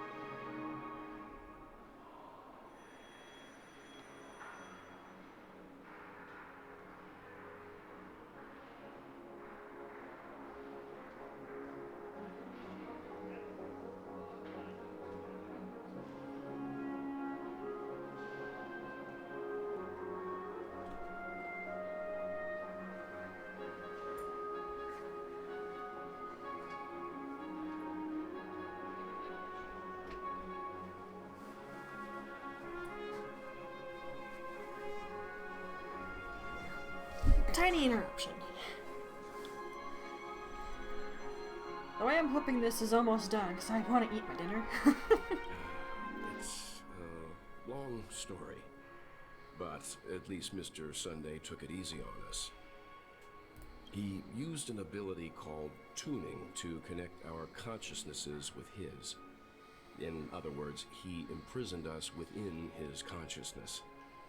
Thanks to General Jing Yuan's destruction of the Harmonious Choir, we were able to escape. He used that tuning on us too. Does that mean that we were almost imprisoned as well? I can confidently say now, he was truly after a fair fight with us. Had he wanted, he could have easily taken us down. Without so much as lifting a finger. Probably, yeah. Speaking of the Oak family head, where is he now? It's complicated, but in a nutshell, he's now the former Oak family head. The IPC has named him the key figure in the family's Penacony split, citing a threat to cosmic peace. He must represent the family and answer for the unrest caused. His trial is set to take place at Pier Point. The family quickly labeled him and the remnants of the Order as enemies, declaring the turmoil an internal rebellion. This move effectively barred the IPC from intervening in family affairs on both moral and rational grounds. Everyone really has their own agenda, after all. Then, what's going to happen to Miss Robin? She and Sunday won't be able to deny their involvement in the Charmony Festival. They're siblings, after all. Why the sigh, General? I can only say that this incident is an unexpected mess for the girl. The Alliance will try to persuade the family to consider this matter carefully during mediation. It's time, everyone. The IPC's key members and I have agreed to consult one another before the upcoming negotiation. Do any of you wish to sit in? Given the General's invitation and the matter's significance to the universe, the crew will naturally accept. However, if the IPC has any reservations... Why, of course you're welcome. They've mentioned that your team is a trusted ally of the IPC in Penacony, so there's no reason not to welcome you. Besides, if there can be reliable observers from the Astral Express present, discussions will go more smoothly. So, what do you all think? Well then, we shall oblige. I'm kind of allergic to those types of situations. I think I'll just head back to my room and start packing. Too complicated? I don't blame you, I'd rather not attend either. Not to worry. Himiko and I won't take care of things. I'm afraid I'll also have to return to the Express first. The conductor is worried about us. Can you make Stella go alone? I go and explain the situation. Okay, wait, they're coming with me, it's fine. Thank you. What about you, hmm? Will you join Welt and me? Or have you got other plans?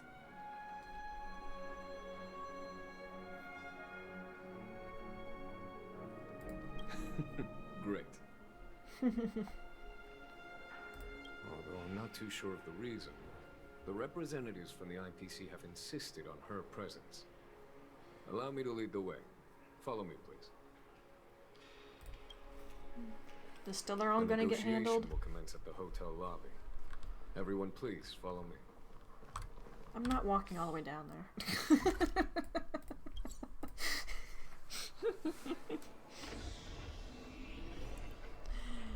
You can tell Midna is losing patience when she's like, no, I'm teleporting. And Miss Topaz are here too.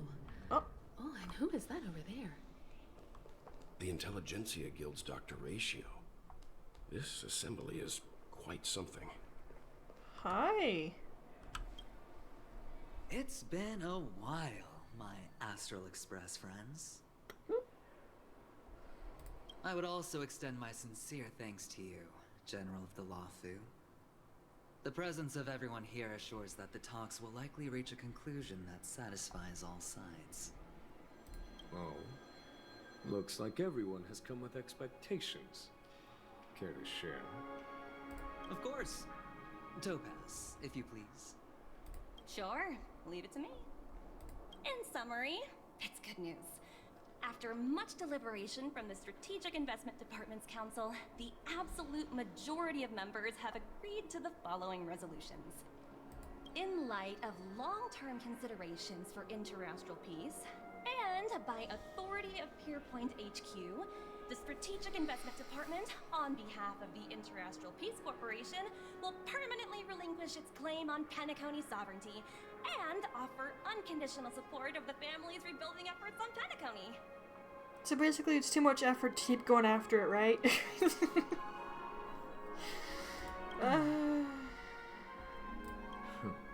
Now that's something.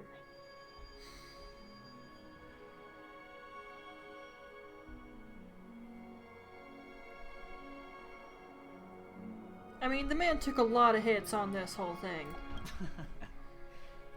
If that's what it takes to bring peace to the entire universe, it's a price I'll gladly pay. Haven't you been through enough, man? I still don't like you a ton, but I don't hate you anymore at least. Has the IPC finished sharing all its thoughts? Then it's our turn. Okay. The Guild, much like the Genius Society, has taken a keen interest in the recent calamity in Penacony. Ultimately, both parties have agreed to a comprehensive collaboration, offering technical support for the reconstruction of Penacony. The floor is yours for the finer points, Mr. Screwlam. Enlighten us. Hey, please. I like this guy. Organic life's unrelenting search to understand the realm of inner spirituality is something I both admire and envy. Inorganic life has no mechanism to evoke dreams. But when my mechanical impulses are activated, my inspiration circuits will start to operate, and I will enter a state defined as imagination. Every time, within the realm of imagination, there emerges a fire from the shadows. It is warm, bright. I frequently ponder this flame might represent the essence of intelligence. A cluster of inspiration ignited by high temperatures. The future direction of the universe may well lie within it. Alas, they are nothing but projections of my thought system to me. Desired, but unattainable. But after learning of Penacony's accomplishments, I have come to realize that the flame is not beyond my grasp.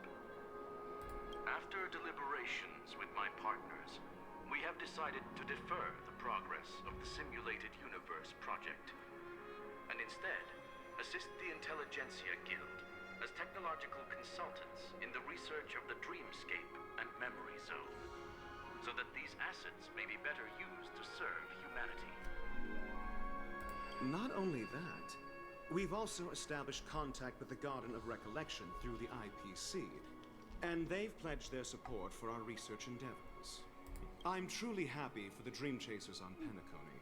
The cosmos' brightest and, let's admit, dimmer intellects are now at their service. And this is why I don't like you. I mean, it sort of is. Agreed. It's hard to imagine members of the Genius Society taking an interest in such mundane research. Never mind. At the end of the day, this is a positive outcome. No wonder everyone insisted that she be there. It heartens me to learn that everyone is willing to put aside their differences for Penacony's plight. I trust that everyone will surely reach consensus in the upcoming negotiations. Looks like Penacony's future is decided. I'm wondering, is there anything else the crew is concerned about? Peace is our greatest wish. Beyond that, we desire nothing else. Well, that's good. Now that everyone's minds are at ease, I shall take my leave. You may now depart with peace of mind. The Alliance will deal with all subsequent procedures. If that's the case, it appears that we have nothing else to worry about on Penacony. Looks like it's time for us to embark on a new voyage. Sounds good to me. Yeah, can we take a break? You two head back to the Express first. I'll pick up March and deal with the checkout procedure. Oh, also, Miss Black Swan, you have a matter to discuss with me, yes? Can't they appear out of thin air like that? It's a little disconcerting. Nothing escapes your attention, Miss Navigator. You've been with us this whole time, huh? In any case, she and I will be waiting for you and March on the Express. Let's go. Our time on Penacony has come to a fruitful end. Can we not have a story update for like a while, please? This was... I need a break. Penacony's journey ends here. I guess it was pretty fruitful. Yeah, you got the glance of another, basically a god. Well, seems the dust is finally settled, no? Well done, friend. Should I even ask what happened to you after you... Whatever. I'm not even gonna try. Ah, man.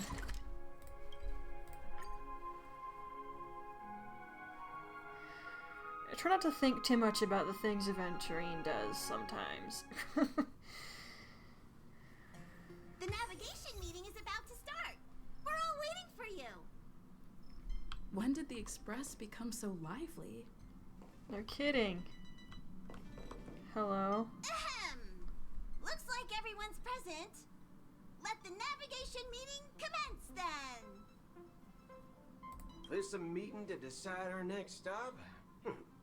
How we doing this? A show of hands. Hold your horses, cowboy. It's for those to decide.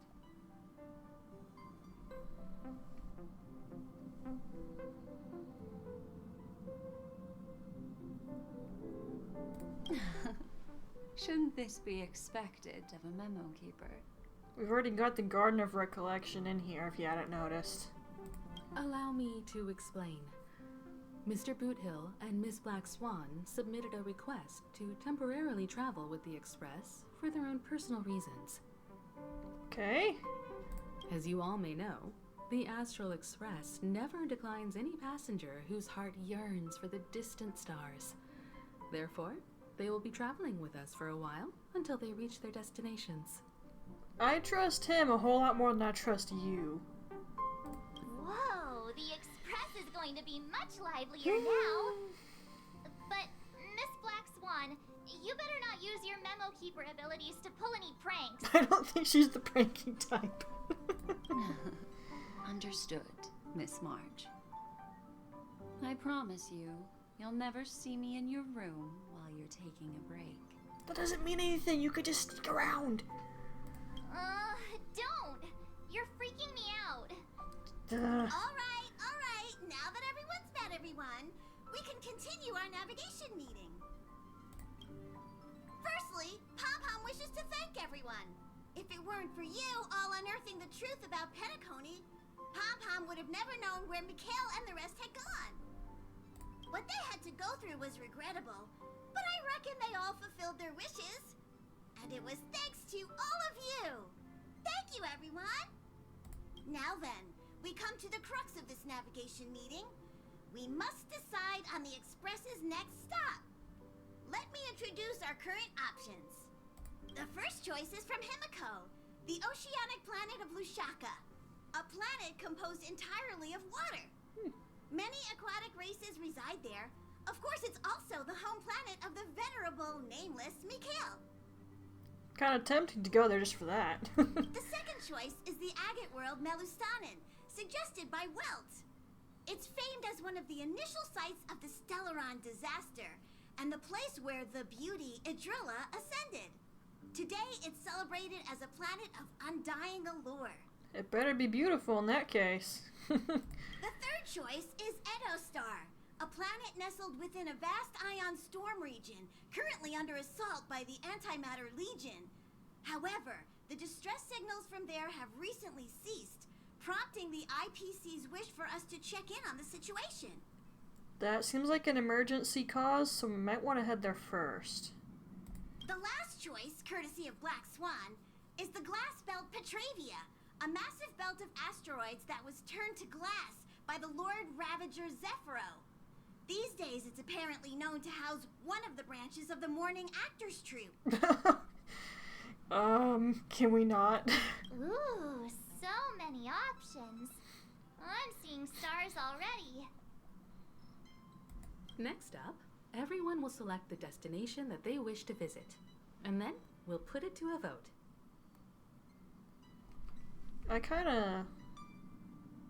Though the fact that the distress signals have ceased means we're probably too late. Yeah. But I still think we should investigate the situation there. Yes, I agree. As Nameless, should we not extend a helping hand? You and Dan Heng make good points. I'll throw in a vote for Edostar too. If that's the general sentiment, then we should indeed investigate. I vote for Edostar too. All votes for Edostar! Looks like we have a winner! Next stop, Edostar! Then this navigation meeting is adjourned. I'll go check the warp jump coordinates. Everyone can catch up on some rest in the meantime. When it's time to make the jump, Pom-Pom will make an announcement. There's still some time before the jump. What should I do? How about a chat? Over here. F you, Penacony. Please let this trip be uneventful. Please let this trip be uneventful. Please let this trip be uneventful. Oh, Marge. What's with you and always copying the way I talk? I just happen to strongly agree. The last couple of trailblazing expeditions have been downright terrifying. It's about time we had some fun, cozy, and cute adventures for a change. Come on, start praying with me. Please let this trip be uneventful. Please let Okay, don't keep repeating yourself. Ta-da. For some reason, I'm suddenly stricken by the feeling that we haven't crossed paths in quite some time. 'Cause we haven't.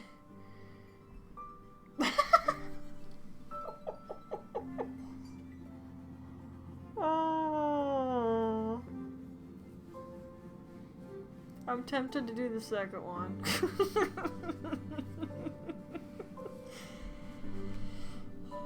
You know, I just have to see how he'll react to that. I should have known better than to expect anything serious from you. Come on, I was being serious. Although I was half joking.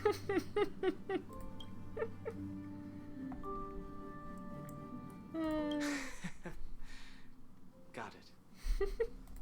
Missed you, dude. It was weird not having him with us. You're fast becoming an excellent trailblazer. It's an honor to be able to watch you grow. Yes, you are. I've known many warriors in my time, and only a few achieve the kind of growth you have. Back home, where I'm from, you'd be rated at least an S tier. It's not been easy for you these past few days. You've earned some downtime. I'm looking forward to seeing how you'll perform on our next journey.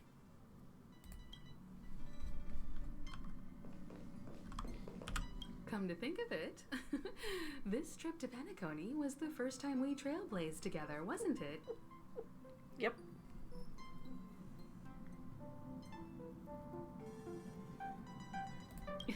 Don't worry.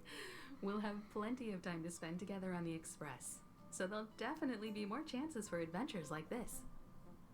Turn in early today. You've really been pushing yourself hard recently. If you don't take this chance to recharge, it could lead to long-term problems. It seems fine when you're young, but it's a different story as you age.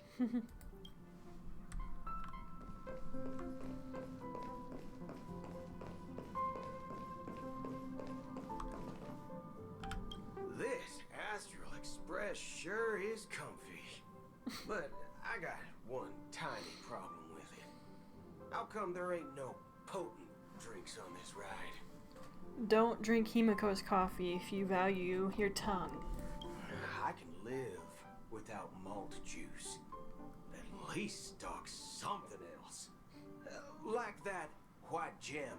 Common as dirt, and not too pricey. Oh. Well, that's Apparently he's tried already. different. Kind of strong. All these years out in the wild, and now I'm bunking in luxury. Gotta say, it's quite the treat. Okay, talk to everybody. Alright, now, what do you want? Oh, you're here. Seeing your reflection among the stars in the porthole really does seem somewhat surreal. How about it? This journey of beautiful dreams. Was it to your liking? No.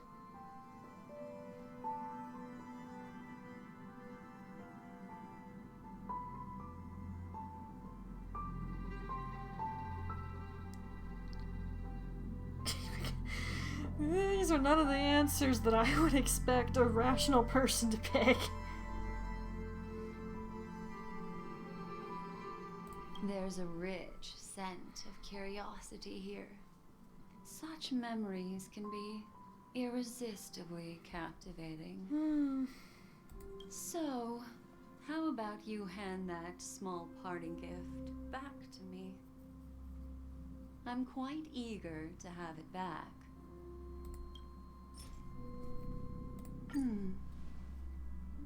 What? Oh?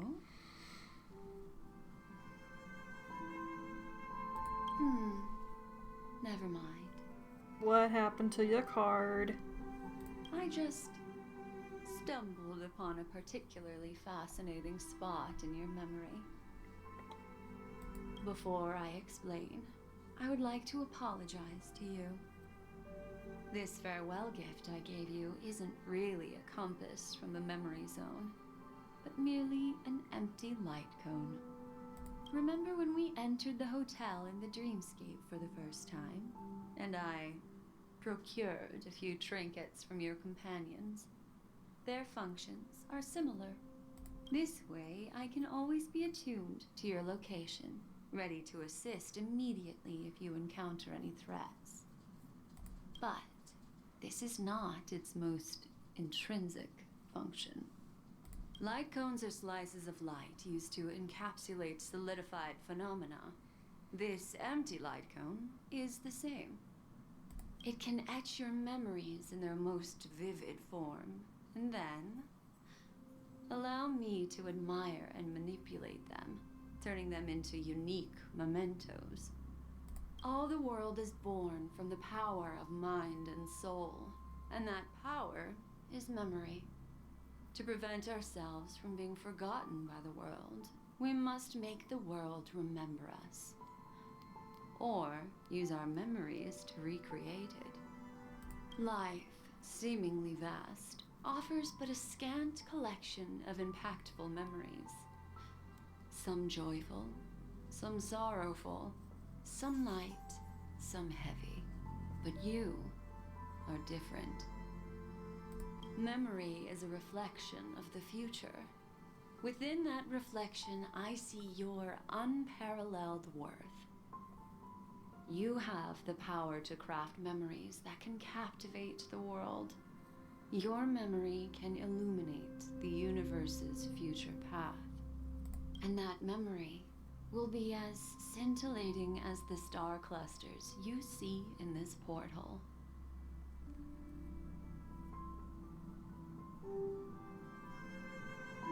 Precisely. But do you know the deeper meaning behind it? The reason is simple. In this grandiose and ostentatious dream of the families, only you personally experienced the entire course. Patience, my friend. I will reveal the answer to you, but that time is not now. Turn around and take a look at your friends. Every one of them is reveling at the arrival of their next destination, all filled with hopes and expectations of their own present and future. Revealing everything at this moment would be a bit of a buzzkill, wouldn't it? I'm looking for an opportune time, a time when you're totally at ease.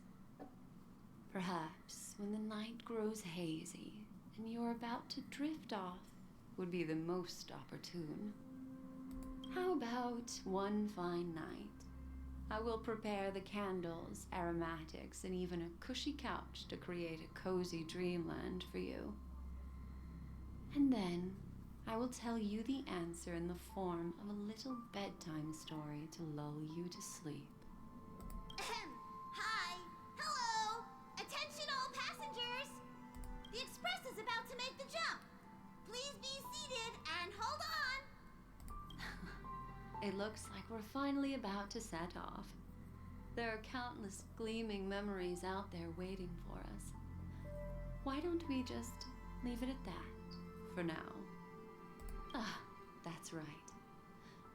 As a small token of compensation for playing that little trick on you with the empty light cone, I will gift you with some words. They hold great significance to me. Life is akin to a winding labyrinth where memories serve as our sole companions. You'll remember these words dearly, won't you? In the year 2158 of the Amber Era, the first year of the new epoch, the universe resumed its intended trajectory. The kindling of conspiracy smoldered in Penacony, the land of the dreams. Failing to erupt into a blaze, it instead flickered briefly on Klapoth's anvil, before vanishing in the blink of an eye. The dead and those fated to die remain in their eternal slumber, while the living find solace in deep sleep. All clamored in a cacophony of silence, and then went about their own ways. The cosmos emanated a vitality characteristic of a new era, all for the modest price of a brother and sister's mild grief. Babies are born as stars extinguish. The silver rail unfolds. The story of the Astral Express comes to a close, yet it also embarks anew. Time marches forward, heralding the arrival of a new chapter in the history of trailblazing expeditions.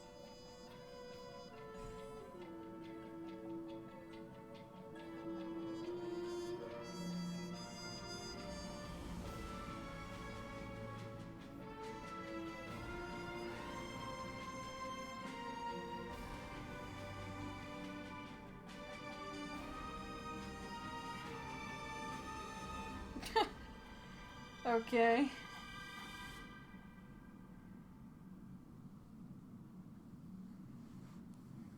Ow.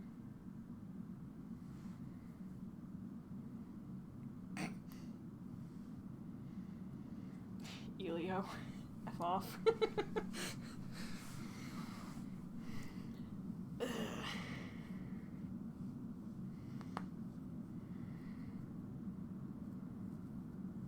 Countless shooting stars streak the sky tonight. If you can pick the right one, it will carry your wish to thousands of distant worlds. You're feeling very relaxed now, aren't you? So, then, it's time to tell you a little bedtime story. Well, let's start with a conclusion. The crew was defeated in the battle against Sunday. Everyone in Penacony failed, and no one survived. But don't panic. The truth, as horrifying as it may be, is not yet irreversible. There's still a glimmer of hope, and that's why I'm here. Next, I'll use this empty light cone that carries all your memories to relive everything that happened before.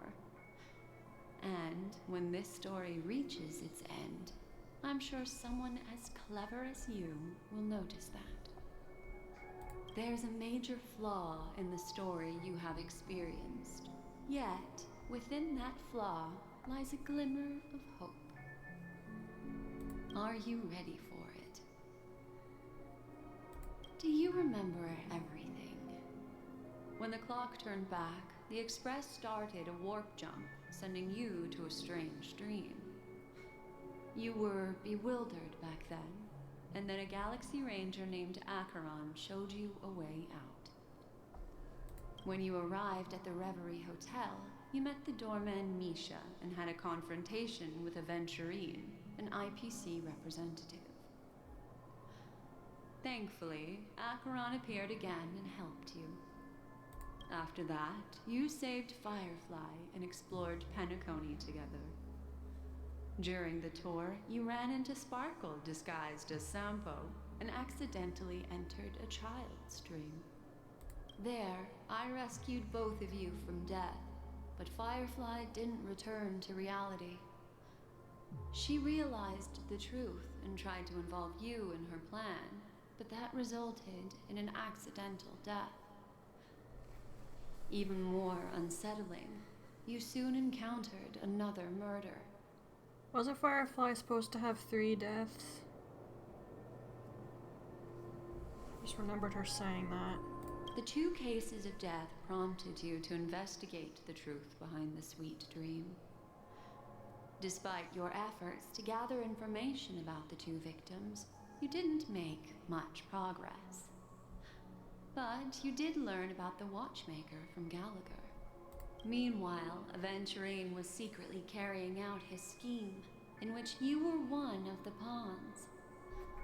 In the midst of a fierce battle, Acheron revealed her true identity as an emanator of the Nihility and unsheathed her sword. That strike foiled Aventurine's plan and opened a passage between the sweet dream and the original memory zone. Upon your arrival at Dreamflux Reef, you learned the truth that death was actually dormancy, as well as the truth about the dreamscape, the Stellaron, and the bellboy, Misha. You split up with Sunday and Robin, looking for a way to seal the Stellaron. However, it turned out that Sunday and the Dream Master had their own hidden agenda. And you had to engage in an ultimate duel on the stage of the Charmony Festival. Finally, the story reached its conclusion. You emerged victorious, with the Trailblaze triumphing over the Order, and Penacony embracing a bright and peaceful future. This marks the end of the thrilling journey in Penacony. I'm sure you've already noticed something unusual, haven't you? The major flaw, which contradicts all the known information, hides in this story.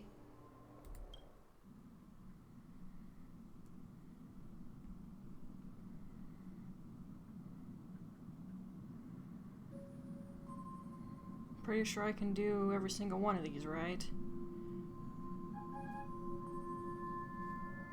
I guess I'll do it in order? Little Misha. Or should I call him the Watchmaker?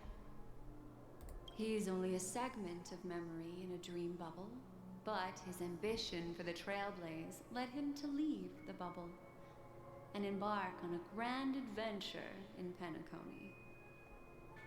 While Misha is a rather special Memory Zone meme, and he was granted power by the Trailblaze, there's still one thing that he shouldn't be able to do. A life born in the Memory Zone could never manifest in reality. So, why did he appear in the Reverie Hotel in reality? The answer is simple. He is the one fatal variable that contradicts all our known information. This means that you, who wholeheartedly believe in this memory, are still trapped in the dreamscape at this very moment. Wake up, sleepyhead. Break free from this eternal dream and return to the real world. We'll find our answers there. The train is about to make the jump. 5. Okay, never mind. 4. 3. 2.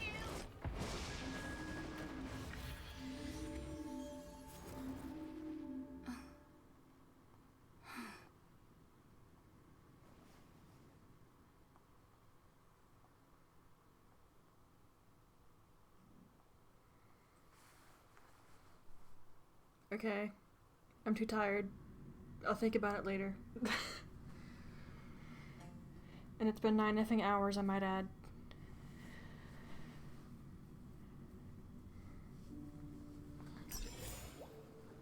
This way, darling. Oi. Not another one.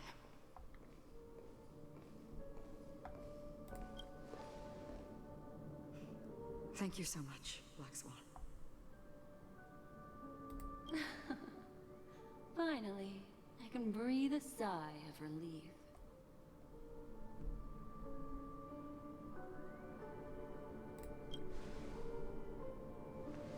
I understand you must be confused, and we'll do our best to shed light on the situation.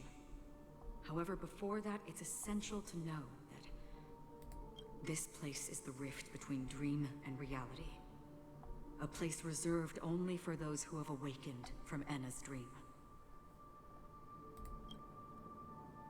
Do you remember Sunday's ambitious plan? He intended to harness the power of the Stellaron, the collective will of over 100,000 Oak family members, and the desires of everyone in Penacony to usurp the harmony and restore the order. Unfortunately, it didn't stop there. From the early days of our journey into Asdana, we were already affected by the Stellaron. That strange dreamscape where we met. Maybe it was a sign that your thoughts were beginning to drift away.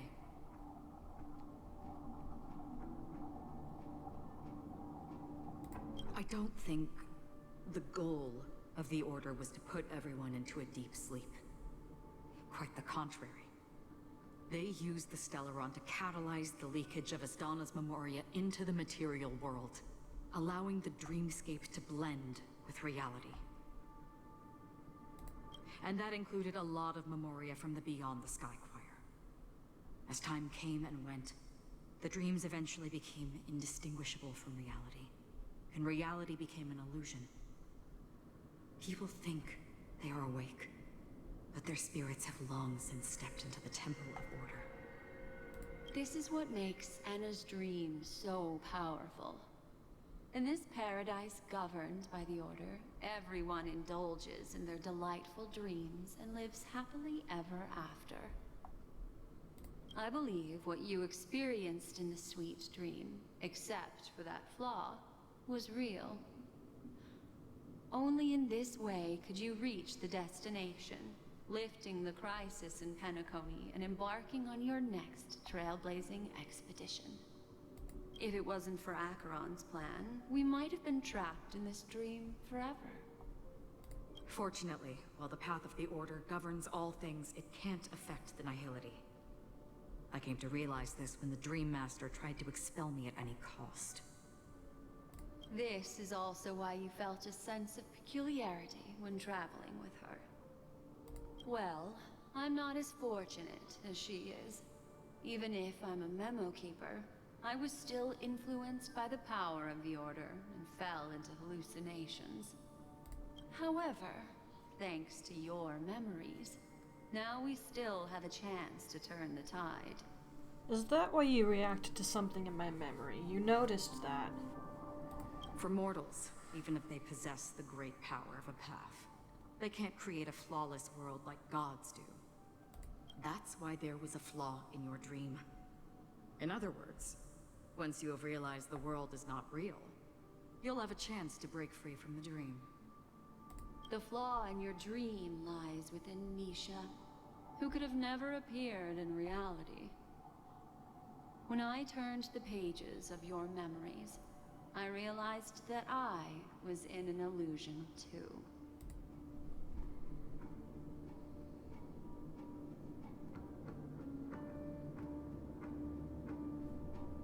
Now Sunday has usurped the power of the Harmonious Choir through the Charmony Festival.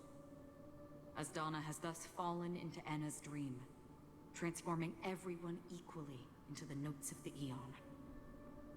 Failure doesn't mean weakness. Only the strong can gather the will to resist the Order and try to break free. We still have a chance, though. To make it happen, please, Black Swan, guide us to those with a strong will. All right, please come with me. These is people insane. They're the ones who accept Anna's dream and indulge in their happy illusions. We have no means to wake them up now. Not even your clockwork will do the trick. However, there are still other things we can do. Let's keep going. Okay, I did think everything was wrapping up way too easily with a perfect ending.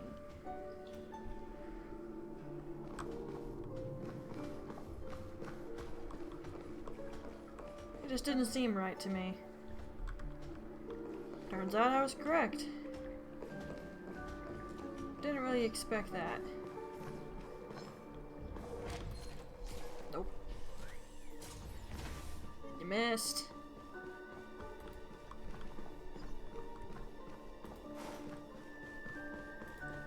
Okay, I wanted to get in here because I needed to check something on the stream real quick.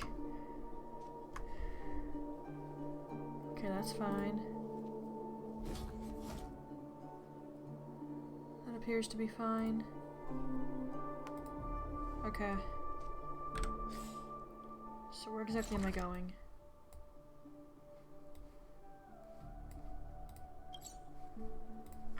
Just get out of there.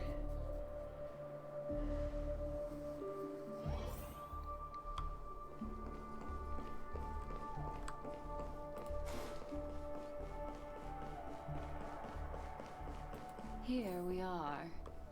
Ah, hello. Robin? Strong will, huh? Finally, you've arrived. Let me introduce you to Robin. She woke up from Anna's dream by her own will, and it's this tough lady who led us here with her song. I woke up for the same reason as all of you. In the dream, I experienced something that could never occur in reality. Are we going to lock it up in a cage? I want to see it fly freely in the sky. Without us, this bird would be too fragile to survive on its own. Do you want it to die? No, but... Then let's take care of it together until it can return to the sky. Huh? Birds have wings because they're meant to fly. Even if they may crash on the ground one day, they shouldn't be trapped in a cage. Birds belong to the sky, So we should help them return there, right? The illusion was so impossibly blissful that I realized it was just a dream. And this is our final hope. Enna's dream is founded upon the harmonious choir, namely everyone's shared wishes. It will only materialize once the aspirations of all beings in Penacony merge as one. At present, it has become impervious due to people's desire to remain slumbering within the dream. And in order to destroy it, we must make everyone in Penacony want to wake up. Now comes the tricky part. How do we do it?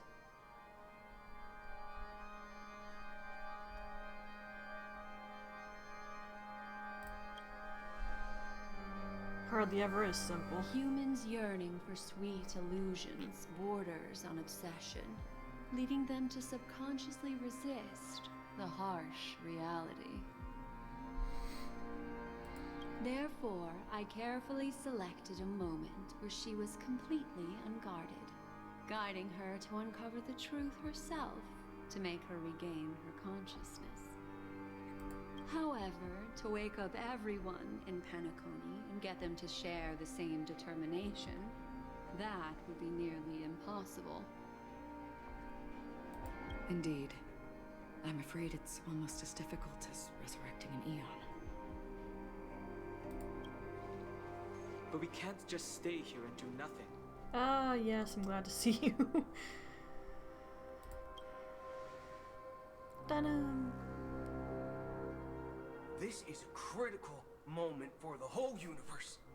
Who cares about some dumb number?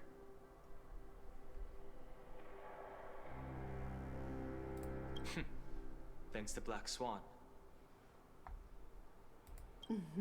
You're welcome. And thanks to the memo keepers in Penacony, too. I believe your partners have also awakened from their dreams. This is the first step of our plan. With the assistance from the Garden of Recollection, those who possess a strong will, like you, will gradually awaken from the dream. These free wills are the discord that will sway Enna's dream. However, awakening a mere handful of individuals is insignificant compared to the vast number of people immersed in the dream. We must find other ways to awaken the free will of millions of people within a short period of time. If breaking through from the inside proves challenging, we can seek assistance from the outside. We've long been aware of a potential solution. Asdana is a galaxy known for its abundant memoria and the remarkable phenomenon known as synesthesia dreamscape. When people first enter this place, they often find themselves and others sharing a collective dream. At this very moment, there is only one dream encompassing the entire Asdana system. So, you mean, if we can attract a large number of outsiders to this system, their free will would intertwine with this dream and shake it to its core? However, those outsiders might also succumb to the dream and become the foundation of the Order instead. The real challenge is, how can we gather a huge number of people as determined as you within a short period of time? Looks like the Jade Abacus of Allying Oath will be the only solution. No need for that. Keep your once-in-a-lifetime treasure. We don't need to bother the Cienjo Alliance for such a tiny request. You want thousands of people with unwavering free will? That's easy. Just leave it to us Galaxy Rangers. You can gather Galaxy Rangers? He's one of them, isn't he? Surely they have ways to contact each other. Outsiders may see Galaxy Rangers as elusive and disconnected individuals, and actually, they're right. And that's why we have a tacit understanding among us. Do you know what it is? Acheron? It's the relic I returned to you. Exactly. Its owner must have told you that it's meaningless to anyone other than a Galaxy Ranger. That it can only fulfill its purpose when returned to its rightful owner. Because it's a burial artifact. Worthy only of a hero who has served the Galaxy Rangers with honor. When its light illuminates the universe, it means the fall of a hero. And in the direction it falls, countless meteors will streak across the sky. Those meteors are Galaxy Rangers, coming from all corners of the cosmos, driven by a shared purpose, without questioning the cause or counting the cost, because we abide by a common principle. The shooting stars of the hunt only descend on the longest night, and with them comes the dawn. We've stayed silent for far too long. Now, it's time to remind all the cowards, oppressors, and villains of the universe of our presence. I'll be the one to ignite the first spark. Once the dreamscape is swayed, I'll complete the second step.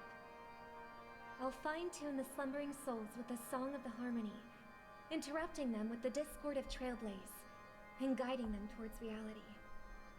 It's true that some people are born strong, and others are born weak.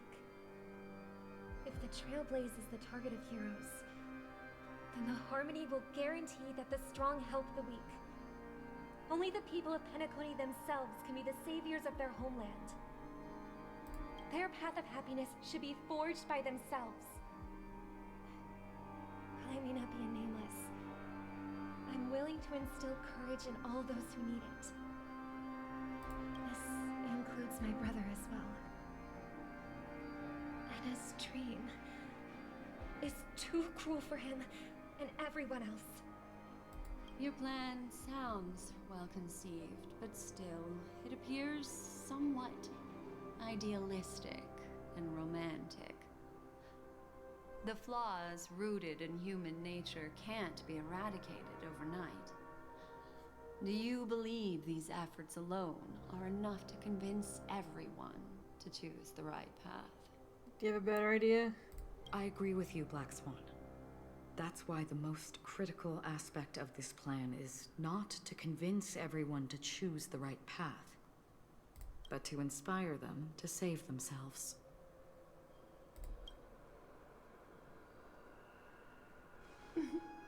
So, you're the key in the end, I assume? The Harmonious Choir possesses the power of an emanator. To overcome it, you'll need the same level of power. The final step in destroying the sweet dream will be my responsibility. That's a relief to hear. Now that our roles are assigned, let's get to our battlefields and pose a grand finale. May I have a moment alone with you? There's one more thing I need to explain to you. Okay. This grand festival is drawing to its close. This is the starting point for the ultimate stage of our journey.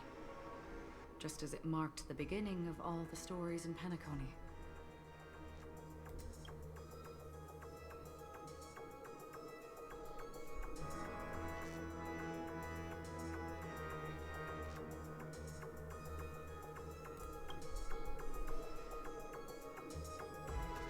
I have faith in you.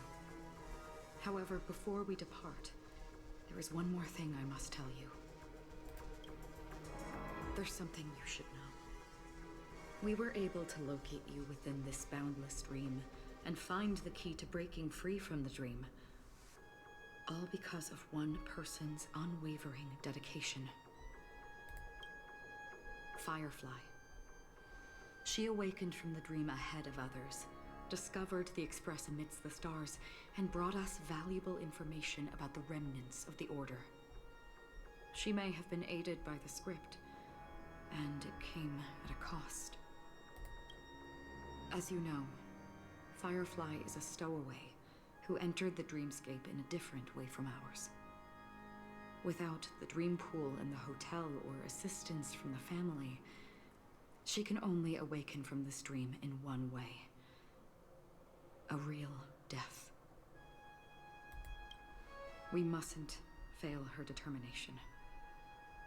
I'm not implying that we must win this fight no matter what, but our resolve should match that of that courageous lady. I agree. Are you ready?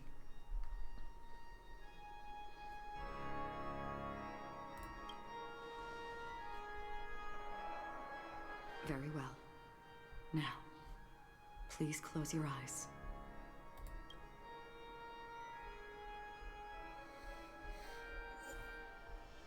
Oh gosh.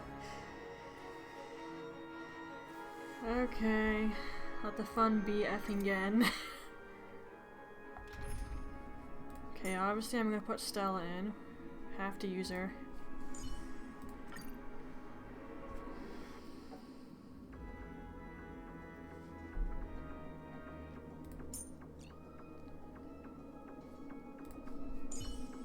I'm gonna have a healer just in case I need him.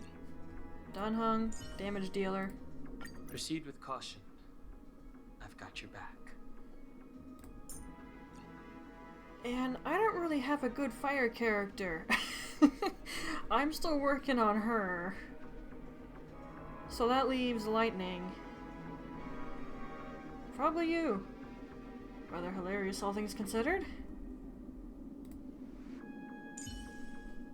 Let's hope I don't regret that. Bygones are bygones. But sometimes I wish things had turned out differently. Okay. Well, when Maria said that this was gonna be a doozy, she wasn't kidding. Alright, here we go. I did feel like that boss fight was a little too easy. I was expecting way more out of that. And now I guess I'm gonna get the real deal. How long has this rain been ongoing? Whoa, okay, I thought this was the same as it was before, but that's not the same at all. If I remember correctly, it has lasted for decades, or even centuries. The unwavering determination of the Hunt followers persists even in death. But thankfully, we've guided those lost souls to their lives beyond. They were heroes in their time. And they won't be reduced to puppets of the Nihility in their death. You see, the shadows on the sea have vanished. Do you remember? He once said that the sky would clear when the regrets of the departed had faded away. But it's still raining. I know. So, why is all this? Why did this rain choose me? Because someone's regrets haven't been fulfilled, perhaps. Mortals who walk the paths are like sailors on a vast ocean, leaving behind a trail that creates countless ripples of possibilities. These ripples last longer than the fleeting lifetimes of humans. And for some, their presence leaves such a strong mark that it's reflected in the waves. Sin-thirsters, the obsessions of the Pathstriders. They emerge from the depths of Ix, seeing themselves as masters of their own destiny, unknowingly repeating the actions of their past lives.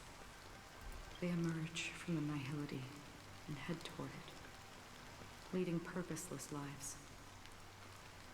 However, these hollow phantoms, they have journeyed with me for such a long time.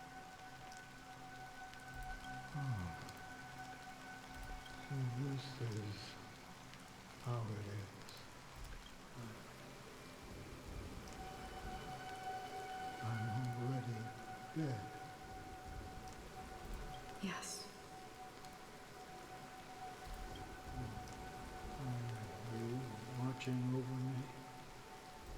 This is my duty as Acheron the Watcher.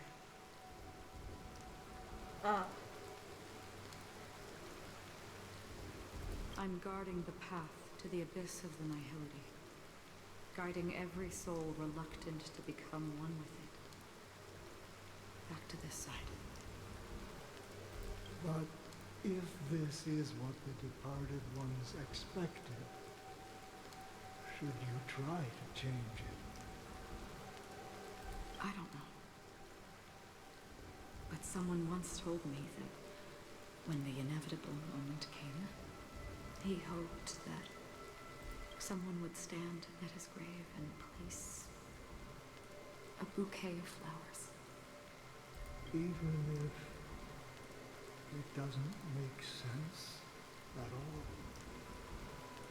Some tasks have to be done, even if they are pointless. I have experienced that much already. Please extend your hand and then close your eyes.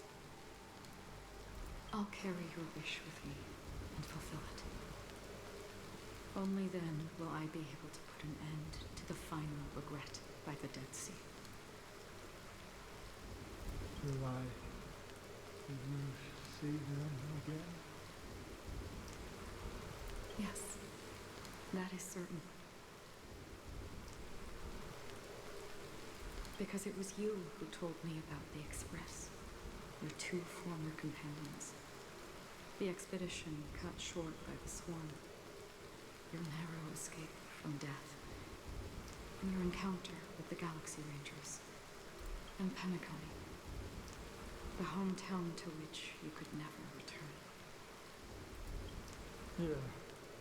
For countless times, I got rejected by the family and had to pass it by. But I knew that my companion was still there. Betrayal. Are you still there? Take my hand and come with me. We will leave this place.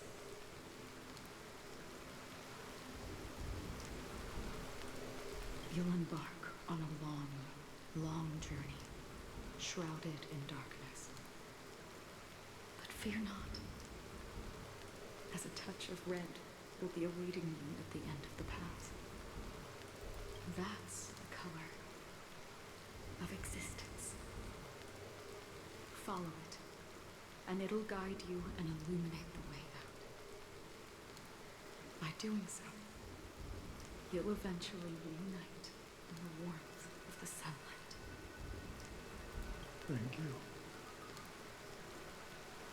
May death be the end of your boundless dream, guiding you back to the waking world.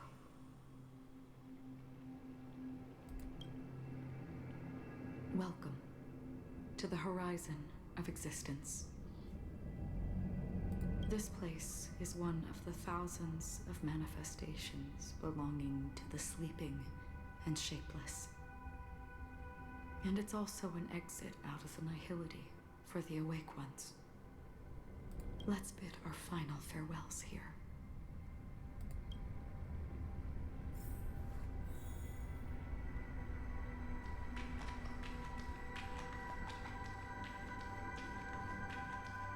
I got Always nothing. distinguish between reality and imagination.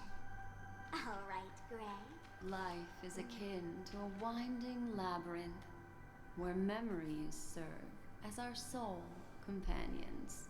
I got nothing, guys. I can't with this right now. It's too much to try to comprehend. Be forever concealed. Anna's dream is too cruel for him and everyone else. To the imperfect tomorrow. I still remember the question on the invitation letter. Why does life slumber?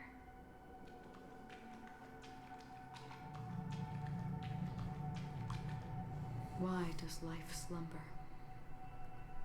We don't know the answer yet, but we're about to awaken from this dream. Or perhaps such is the answer itself. Leave this place.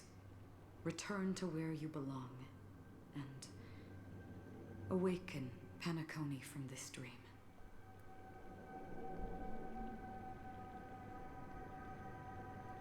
As I said, our plan is not about convincing everyone to choose the right path, but about inspiring them to save themselves. So, when will people actively save themselves? The answer is when they are in desperate situations. So basically we gotta scare the crap out of everybody. It would work. Like a drowning individual in the deep sea. When one's body and mind bear immense pressure, agony, confusion, and despair will follow. I firmly believe that. The fragility of humankind often freezes them in their tracks. But in truly desperate situations, they will strive to save themselves. And now, Penacony has enough heroes to lead them forward. It's through this inherent, self-centered instinct that people exert their utmost effort, even when they know their struggle is fruitless. As absurd as it may seem, it's their resistance. As for now, it is time to guide them, not as a savior, but as a nameless among those mortals. In this way, you will reunite in the warmth of the sunlight.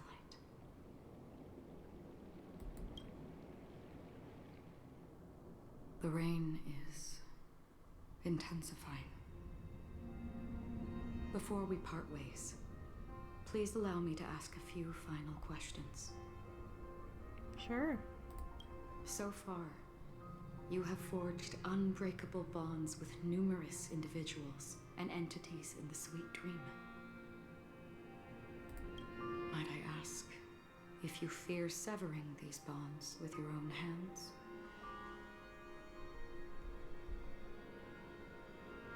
Don't have other options.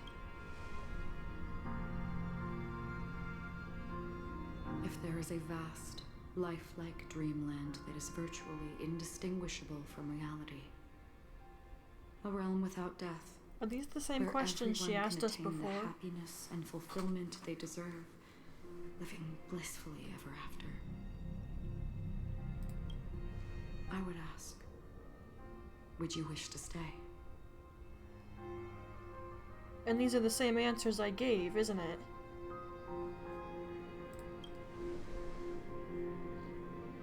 Imagine if this splendid dream were fated to fall apart.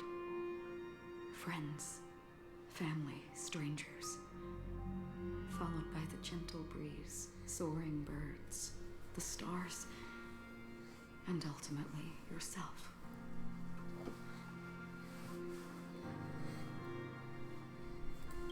Everyone and every face they remember, the joy and the heartaches, the vows sealed and those left hanging, all will inevitably march towards a predetermined ending.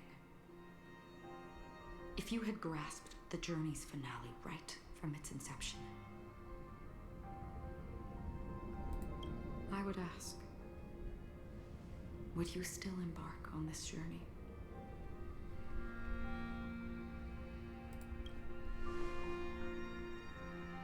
I'm glad. The answer itself doesn't matter.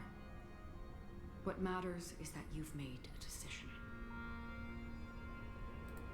Listen, touch, and ponder. And therein lies the sensation.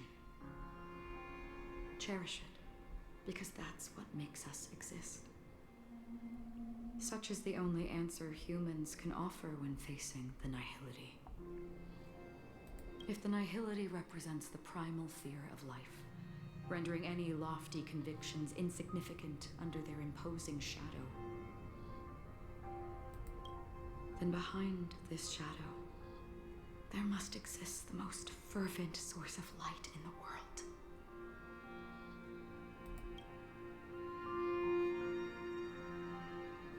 Just as every life that edges closer to death fervently approaches the end of the nihility,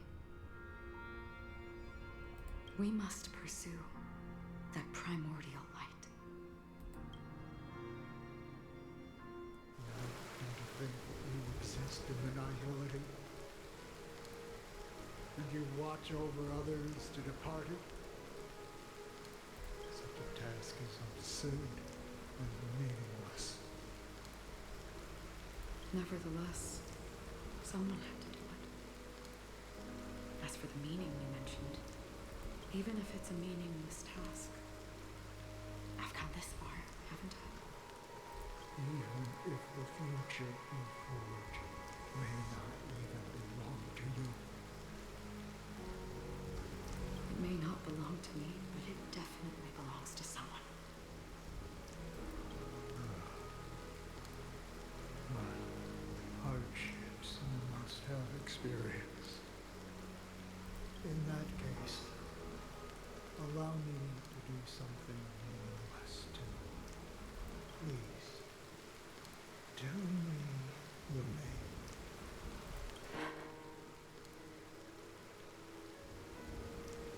Perhaps my existence will vanish in the next moment, and nobody will remember this conversation or your answer. But I believe that your name should be remembered. And this universe will remember it as well.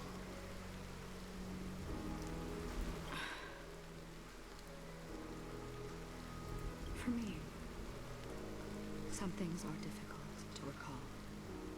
Yet there are others that I find challenging to forget. Such is memory, a creation of the past that blossoms into significance in the distant future.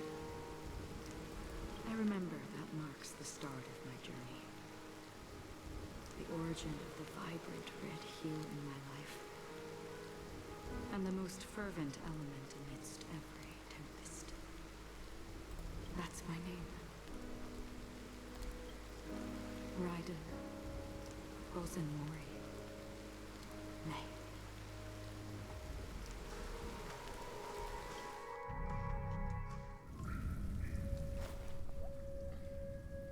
The Golden Dream is getting restless. In the coming long nights, I'm afraid you will face many setbacks and witness many tragedies. And in the end, you will only see in black and white. But please believe me, that in that monochrome world, there will be a glimpse of fleeting red. And when you make a choice, it will appear once more.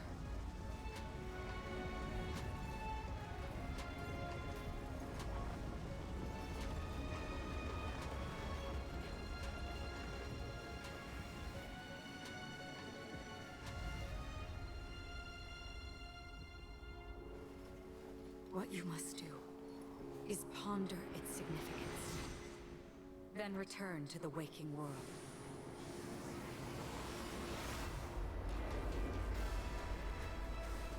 That's where we all find our answers. Well, dang. I saw they went to a different party setup now. Whoa. I hate Penacony, but it's cutscenes. And the storyline. Ha ha ha. Oh boy. We need a break after Penacony's over. Please, game devs, give us a break for a while. Have you broken free from the dream of order? There we go, that looks better. Yes, absolutely. Oh, jeez. I wasn't able to do any prep work for this either. That sucks. I didn't bring Blade along, but hopefully Dan Heng is good enough.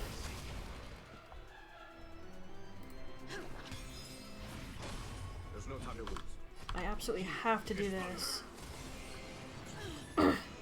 Because I need to make sure that's going.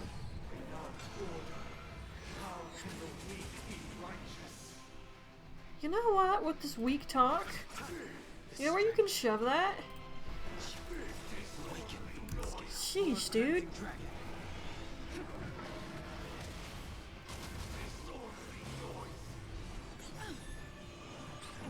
Follow my charge. There's something about humans you have to respect. You know what that is? No matter how many times you knock them down, they keep getting back up because they don't like to give up.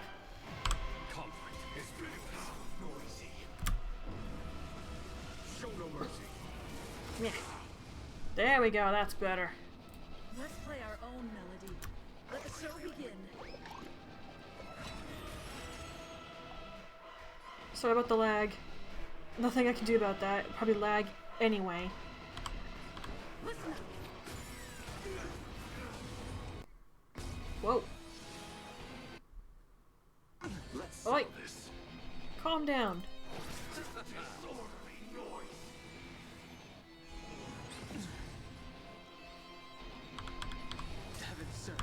Hiya. Oh, that was nice.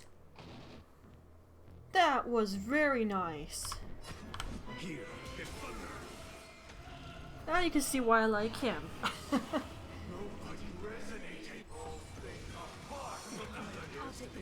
Ow. I'll see you off. My base attack looks so effing weird. Eternal sleep is not the end. I'd rather shoot through the hat instead of going like that at something. Just throw it, not this. It looks a little funny. Ow. Oh, no, no, no, no, no. You chose the wrong enemy. Okay, Jingyuan, I hope you're gonna be fine because I need to heal him. Take your heal and shut up, Dan Heng. He's as bad as Blade about that, I swear. Although Jing Liu's not much better either. Wake up. Let's play our own melody. Let the show begin. Come on, dance with me. Let's dance, boys.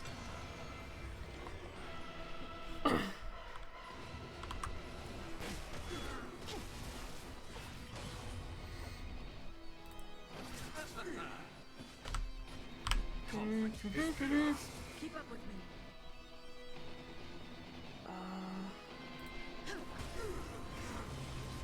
Need to make sure my damage dealer can actually do damage, you know. Times are changed. Pop, pop, pop, pop, pop, pop, pop. I'll see you off. I still feel like this is moving kind of slow, and I fast forwarded it and everything. Get him. Very nice. It's phase 1. It's about to get worse now. 7,336 notes. I solemnly invite you to join the glorious chorus and ascend to the heavens. F off, dude. Done. Show no mercy. Don't want your stupid dream realm.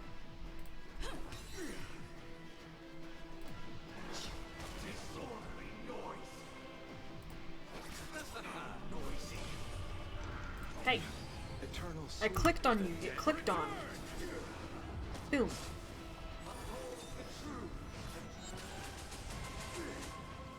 Really wish I could have gotten that a little bit. Oh well. I have energy recharge on you, right? It's not doing a lot of good at the moment. Let's play our own melody. dun, dun, dun, dun, dun, dun.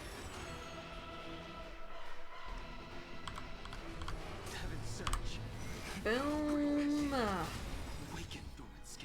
Boom, beep, get out my way. Yeah.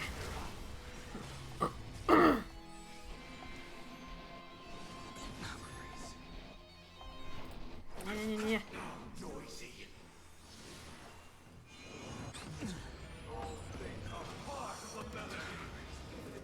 Ow.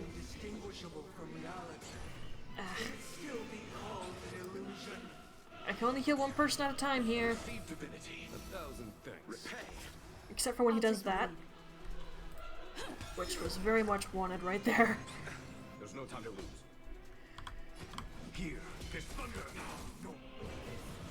Ow, ow. Oh no! No! Crumbs! Robin? Music.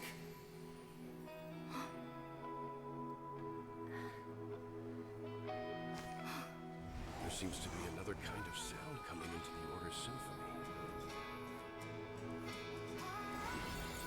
Yes! Penacony's first and last disharmony.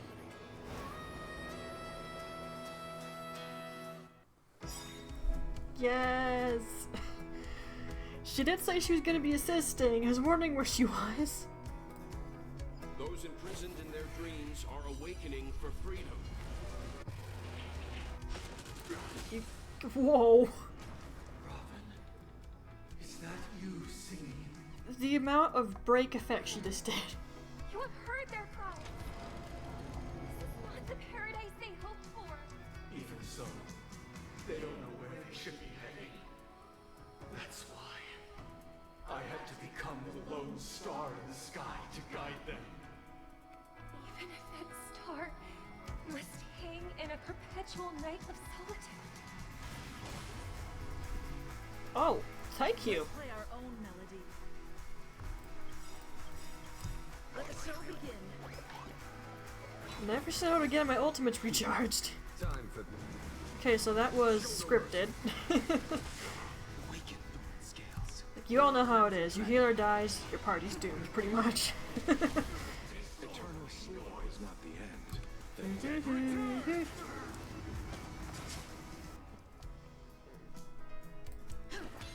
Let's settle this. Sense of story. Heaven's search. Da, da, da, da. Very nice. Good. Oh, that was really good. Here, there's thunder. If we had never experienced solitude, how could we have embarked on different paths? Now, our final talk has concluded. All the work of creation has been completed. The inevitable day has arrived. The embryo of philosophy will reshape for us all of reality. If your paradise can save more people, sever my path with your hands. Are you gonna make us kill you just to stop you? You chose the wrong enemy.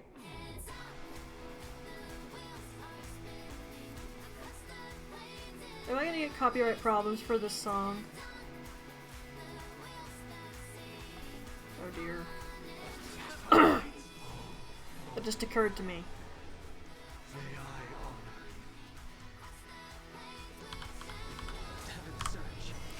I really don't want to have to kill you, but I think it's gonna be a thing. There's not gonna be any talking to you. I command you to heed my son. Witness the will of the weak. Boom! The amount of break effect damage. Working on it, Marge. Sense a storm. I can only move so fast here. It was not you who created all things. You didn't create all things either. It was humanity that created you. Your divine being will become the foundation of our paradise. Okay, damage.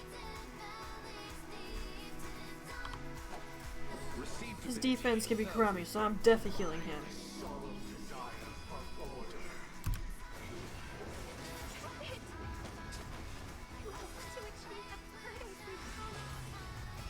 The order is not the only choice. True happiness, the meaning of life, lie in defying the nihility, embracing all that life offers. I didn't want to cut her off. Just in case I did something to cut her off, I was like, I'm gonna wait till she's done talking. Ow. There's no time to lose. Oh, and I'm out of. Dang it. I swear on words.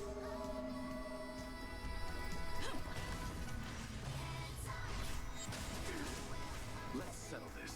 It could have been stronger, but unfortunately it wasn't.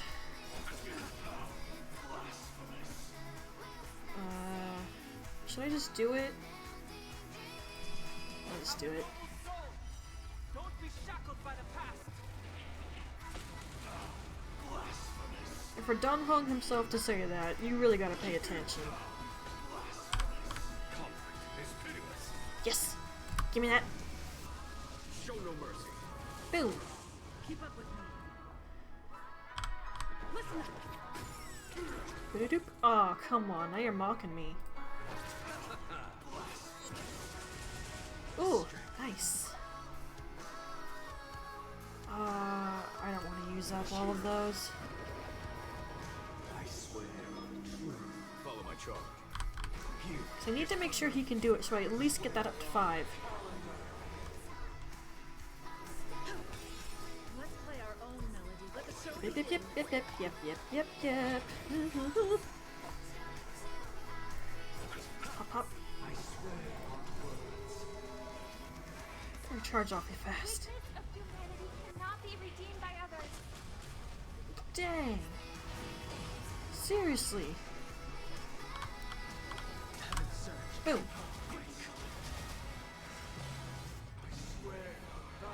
There's no time to lose. There we go. I swear on rules. I swear on meaning. Still another phase too. I gotta keep that in mind. Wake up. Don't you talk to me about insolence. Sense a storm. Get off your high horse. Awaken, dormant skin. World cleansing dragon. Literally in this case, sort of. Oh dear.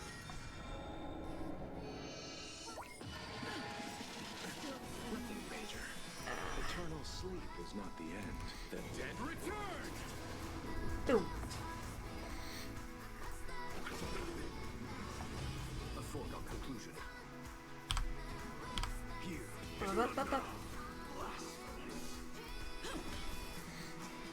I'm not gonna do the train thing.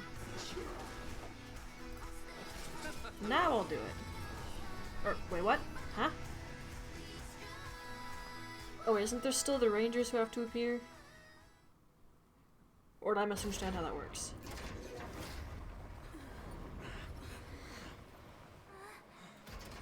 So, why does life slumber? Because someday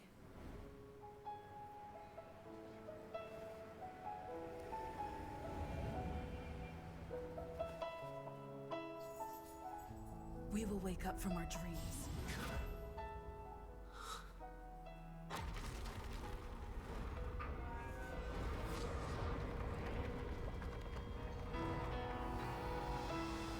The night is still too short.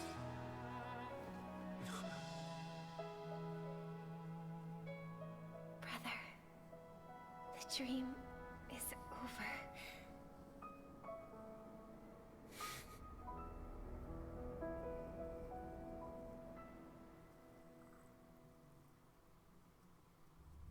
In the first year of the AE 2158, a fiery conspiracy erupted in the land of the dreams, but soon faded in chaos and destruction.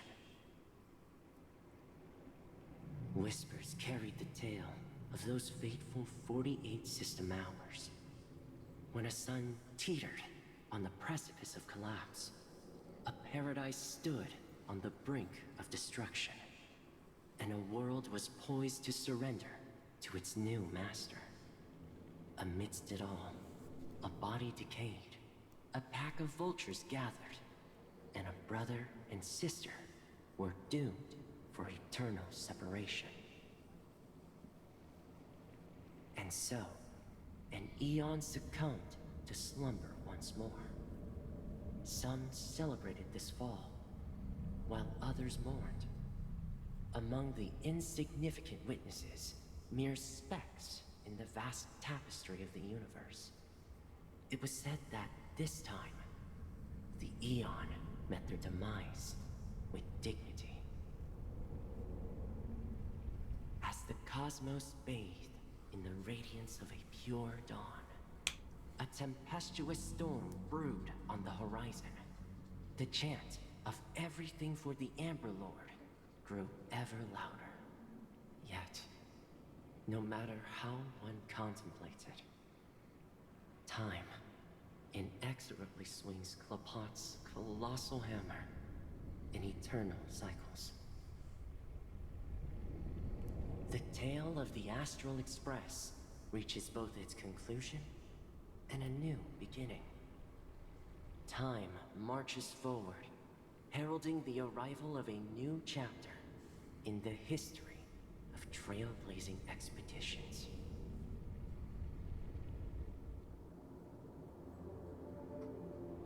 Well, Brother, do you think the stars will fade away? Where did that come all of a sudden? Because the constellation that looks like a bird, the torrent eagles, looks a bit dim lately. It's the Torment Eagles. Don't worry, it's still there. It's just it's located in the inner ring of Penacony and can only be seen when spring and summer overlap. As for the question you asked, I think stars do die, just like people. But do you know, sister? No star actually belongs to the present. The light we see from them is from a long time ago. Even after the stars perish, their light will travel millions of light years, spanning countless years, to illuminate the night sky of another world. In our paradise, I believe there will be a star like that, shining with the same light. Its radiance will last forever, and its name will be happiness. No, not just one star. We should have 2 stars. Or maybe even more. Yeah, you're right. It's a deal. It's a deal, then.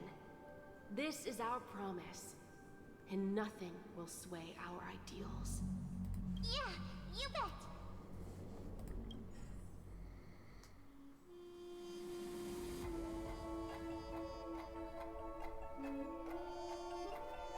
You gonna throw any other surprises at us? I don't trust it now because it did it one time. I'm expecting it to do it again. I don't trust you.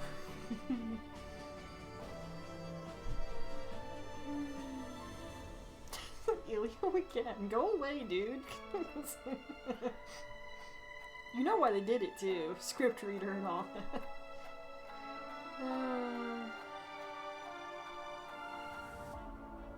Whoa.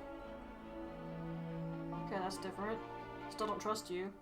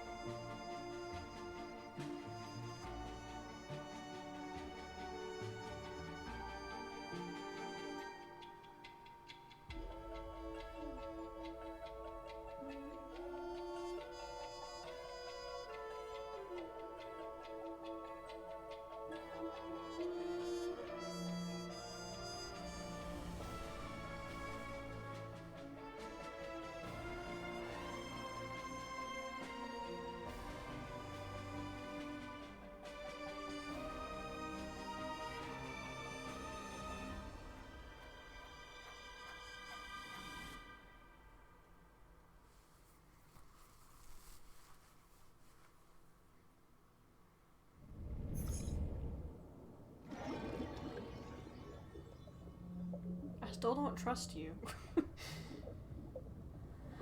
I'll wait till you officially tell me it's over before I start trusting you. I mean, even I thought when it was all getting said and done before, it was wrapping up too easily and peacefully.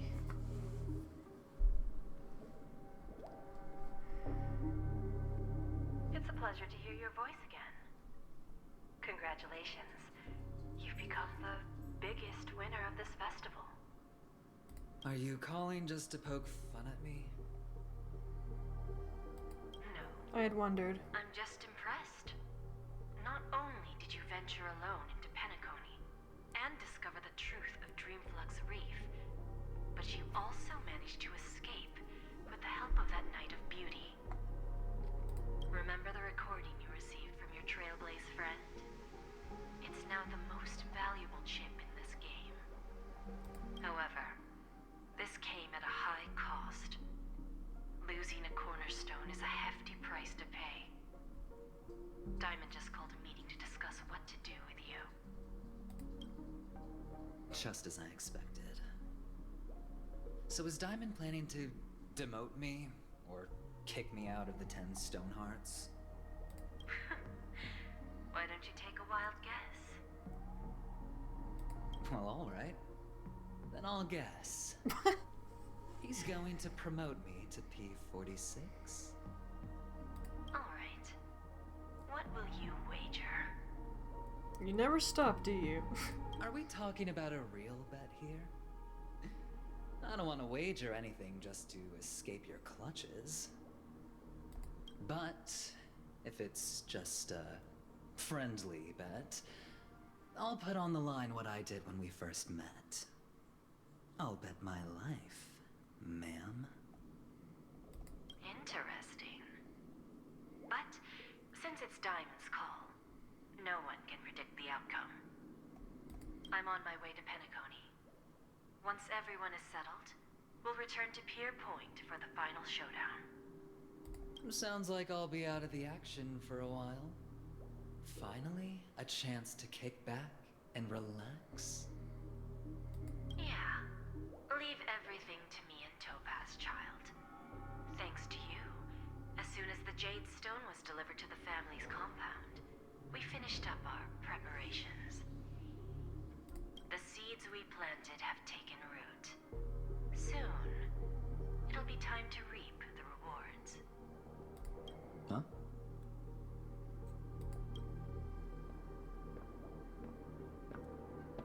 Well, let's wrap it up for now. Looks like I've got a visitor here.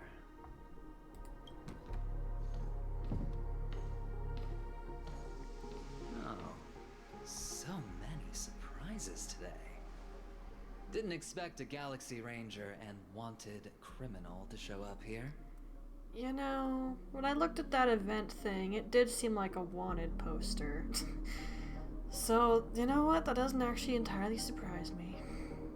One who managed to take out 2 IPC members under the noses of our fleet. Do you understand what that means? Screw wubba boo, I just put him to sleep. Don't try to intimidate me with that nonsense. Besides, I've taken down more IPC lackeys than the residual value you squeezed. And I don't mind adding a few more zeros to my wanted poster. I have a question for you. Be honest, or I don't mind putting a bullet into your head. Then how do you intend to get answers if you've killed him? Tell me, where is Oswaldo Snyder?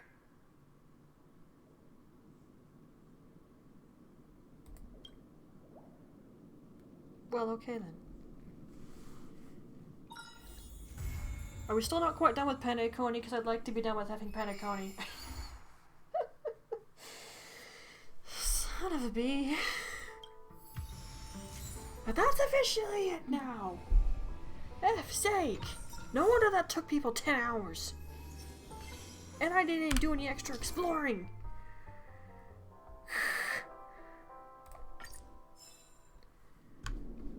Gosh dang it. Yeah, hi.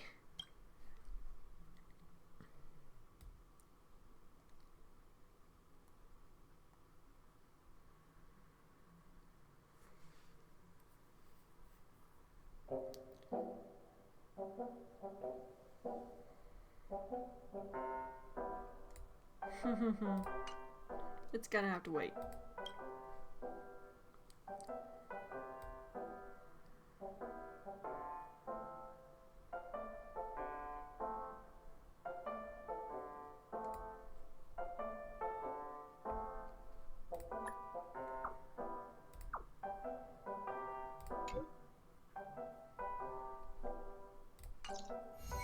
Son of a pea. That took 10 effing hours. I am more tired than when I started. Unknown to each other, yet united in purpose, we make the same choices.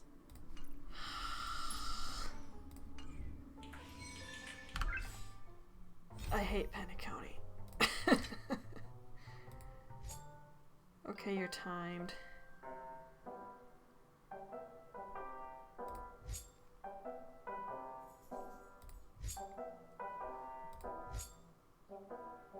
Is that a long event of some sort?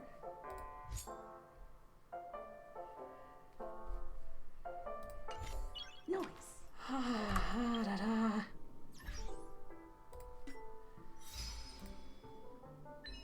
Let's get these stinking things.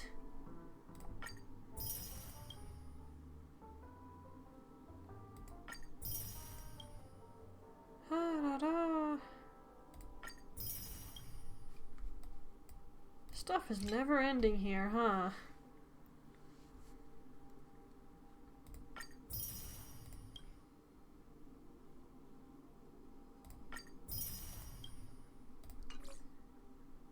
Hey.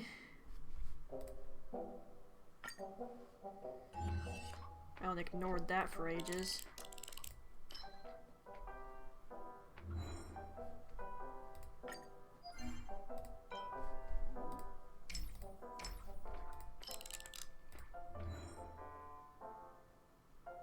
Do I have to play with it right now? Yes, I do.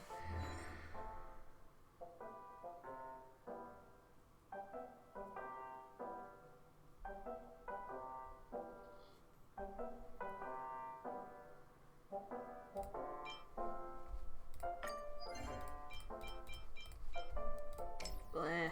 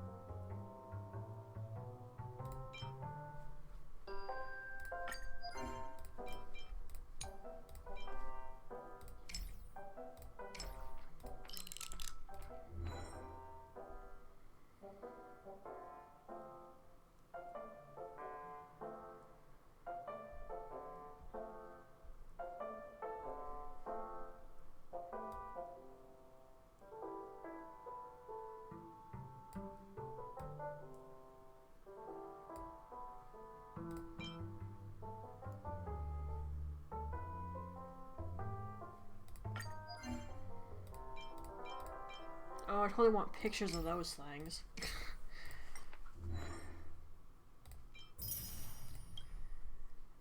Ay, ay, ay.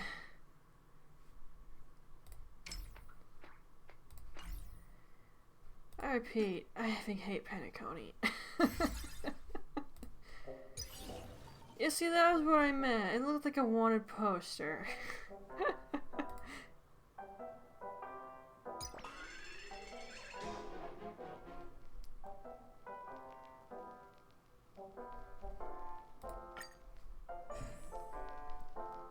Wow, that's a lot of jades.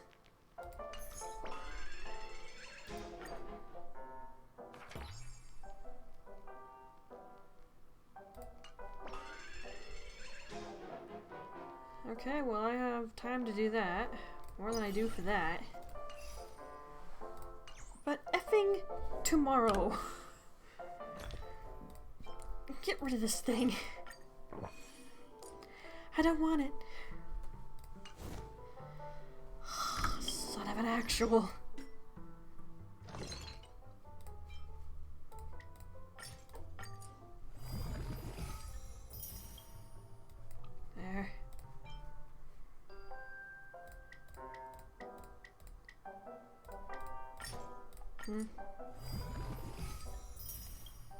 Okay, I should probably use those really sparingly from now on until I get more supplies.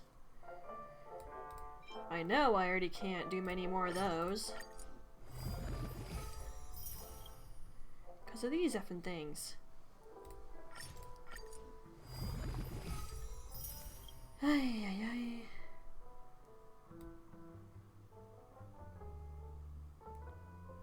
And there's the shield.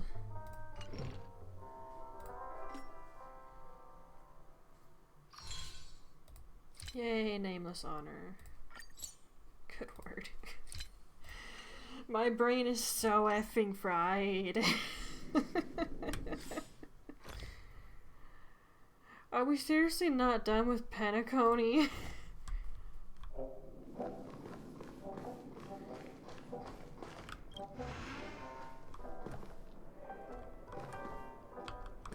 Gosh. It's just, you gotta be kidding me. Why is this glowing at me?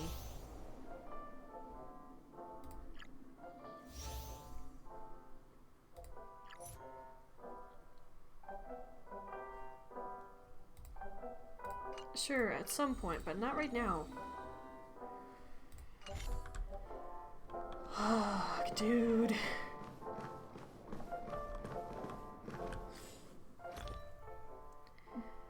I don't even know where to start with all that crap.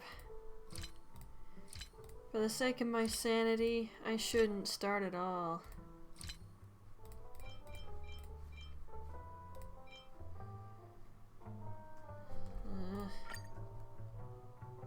That'll bother me.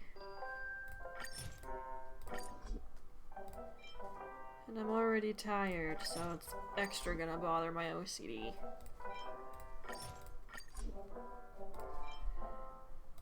Ugh. Nothing there. Okay, can I bother with that later? I don't want to mess with it right now. I'm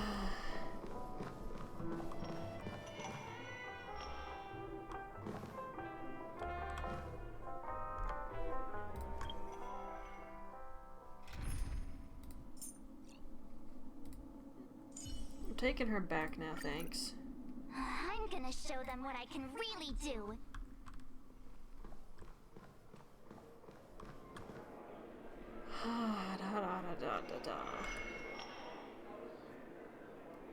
I effing hate this place. I can't say that enough. I don't want another story update for a while. I need a break. I still have exploring that I have to do. And I've got the effing ghost event for the LaFu to finish. Then I have the Bellabog Museum. But you know what? Those sound really effing appealing. As for exploring, I don't know. Maybe I'll just run around locations on the main file instead of worrying about doing anything on the secondary account other than just the event stuff. I don't know. I'm to think about that one.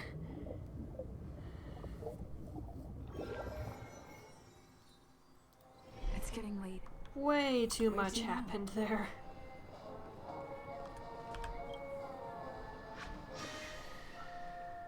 Hello.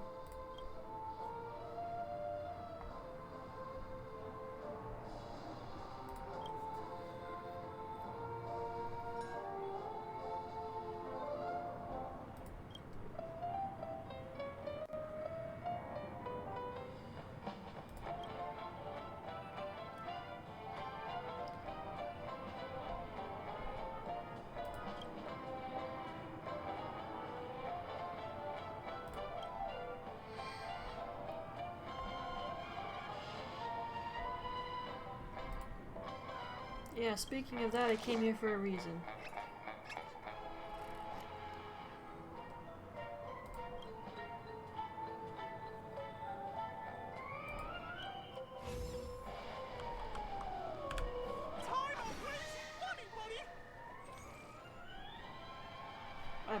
expected.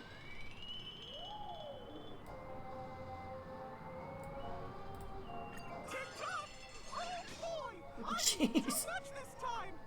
I had way more than I expected. Huh.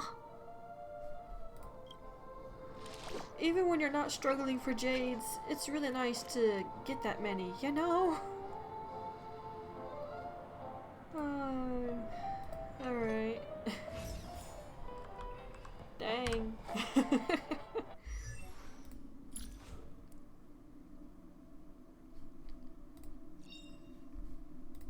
Unknown to each other, yet united in purpose, we make the same choices.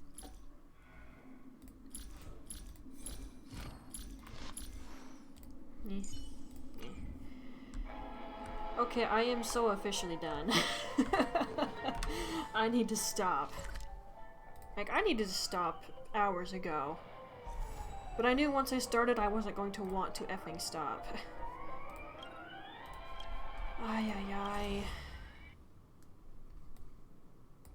Wait a second. Okay, I was about to say, I didn't use up that much of it.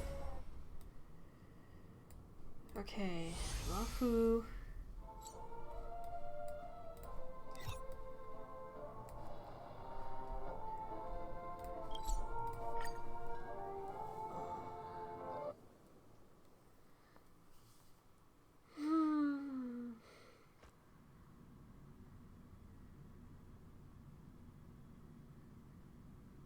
Yeah, that was something else that popped up.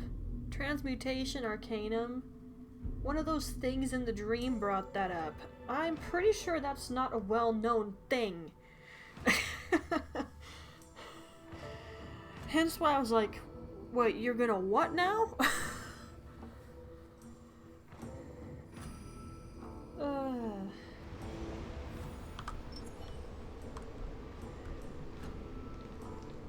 I'm gonna have stuff to do to build up Stella some more too.